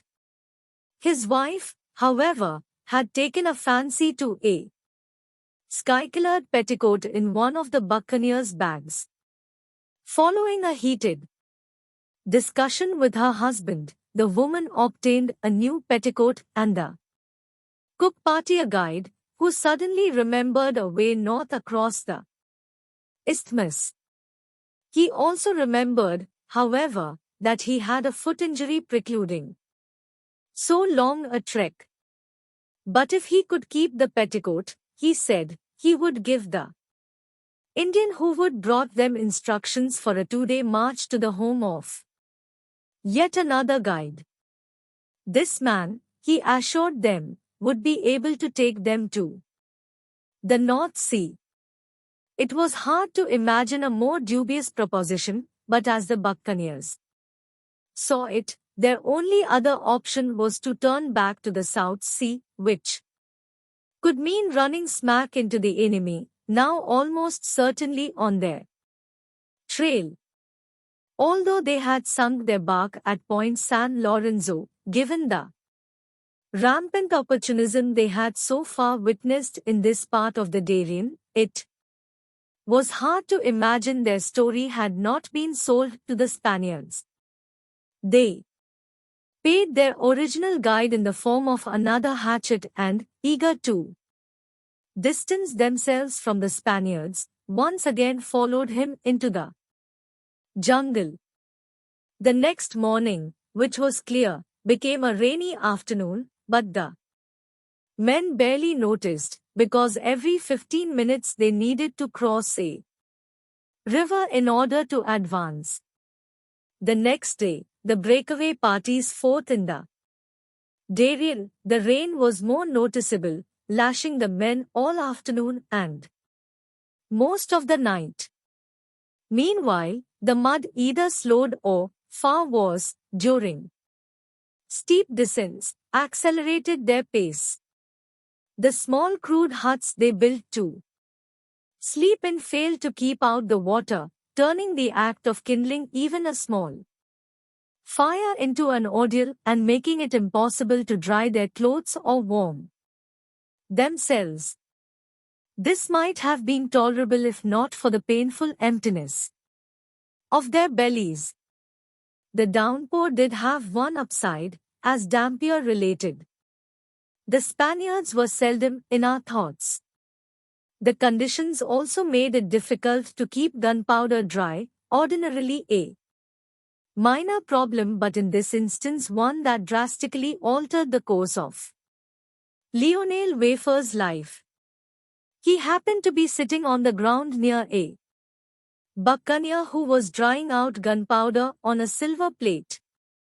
When another man passed by with a lit pipe, a bit of smoldering tobacco fell from its ball, just a crumb, but enough that, on impact, the gunpowder blew up and the resulting fireball leaped at Wafer, engulfing his knee and devouring so much of the tissue that the kneecap was not just exposed but also left bare. By the time he escaped the flames, much of his thigh was severely burned. as well, and up and down his leg the flesh was decimated. Wafer's medical kit contained salves and disinfectants, allowing him to treat the wound. But even walking was excruciating, as was the prospect of continuing for days on end through harsh jungle.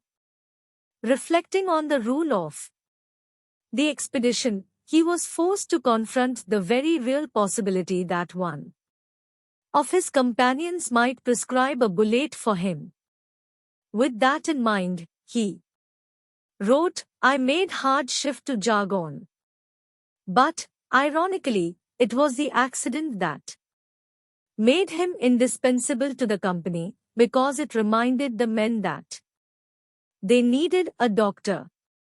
To aid Wafer's trekking, Dampier recorded, the company allowed him a slave to carry his things. Each enslaved man was already carrying the belongings of at least one buccaneer, which made advancing through the jungle, hard in the best of circumstances, a torment. The cataracts of rain and sucking mud made the task even more difficult, and the additional weight of the medical kit was still. During the night, as Dampier wrote, we always kept 2 men on the watch, otherwise our own slaves might have knocked the head while we slept. Little wonder, despite the men on watch, that night 4 of the company's 5 slaves managed to elude detection and run away, taking with them Wafer's musket, the pieces of 8 constituting his entire expedition share, and, as he realized when it came time to change his bandages, his medical kit, which, as he wrote, thereby left me deprived of the wherewithal to dress my sore and treat the pain. One way or another, it seemed, he would be leaving the party.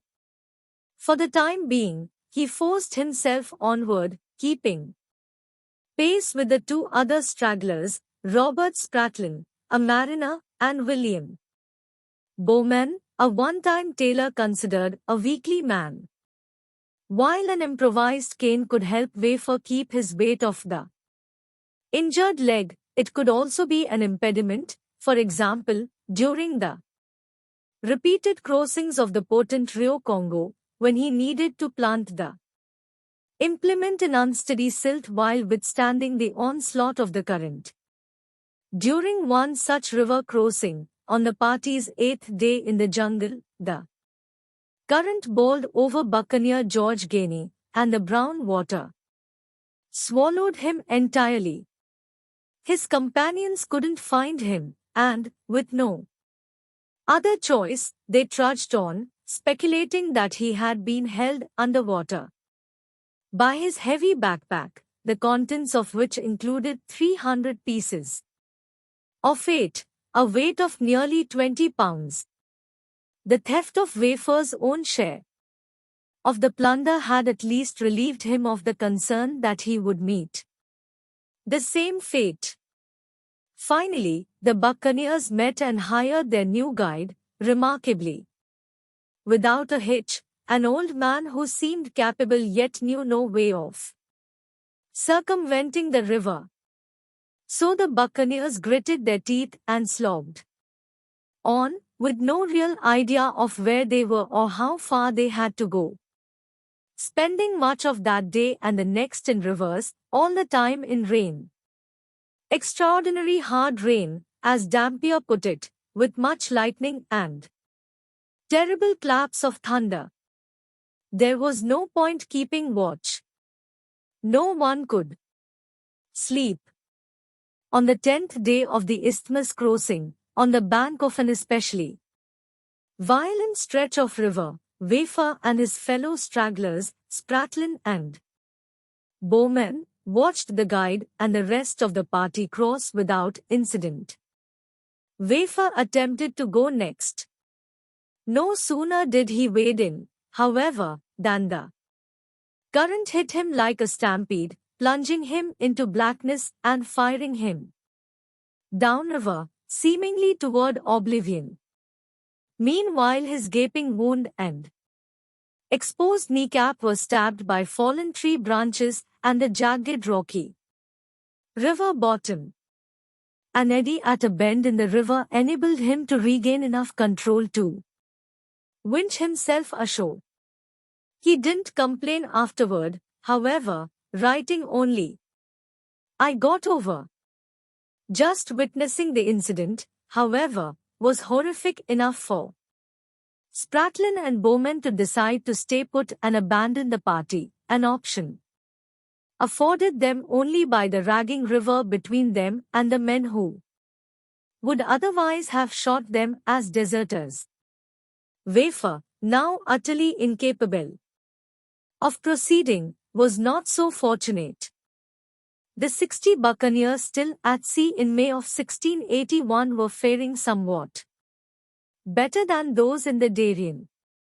Our company and forces were extremely weakened, Dick wrote of the Trinity crew, but our hearts as yet were good, and though we had met with many disappointments in several places, yet we hoped that at last, by some means or other, we should attain the ends of our desires, which was to enrich ourselves. In Ringrose analysis, the greatest part of our attempts on land had proved hitherto very unsuccessful. Sharp concurred. He proposed shifting their attention to merchant vessels, allowing them to maintain their strategic advantages and avoid ambush. The rest of the men agreed, and the company decided to focus on the commercial shipping zone just south of the equator. First, though they needed to careen, it had been nearly a year, and the Trinity's hull was in shambles. They also wanted to fit up the ship, to transform her deck into an unobstructed fighting and boarding platform, in this case by dismantling the forecastle and lowering the quarterdeck. Unfortunately, such modifications required greater carpentry know-how than they had among the remaining crew. But as luck would have it, on 8th May, while scouting for a careenage in the Gulf of Nicoya, a dogleg inlet halfway up the coast of what is now Costa Rica, they learned about a busy Spanish shipbuilding yard nearby. Sharp took 23 men to the yard and issued, as Cox put it, a friendly invitation to the chief carpenter to join them. In Sharp's version, the recruitment wasn't as friendly. He and his men marched in, dragged the carpenters out of bed, then left with them as well as their tools, ironworks, and other necessaries, as he put it. Those necessaries included 6 jars of wine and brandy, and as a result of drinking too much of the latter, Scottish buccaneer John Alexander horribly overloaded his dory with the tools and ironworks. On the way back to the Trinity, the craft sunk, and he drowned. Nevertheless, over the next 2 weeks, the Spanish carpenters were able to alter the Trinity to Sharp's specifications. They also stabilized the masts, among other modifications designed to boost the ship's speed and agility. In gratitude, Sharp set them free and, as a bonus, gave them a bark the company had recently captured. The alterations had an unexpected cost, though. Dutch buccaneer James Marquis, who spoke fluent Spanish, had evidently enjoyed the carpenters' company so much that he ran off to join them, taking along a local woman with whom he had become enamored. He left behind his share from the expedition, a total of 2,200 pieces of eight, but it was small compensation to his ex-shipmates, given the likelihood that he would betray their plans to the Spaniards. In addition, Marquis had been their interpreter, and excellent. 1.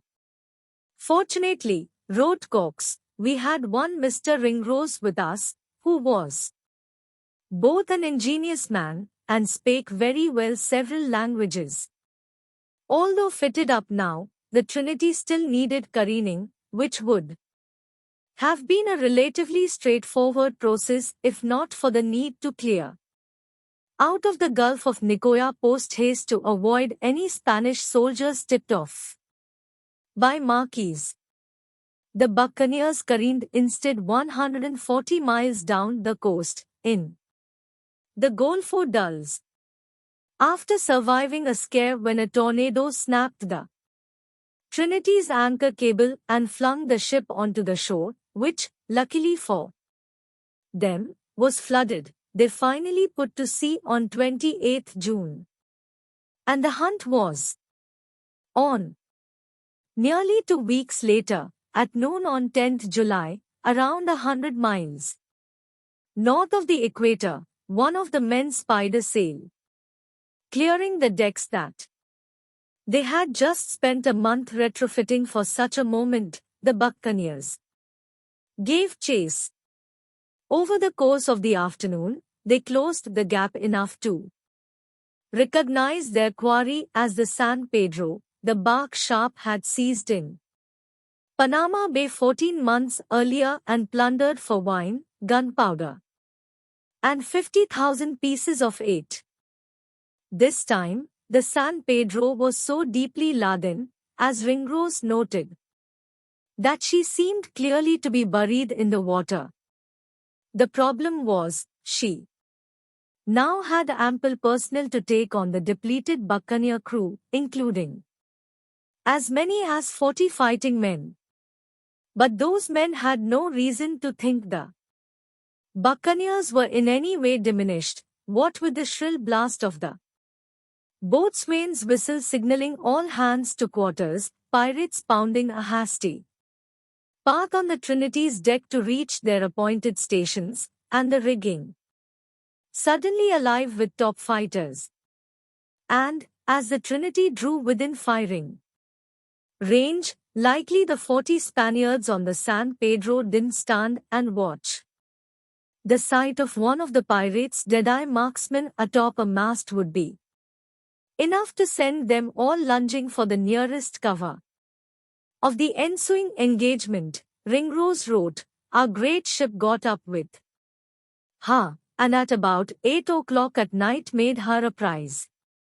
The other chroniclers said much the same thing in fewer words, suggesting that, as had been the case in Panama Bay, Sharp ordered the Spaniards to strike, and they complied, allowing his men to board. In the San Pedro's holds, the buccaneers found high-end cargo: coconuts, silk, cloth, stockings, and 8 chests full of pieces of 8. 21,000 in total, and another 16,000 pieces of 8 in bags.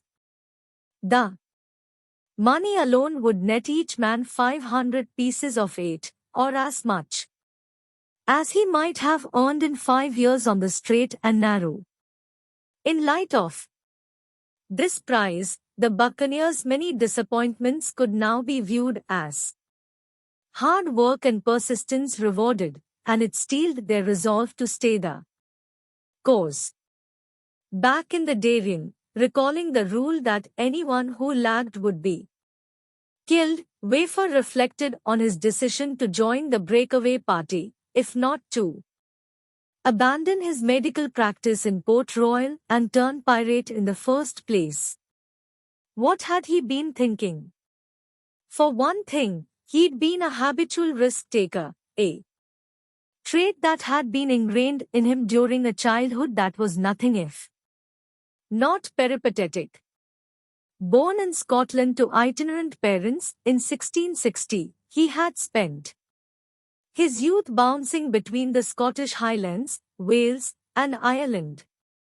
Before going to sea in his late teens, on trading voyages to Java, Sumatra, and Borneo, he served primarily as a surgeon's assistant, called a loblolly.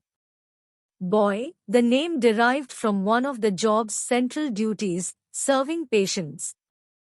A gruel known as loblolly. In 1679, when he was 19, he again sailed in the service of a barber surgeon. Typically the jobs were one and the same, this time on a trading voyage to Jamaica. The ship was commanded by a captain, Buckingham, who had a reputation in London as a gentleman and a trusted shipmaster, because of which the lords of trade and plantations trusted him to carry their correspondence to colonists in the West Indies. Buckingham, Wafer, and company reached Jamaica before their objective, sugar, was ready for milling, giving them time to sail to the Bay of Campeche to add logwood to their cargo. Wafer passed on the chance to see the Yucatan in favor of visiting his older brother, who worked in Jamaica on a sugar plantation. The choice was providential, because during the voyage, Buckingham was arrested by the Spanish Navy for trafficking in stolen logwood and sold into servitude to a baker in Mexico. Another captured crewman, who had managed to escape the Spaniards, told Wafer that each morning, the baker chained a log to Buckingham's leg and then left him in the streets all day to sell bread. Certainly Buckingham's was a cautionary tale for anyone trying to make a living at sea. Wafer decided to put down roots for a change. With his brother's help he settled into a house in Port Royal and secured work as a surgeon. But just a few months later he found himself in what amounted to a job interview with a pair of buccaneers. Privateers was the less incriminating term Wafer used when writing of the meeting. Edmund Cook and another captain named Lynch. Surgeons were in constant demand by buccaneer captains. Given piracy's occupational hazards on top of the usual sailors' diseases, such as scurvy and syphilis.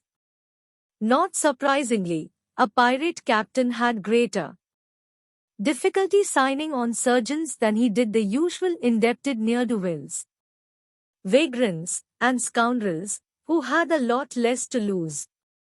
Yet if a captain left port without a barber surgeon, crew morale immediately declined, because the job fell to the ship's carpenter, whose methods and tools were somewhat comparable, or at least more so than the cook's, meaning that limbs would be amputated with the same ripping saw that had just been used to cut away a shipworm-ridden chunk of hull. As a result, when pirates decided to liberate the entire crew of a captured ship, that often did not include the surgeon. And upon meeting a surgeon in port, pirate captains often gave him no choice but to take a position with them. In his writing, Wafer implied that he was the victim of such a circumstance, claiming that Cook and Lynch took me along with them. This was more judicious than a confession to running off with pirates in search of adventure. Either way, during his isthmus crossing with the breakaway party, he surely regretted having ever stepped out of his office that day. It's difficult to pinpoint how far the party had traveled by 10th April 1681, when he found himself not able to trudge it further. The buccaneers had little idea themselves, but it was far enough, they decided, to nullify the risk of his falling into Spanish hands and compromising the party's chances of reaching the North Sea. Consequently, they allowed him to remain behind at a Kuna village, along with two other stragglers, John Hinkson, a career mariner, and Richard Gobson, a scholar who had left academics to apprentice as a druggist in London before finding his way into piracy. It was far from an ideal scenario for the three Englishmen, left indefinitely in the bowels of a dark and hostile jungle, dependent on the good graces of villagers who were anything but hospitable. Some of them looked on us very scurvily, Wafer wrote, throwing green plantains to us. As we sat cringing and shivering, as you would bones to a dog. It was possible that the story of John Gret, the Kuna boy who sailed with Privateer William Wright's crew before his untimely death at the hands of English slavers, had reached this neck of the Darien. Whatever the case, for Wafer, Hinkson, and Gobson, a stay in hostile conditions was safer than continuing. They resolved to resume the trek to the North Sea once the rainy season ended, 4 months hence. For Wafer, however, there was no certainty that he would live that long. Lacking the means either to treat his wounds or to alleviate his agony, he turned himself over to the Kuna healers, who, fortunately, took him in and applied herbs, which they had chewed into a paste, to the wound on his knee, covering it with a plantain leaf. None of the villagers spoke English, but one young man spoke Spanish, which he'd learned as a boy after being taken prisoner by Spaniards. He eventually escaped. Wafer and his two countrymen had only a smattering of the language between them, but it was enough to develop a rapport with the young Kuna measurable in the extra plantains he snuck to them in the middle of the night. Without him, they would have starved. He was also able to shed light on why they hadn't received a warmer reception from the rest of the Kuna. Apparently, upon embarking from the village for the North Sea, the Cook party had forced two villagers to serve as guides. Having received no news of the two guides since, the villagers had come to suspect that Cook and company had murdered them, perhaps to keep them from reporting to the Spaniards. Yet despite their clear contempt for Wafer, the villagers continued to take care of him, applying a fresh poultice every day for nearly 3 weeks after his arrival. At the end of that time, save for a slight weakness in his knee, he was, to his amazement, perfectly cured. But since their men had yet to return from the North Sea, the Kuna seemed resolved to revenge on us the injuries which they supposed our friends had done to theirs. Some of the villagers wanted the Englishmen to be put to death. Others called for turning them over to Spanish soldiers in order to curry the Spaniards' favor. Fortunately for the buccaneers, the majority of the natives despised the Spaniards even more than they did murderous Englishmen, quashing the latter option. The Kuna still liked the first option, though. Killing the Englishmen, they thought, would be just retribution. Even slowed by the Cook party, the guide's trip to the North Sea couldn't possibly have taken longer than the 20 days that had elapsed. Reckoning that the return leg would take 10 days at most, the villagers decided that if the two guides hadn't returned in that time, they would execute Wafer, Hinkson, and Gobson, and they began constructing a large wooden pyre for that purpose. 2 men did stagger into the village a few days later, but not the guides. It was Bowman and Spratlin, the members of the breakaway party who had fled rather than risk crossing the Rio Congo. But as they had since come to appreciate, fording a raging river was pleasant in comparison to walking unguided through the Darien jungle for 20 days. Having barely survived, they saw the Kuna village as their salvation. The villagers accommodated them by adding more wood to the pyre.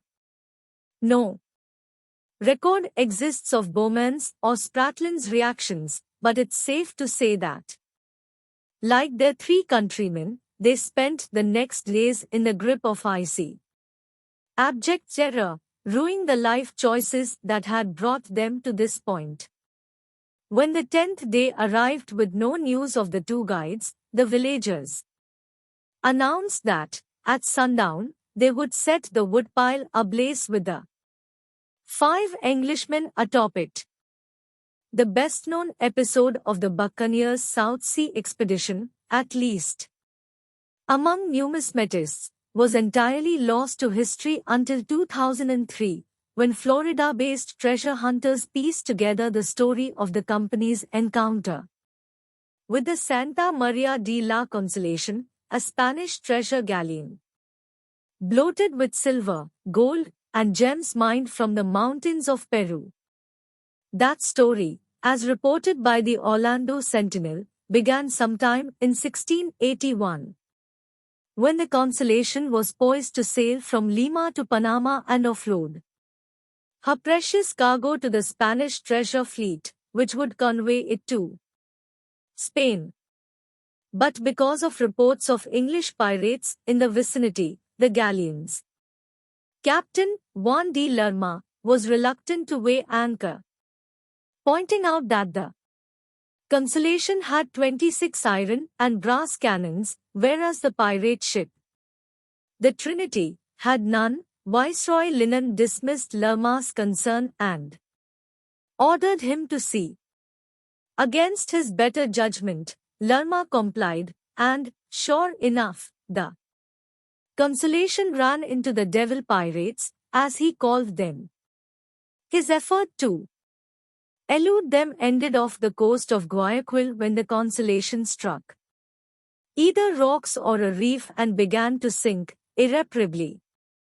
As he and his 350 men scrambled to their small boats, Lerma ordered the ship set on fire so that the treasure would not fall into the pirates' hands. He quickly came to regret the choice. Infuriated at having lost the treasure, Sharp and his men followed the Spanish boats to Isla Santa Clara, a tiny island in the Bay of Guayaquil, and retaliated by beheading the crew and passengers, an estimated 350 people. As a result, the island has since been called La Isla de Muerto, or the Island of the Dead. Or so goes the Orlando Sentinel story, its primary source being the Florida treasure hunters, who at that time were selling the cache of 17th century silver coins they'd found in the Bay of Guayaquil. The story and history behind it is what makes it valuable, one of them told the paper. But Sharp and company are likely innocent of this crime, at least. Isla Santa Clara had been known as La Isla de Muerto long before he and his crew entered the Pacific because, as Dampier wrote, it appears like a dead man stretched out in a shroud. Further, none of the chroniclers aboard the Trinity mentioned the incident, which would be odd, given their relish in recounting their many other crimes. Ringrose August Unti's journal entry includes their only reference whatsoever to the Consolation. This day our pilot told us that since we were to windward, a certain ship that was coming from Lima, bound for Guayaquil, ran ashore at Santa Clara, losing therein money to the value of 100,000 pieces of eight, which otherwise, peradventure, we might very fortunately have met withal. Moreover, Spanish records from the time of the Consolation wreck, likely May or June of 1681, placed the company in the Gulf of Nicoya, nearly 1,000 miles north of Isla Santa Clara, to make the case that the buccaneers nevertheless engaged the Constellation and then covered up the incident. The treasure hunters used deduction predicated on a map of the Bay of Guayaquil produced between 1682 and 1689 by English cartographer and close Bartholomew Sharp associate William Hack. The map includes the notation in the year 1681 Capt. Sharp gave chase to a ship in this sea and she was lost on foul ground near St. Clara in her was 100,000 PS88s besides plate and other goods of value.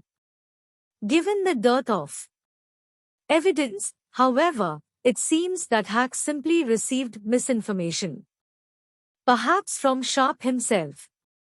In reality, Ringrose and company were fortunate not to have crossed paths with the Constellation, because Lennon was probably right. Given the treasure ship's prodigious firepower, the Trinity would have been the likelier of the two vessels to wind up on the ocean bottom, and the buccaneers would have missed out on the far greater prize they indisputably did encounter that summer. The Santo Rosario back in the Darien, in mid-May, on the day that Wafer and the 4 other Englishmen were to be burned to death. La Senta, a regional Kuna prince, happened to pass through the village and see the pyre. Absent confirmation of the fate of the two guides, La Senta thought that executing the Englishmen was excessive. He instructed the villagers to first take them up the isthmus to a Kuna community whose residents were privy to the north sea-coast comings and goings. The Englishmen, who would have been elated to leave the village under any circumstances, happily marched north in spite of nothing but swamps. Having great rains, with much thunder and lightning, as Wafer recorded. Their cheerfulness was put to the test over the next 2 days. They had no provisions save a handful of dry corn provided by their guides, and they slept on the cold ground. They might have taken comfort from the trees, shielding them from the rain, except that whenever the wind shook the trees, branches were loosed onto the men. And after failing to find any food, during the 3rd day of the march, they spent a rainy night on a small hill that, by morning, had become an island surrounded by floodwater. It seemed that the 5 Englishmen and Tukuna would be stuck until the water receded, and no one could say when that might happen. Likely satisfied that the Englishmen were now as good as dead, the two Kuna swam off and did not reappear.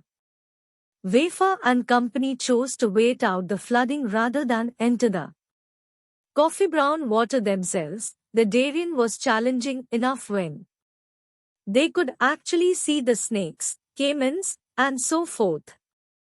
Instead they sat and watched the water level, hoping it would drop. Over the course of the day, it didn't budge.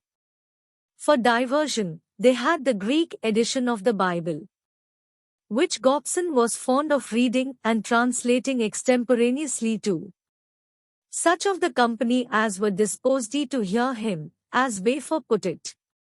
By the next day, to their surprise and relief, the floodwater had receded enough for them to resume their march, without their guides to lead them. The small party headed north using their pocket compasses, in spite of what they had learned from the Kuna.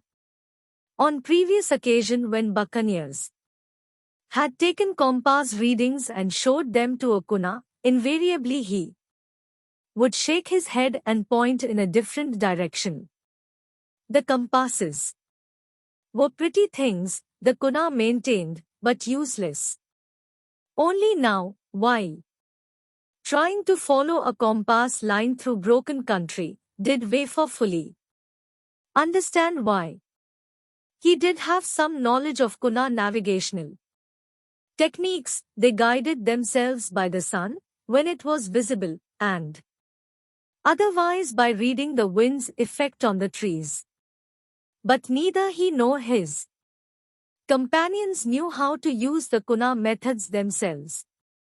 At the end of the day, they came to a river that was 40 feet wide and far too deep and turbulent to ford, a dead end, it seemed, until it dawned on them. The river's sudden rise and fall must have been responsible for the flash flood and the water's equally rapid decline a day later.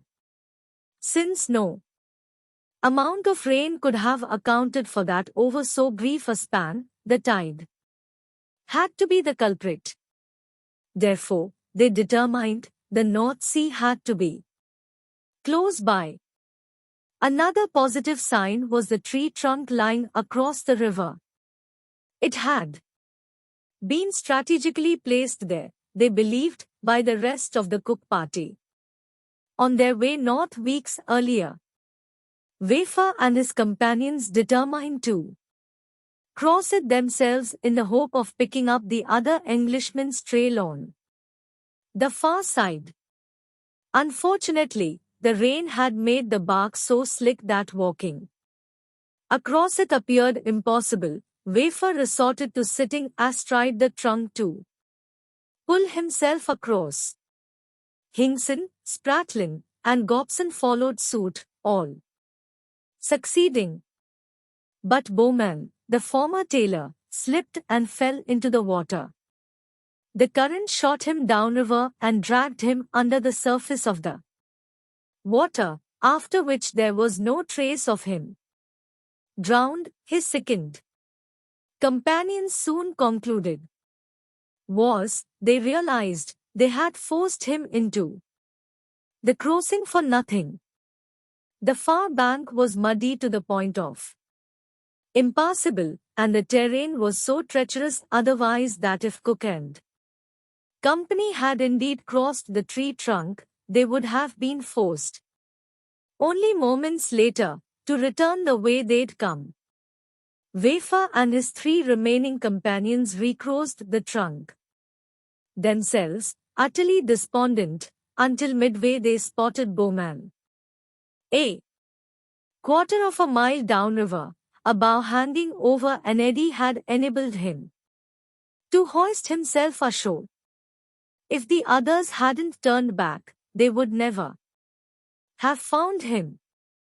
A joyous reunion ensued, tempered by the reality that once again they were lost, inextricably, it seemed, and that hunger and weariness had brought us even to death's door, as Wafer wrote. A berry tree afforded them their first meal in 5 days, enabling them to march onward, or, rather, to inch onward, the flood having transformed the earth underneath them to mud and ooze. Their progress was further hampered by their blistered feet and the chafed skin on the insides of their thighs, which had been abraded to pulp by their torn, perpetually wet clothing. The rest of their bodies, meanwhile, were riddled by mosquito bites that had transformed into large open sores by the jagged underbrush. Wouldn't it be nice, one of the men mused, to float down the river? Instead, the others laughed at first, yet the more they discussed the idea, the less far-fetched it seemed. The river did appear to run toward the north. See? What if they constructed a raft? In the woods they found hollow bamboo stalks seemingly designed for that purpose. Having hewed the stalks into uniform lengths, they bound them together with vines. The process took an entire day, at the end of which they used their excess wood for a fire, took up lodging beside it, and dreamed of cruising downriver. But not long after the sun went down, rain began to fall, and it seemed to wafer that heaven and earth and the space between them would soon merge into a single body of water, or tar, as it would appear in the smothering darkness. The men came to appreciate that darkness a moment later when lightning tore into the jungle, accompanied by horrid claps of thunder. Bolt after percussive bolt that perfused the air with the stifling stench of sulfur. The lightning ceased at midnight, and Wafer soon missed it, because he and his comrades could hear rivers raging on either side of them that they could not see.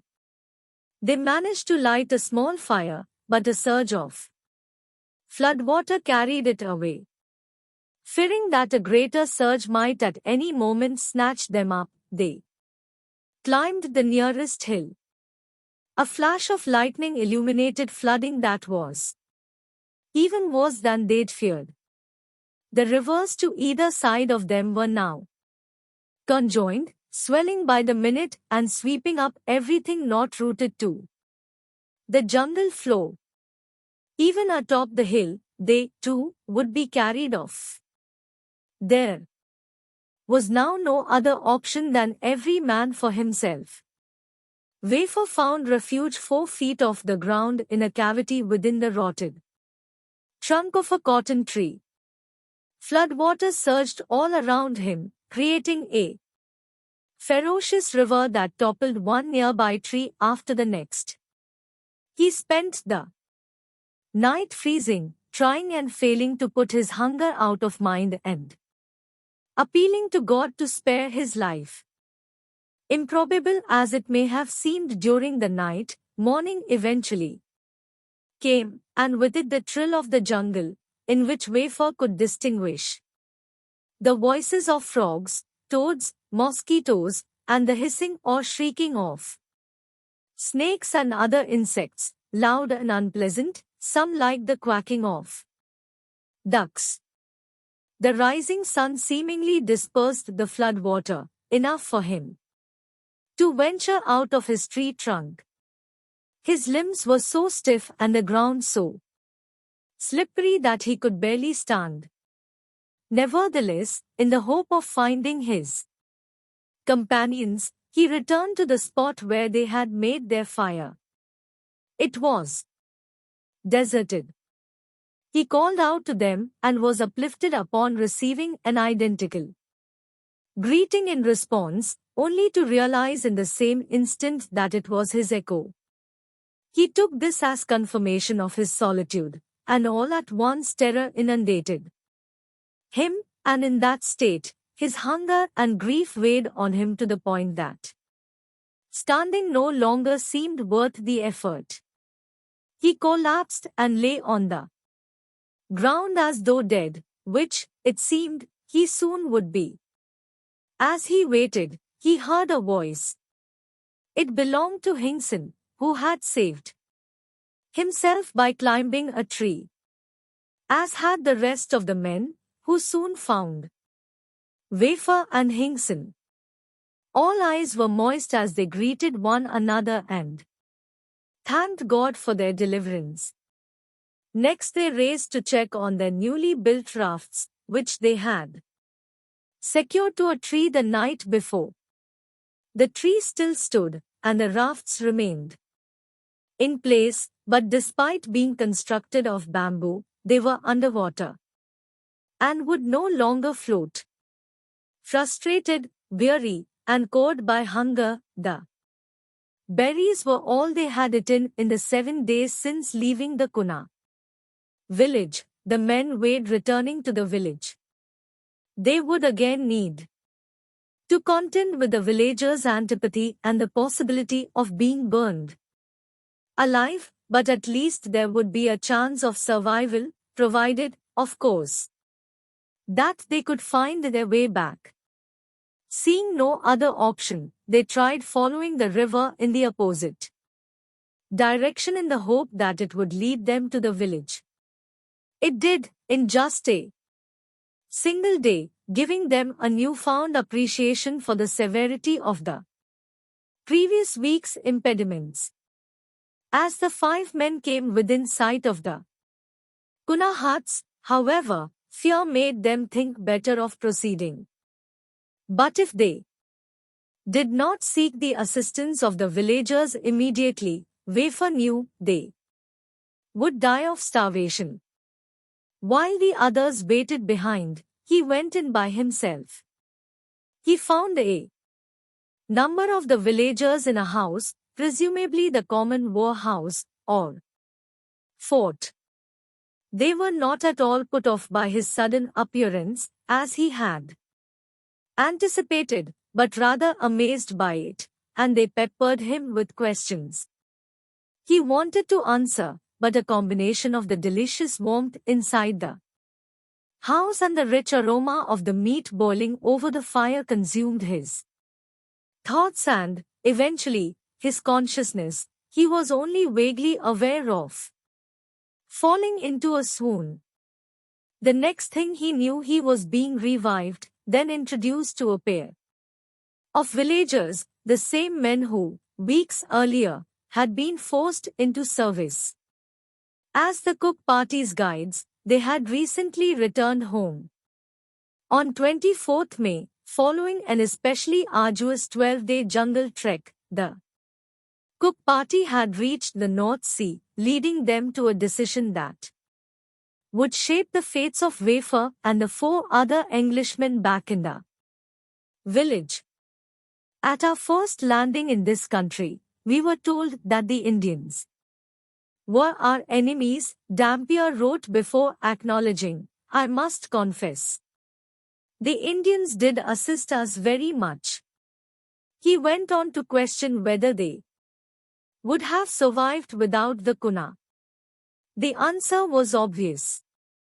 Accordingly, after finding a crew of French buccaneers just off the north seacoast at La Soundsky, the very first thing the members of Cook's party did was trade for the goods their Kuna guides wanted most, to reward them, as Dampier put it, to their heart's content. In addition to beads, knives, scissors, and mirrors, each man in the party gave the guides a $50. The 2 Kuna guides were more than gratified. On returning to their village, they shared large commendations of the kindness and generosity of our men, according to Wafer. Thanks to the cook party's largesse, the same Kuna villagers who the other week had planned to immolate Wafer and his 4 companions were now very good friends. After a week of rest and refreshment with these new friends, the 5 Englishmen set out again for the North Sea, this time led by 4 able guides. The party reached the river in 1 day, whereas it had previously taken 3, and they embarked in a canoe, upriver. Had they succeeded in their attempt to float downriver on bamboo rafts the week before, Wafer realized they would have wound up in Panama Bay, squarely in the hands of the waiting Spaniards. In mid-June, 6 days into their second river effort, they reached the settlement ruled by Lacenta, the Kuna prince responsible for having stalled their execution. He greeted them at his palace, which sat high on a hill overlooking the confluence of 2 rivers, likely the upper Rio Chepo and the Rio Canazas. Surrounding the palace were the homes of 50 of his administrators as well as the stateliest grove of cotton trees Wafer had ever seen. Each tree, he reckoned, was 6 to 11 feet in diameter. It would be impossible to reach the North Sea until the conclusion of the rainy season, the prince told the Englishmen. Cook and company had made it only just in time. In the interim, he said, they were to be his guests. Although reluctant to spend several additional months in the jungle, they saw no choice but to acquiesce. Besides, to men who had been trekking through Darien swamps for weeks, the village seemed a paradise. Almost immediately, however, Wafer enraged Lucenta, and once again their lives were in jeopardy. The trouble started when Wafer observed a bloodletting. The patient, who happened to be one of Lucenta's 7 wives, had been suffering from a fever and recurring fits. A healer sat her down on a stone in the river and used a miniature bow, about 2 feet long, to fire 10-inch-long arrows up and down her naked body. Wafer told Lucenta of a better way, a way of letting blood without putting the patient to so much torment. The prince requested that Wafer perform the treatment. After binding the woman's arm with a strip of bark, the Englishman prodded with his lancet and breathed the vein, causing the blood to issue in a steady stream, exactly as he had intended. But this rash attempt, he would reflect afterward, had like to have cost me my life. Accustomed to seeing blood let drop by drop, Lucenta was apoplectic. Begging his patience, Wafer continued, drawing 12 additional ounces of blood before binding up the woman's arm and prescribing a day of rest. Lucenta took up his lance and swore that if his wife failed to recover, he would bleed Wafer's heart.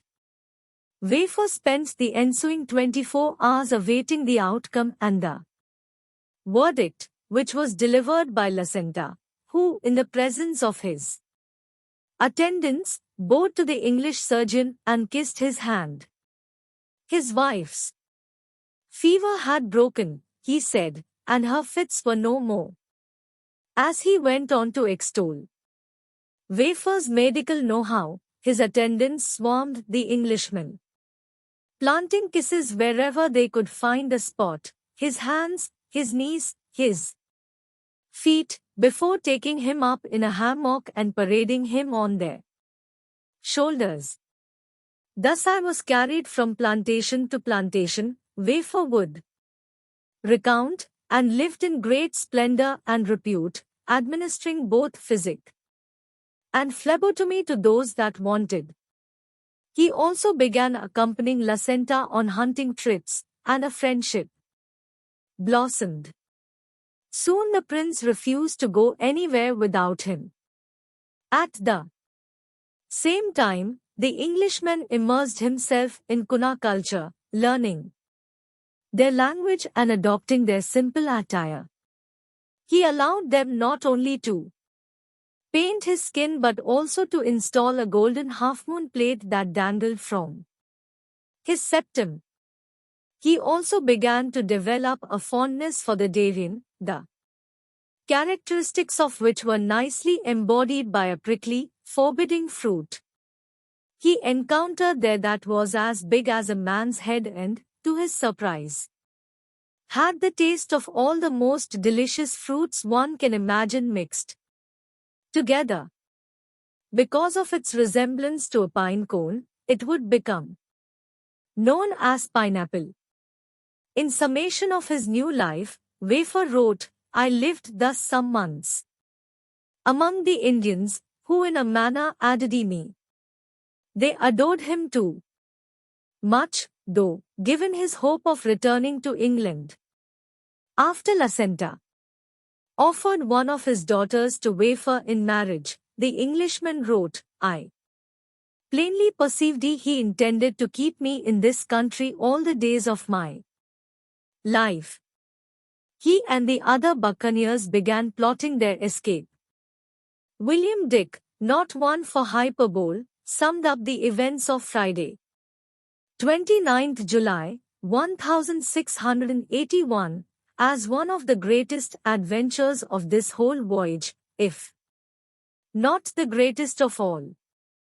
It began on a grey, drizzly morning, about 12 leagues from Cape Pasdo, when a man climbing one of the Trinity's masts glanced windward into the mist. His cry, "A sail!" electrified the crew. As ever.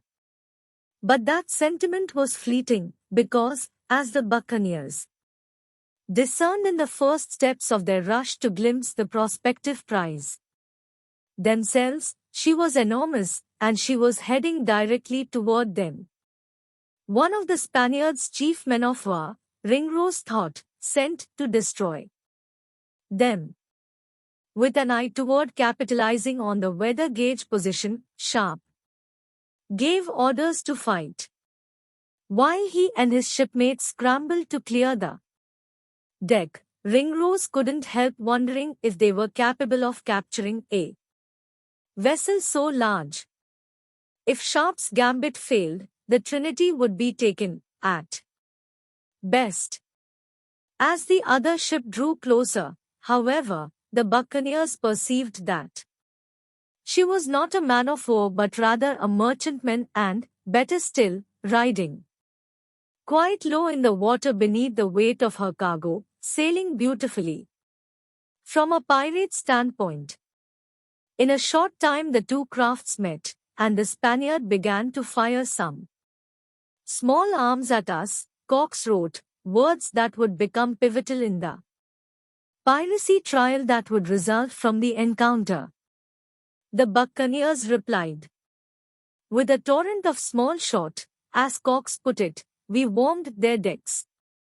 The volley fell 4 of the Spaniards, 2 of them permanently, including the ship's captain, Don Diego Lopez. The remainder, daunted by the loss of their commander, cried out for quarter. Sharp, Ringrose, and 11 other buccaneers boarded the ship, the Santo Rosario, which had been bound from Lima to Panama. Her crew was about the number of 40, more or less, according to Ringrose, whose reporting was unusually imprecise, perhaps because he was distracted by one of the passengers, whom he described as the beautifulest woman that I ever did see in all the South Sea. He wasn't alone in his appraisal. After providing an uncharacteristically brief summation of the wine and brandy taken from the Santo Rosario, Sharp wrote, we took also a prize of the lady called Dona Joana Constanta, about 18 years of age. He meant prize literally, as in a captured commodity, with the potential to bring a sizable ransom given her title, social status, and comeliness. His description was similar to Ringrose, the beautifulest creature that my eyes ever beheld in the South Seas. It is unknown whether he or any of his men presented their services to her, though there is no reason to speculate that this raid was the exception wherein they behaved with a modicum of virtue. The men of the Trinity would end up giving Constanta and much of the Santo Rosario's crew their liberty, but it was only because the company lacked the manpower and provisions to keep them as prisoners. In any case, the buccaneers' preoccupation with her may have cost them as much as 1,000,000 pieces of eight. The boarding party did take coins and plate worth 10,000 pieces of eight from the Santo Rosario, but as Cox would later learn, they overlooked 670 pigs of metal, which we, such was our dullness, supposed to be tin. The term pigs, meaning 100-pound plus metal bars, is derived from the resemblance of their mauls and the molten metal feeder to a litter of suckling pigs around a sore dot. Cox tried several times to convince Sharp that they should transport the pigs to the Trinity, but the captain simply wasn't interested. Before leaving the Santo Rosario, the party did take one pig, but only to melt it down for bullets.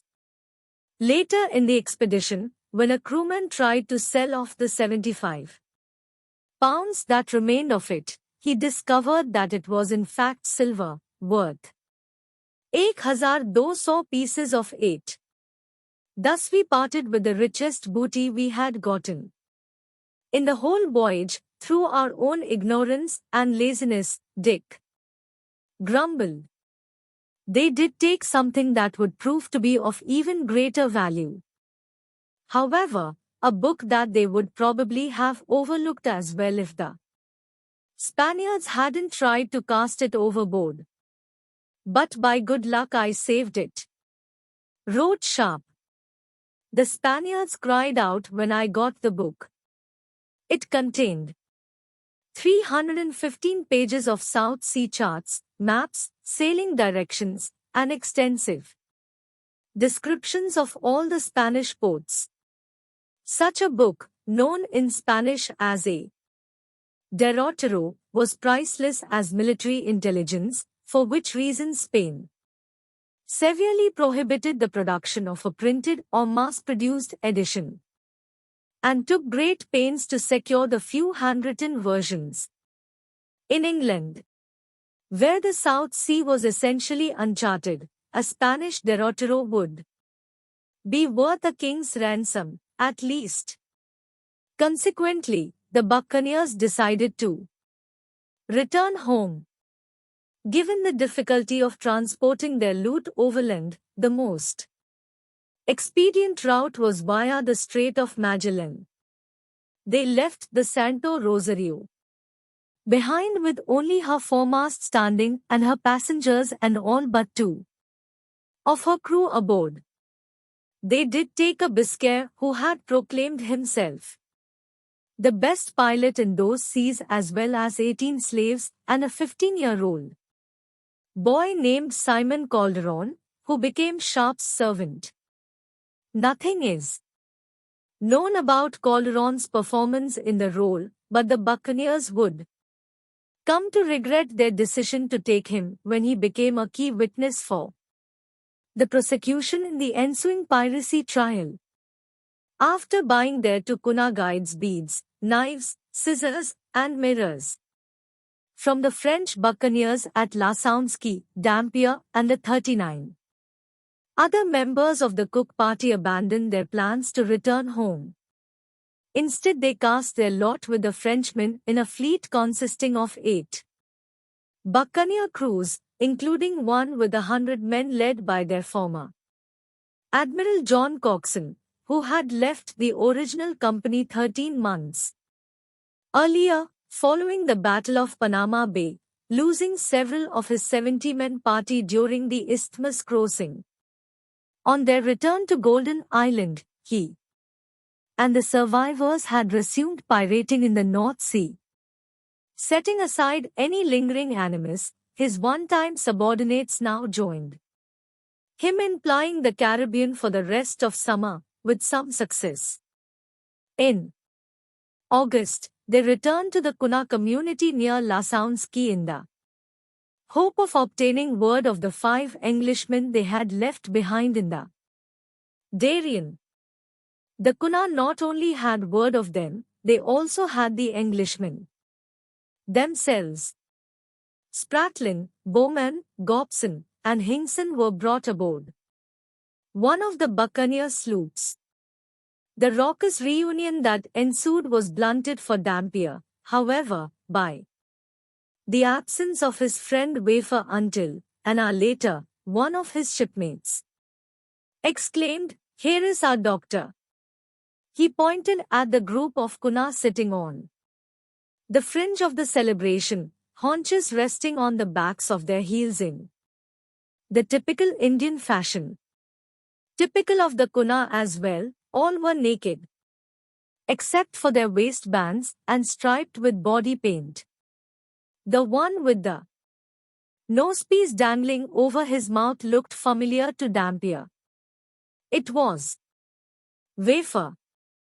The other crewmen soon came to the same realization and, reprising their earlier welcome, congratulated him on his arrival, one for the ages. Thus the Kuna's leading practitioner of physic and phlebotomy left his adopted home in the Darien to go on a trip to England to acquire hunting dogs for his hunts with Lucenta, or so he had told Lucenta to gain the prince's leave. Really, Wafer planned to return to England for good. That plan changed, though, as soon as Dampier told him about the new and improved buccaneer fleet. The pair would go on to rove the West Indies together under the French captain Jean Tristan, or Tristan, their first of many new adventures in pirating, or, as Dampier liked to call it, privateering. All the buccaneers' previous sailing was smooth in comparison to their attempt to get out of the South Sea. On 4th August, 5 days after taking the Santo Rosario, Sharp set a course for the Peruvian town of Peta, 350 miles south, where the company could resupply before crossing the Strait of Magellan into the Atlantic. Sailing into fresh gales that day, the Trinity gained fewer than 5 miles.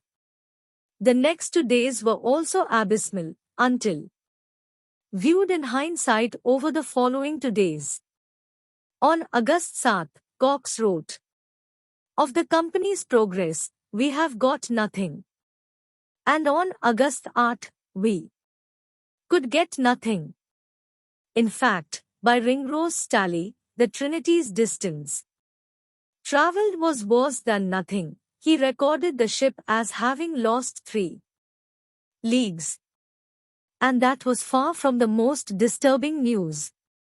Reading through letters taken from the Santo Rosario, Ringrose gleaned that the Spaniards' intelligence on the buccaneers had been extraordinarily thorough and accurate, a realization that lent credence to the Santo Rosario prisoners' claims that Linan, the Viceroy of Peru, was now personally gunning for the Trinity with a 17-ship armada.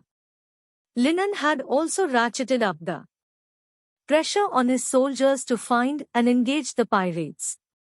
According to the Santo Rosario's pilot, the Viceroy had beheaded one of the Spanish Navy's most distinguished admirals for his failure to attack the Englishmen while they were careening at Gorgona. Meanwhile, as Ringrose read, there was now a general peace in Europe. Consequently, if they were caught, he and his shipmates could expect no lifeline from an England intent on keeping that peace.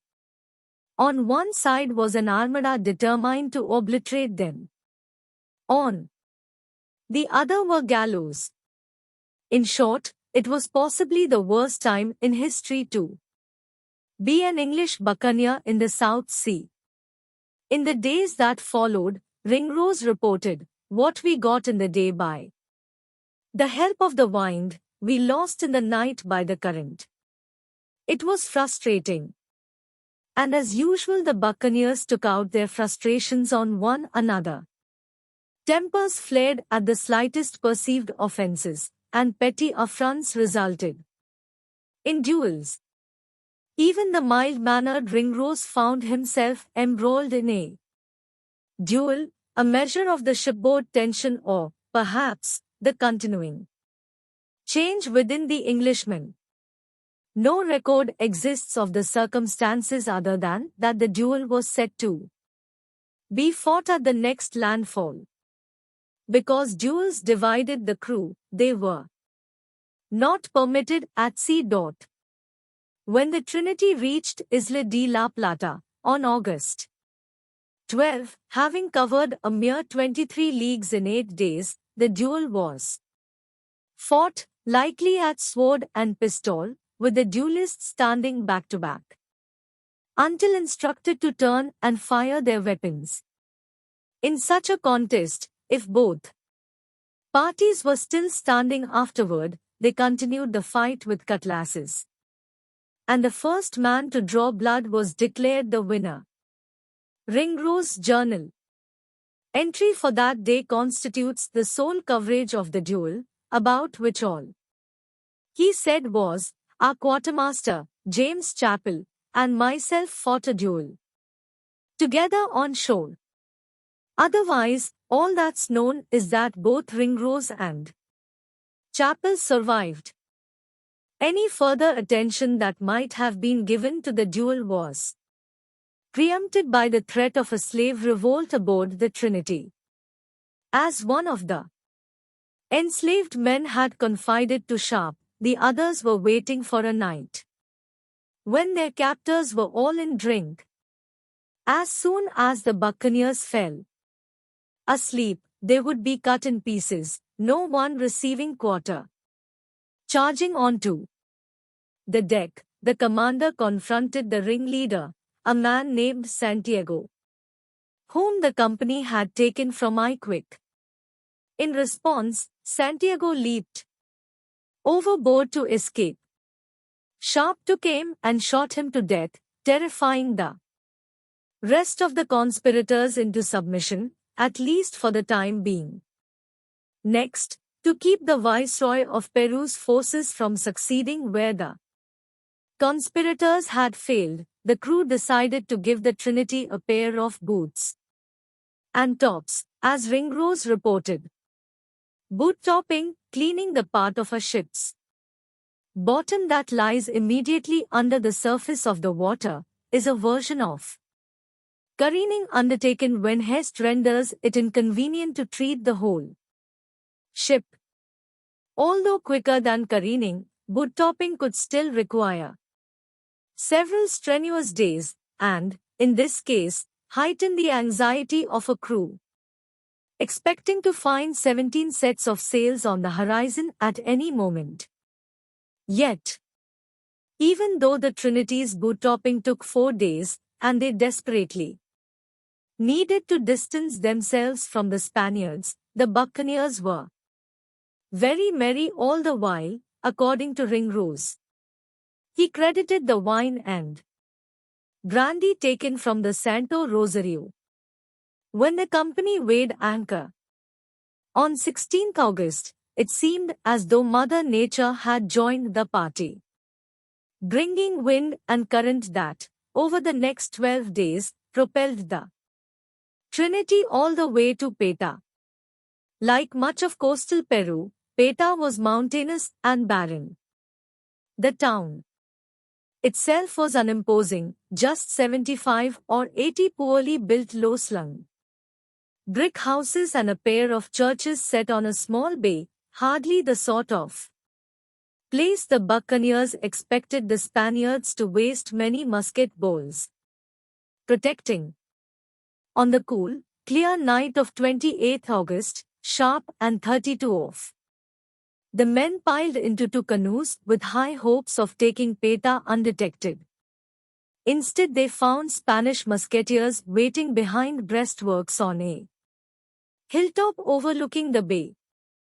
It was clear to Ringrose that the Patience had received word that the Trinity was coming, or at least that she'd been seen along the coast.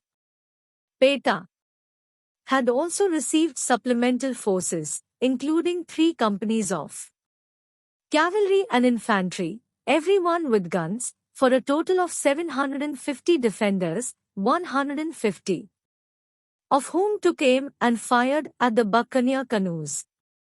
With an explosion of incandescent muzzle flashes and percussive reports, the fusillade produced no shortage of shock and awe. But if the Spaniards had sought to physically harm the buccaneers, they would have been better served by waiting until the canoes were within effective firing range.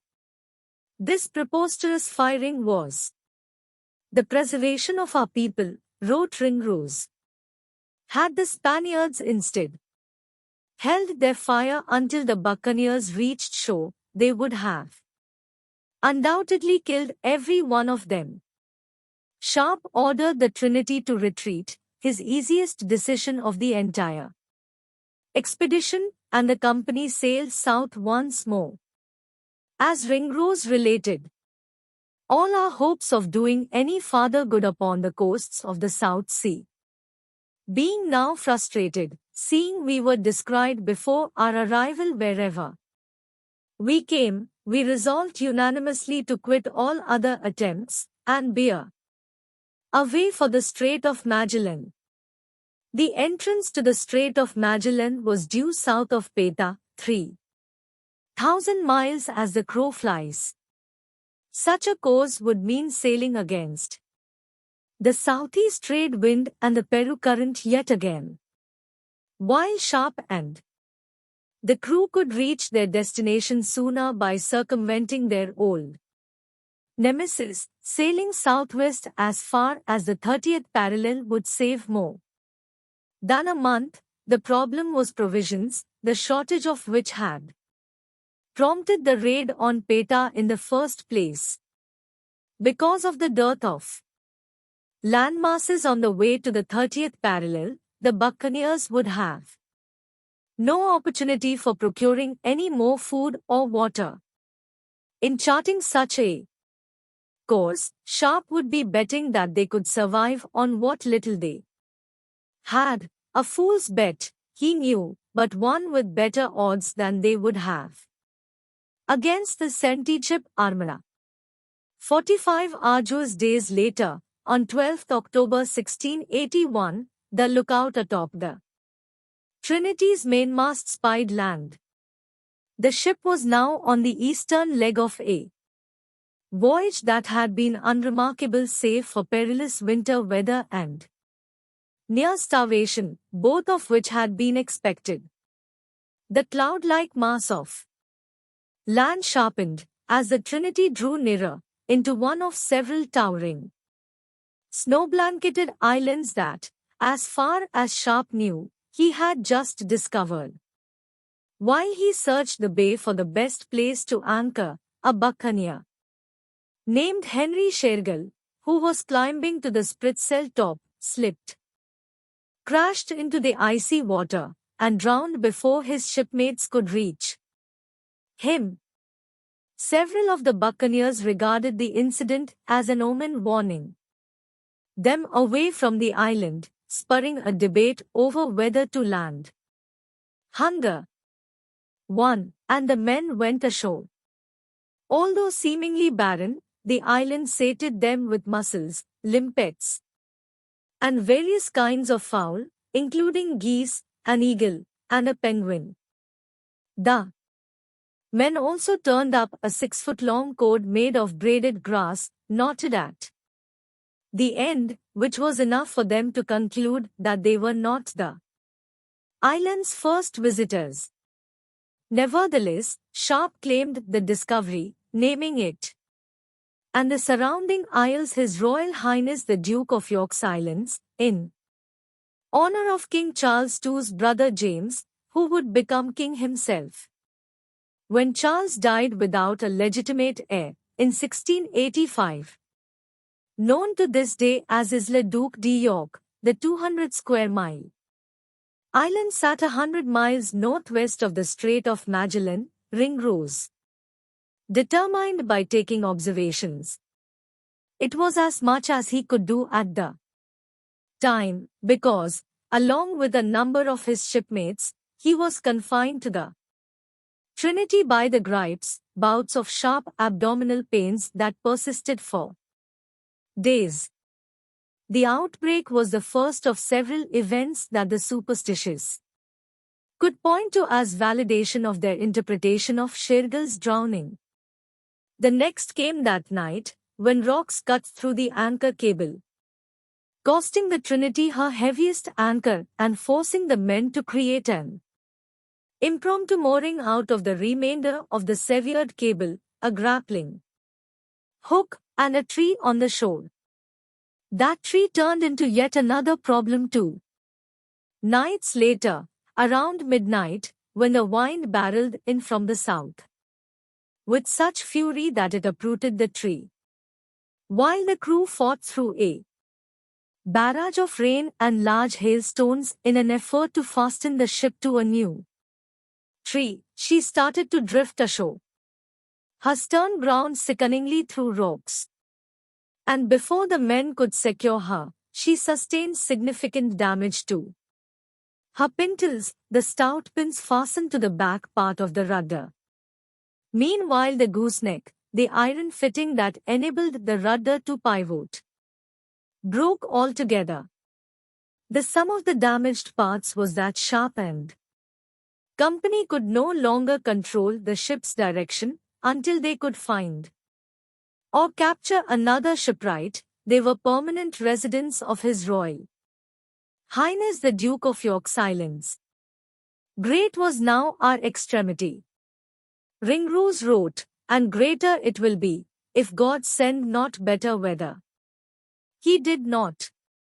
Over the next 2 weeks, scarce a minute passed without rain, sleet, snow, or hail barraging the Trinity and damaging one vital specialized ship part after the next, meanwhile precluding any of the buccaneers from leaving the ship.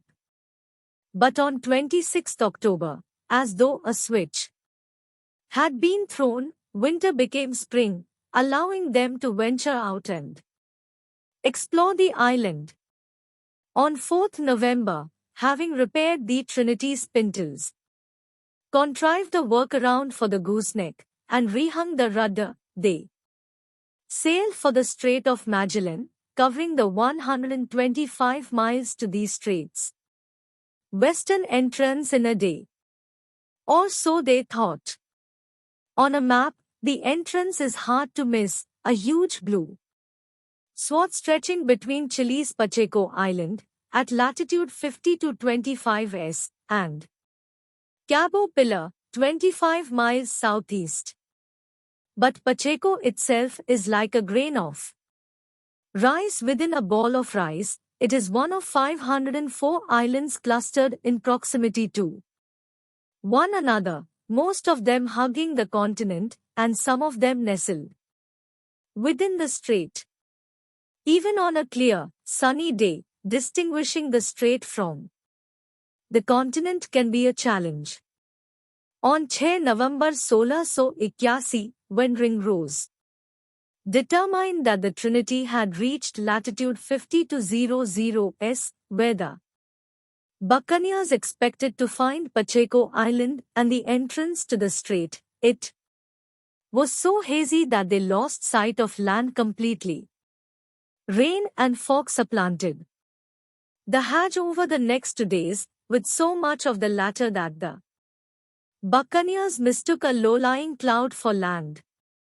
The conditions prevented Ringrose from taking an observation of their latitude, on top of which he continued to be tortured by the gripes.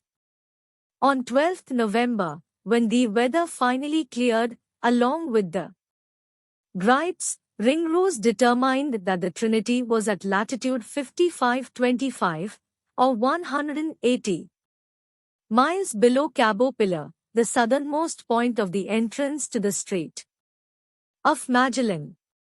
Not only had the buccaneers altogether missed their turn-off, they had also sailed a good 40 miles past their contingency escape route. The Le Maire Strait, the sea passage at the continent's southern tip that had been discovered by Dutch explorer Jacob Le Maire in 1616. On paper, reaching the Atlantic now was a simple matter of continuing east around the tip of South America. The buccaneers balked at that route, however, because it entailed contending with another of Le Maire's discoveries, Cape Horn, a cauldron of vicious currents, gale-force winds, mountainous waves, and icebergs the size of towns that turned ships into shipwrecks. Legend had it that to get through a gale off Cape Horn, a sea captain had once made a deal with the devil. By holding on to the ship's masts, the devil conducted her forward, but before long he pleaded with the captain to release him from the bargain. The moral, the deal himself can't hold to a bargain if he has a Cape Horn gale against him. Rather than take their chances with Cape Horn, 17th century. Mariners returning from the South Sea often sailed west, traveling all the way around the world in the other direction. As of 1681, no Englishman had ever succeeded in rounding Cape Horn from the South Sea, and Bartholomew Sharp had no intention of becoming the first. Instead he sailed southwest in the hope that the trade wind would propel the Trinity back up to the Strait of Magellan. That is, he tried to sail southwest. For 2 days, an inordinately strong current had pushed the Trinity even farther south, all the way to 5750 s. By Ringrose observation, if accurate, it meant the buccaneers were now more than 300 miles below the Strait of Magellan and at least 200 miles below the western coast of the continent. Overnight they maintained an eastward course, expecting to sight the continent's low-lying southeastern coast in the morning. But come dawn on 15th November, they saw only snow and sleet, and the sea, all around as usual but now also atop the ship, as mammoth swells began rolling across the deck. The same day, the wind hit the Trinity with such ferocity that it tore her theretofore stalwart sails to shreds. It must have seemed to the buccaneers that the day would never end, and in one respect that was true. In summertime at that latitude, the sun ceases to set, confounding the circadian rhythms of the sailors. 2 days later, icebergs added to the buccaneers' troubles, including several islands of ice, as the stupefied Sharp described them, each 60 to 70 feet high and 2 leagues in circumference, which was nothing compared to the next round of ice islands the Trinity had to dodge, each so long that the men could barely see from one end to the other. Ringrose observation now put them at 5823 s, or closer to the Antarctic Peninsula, which had yet to be discovered, than to the Strait of Magellan. At this juncture, the company had to rule out the Strait of Magellan as an escape route. The Le Maire Strait, too. Even if they could somehow make it back, likely the viceroy of Peru's forces would by now be deeply entrenched at the entrances to both. The Spaniards wouldn't dare go near Cape Horn, though, nor would they expect the buccaneers to, no matter how crazy they deemed the Englishmen, yet to escape from the Spaniards without first freezing or starving to death. The buccaneers saw no other choice. They continued east, toward the continent's dreaded southern tip, or, as Dick put it, such a way as peradventure never any mortals came before us. To battle Cape Horn, the buccaneers first had to conquer the Drake Passage, the most dreaded body of water on the planet. Located between Antarctica, South Shetland Islands and the Cape itself, and straddling the 60th parallel, the icy 600-mile-wide collision of the Atlantic, Pacific, and Southern Oceans was host to the extraordinarily long, potent waves known as greybeards as well as to the notorious shrieking 60s gales, also known as the screaming 60s. It didn't help that the buccaneers were still dressed for the tropics. Several of them simply couldn't bear the cold, resorting to lying as close as possible to one another. One enslaved man needed a frostbitten foot amputated, a procedure that only delayed his eventual death from the cold. A second of the enslaved men also died on account of the Arctic conditions. Yet hunger was the greater threat, because none of the anticipated opportunities to reprovision had presented themselves since the Trinity left His Royal Highness the Duke of York's Islands, which itself had hardly been a bounty. We were now kept to a very short allowance of our sorry victuals, wrote Ringrose, our provisions growing very scanty with us. At 10 o'clock on the morning of 18th November, the sea suddenly grew dead calm, which, given the tendency of calms to precede storms, was ominous. 2 days later, the men woke to a fog so thick that they couldn't see from one end of the Trinity to the other, the visibility so poor that their first inkling of an iceberg might be the stomach-churning sounds of their bow crumpling against it.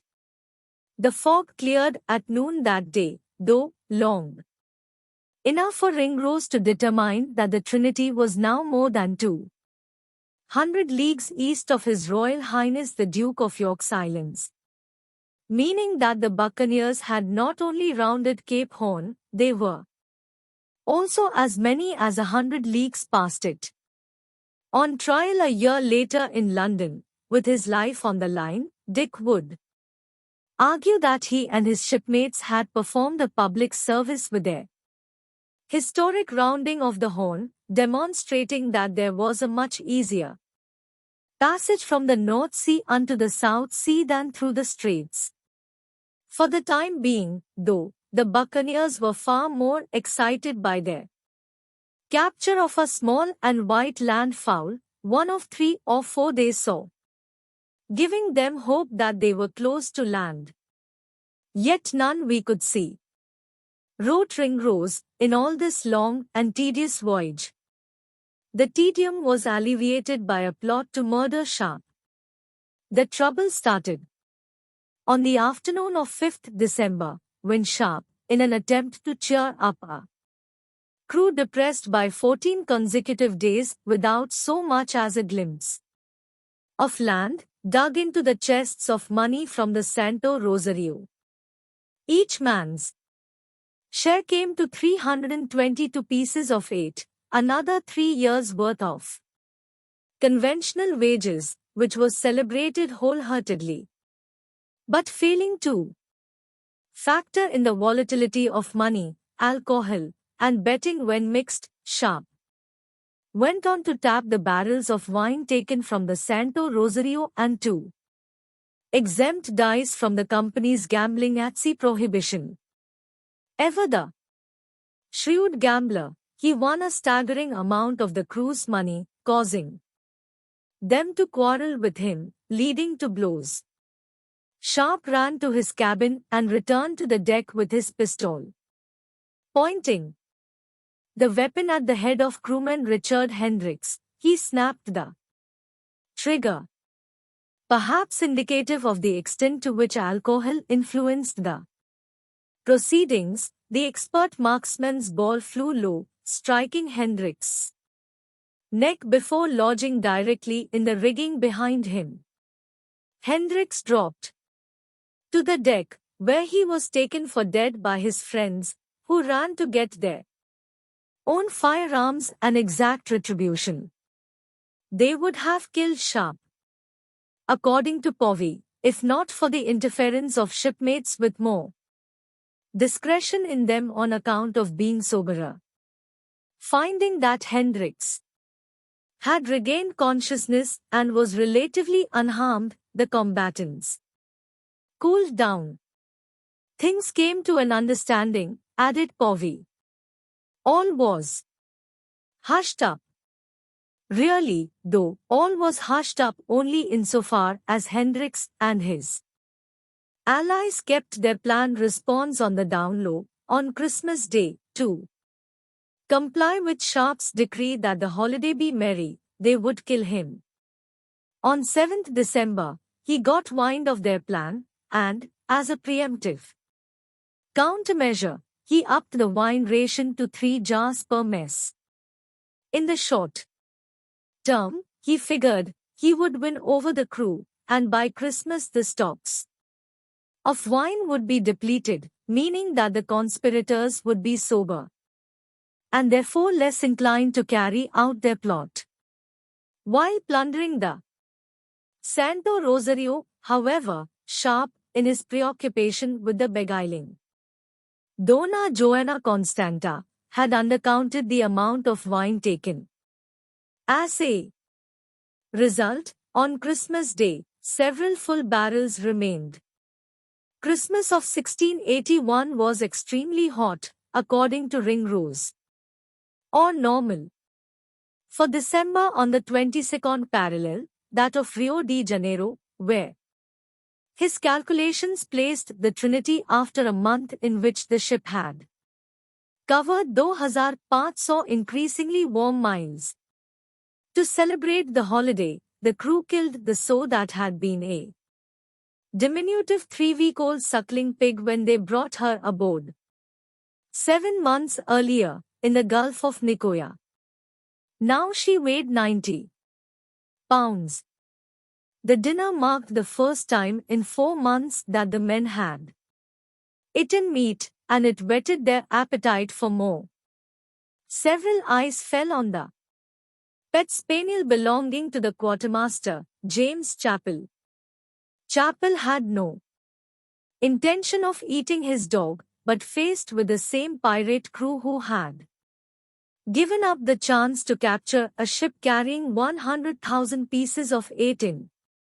Ordered to go hunting for meat, he knew he would be lucky even to come away with compensation. A group of crewmen that included Cox purchased the spaniel from Chappell for 40 pieces of 8, the then average price of a horse, and enjoyed a feast of, as Cox put it, the hog and the dog. As for the surplus wine from the Santo Rosario, Sharp, having had a change of heart, allowed it to be served rather that my men might not mutiny. It worked, and despite the drunkenness of Hendricks and his co-conspirators, the captain did not meet his demise. Christmas was, by all accounts, very merry. The spirit carried over to the new year, augmented by the Trinity's brisk pace, 30 leagues a day, and good fishing, including the catch of a 120-pound albacore tuna.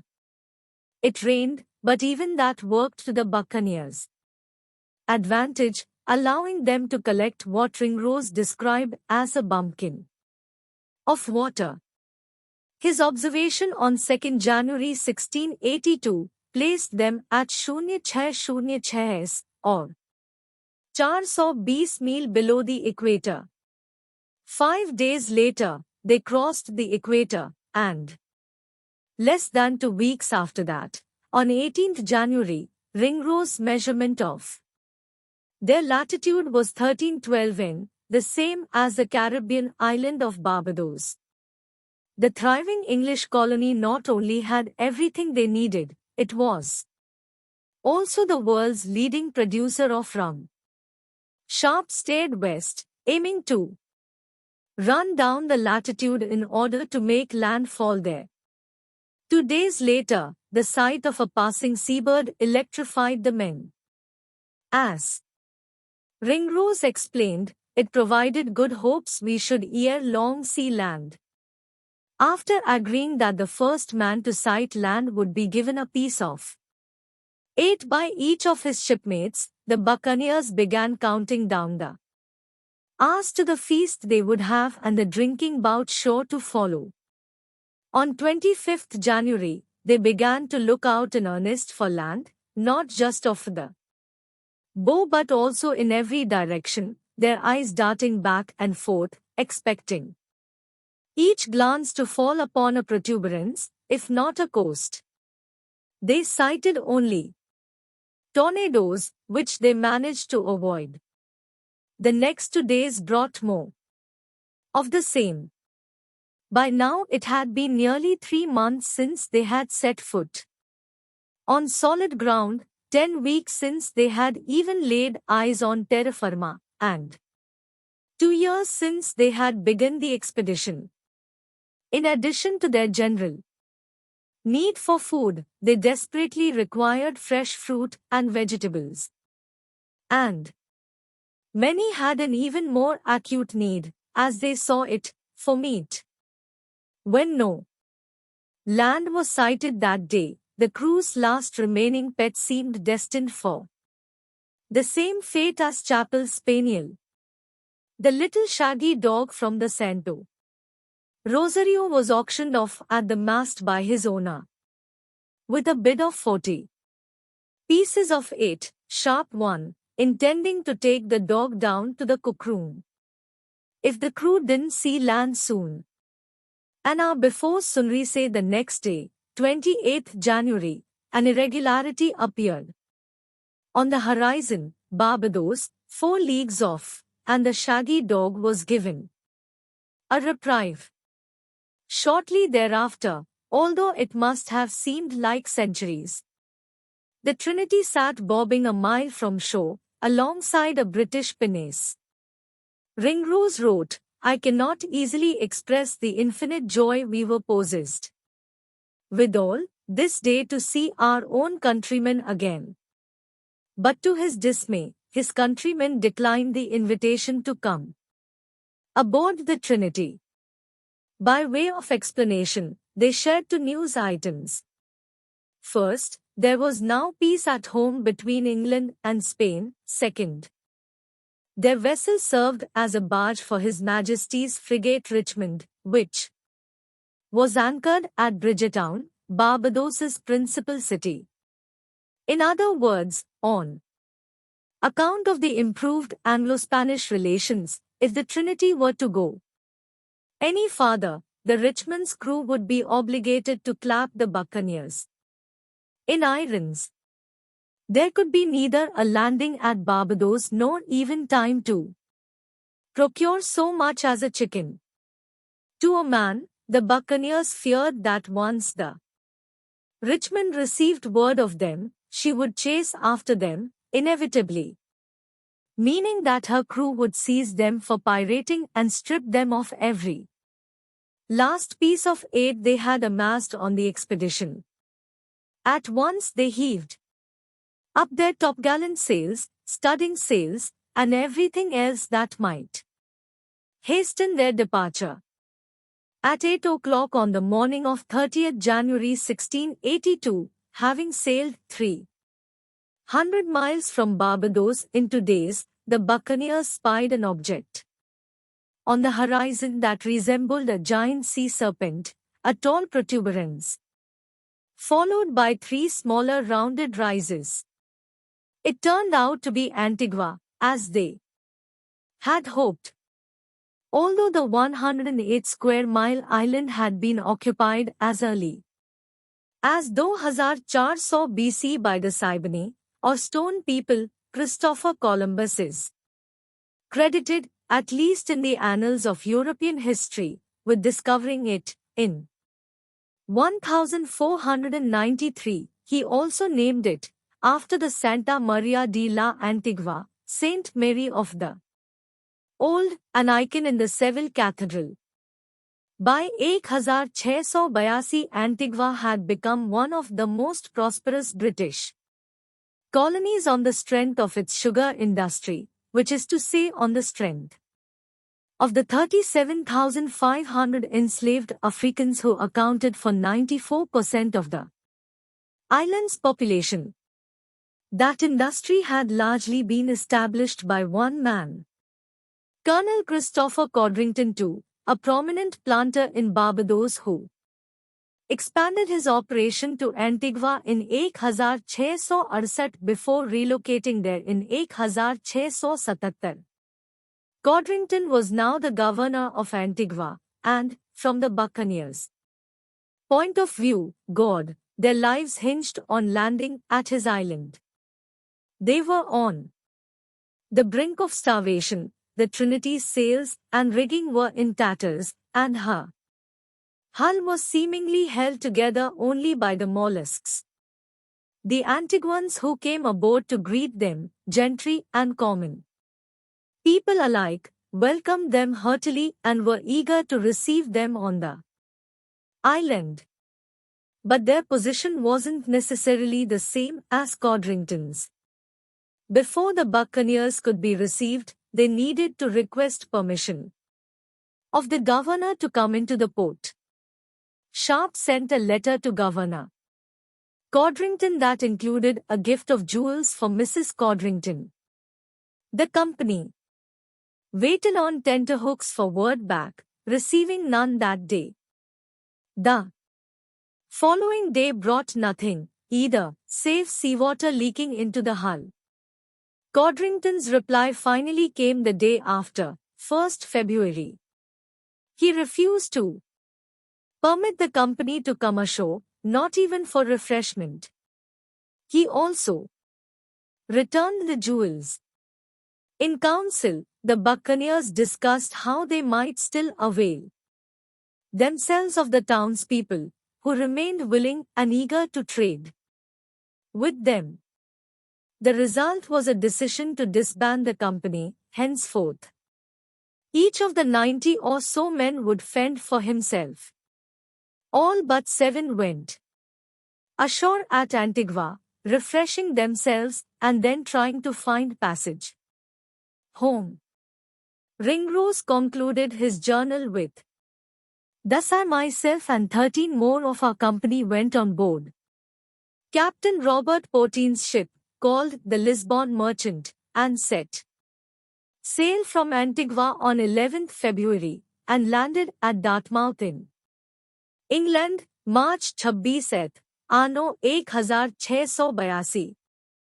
Likely trying to steer clear of Codrington, Sharp sailed, on 1st February. At the earliest, to Nevis, a small island 50 miles west that was not only hospitable to pirates but also produced the highest quality sugar in the British West Indies and thus some of the region's best and most potent Kildeville, the latter perhaps factoring into his confusion over the date he landed. His final diary entry ends, "I arrived on the 30th of January at Nevis, from whence in some time I got passage for England. Some came into England, others went to Jamaica, New England, C." Cox wrote from London in a final journal entry that was uncharacteristically brief and lacking in humor, perhaps because its primary subject was his arrest on charges of piracy. One of his co-defendants, William Dick, completed his own narration of the expedition with the Sui dispersed. He would go on, however, to comment on the trial in some depth. Povey was among the 7 crewmen who remained aboard the Trinity.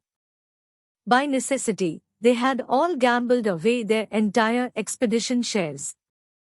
Having been gifted the ship by the rest of the company, they planned to sail 750 miles west, to Pathet Cove, the pirate haven in French Hispaniola where the buccaneers had purchased their expired logwood cutting license in 1679. If Povey and company could buy a new license, they thought they could earn their fares back to England. Unfortunately, the ship was so cruel leaky that Thai hardly had the patience to keep her above water. To St. Thomas. Halfway, on perceiving that another ship was chasing them, they decided to put in at the nearby island of St. Thomas, which they hoped would be a safe haven. The Dutch colony was neutral to both warfare and jurisdiction among the Spanish, English, and French. Moreover, most of its 150 non-enslaved residents were English, and its governor, Nikolai Esmit, was the brother of the retired buccaneer Adolphe Esmit. Indeed, Povey and his companions received a warm welcome. Governor Smith sent out extra hands to help bring the Trinity into a berth, and the island's residents flocked to purchase the cocoa and much of the other plunder still aboard the ship. A day later, however, the anchor cable broke, wrenching the leaky Trinity ashore and damaging her irreparably. Still, the anonymous chronicle believed to have been written by Edward Povey ended on a high note. Thus the good ship Trinity ended her voyage, and through the blessing of God brought us among our countrymen again. But one of those countrymen betrayed them. On March 8, Henry Morgan, acting in his capacity as both Jamaica's lieutenant governor and commandant of the regiment, sent an update on the hunt for Bartholomew Sharp's crew to Sir Leoline Jenkins, Secretary of State for England's Southern Department, as well as the Chief Law Officer of the High Court of Admiralty. In that letter, Morgan reported the apprehension of 4 Sharp crewmen, one of whom had surrendered to him and given up the other 3, who had since been found guilty and condemned. Judges determined 2 of them fit objects for mercy, whereas the third, proving a bloody and notorious villain, and fit to be made an example of, was hanged. The man who surrendered, hoping to obtain the favor of the court, had agreed to serve as an informant as well as to pen an account of the entire expedition for use as king's evidence. This informant is believed to be Edward Povey because of the account's caveat, this being what I can think on att present, being the true actions of our voyage as near as I can remember, my John all being detained att St. Thomas and lost. Cooperating earned Povey a prison cell in lieu of a trial for his life. In England, meanwhile, his former captain and shipmates had no such luck. Robert Louis Stevenson's 1883 novel Treasure Island opens with an aging seaman taking up lodging at the Admiral Benbow Inn in England. The captain, as the seaman refers to himself, proceeds every evening to sit by the fire in the parlour, drinking rum and singing wild sea chanties. Replace the fictitious Admiral Benbow Inn with the actual London Riverside Inn known as the Anchor on Salpeter Bank, and the description might serve as an account of Bartholomew Sharp's return to England in the spring of 1682. Even the name of the inn in Treasure Island has a basis in Sharp's reality. One of his most famous adversaries was Rear Admiral John Benbow, the Commander-in-Chief of the Royal Navy's anti-piracy efforts in the West Indies. While Sharp was finding his way through the Anchor's maze of small, oddly configured rooms and availing himself of the brick fireplace in the inn's Lion and Sword Tavern, across town at the court of St. James's, Spain's ambassador to England, Don Pedro Ronquillo Briceno, was demanding that Sir Leoline Jenkins locate the South Seas pirates and arrest them post-haste. Ronquillo, as the ambassador was known, was a stout man of 52, whose voluminous shoulder-length wig framed sharp, aristocratic features that were set in consternation even when he was calm. And at the court of St. James's, he was the opposite of calm.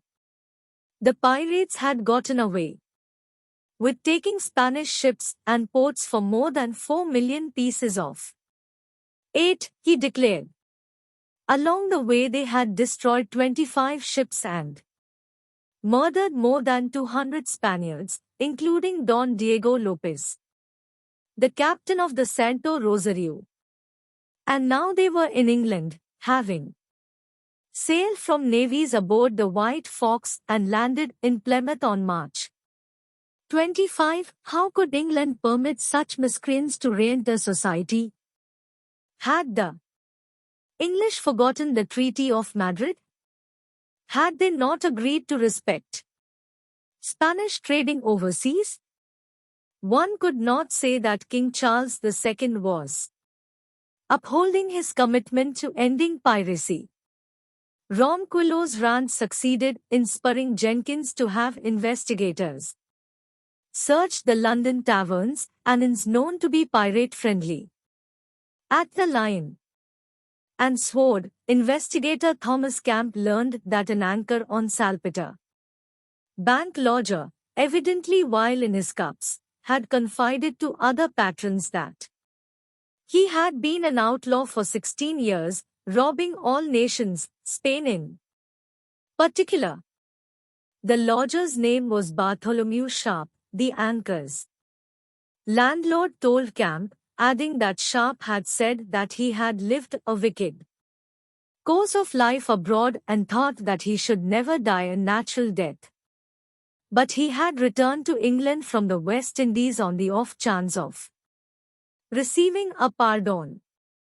And then there was the loot in Sharp's room, many thousands of pounds in cash, according to the landlord, and several portmanteaus of gold and silver coined and uncoined in medals, jewels, and other things.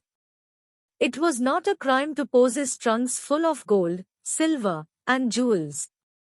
And the details of Sharp's rum-abetted yarns left Ambassador Ronquillo without ample evidence to initiate an Admiralty court case.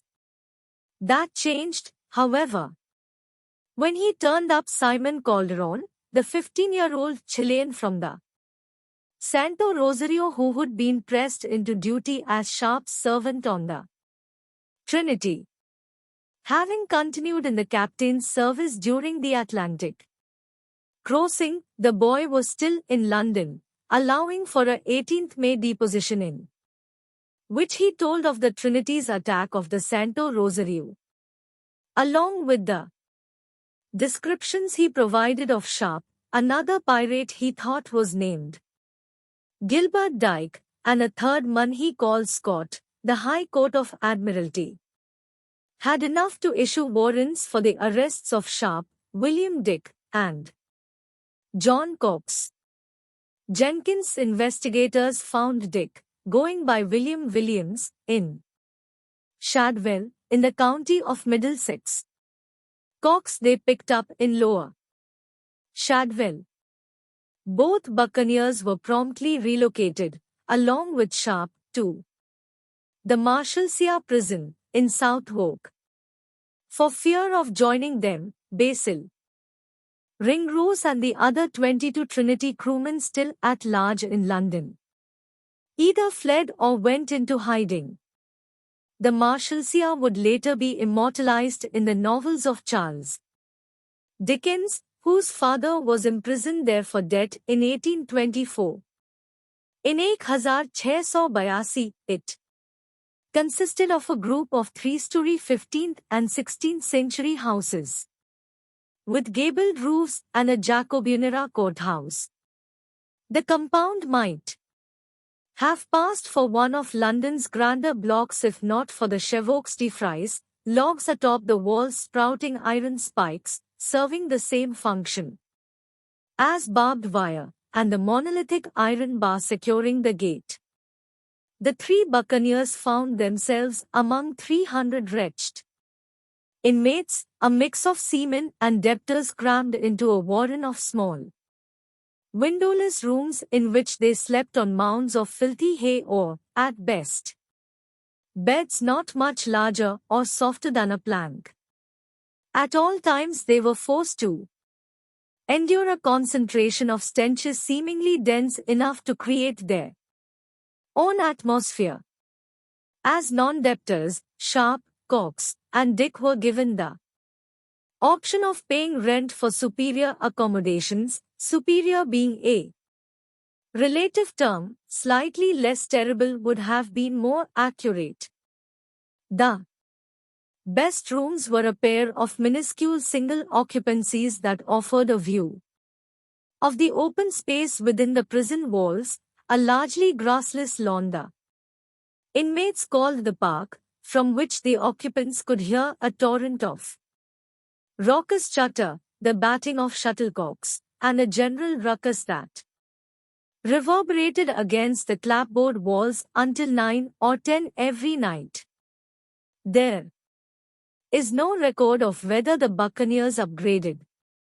Unsurprisingly, while at the Marshalsea, none of them journaled, and, luckily for them, their shipboard writings had not found their way into evidence.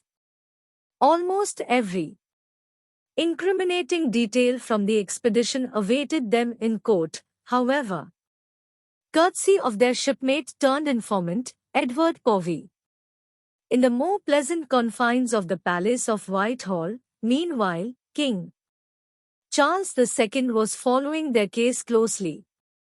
On 25 May 1682, 4 days before his 52nd birthday, Charles instructed one of his confidants, the Earl of Conway, to send a letter to Sir Leoline Jenkins. His Majesty, the Earl wrote, had learned of a Spanish book that Bartholomew Sharp had plundered from the Santo Rosario, and that had since been seized as evidence by Jenkins' investigators. This book, or Derrotero, was thought to include proprietary maps and details of the South Sea. His Majesty wished Jenkins to bring it to him with all the privacy he could. The king had the Derrotero in hand by 7th June. To an empire dying to get in on South Sea colonization, a copy of the book would be invaluable. Obtaining a copy, however, required literally copying it by hand, a process that took weeks, and the original had to be returned to the Spaniards. Following the trial, which was set to begin in 3 days, on 10th June, a Saturday. Likely it would conclude the same day, given the swift efficiency of Admiralty courts.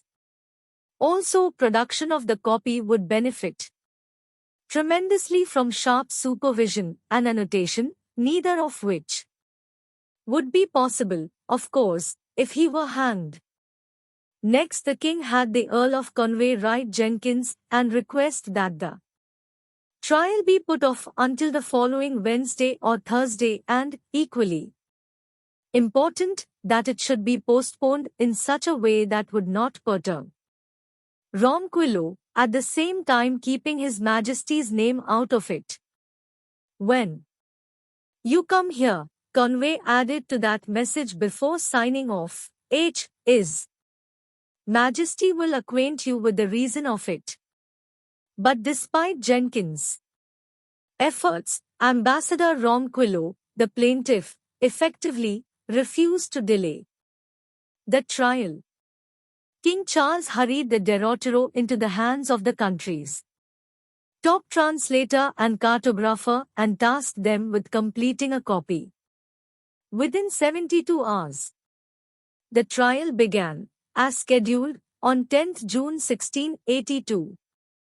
At the time, it was not common practice to create transcripts of Admiralty proceedings. If one happened to have been produced in this trial, its whereabouts are unknown. But the indictments, depositions, and verdict from the case all remain in High Court of Admiralty archives and facilitate an account of the proceeding. In the morning, the Marshalsea jailers removed the accused pirates from their cells, transported them to the nearby New Hall courthouse, a converted church, then led them into its austere, dark-paneled courtroom, where, at certain times of day, the sunlight struck the mullioned two-story windows and, as though imparting a verdict from on high, cast shadows in the shape of the cross onto the defendants. As Sharp, Cox, and Dick were prodded toward the bar near the front of the room, it is easy to imagine the sudden buzz among the spectators, who, at the time, paid more for admission to courtroom galleries than they did to go to the theater, and who now stood on their toes and strained their necks around pillars to see the faces of the accused pirates.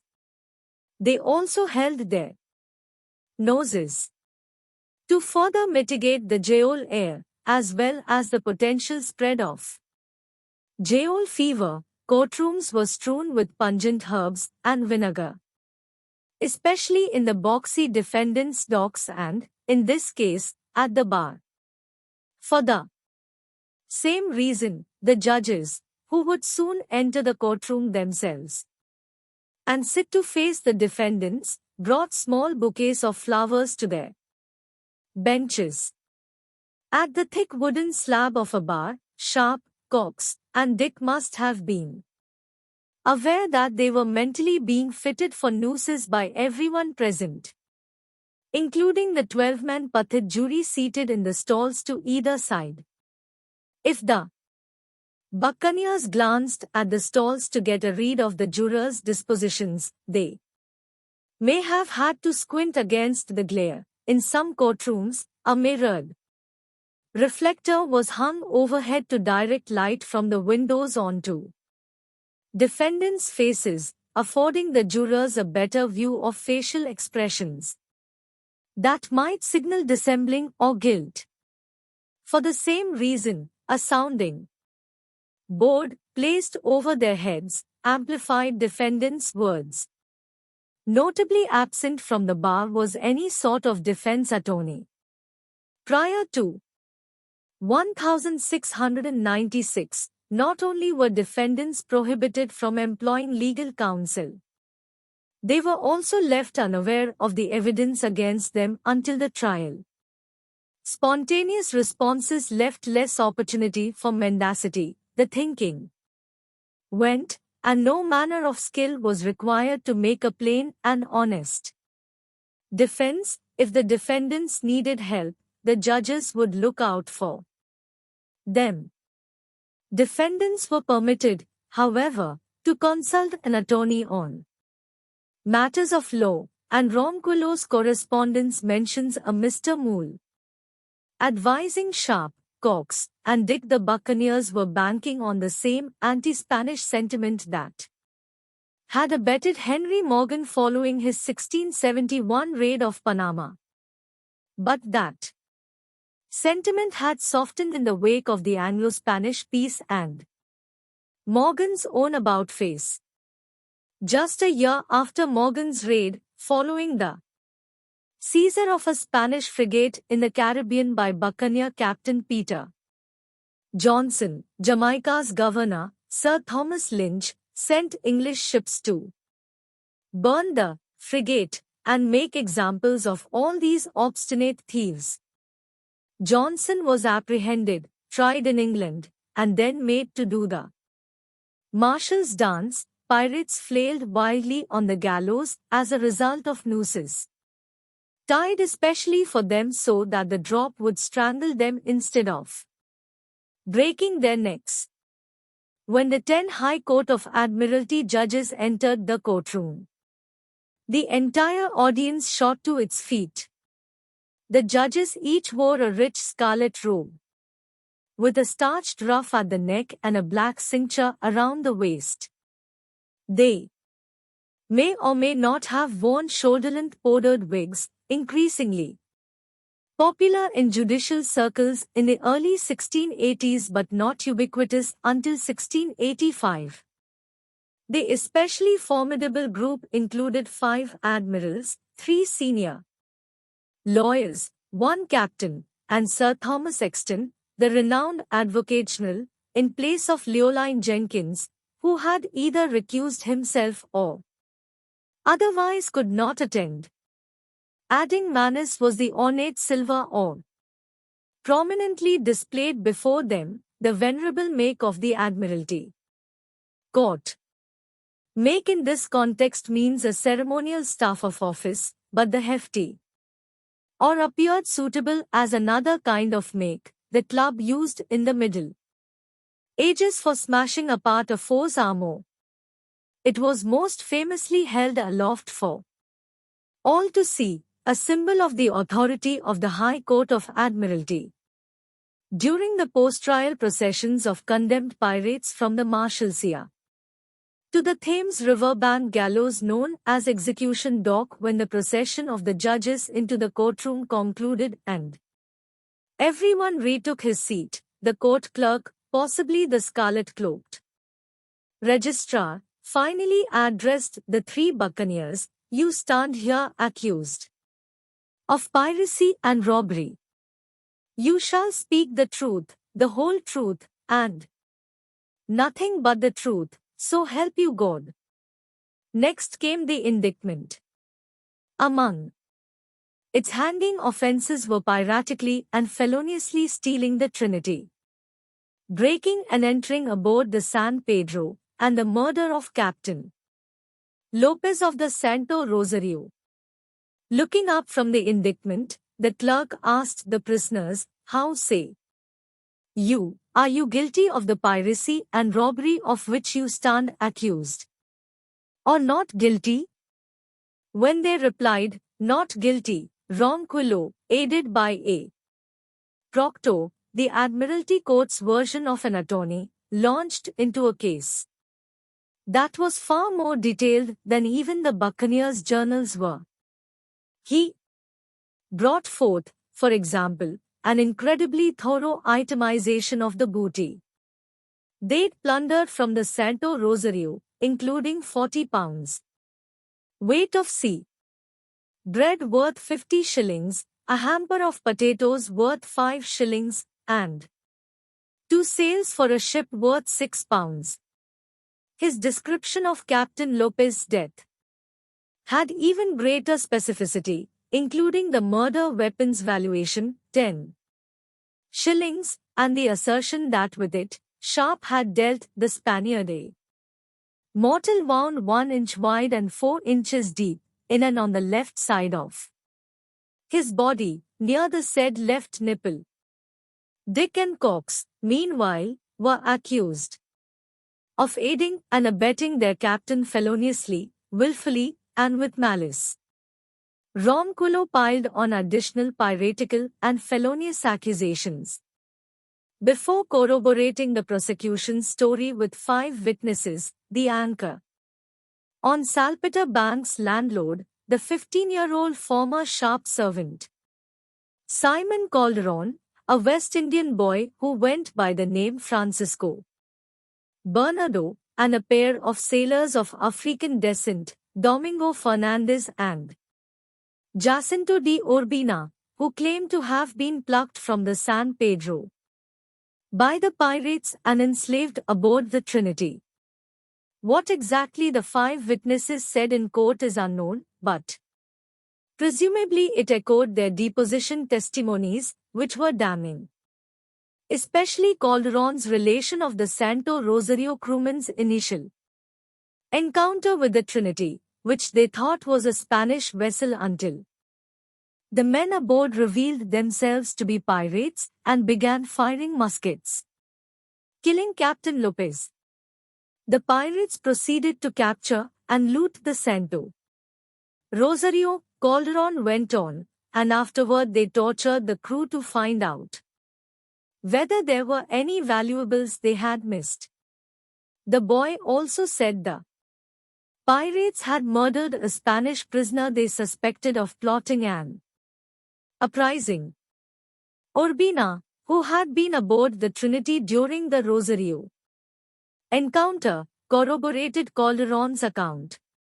With Ronquillo's case thus completed, it was incumbent upon Sharp, Cox, and Dick to disprove the evidence against them and establish their innocence. They had no right to call witnesses of their own, but they were permitted to cross-examine the prosecution's witnesses. The gist of the argument in their depositions, presumably the same case they tried to make in court, was that they had been duly commissioned by the Indian Emperor of Darien, to fight the Spaniards in Panama. When asked by Ronquillo to show the commission, Sharp scoffed. Everyone knew that those kings did not know how to write. The commission, the buccaneers contended, was no less legitimate for having been delivered verbally. Going on to defend himself against the Trinity charge, Sharp claimed that, in Panama, a group of buccaneers were pursued by Spaniards then in command of the ship and that they had taken her in their own defense. Skipping over the 2 years of pirating, he added that he subsequently sailed southward to round the land in those parts and so to come for England and to give an account of the discovery of those places to the king. While denying outright that his crew met with the San Pedro, Sharp acknowledged crossing paths with the Santo Rosario 4 or 5 leagues from Cape Pasdo, but he rejected the notion that the buccaneers attacked her. Only after she fired at the Trinity, he said, did he order his men to fire. In return, he subsequently saw that her boatswain was wounded in the buttock, but whether the master or any of the company of that vessel were killed in that dispute he knew not. He also denied taking anything from her, save a small basket or 2 of potatoes, and some wine, and those only out of necessity, to prevent starving. The testimonies of Cox and Dick differed from Sharp's only in the quantity of the provisions that exigency dictated they take from the Santo Rosario, 300 weight of bread and a jar or 2 of brandy, according to Cox, while Dick copped to 5 or 6 jars of brandy. Like Sharp, Dick claimed that the Englishmen had tortured no one in the South Sea. As for the rest of Ronquillo's case against them, it lacked evidence save for the word of, as Dick put it, 2 or 3 villains of our own company, among which were 2 Negroes, who turned the cat in the pan, and had a spleen against Capt. Sharp. The racial subtext was likely to resonate among his contemporaries in England, where, earlier in that century, while addressing national discontentment with Negroes and blackamoors, Queen Elizabeth declared that those kinde of people should be sent forth of the land, and until 1810 the Encyclopedia Britannica's Negro entry ascribed numerous vices, including idleness, treachery, revenge, cruelty, impudence, stealing, and lying, to the unhappy race. As it transpired, the judges could not reach the requisite unanimity to admit the testimonies of Fernandez and Urbina. The court's issue, as recorded by a flabbergasted Ronquillo in his letters, was that the sailors had not been baptized, hence, they could not adequately swear to tell the truth. Ronquillo became convinced that the fix was in after overhearing one of the judges tell Sharp, we are already insured of the business. The jurors had been bought, in other words. Yet the other 3 witnesses passed the court's muster, and, as Ronquillo told the jury in closing, their testimonies contained more than ample evidence of the manifold piratical, felonious, and murderous practices of the prisoners before them. For those crimes, he insisted, the 3 men deserved to be hanged. Permitted no closing statement of their own, Sharp, Cox, and Dick were returned to custody while the judges summed up the case for the jury, adding their opinions. The judges then ordered the jurors to huddle and reach a verdict quickly, with an eye toward getting litigants back to sea. and keeping trade ships on schedule, Admiralty courts operated at stunning speed, at least by legal standards. Entire cases such as this one could be tried within an hour. The same day, Sharp, Cox, and Dick were returned to the courtroom and heard the following report on the jury's deliberation. Session of Oyer and Termina and Gaol delivery of our Lord the King. For the Admiralty of England at New Hall in the parish of St. George, in Southwark in the county of Surrey on Saturday, 10th June, in the 34th year of King Charles II of England. Bartholomew Sharp, John Cox, and William Williams were severally acquitted of several felonies, piracies, and murder and released. Beyond Dick's remark that it had been a fair trial, no other record exists of the reaction of the acquitted men, but it is safe to say they were the opposite of Ronquillos. As the Spaniards saw it, England had rigged the case, believing the defendants to be worth more for the intelligence they had gathered than for any example their corpses might set for the citizenry. He protested the acquittal all the way to King Charles himself, who replied that he did not meddle with matters relating to law. If he had others meddle for him, he kept it to himself. Charles certainly had his people attempt to put out the resulting diplomatic fire. After Spain's Secretary of State expressed astonishment at the English legal system, Leoline Jenkins sent a suggested response to England's ambassador in Madrid, Sir Henry Goodricke, that included a denial, how uncontrollable the verdict of juries are with us, and a counteraccusation of inhuman usages of Englishmen under the power of Spaniards in the West Indies.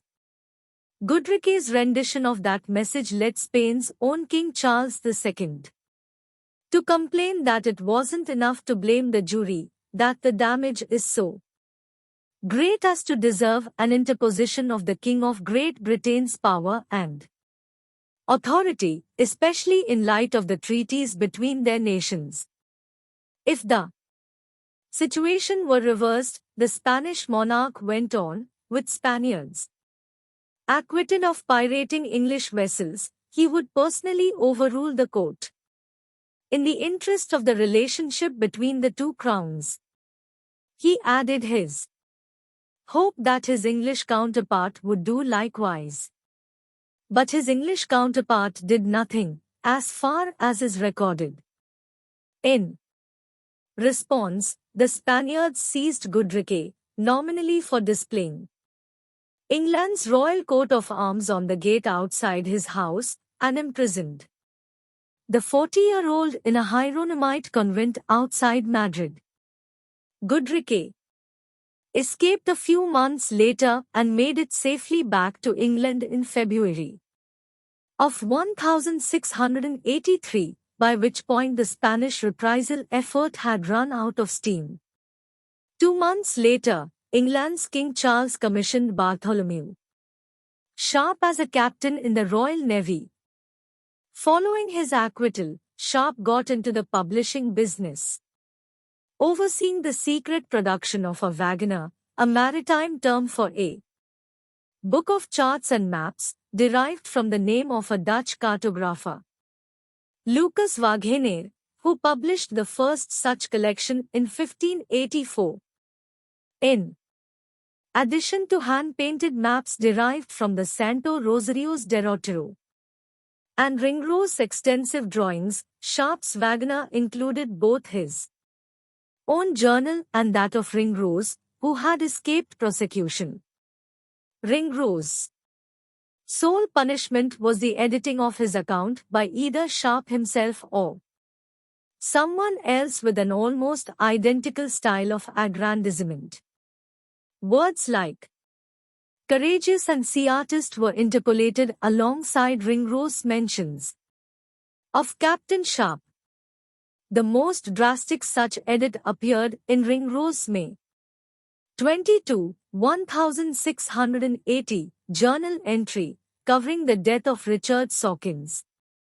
Originally, Ringrose had written, Captain Sawkins was a valiant and generous-spirited man, and beloved above any other we ever had among us.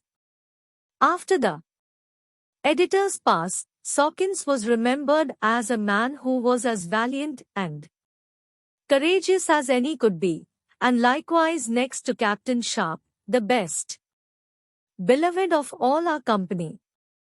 Completed on 23 October 1682, the wagoner began with the inscription, To the high and mighty monarch Charles II, King of Great Britain, France and Ireland, see, this wagoner of the Great South Sea is humbly dedicated and presented by your own majesties ever loyal subject, birth Sharp, 1682. 1 month and 2 days later, on 25th November 1682, Sharp received his captain's commission and was appointed to the command of the Bonetta, a sleek 57-ton sloop of war. His orders were to sail to the Caribbean in the spring and recover the contents of a Spanish treasure ship that had been wrecked off Hispaniola. The optics alone, Captain Sharp, back in the Caribbean, relieving yet another Spanish ship of silver and gold, threatened to spark an international incident. More than anyone in the court of St. James's, Sharp took steps to nip the Spaniards' outrage in the bud, albeit unwittingly. Seemingly allergic to his newfound respectability, he dug into his chests of gold, silver, and jewels and plunged into good fellowship, according to Dick, to the extent that he was soon reduced low, as most of the buccaneers used to be after their voyages. By the time the Bonetta set sail for the Americas, on April 13, 1683, Sharp's insobriety had cost him his captaincy as well as his fortune, and because of authorities' fears that he would return to piracy, he was also expressly forbidden aboard any of His Majesty's ships in an official capacity. On learning that Sharp had managed to book himself a passenger berth on a Navy vessel bound for the Caribbean, the Admiralty Court issued an additional order that no commander should carry him into those parts of the West Indies again, fearing lest he should do more mischief unto the Spaniards. With exactly that in mind, Sharp looked instead to merchant ships for passage, but with rumors swirling on the docks that he planned to tempt crews to mutiny and turn pirate, one merchant captain after the next refused him.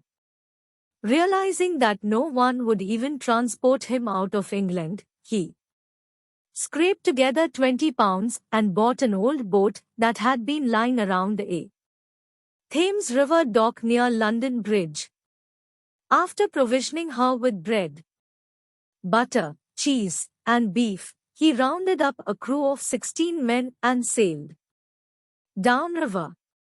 40 miles later, he tacked into the North Sea. As the sails caught the wind, his crew may have observed his face and arms glistening in the sea spray and his hair flapping behind him like a black cape, in which case they were likely to have seen an overall change in his appearance attributable to the bliss, the thrill, the whirl of once again being at the helm, slicing through white caps, and distancing himself from cold, grey terra firma. Or perhaps the explanation was much simpler. He was no longer unemployed. Soon afterward, at the confluence of the North Sea and the English Channel, Sharp sighted a French vessel that, according to Dick, he clapped aboard, seized, and made himself master thereof. He sailed her to the nearby Ramni marsh, where there were cattle grazing, and sent some of his men ashore to provision. They returned with enough cows to victual their Atlantic crossing. All that remained was to procure brandy, and they would be in business. Sharp and Company went on to capture bookstores a year later, in 1684. Following the blockbuster success of the February publication of the first English edition of the History of the Buccaneers of America, publisher William Crook won even more readers with a second edition, released in October, that included a journal of Sharp's exploits with the terse title A Brief Account of Captain Sharp and Companions, their voyage from Jamaica unto the province of Darien and South Sea, with the robberies and assaults they committed therefore the space of 3 years, till their return for England in the year 1682, given by one of the buccaneers who was present at those transactions. Its author was credited only as W.D. to protect him from self-incrimination, or, rather, further incrimination, because he almost certainly was William Dick. Also debuting in 1684 was the Journal and Adventures of Capt. Berth Sharp, which, as it happens, did not include Sharp's journal, the Journal in. The title was instead John Cox's, published anonymously.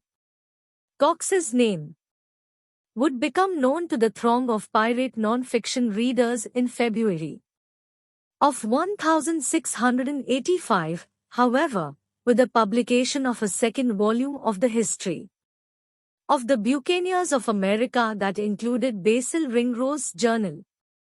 It was titled The Dangerous Voyage and Bold Assaults of Captain Bartholomew Sharp and others in lieu of Ringrose's original choice, a journal into Ye South Sea by Barge Ringrose. By the time of its publication, Ringrose was back in the South Sea. According to various sources, he was either compiling material for a new book, employed as a commercial shipping officer, pirating again, or some combination of the above.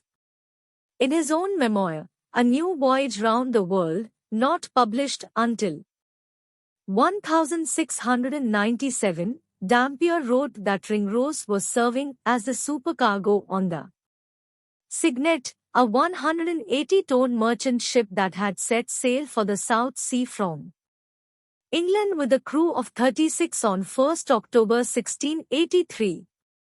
He had no mind to this voyage, but was necessitated to engage in it or starve, Dampier wrote of his friend, though probably that was more of his exculpatory spin.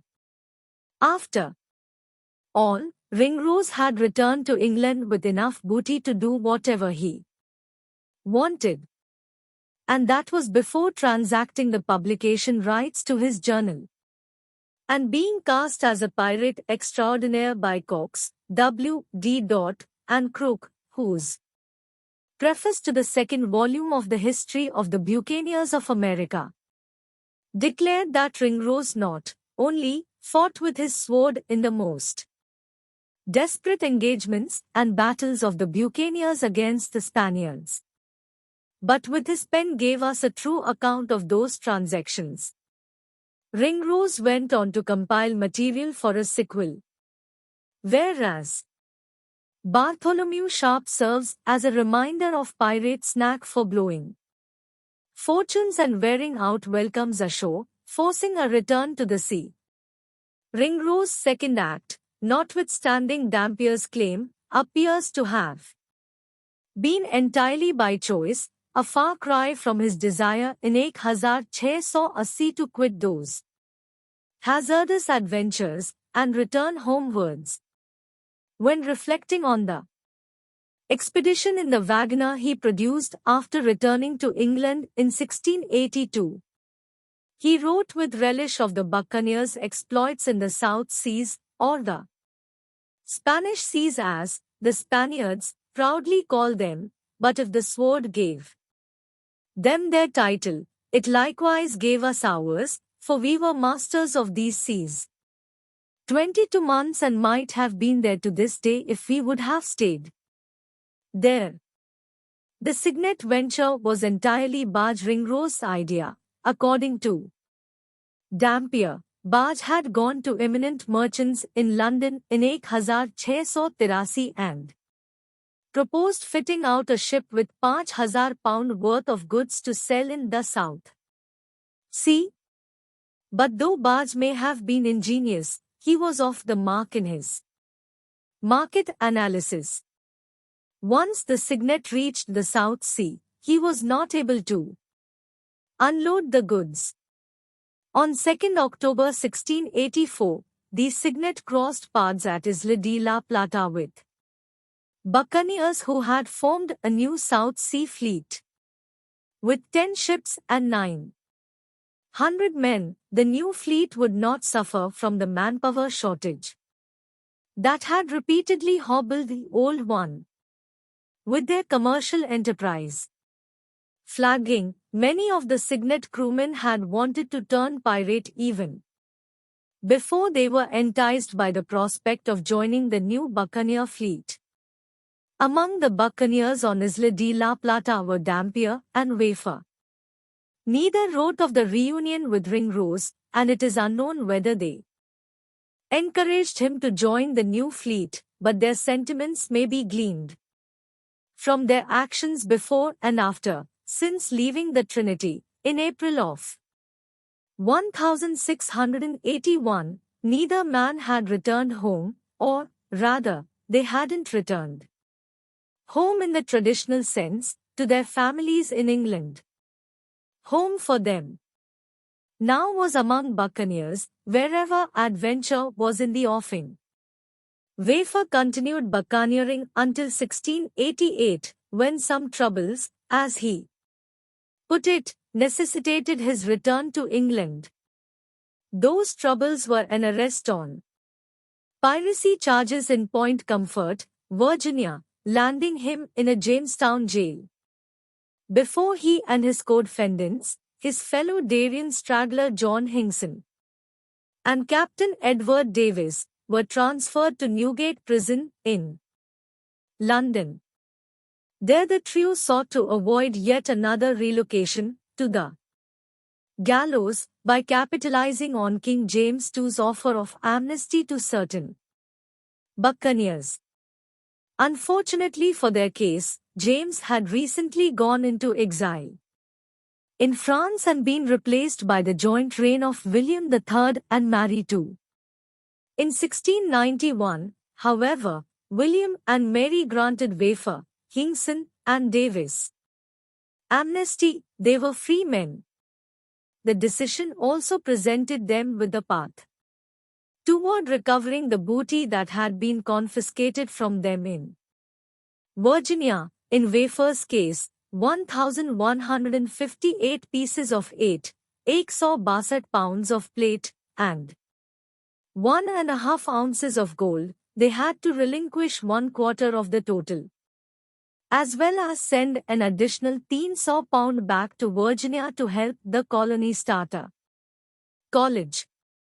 The result was the 1693 founding of the College of William and Mary, today the second oldest institution of higher learning in the United States, after Harvard. It's highly likely that, as in the cases of Sharp, Dick, and Cox, Wafer's value to the crown affected the outcome. He went on to become a key player in the colonization of the South Seas, beginning with his book, A New Voyage and Description of the Isthmus of America, a reminiscence of his time in the Darien. It was published in 1699, but while still a manuscript, its insights into the economic opportunities on the isthmus sparked the formation of a massive publicly funded effort to establish a Scottish colony in the Darien. The colony's business entity, the Company of Scotland trading to Africa and the Indies, paid Wafer £1 to suppress publication of his book for a month so that its intelligence would remain proprietary. He subsequently received an additional £750 to serve as expert advisor for the enterprise. Dampier was hired, too. In 1698, the colony's initial wave of 1,200 pioneers established the city of New Edinburgh just across the Bay of Darien from Golden Island. Within 9 months, before Wafer even had the chance to visit, 3/4 of the settlers had died of tropical diseases and the rest had evacuated. The jungle has since erased all traces of their effort. In 1704, Wafer used the preface to the second edition of A New Voyage and Description of the Isthmus of America to lobby the English government to try another Darien colony, this time correcting the Company of Scotland's failure to cultivate a friendship with the Kuna. A year later, however, when Wafer died, so did enthusiasm for the project. Like Wafer, Dampier continued privateering. Following the first South Sea expedition, for which he escaped charges, he participated in myriad raids on the Spanish Main until 1686, when he relocated to the eastern Indian Ocean. His lone stop of any duration there was at a fort in British Bencoolen, Sumatra, where he served as a gunner until a clash with the settlement's governor necessitated an escape that routed him to London in September of 1691. This marked the first time that he had been to England or seen his wife in 12 years. It wasn't long before he was off to the Caribbean for more pirating. When his first book, A New Voyage Round the World, was finally published, in 1697, readers still could not get enough of pirates. Seeking to avoid needless repetitions of the other published accounts of the South Sea expedition, he covered the famous Battle of Panama Bay with only we were in sight of Panama by the 23rd of April.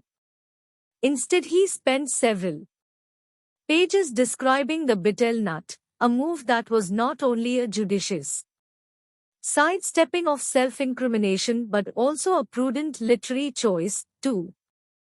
17th-century readers, his richly detailed account of people, places, things, plants, fishes, reptiles, birds, and mammals was as fresh and engaging as Apollo 11 transmissions from the moon would be to viewers.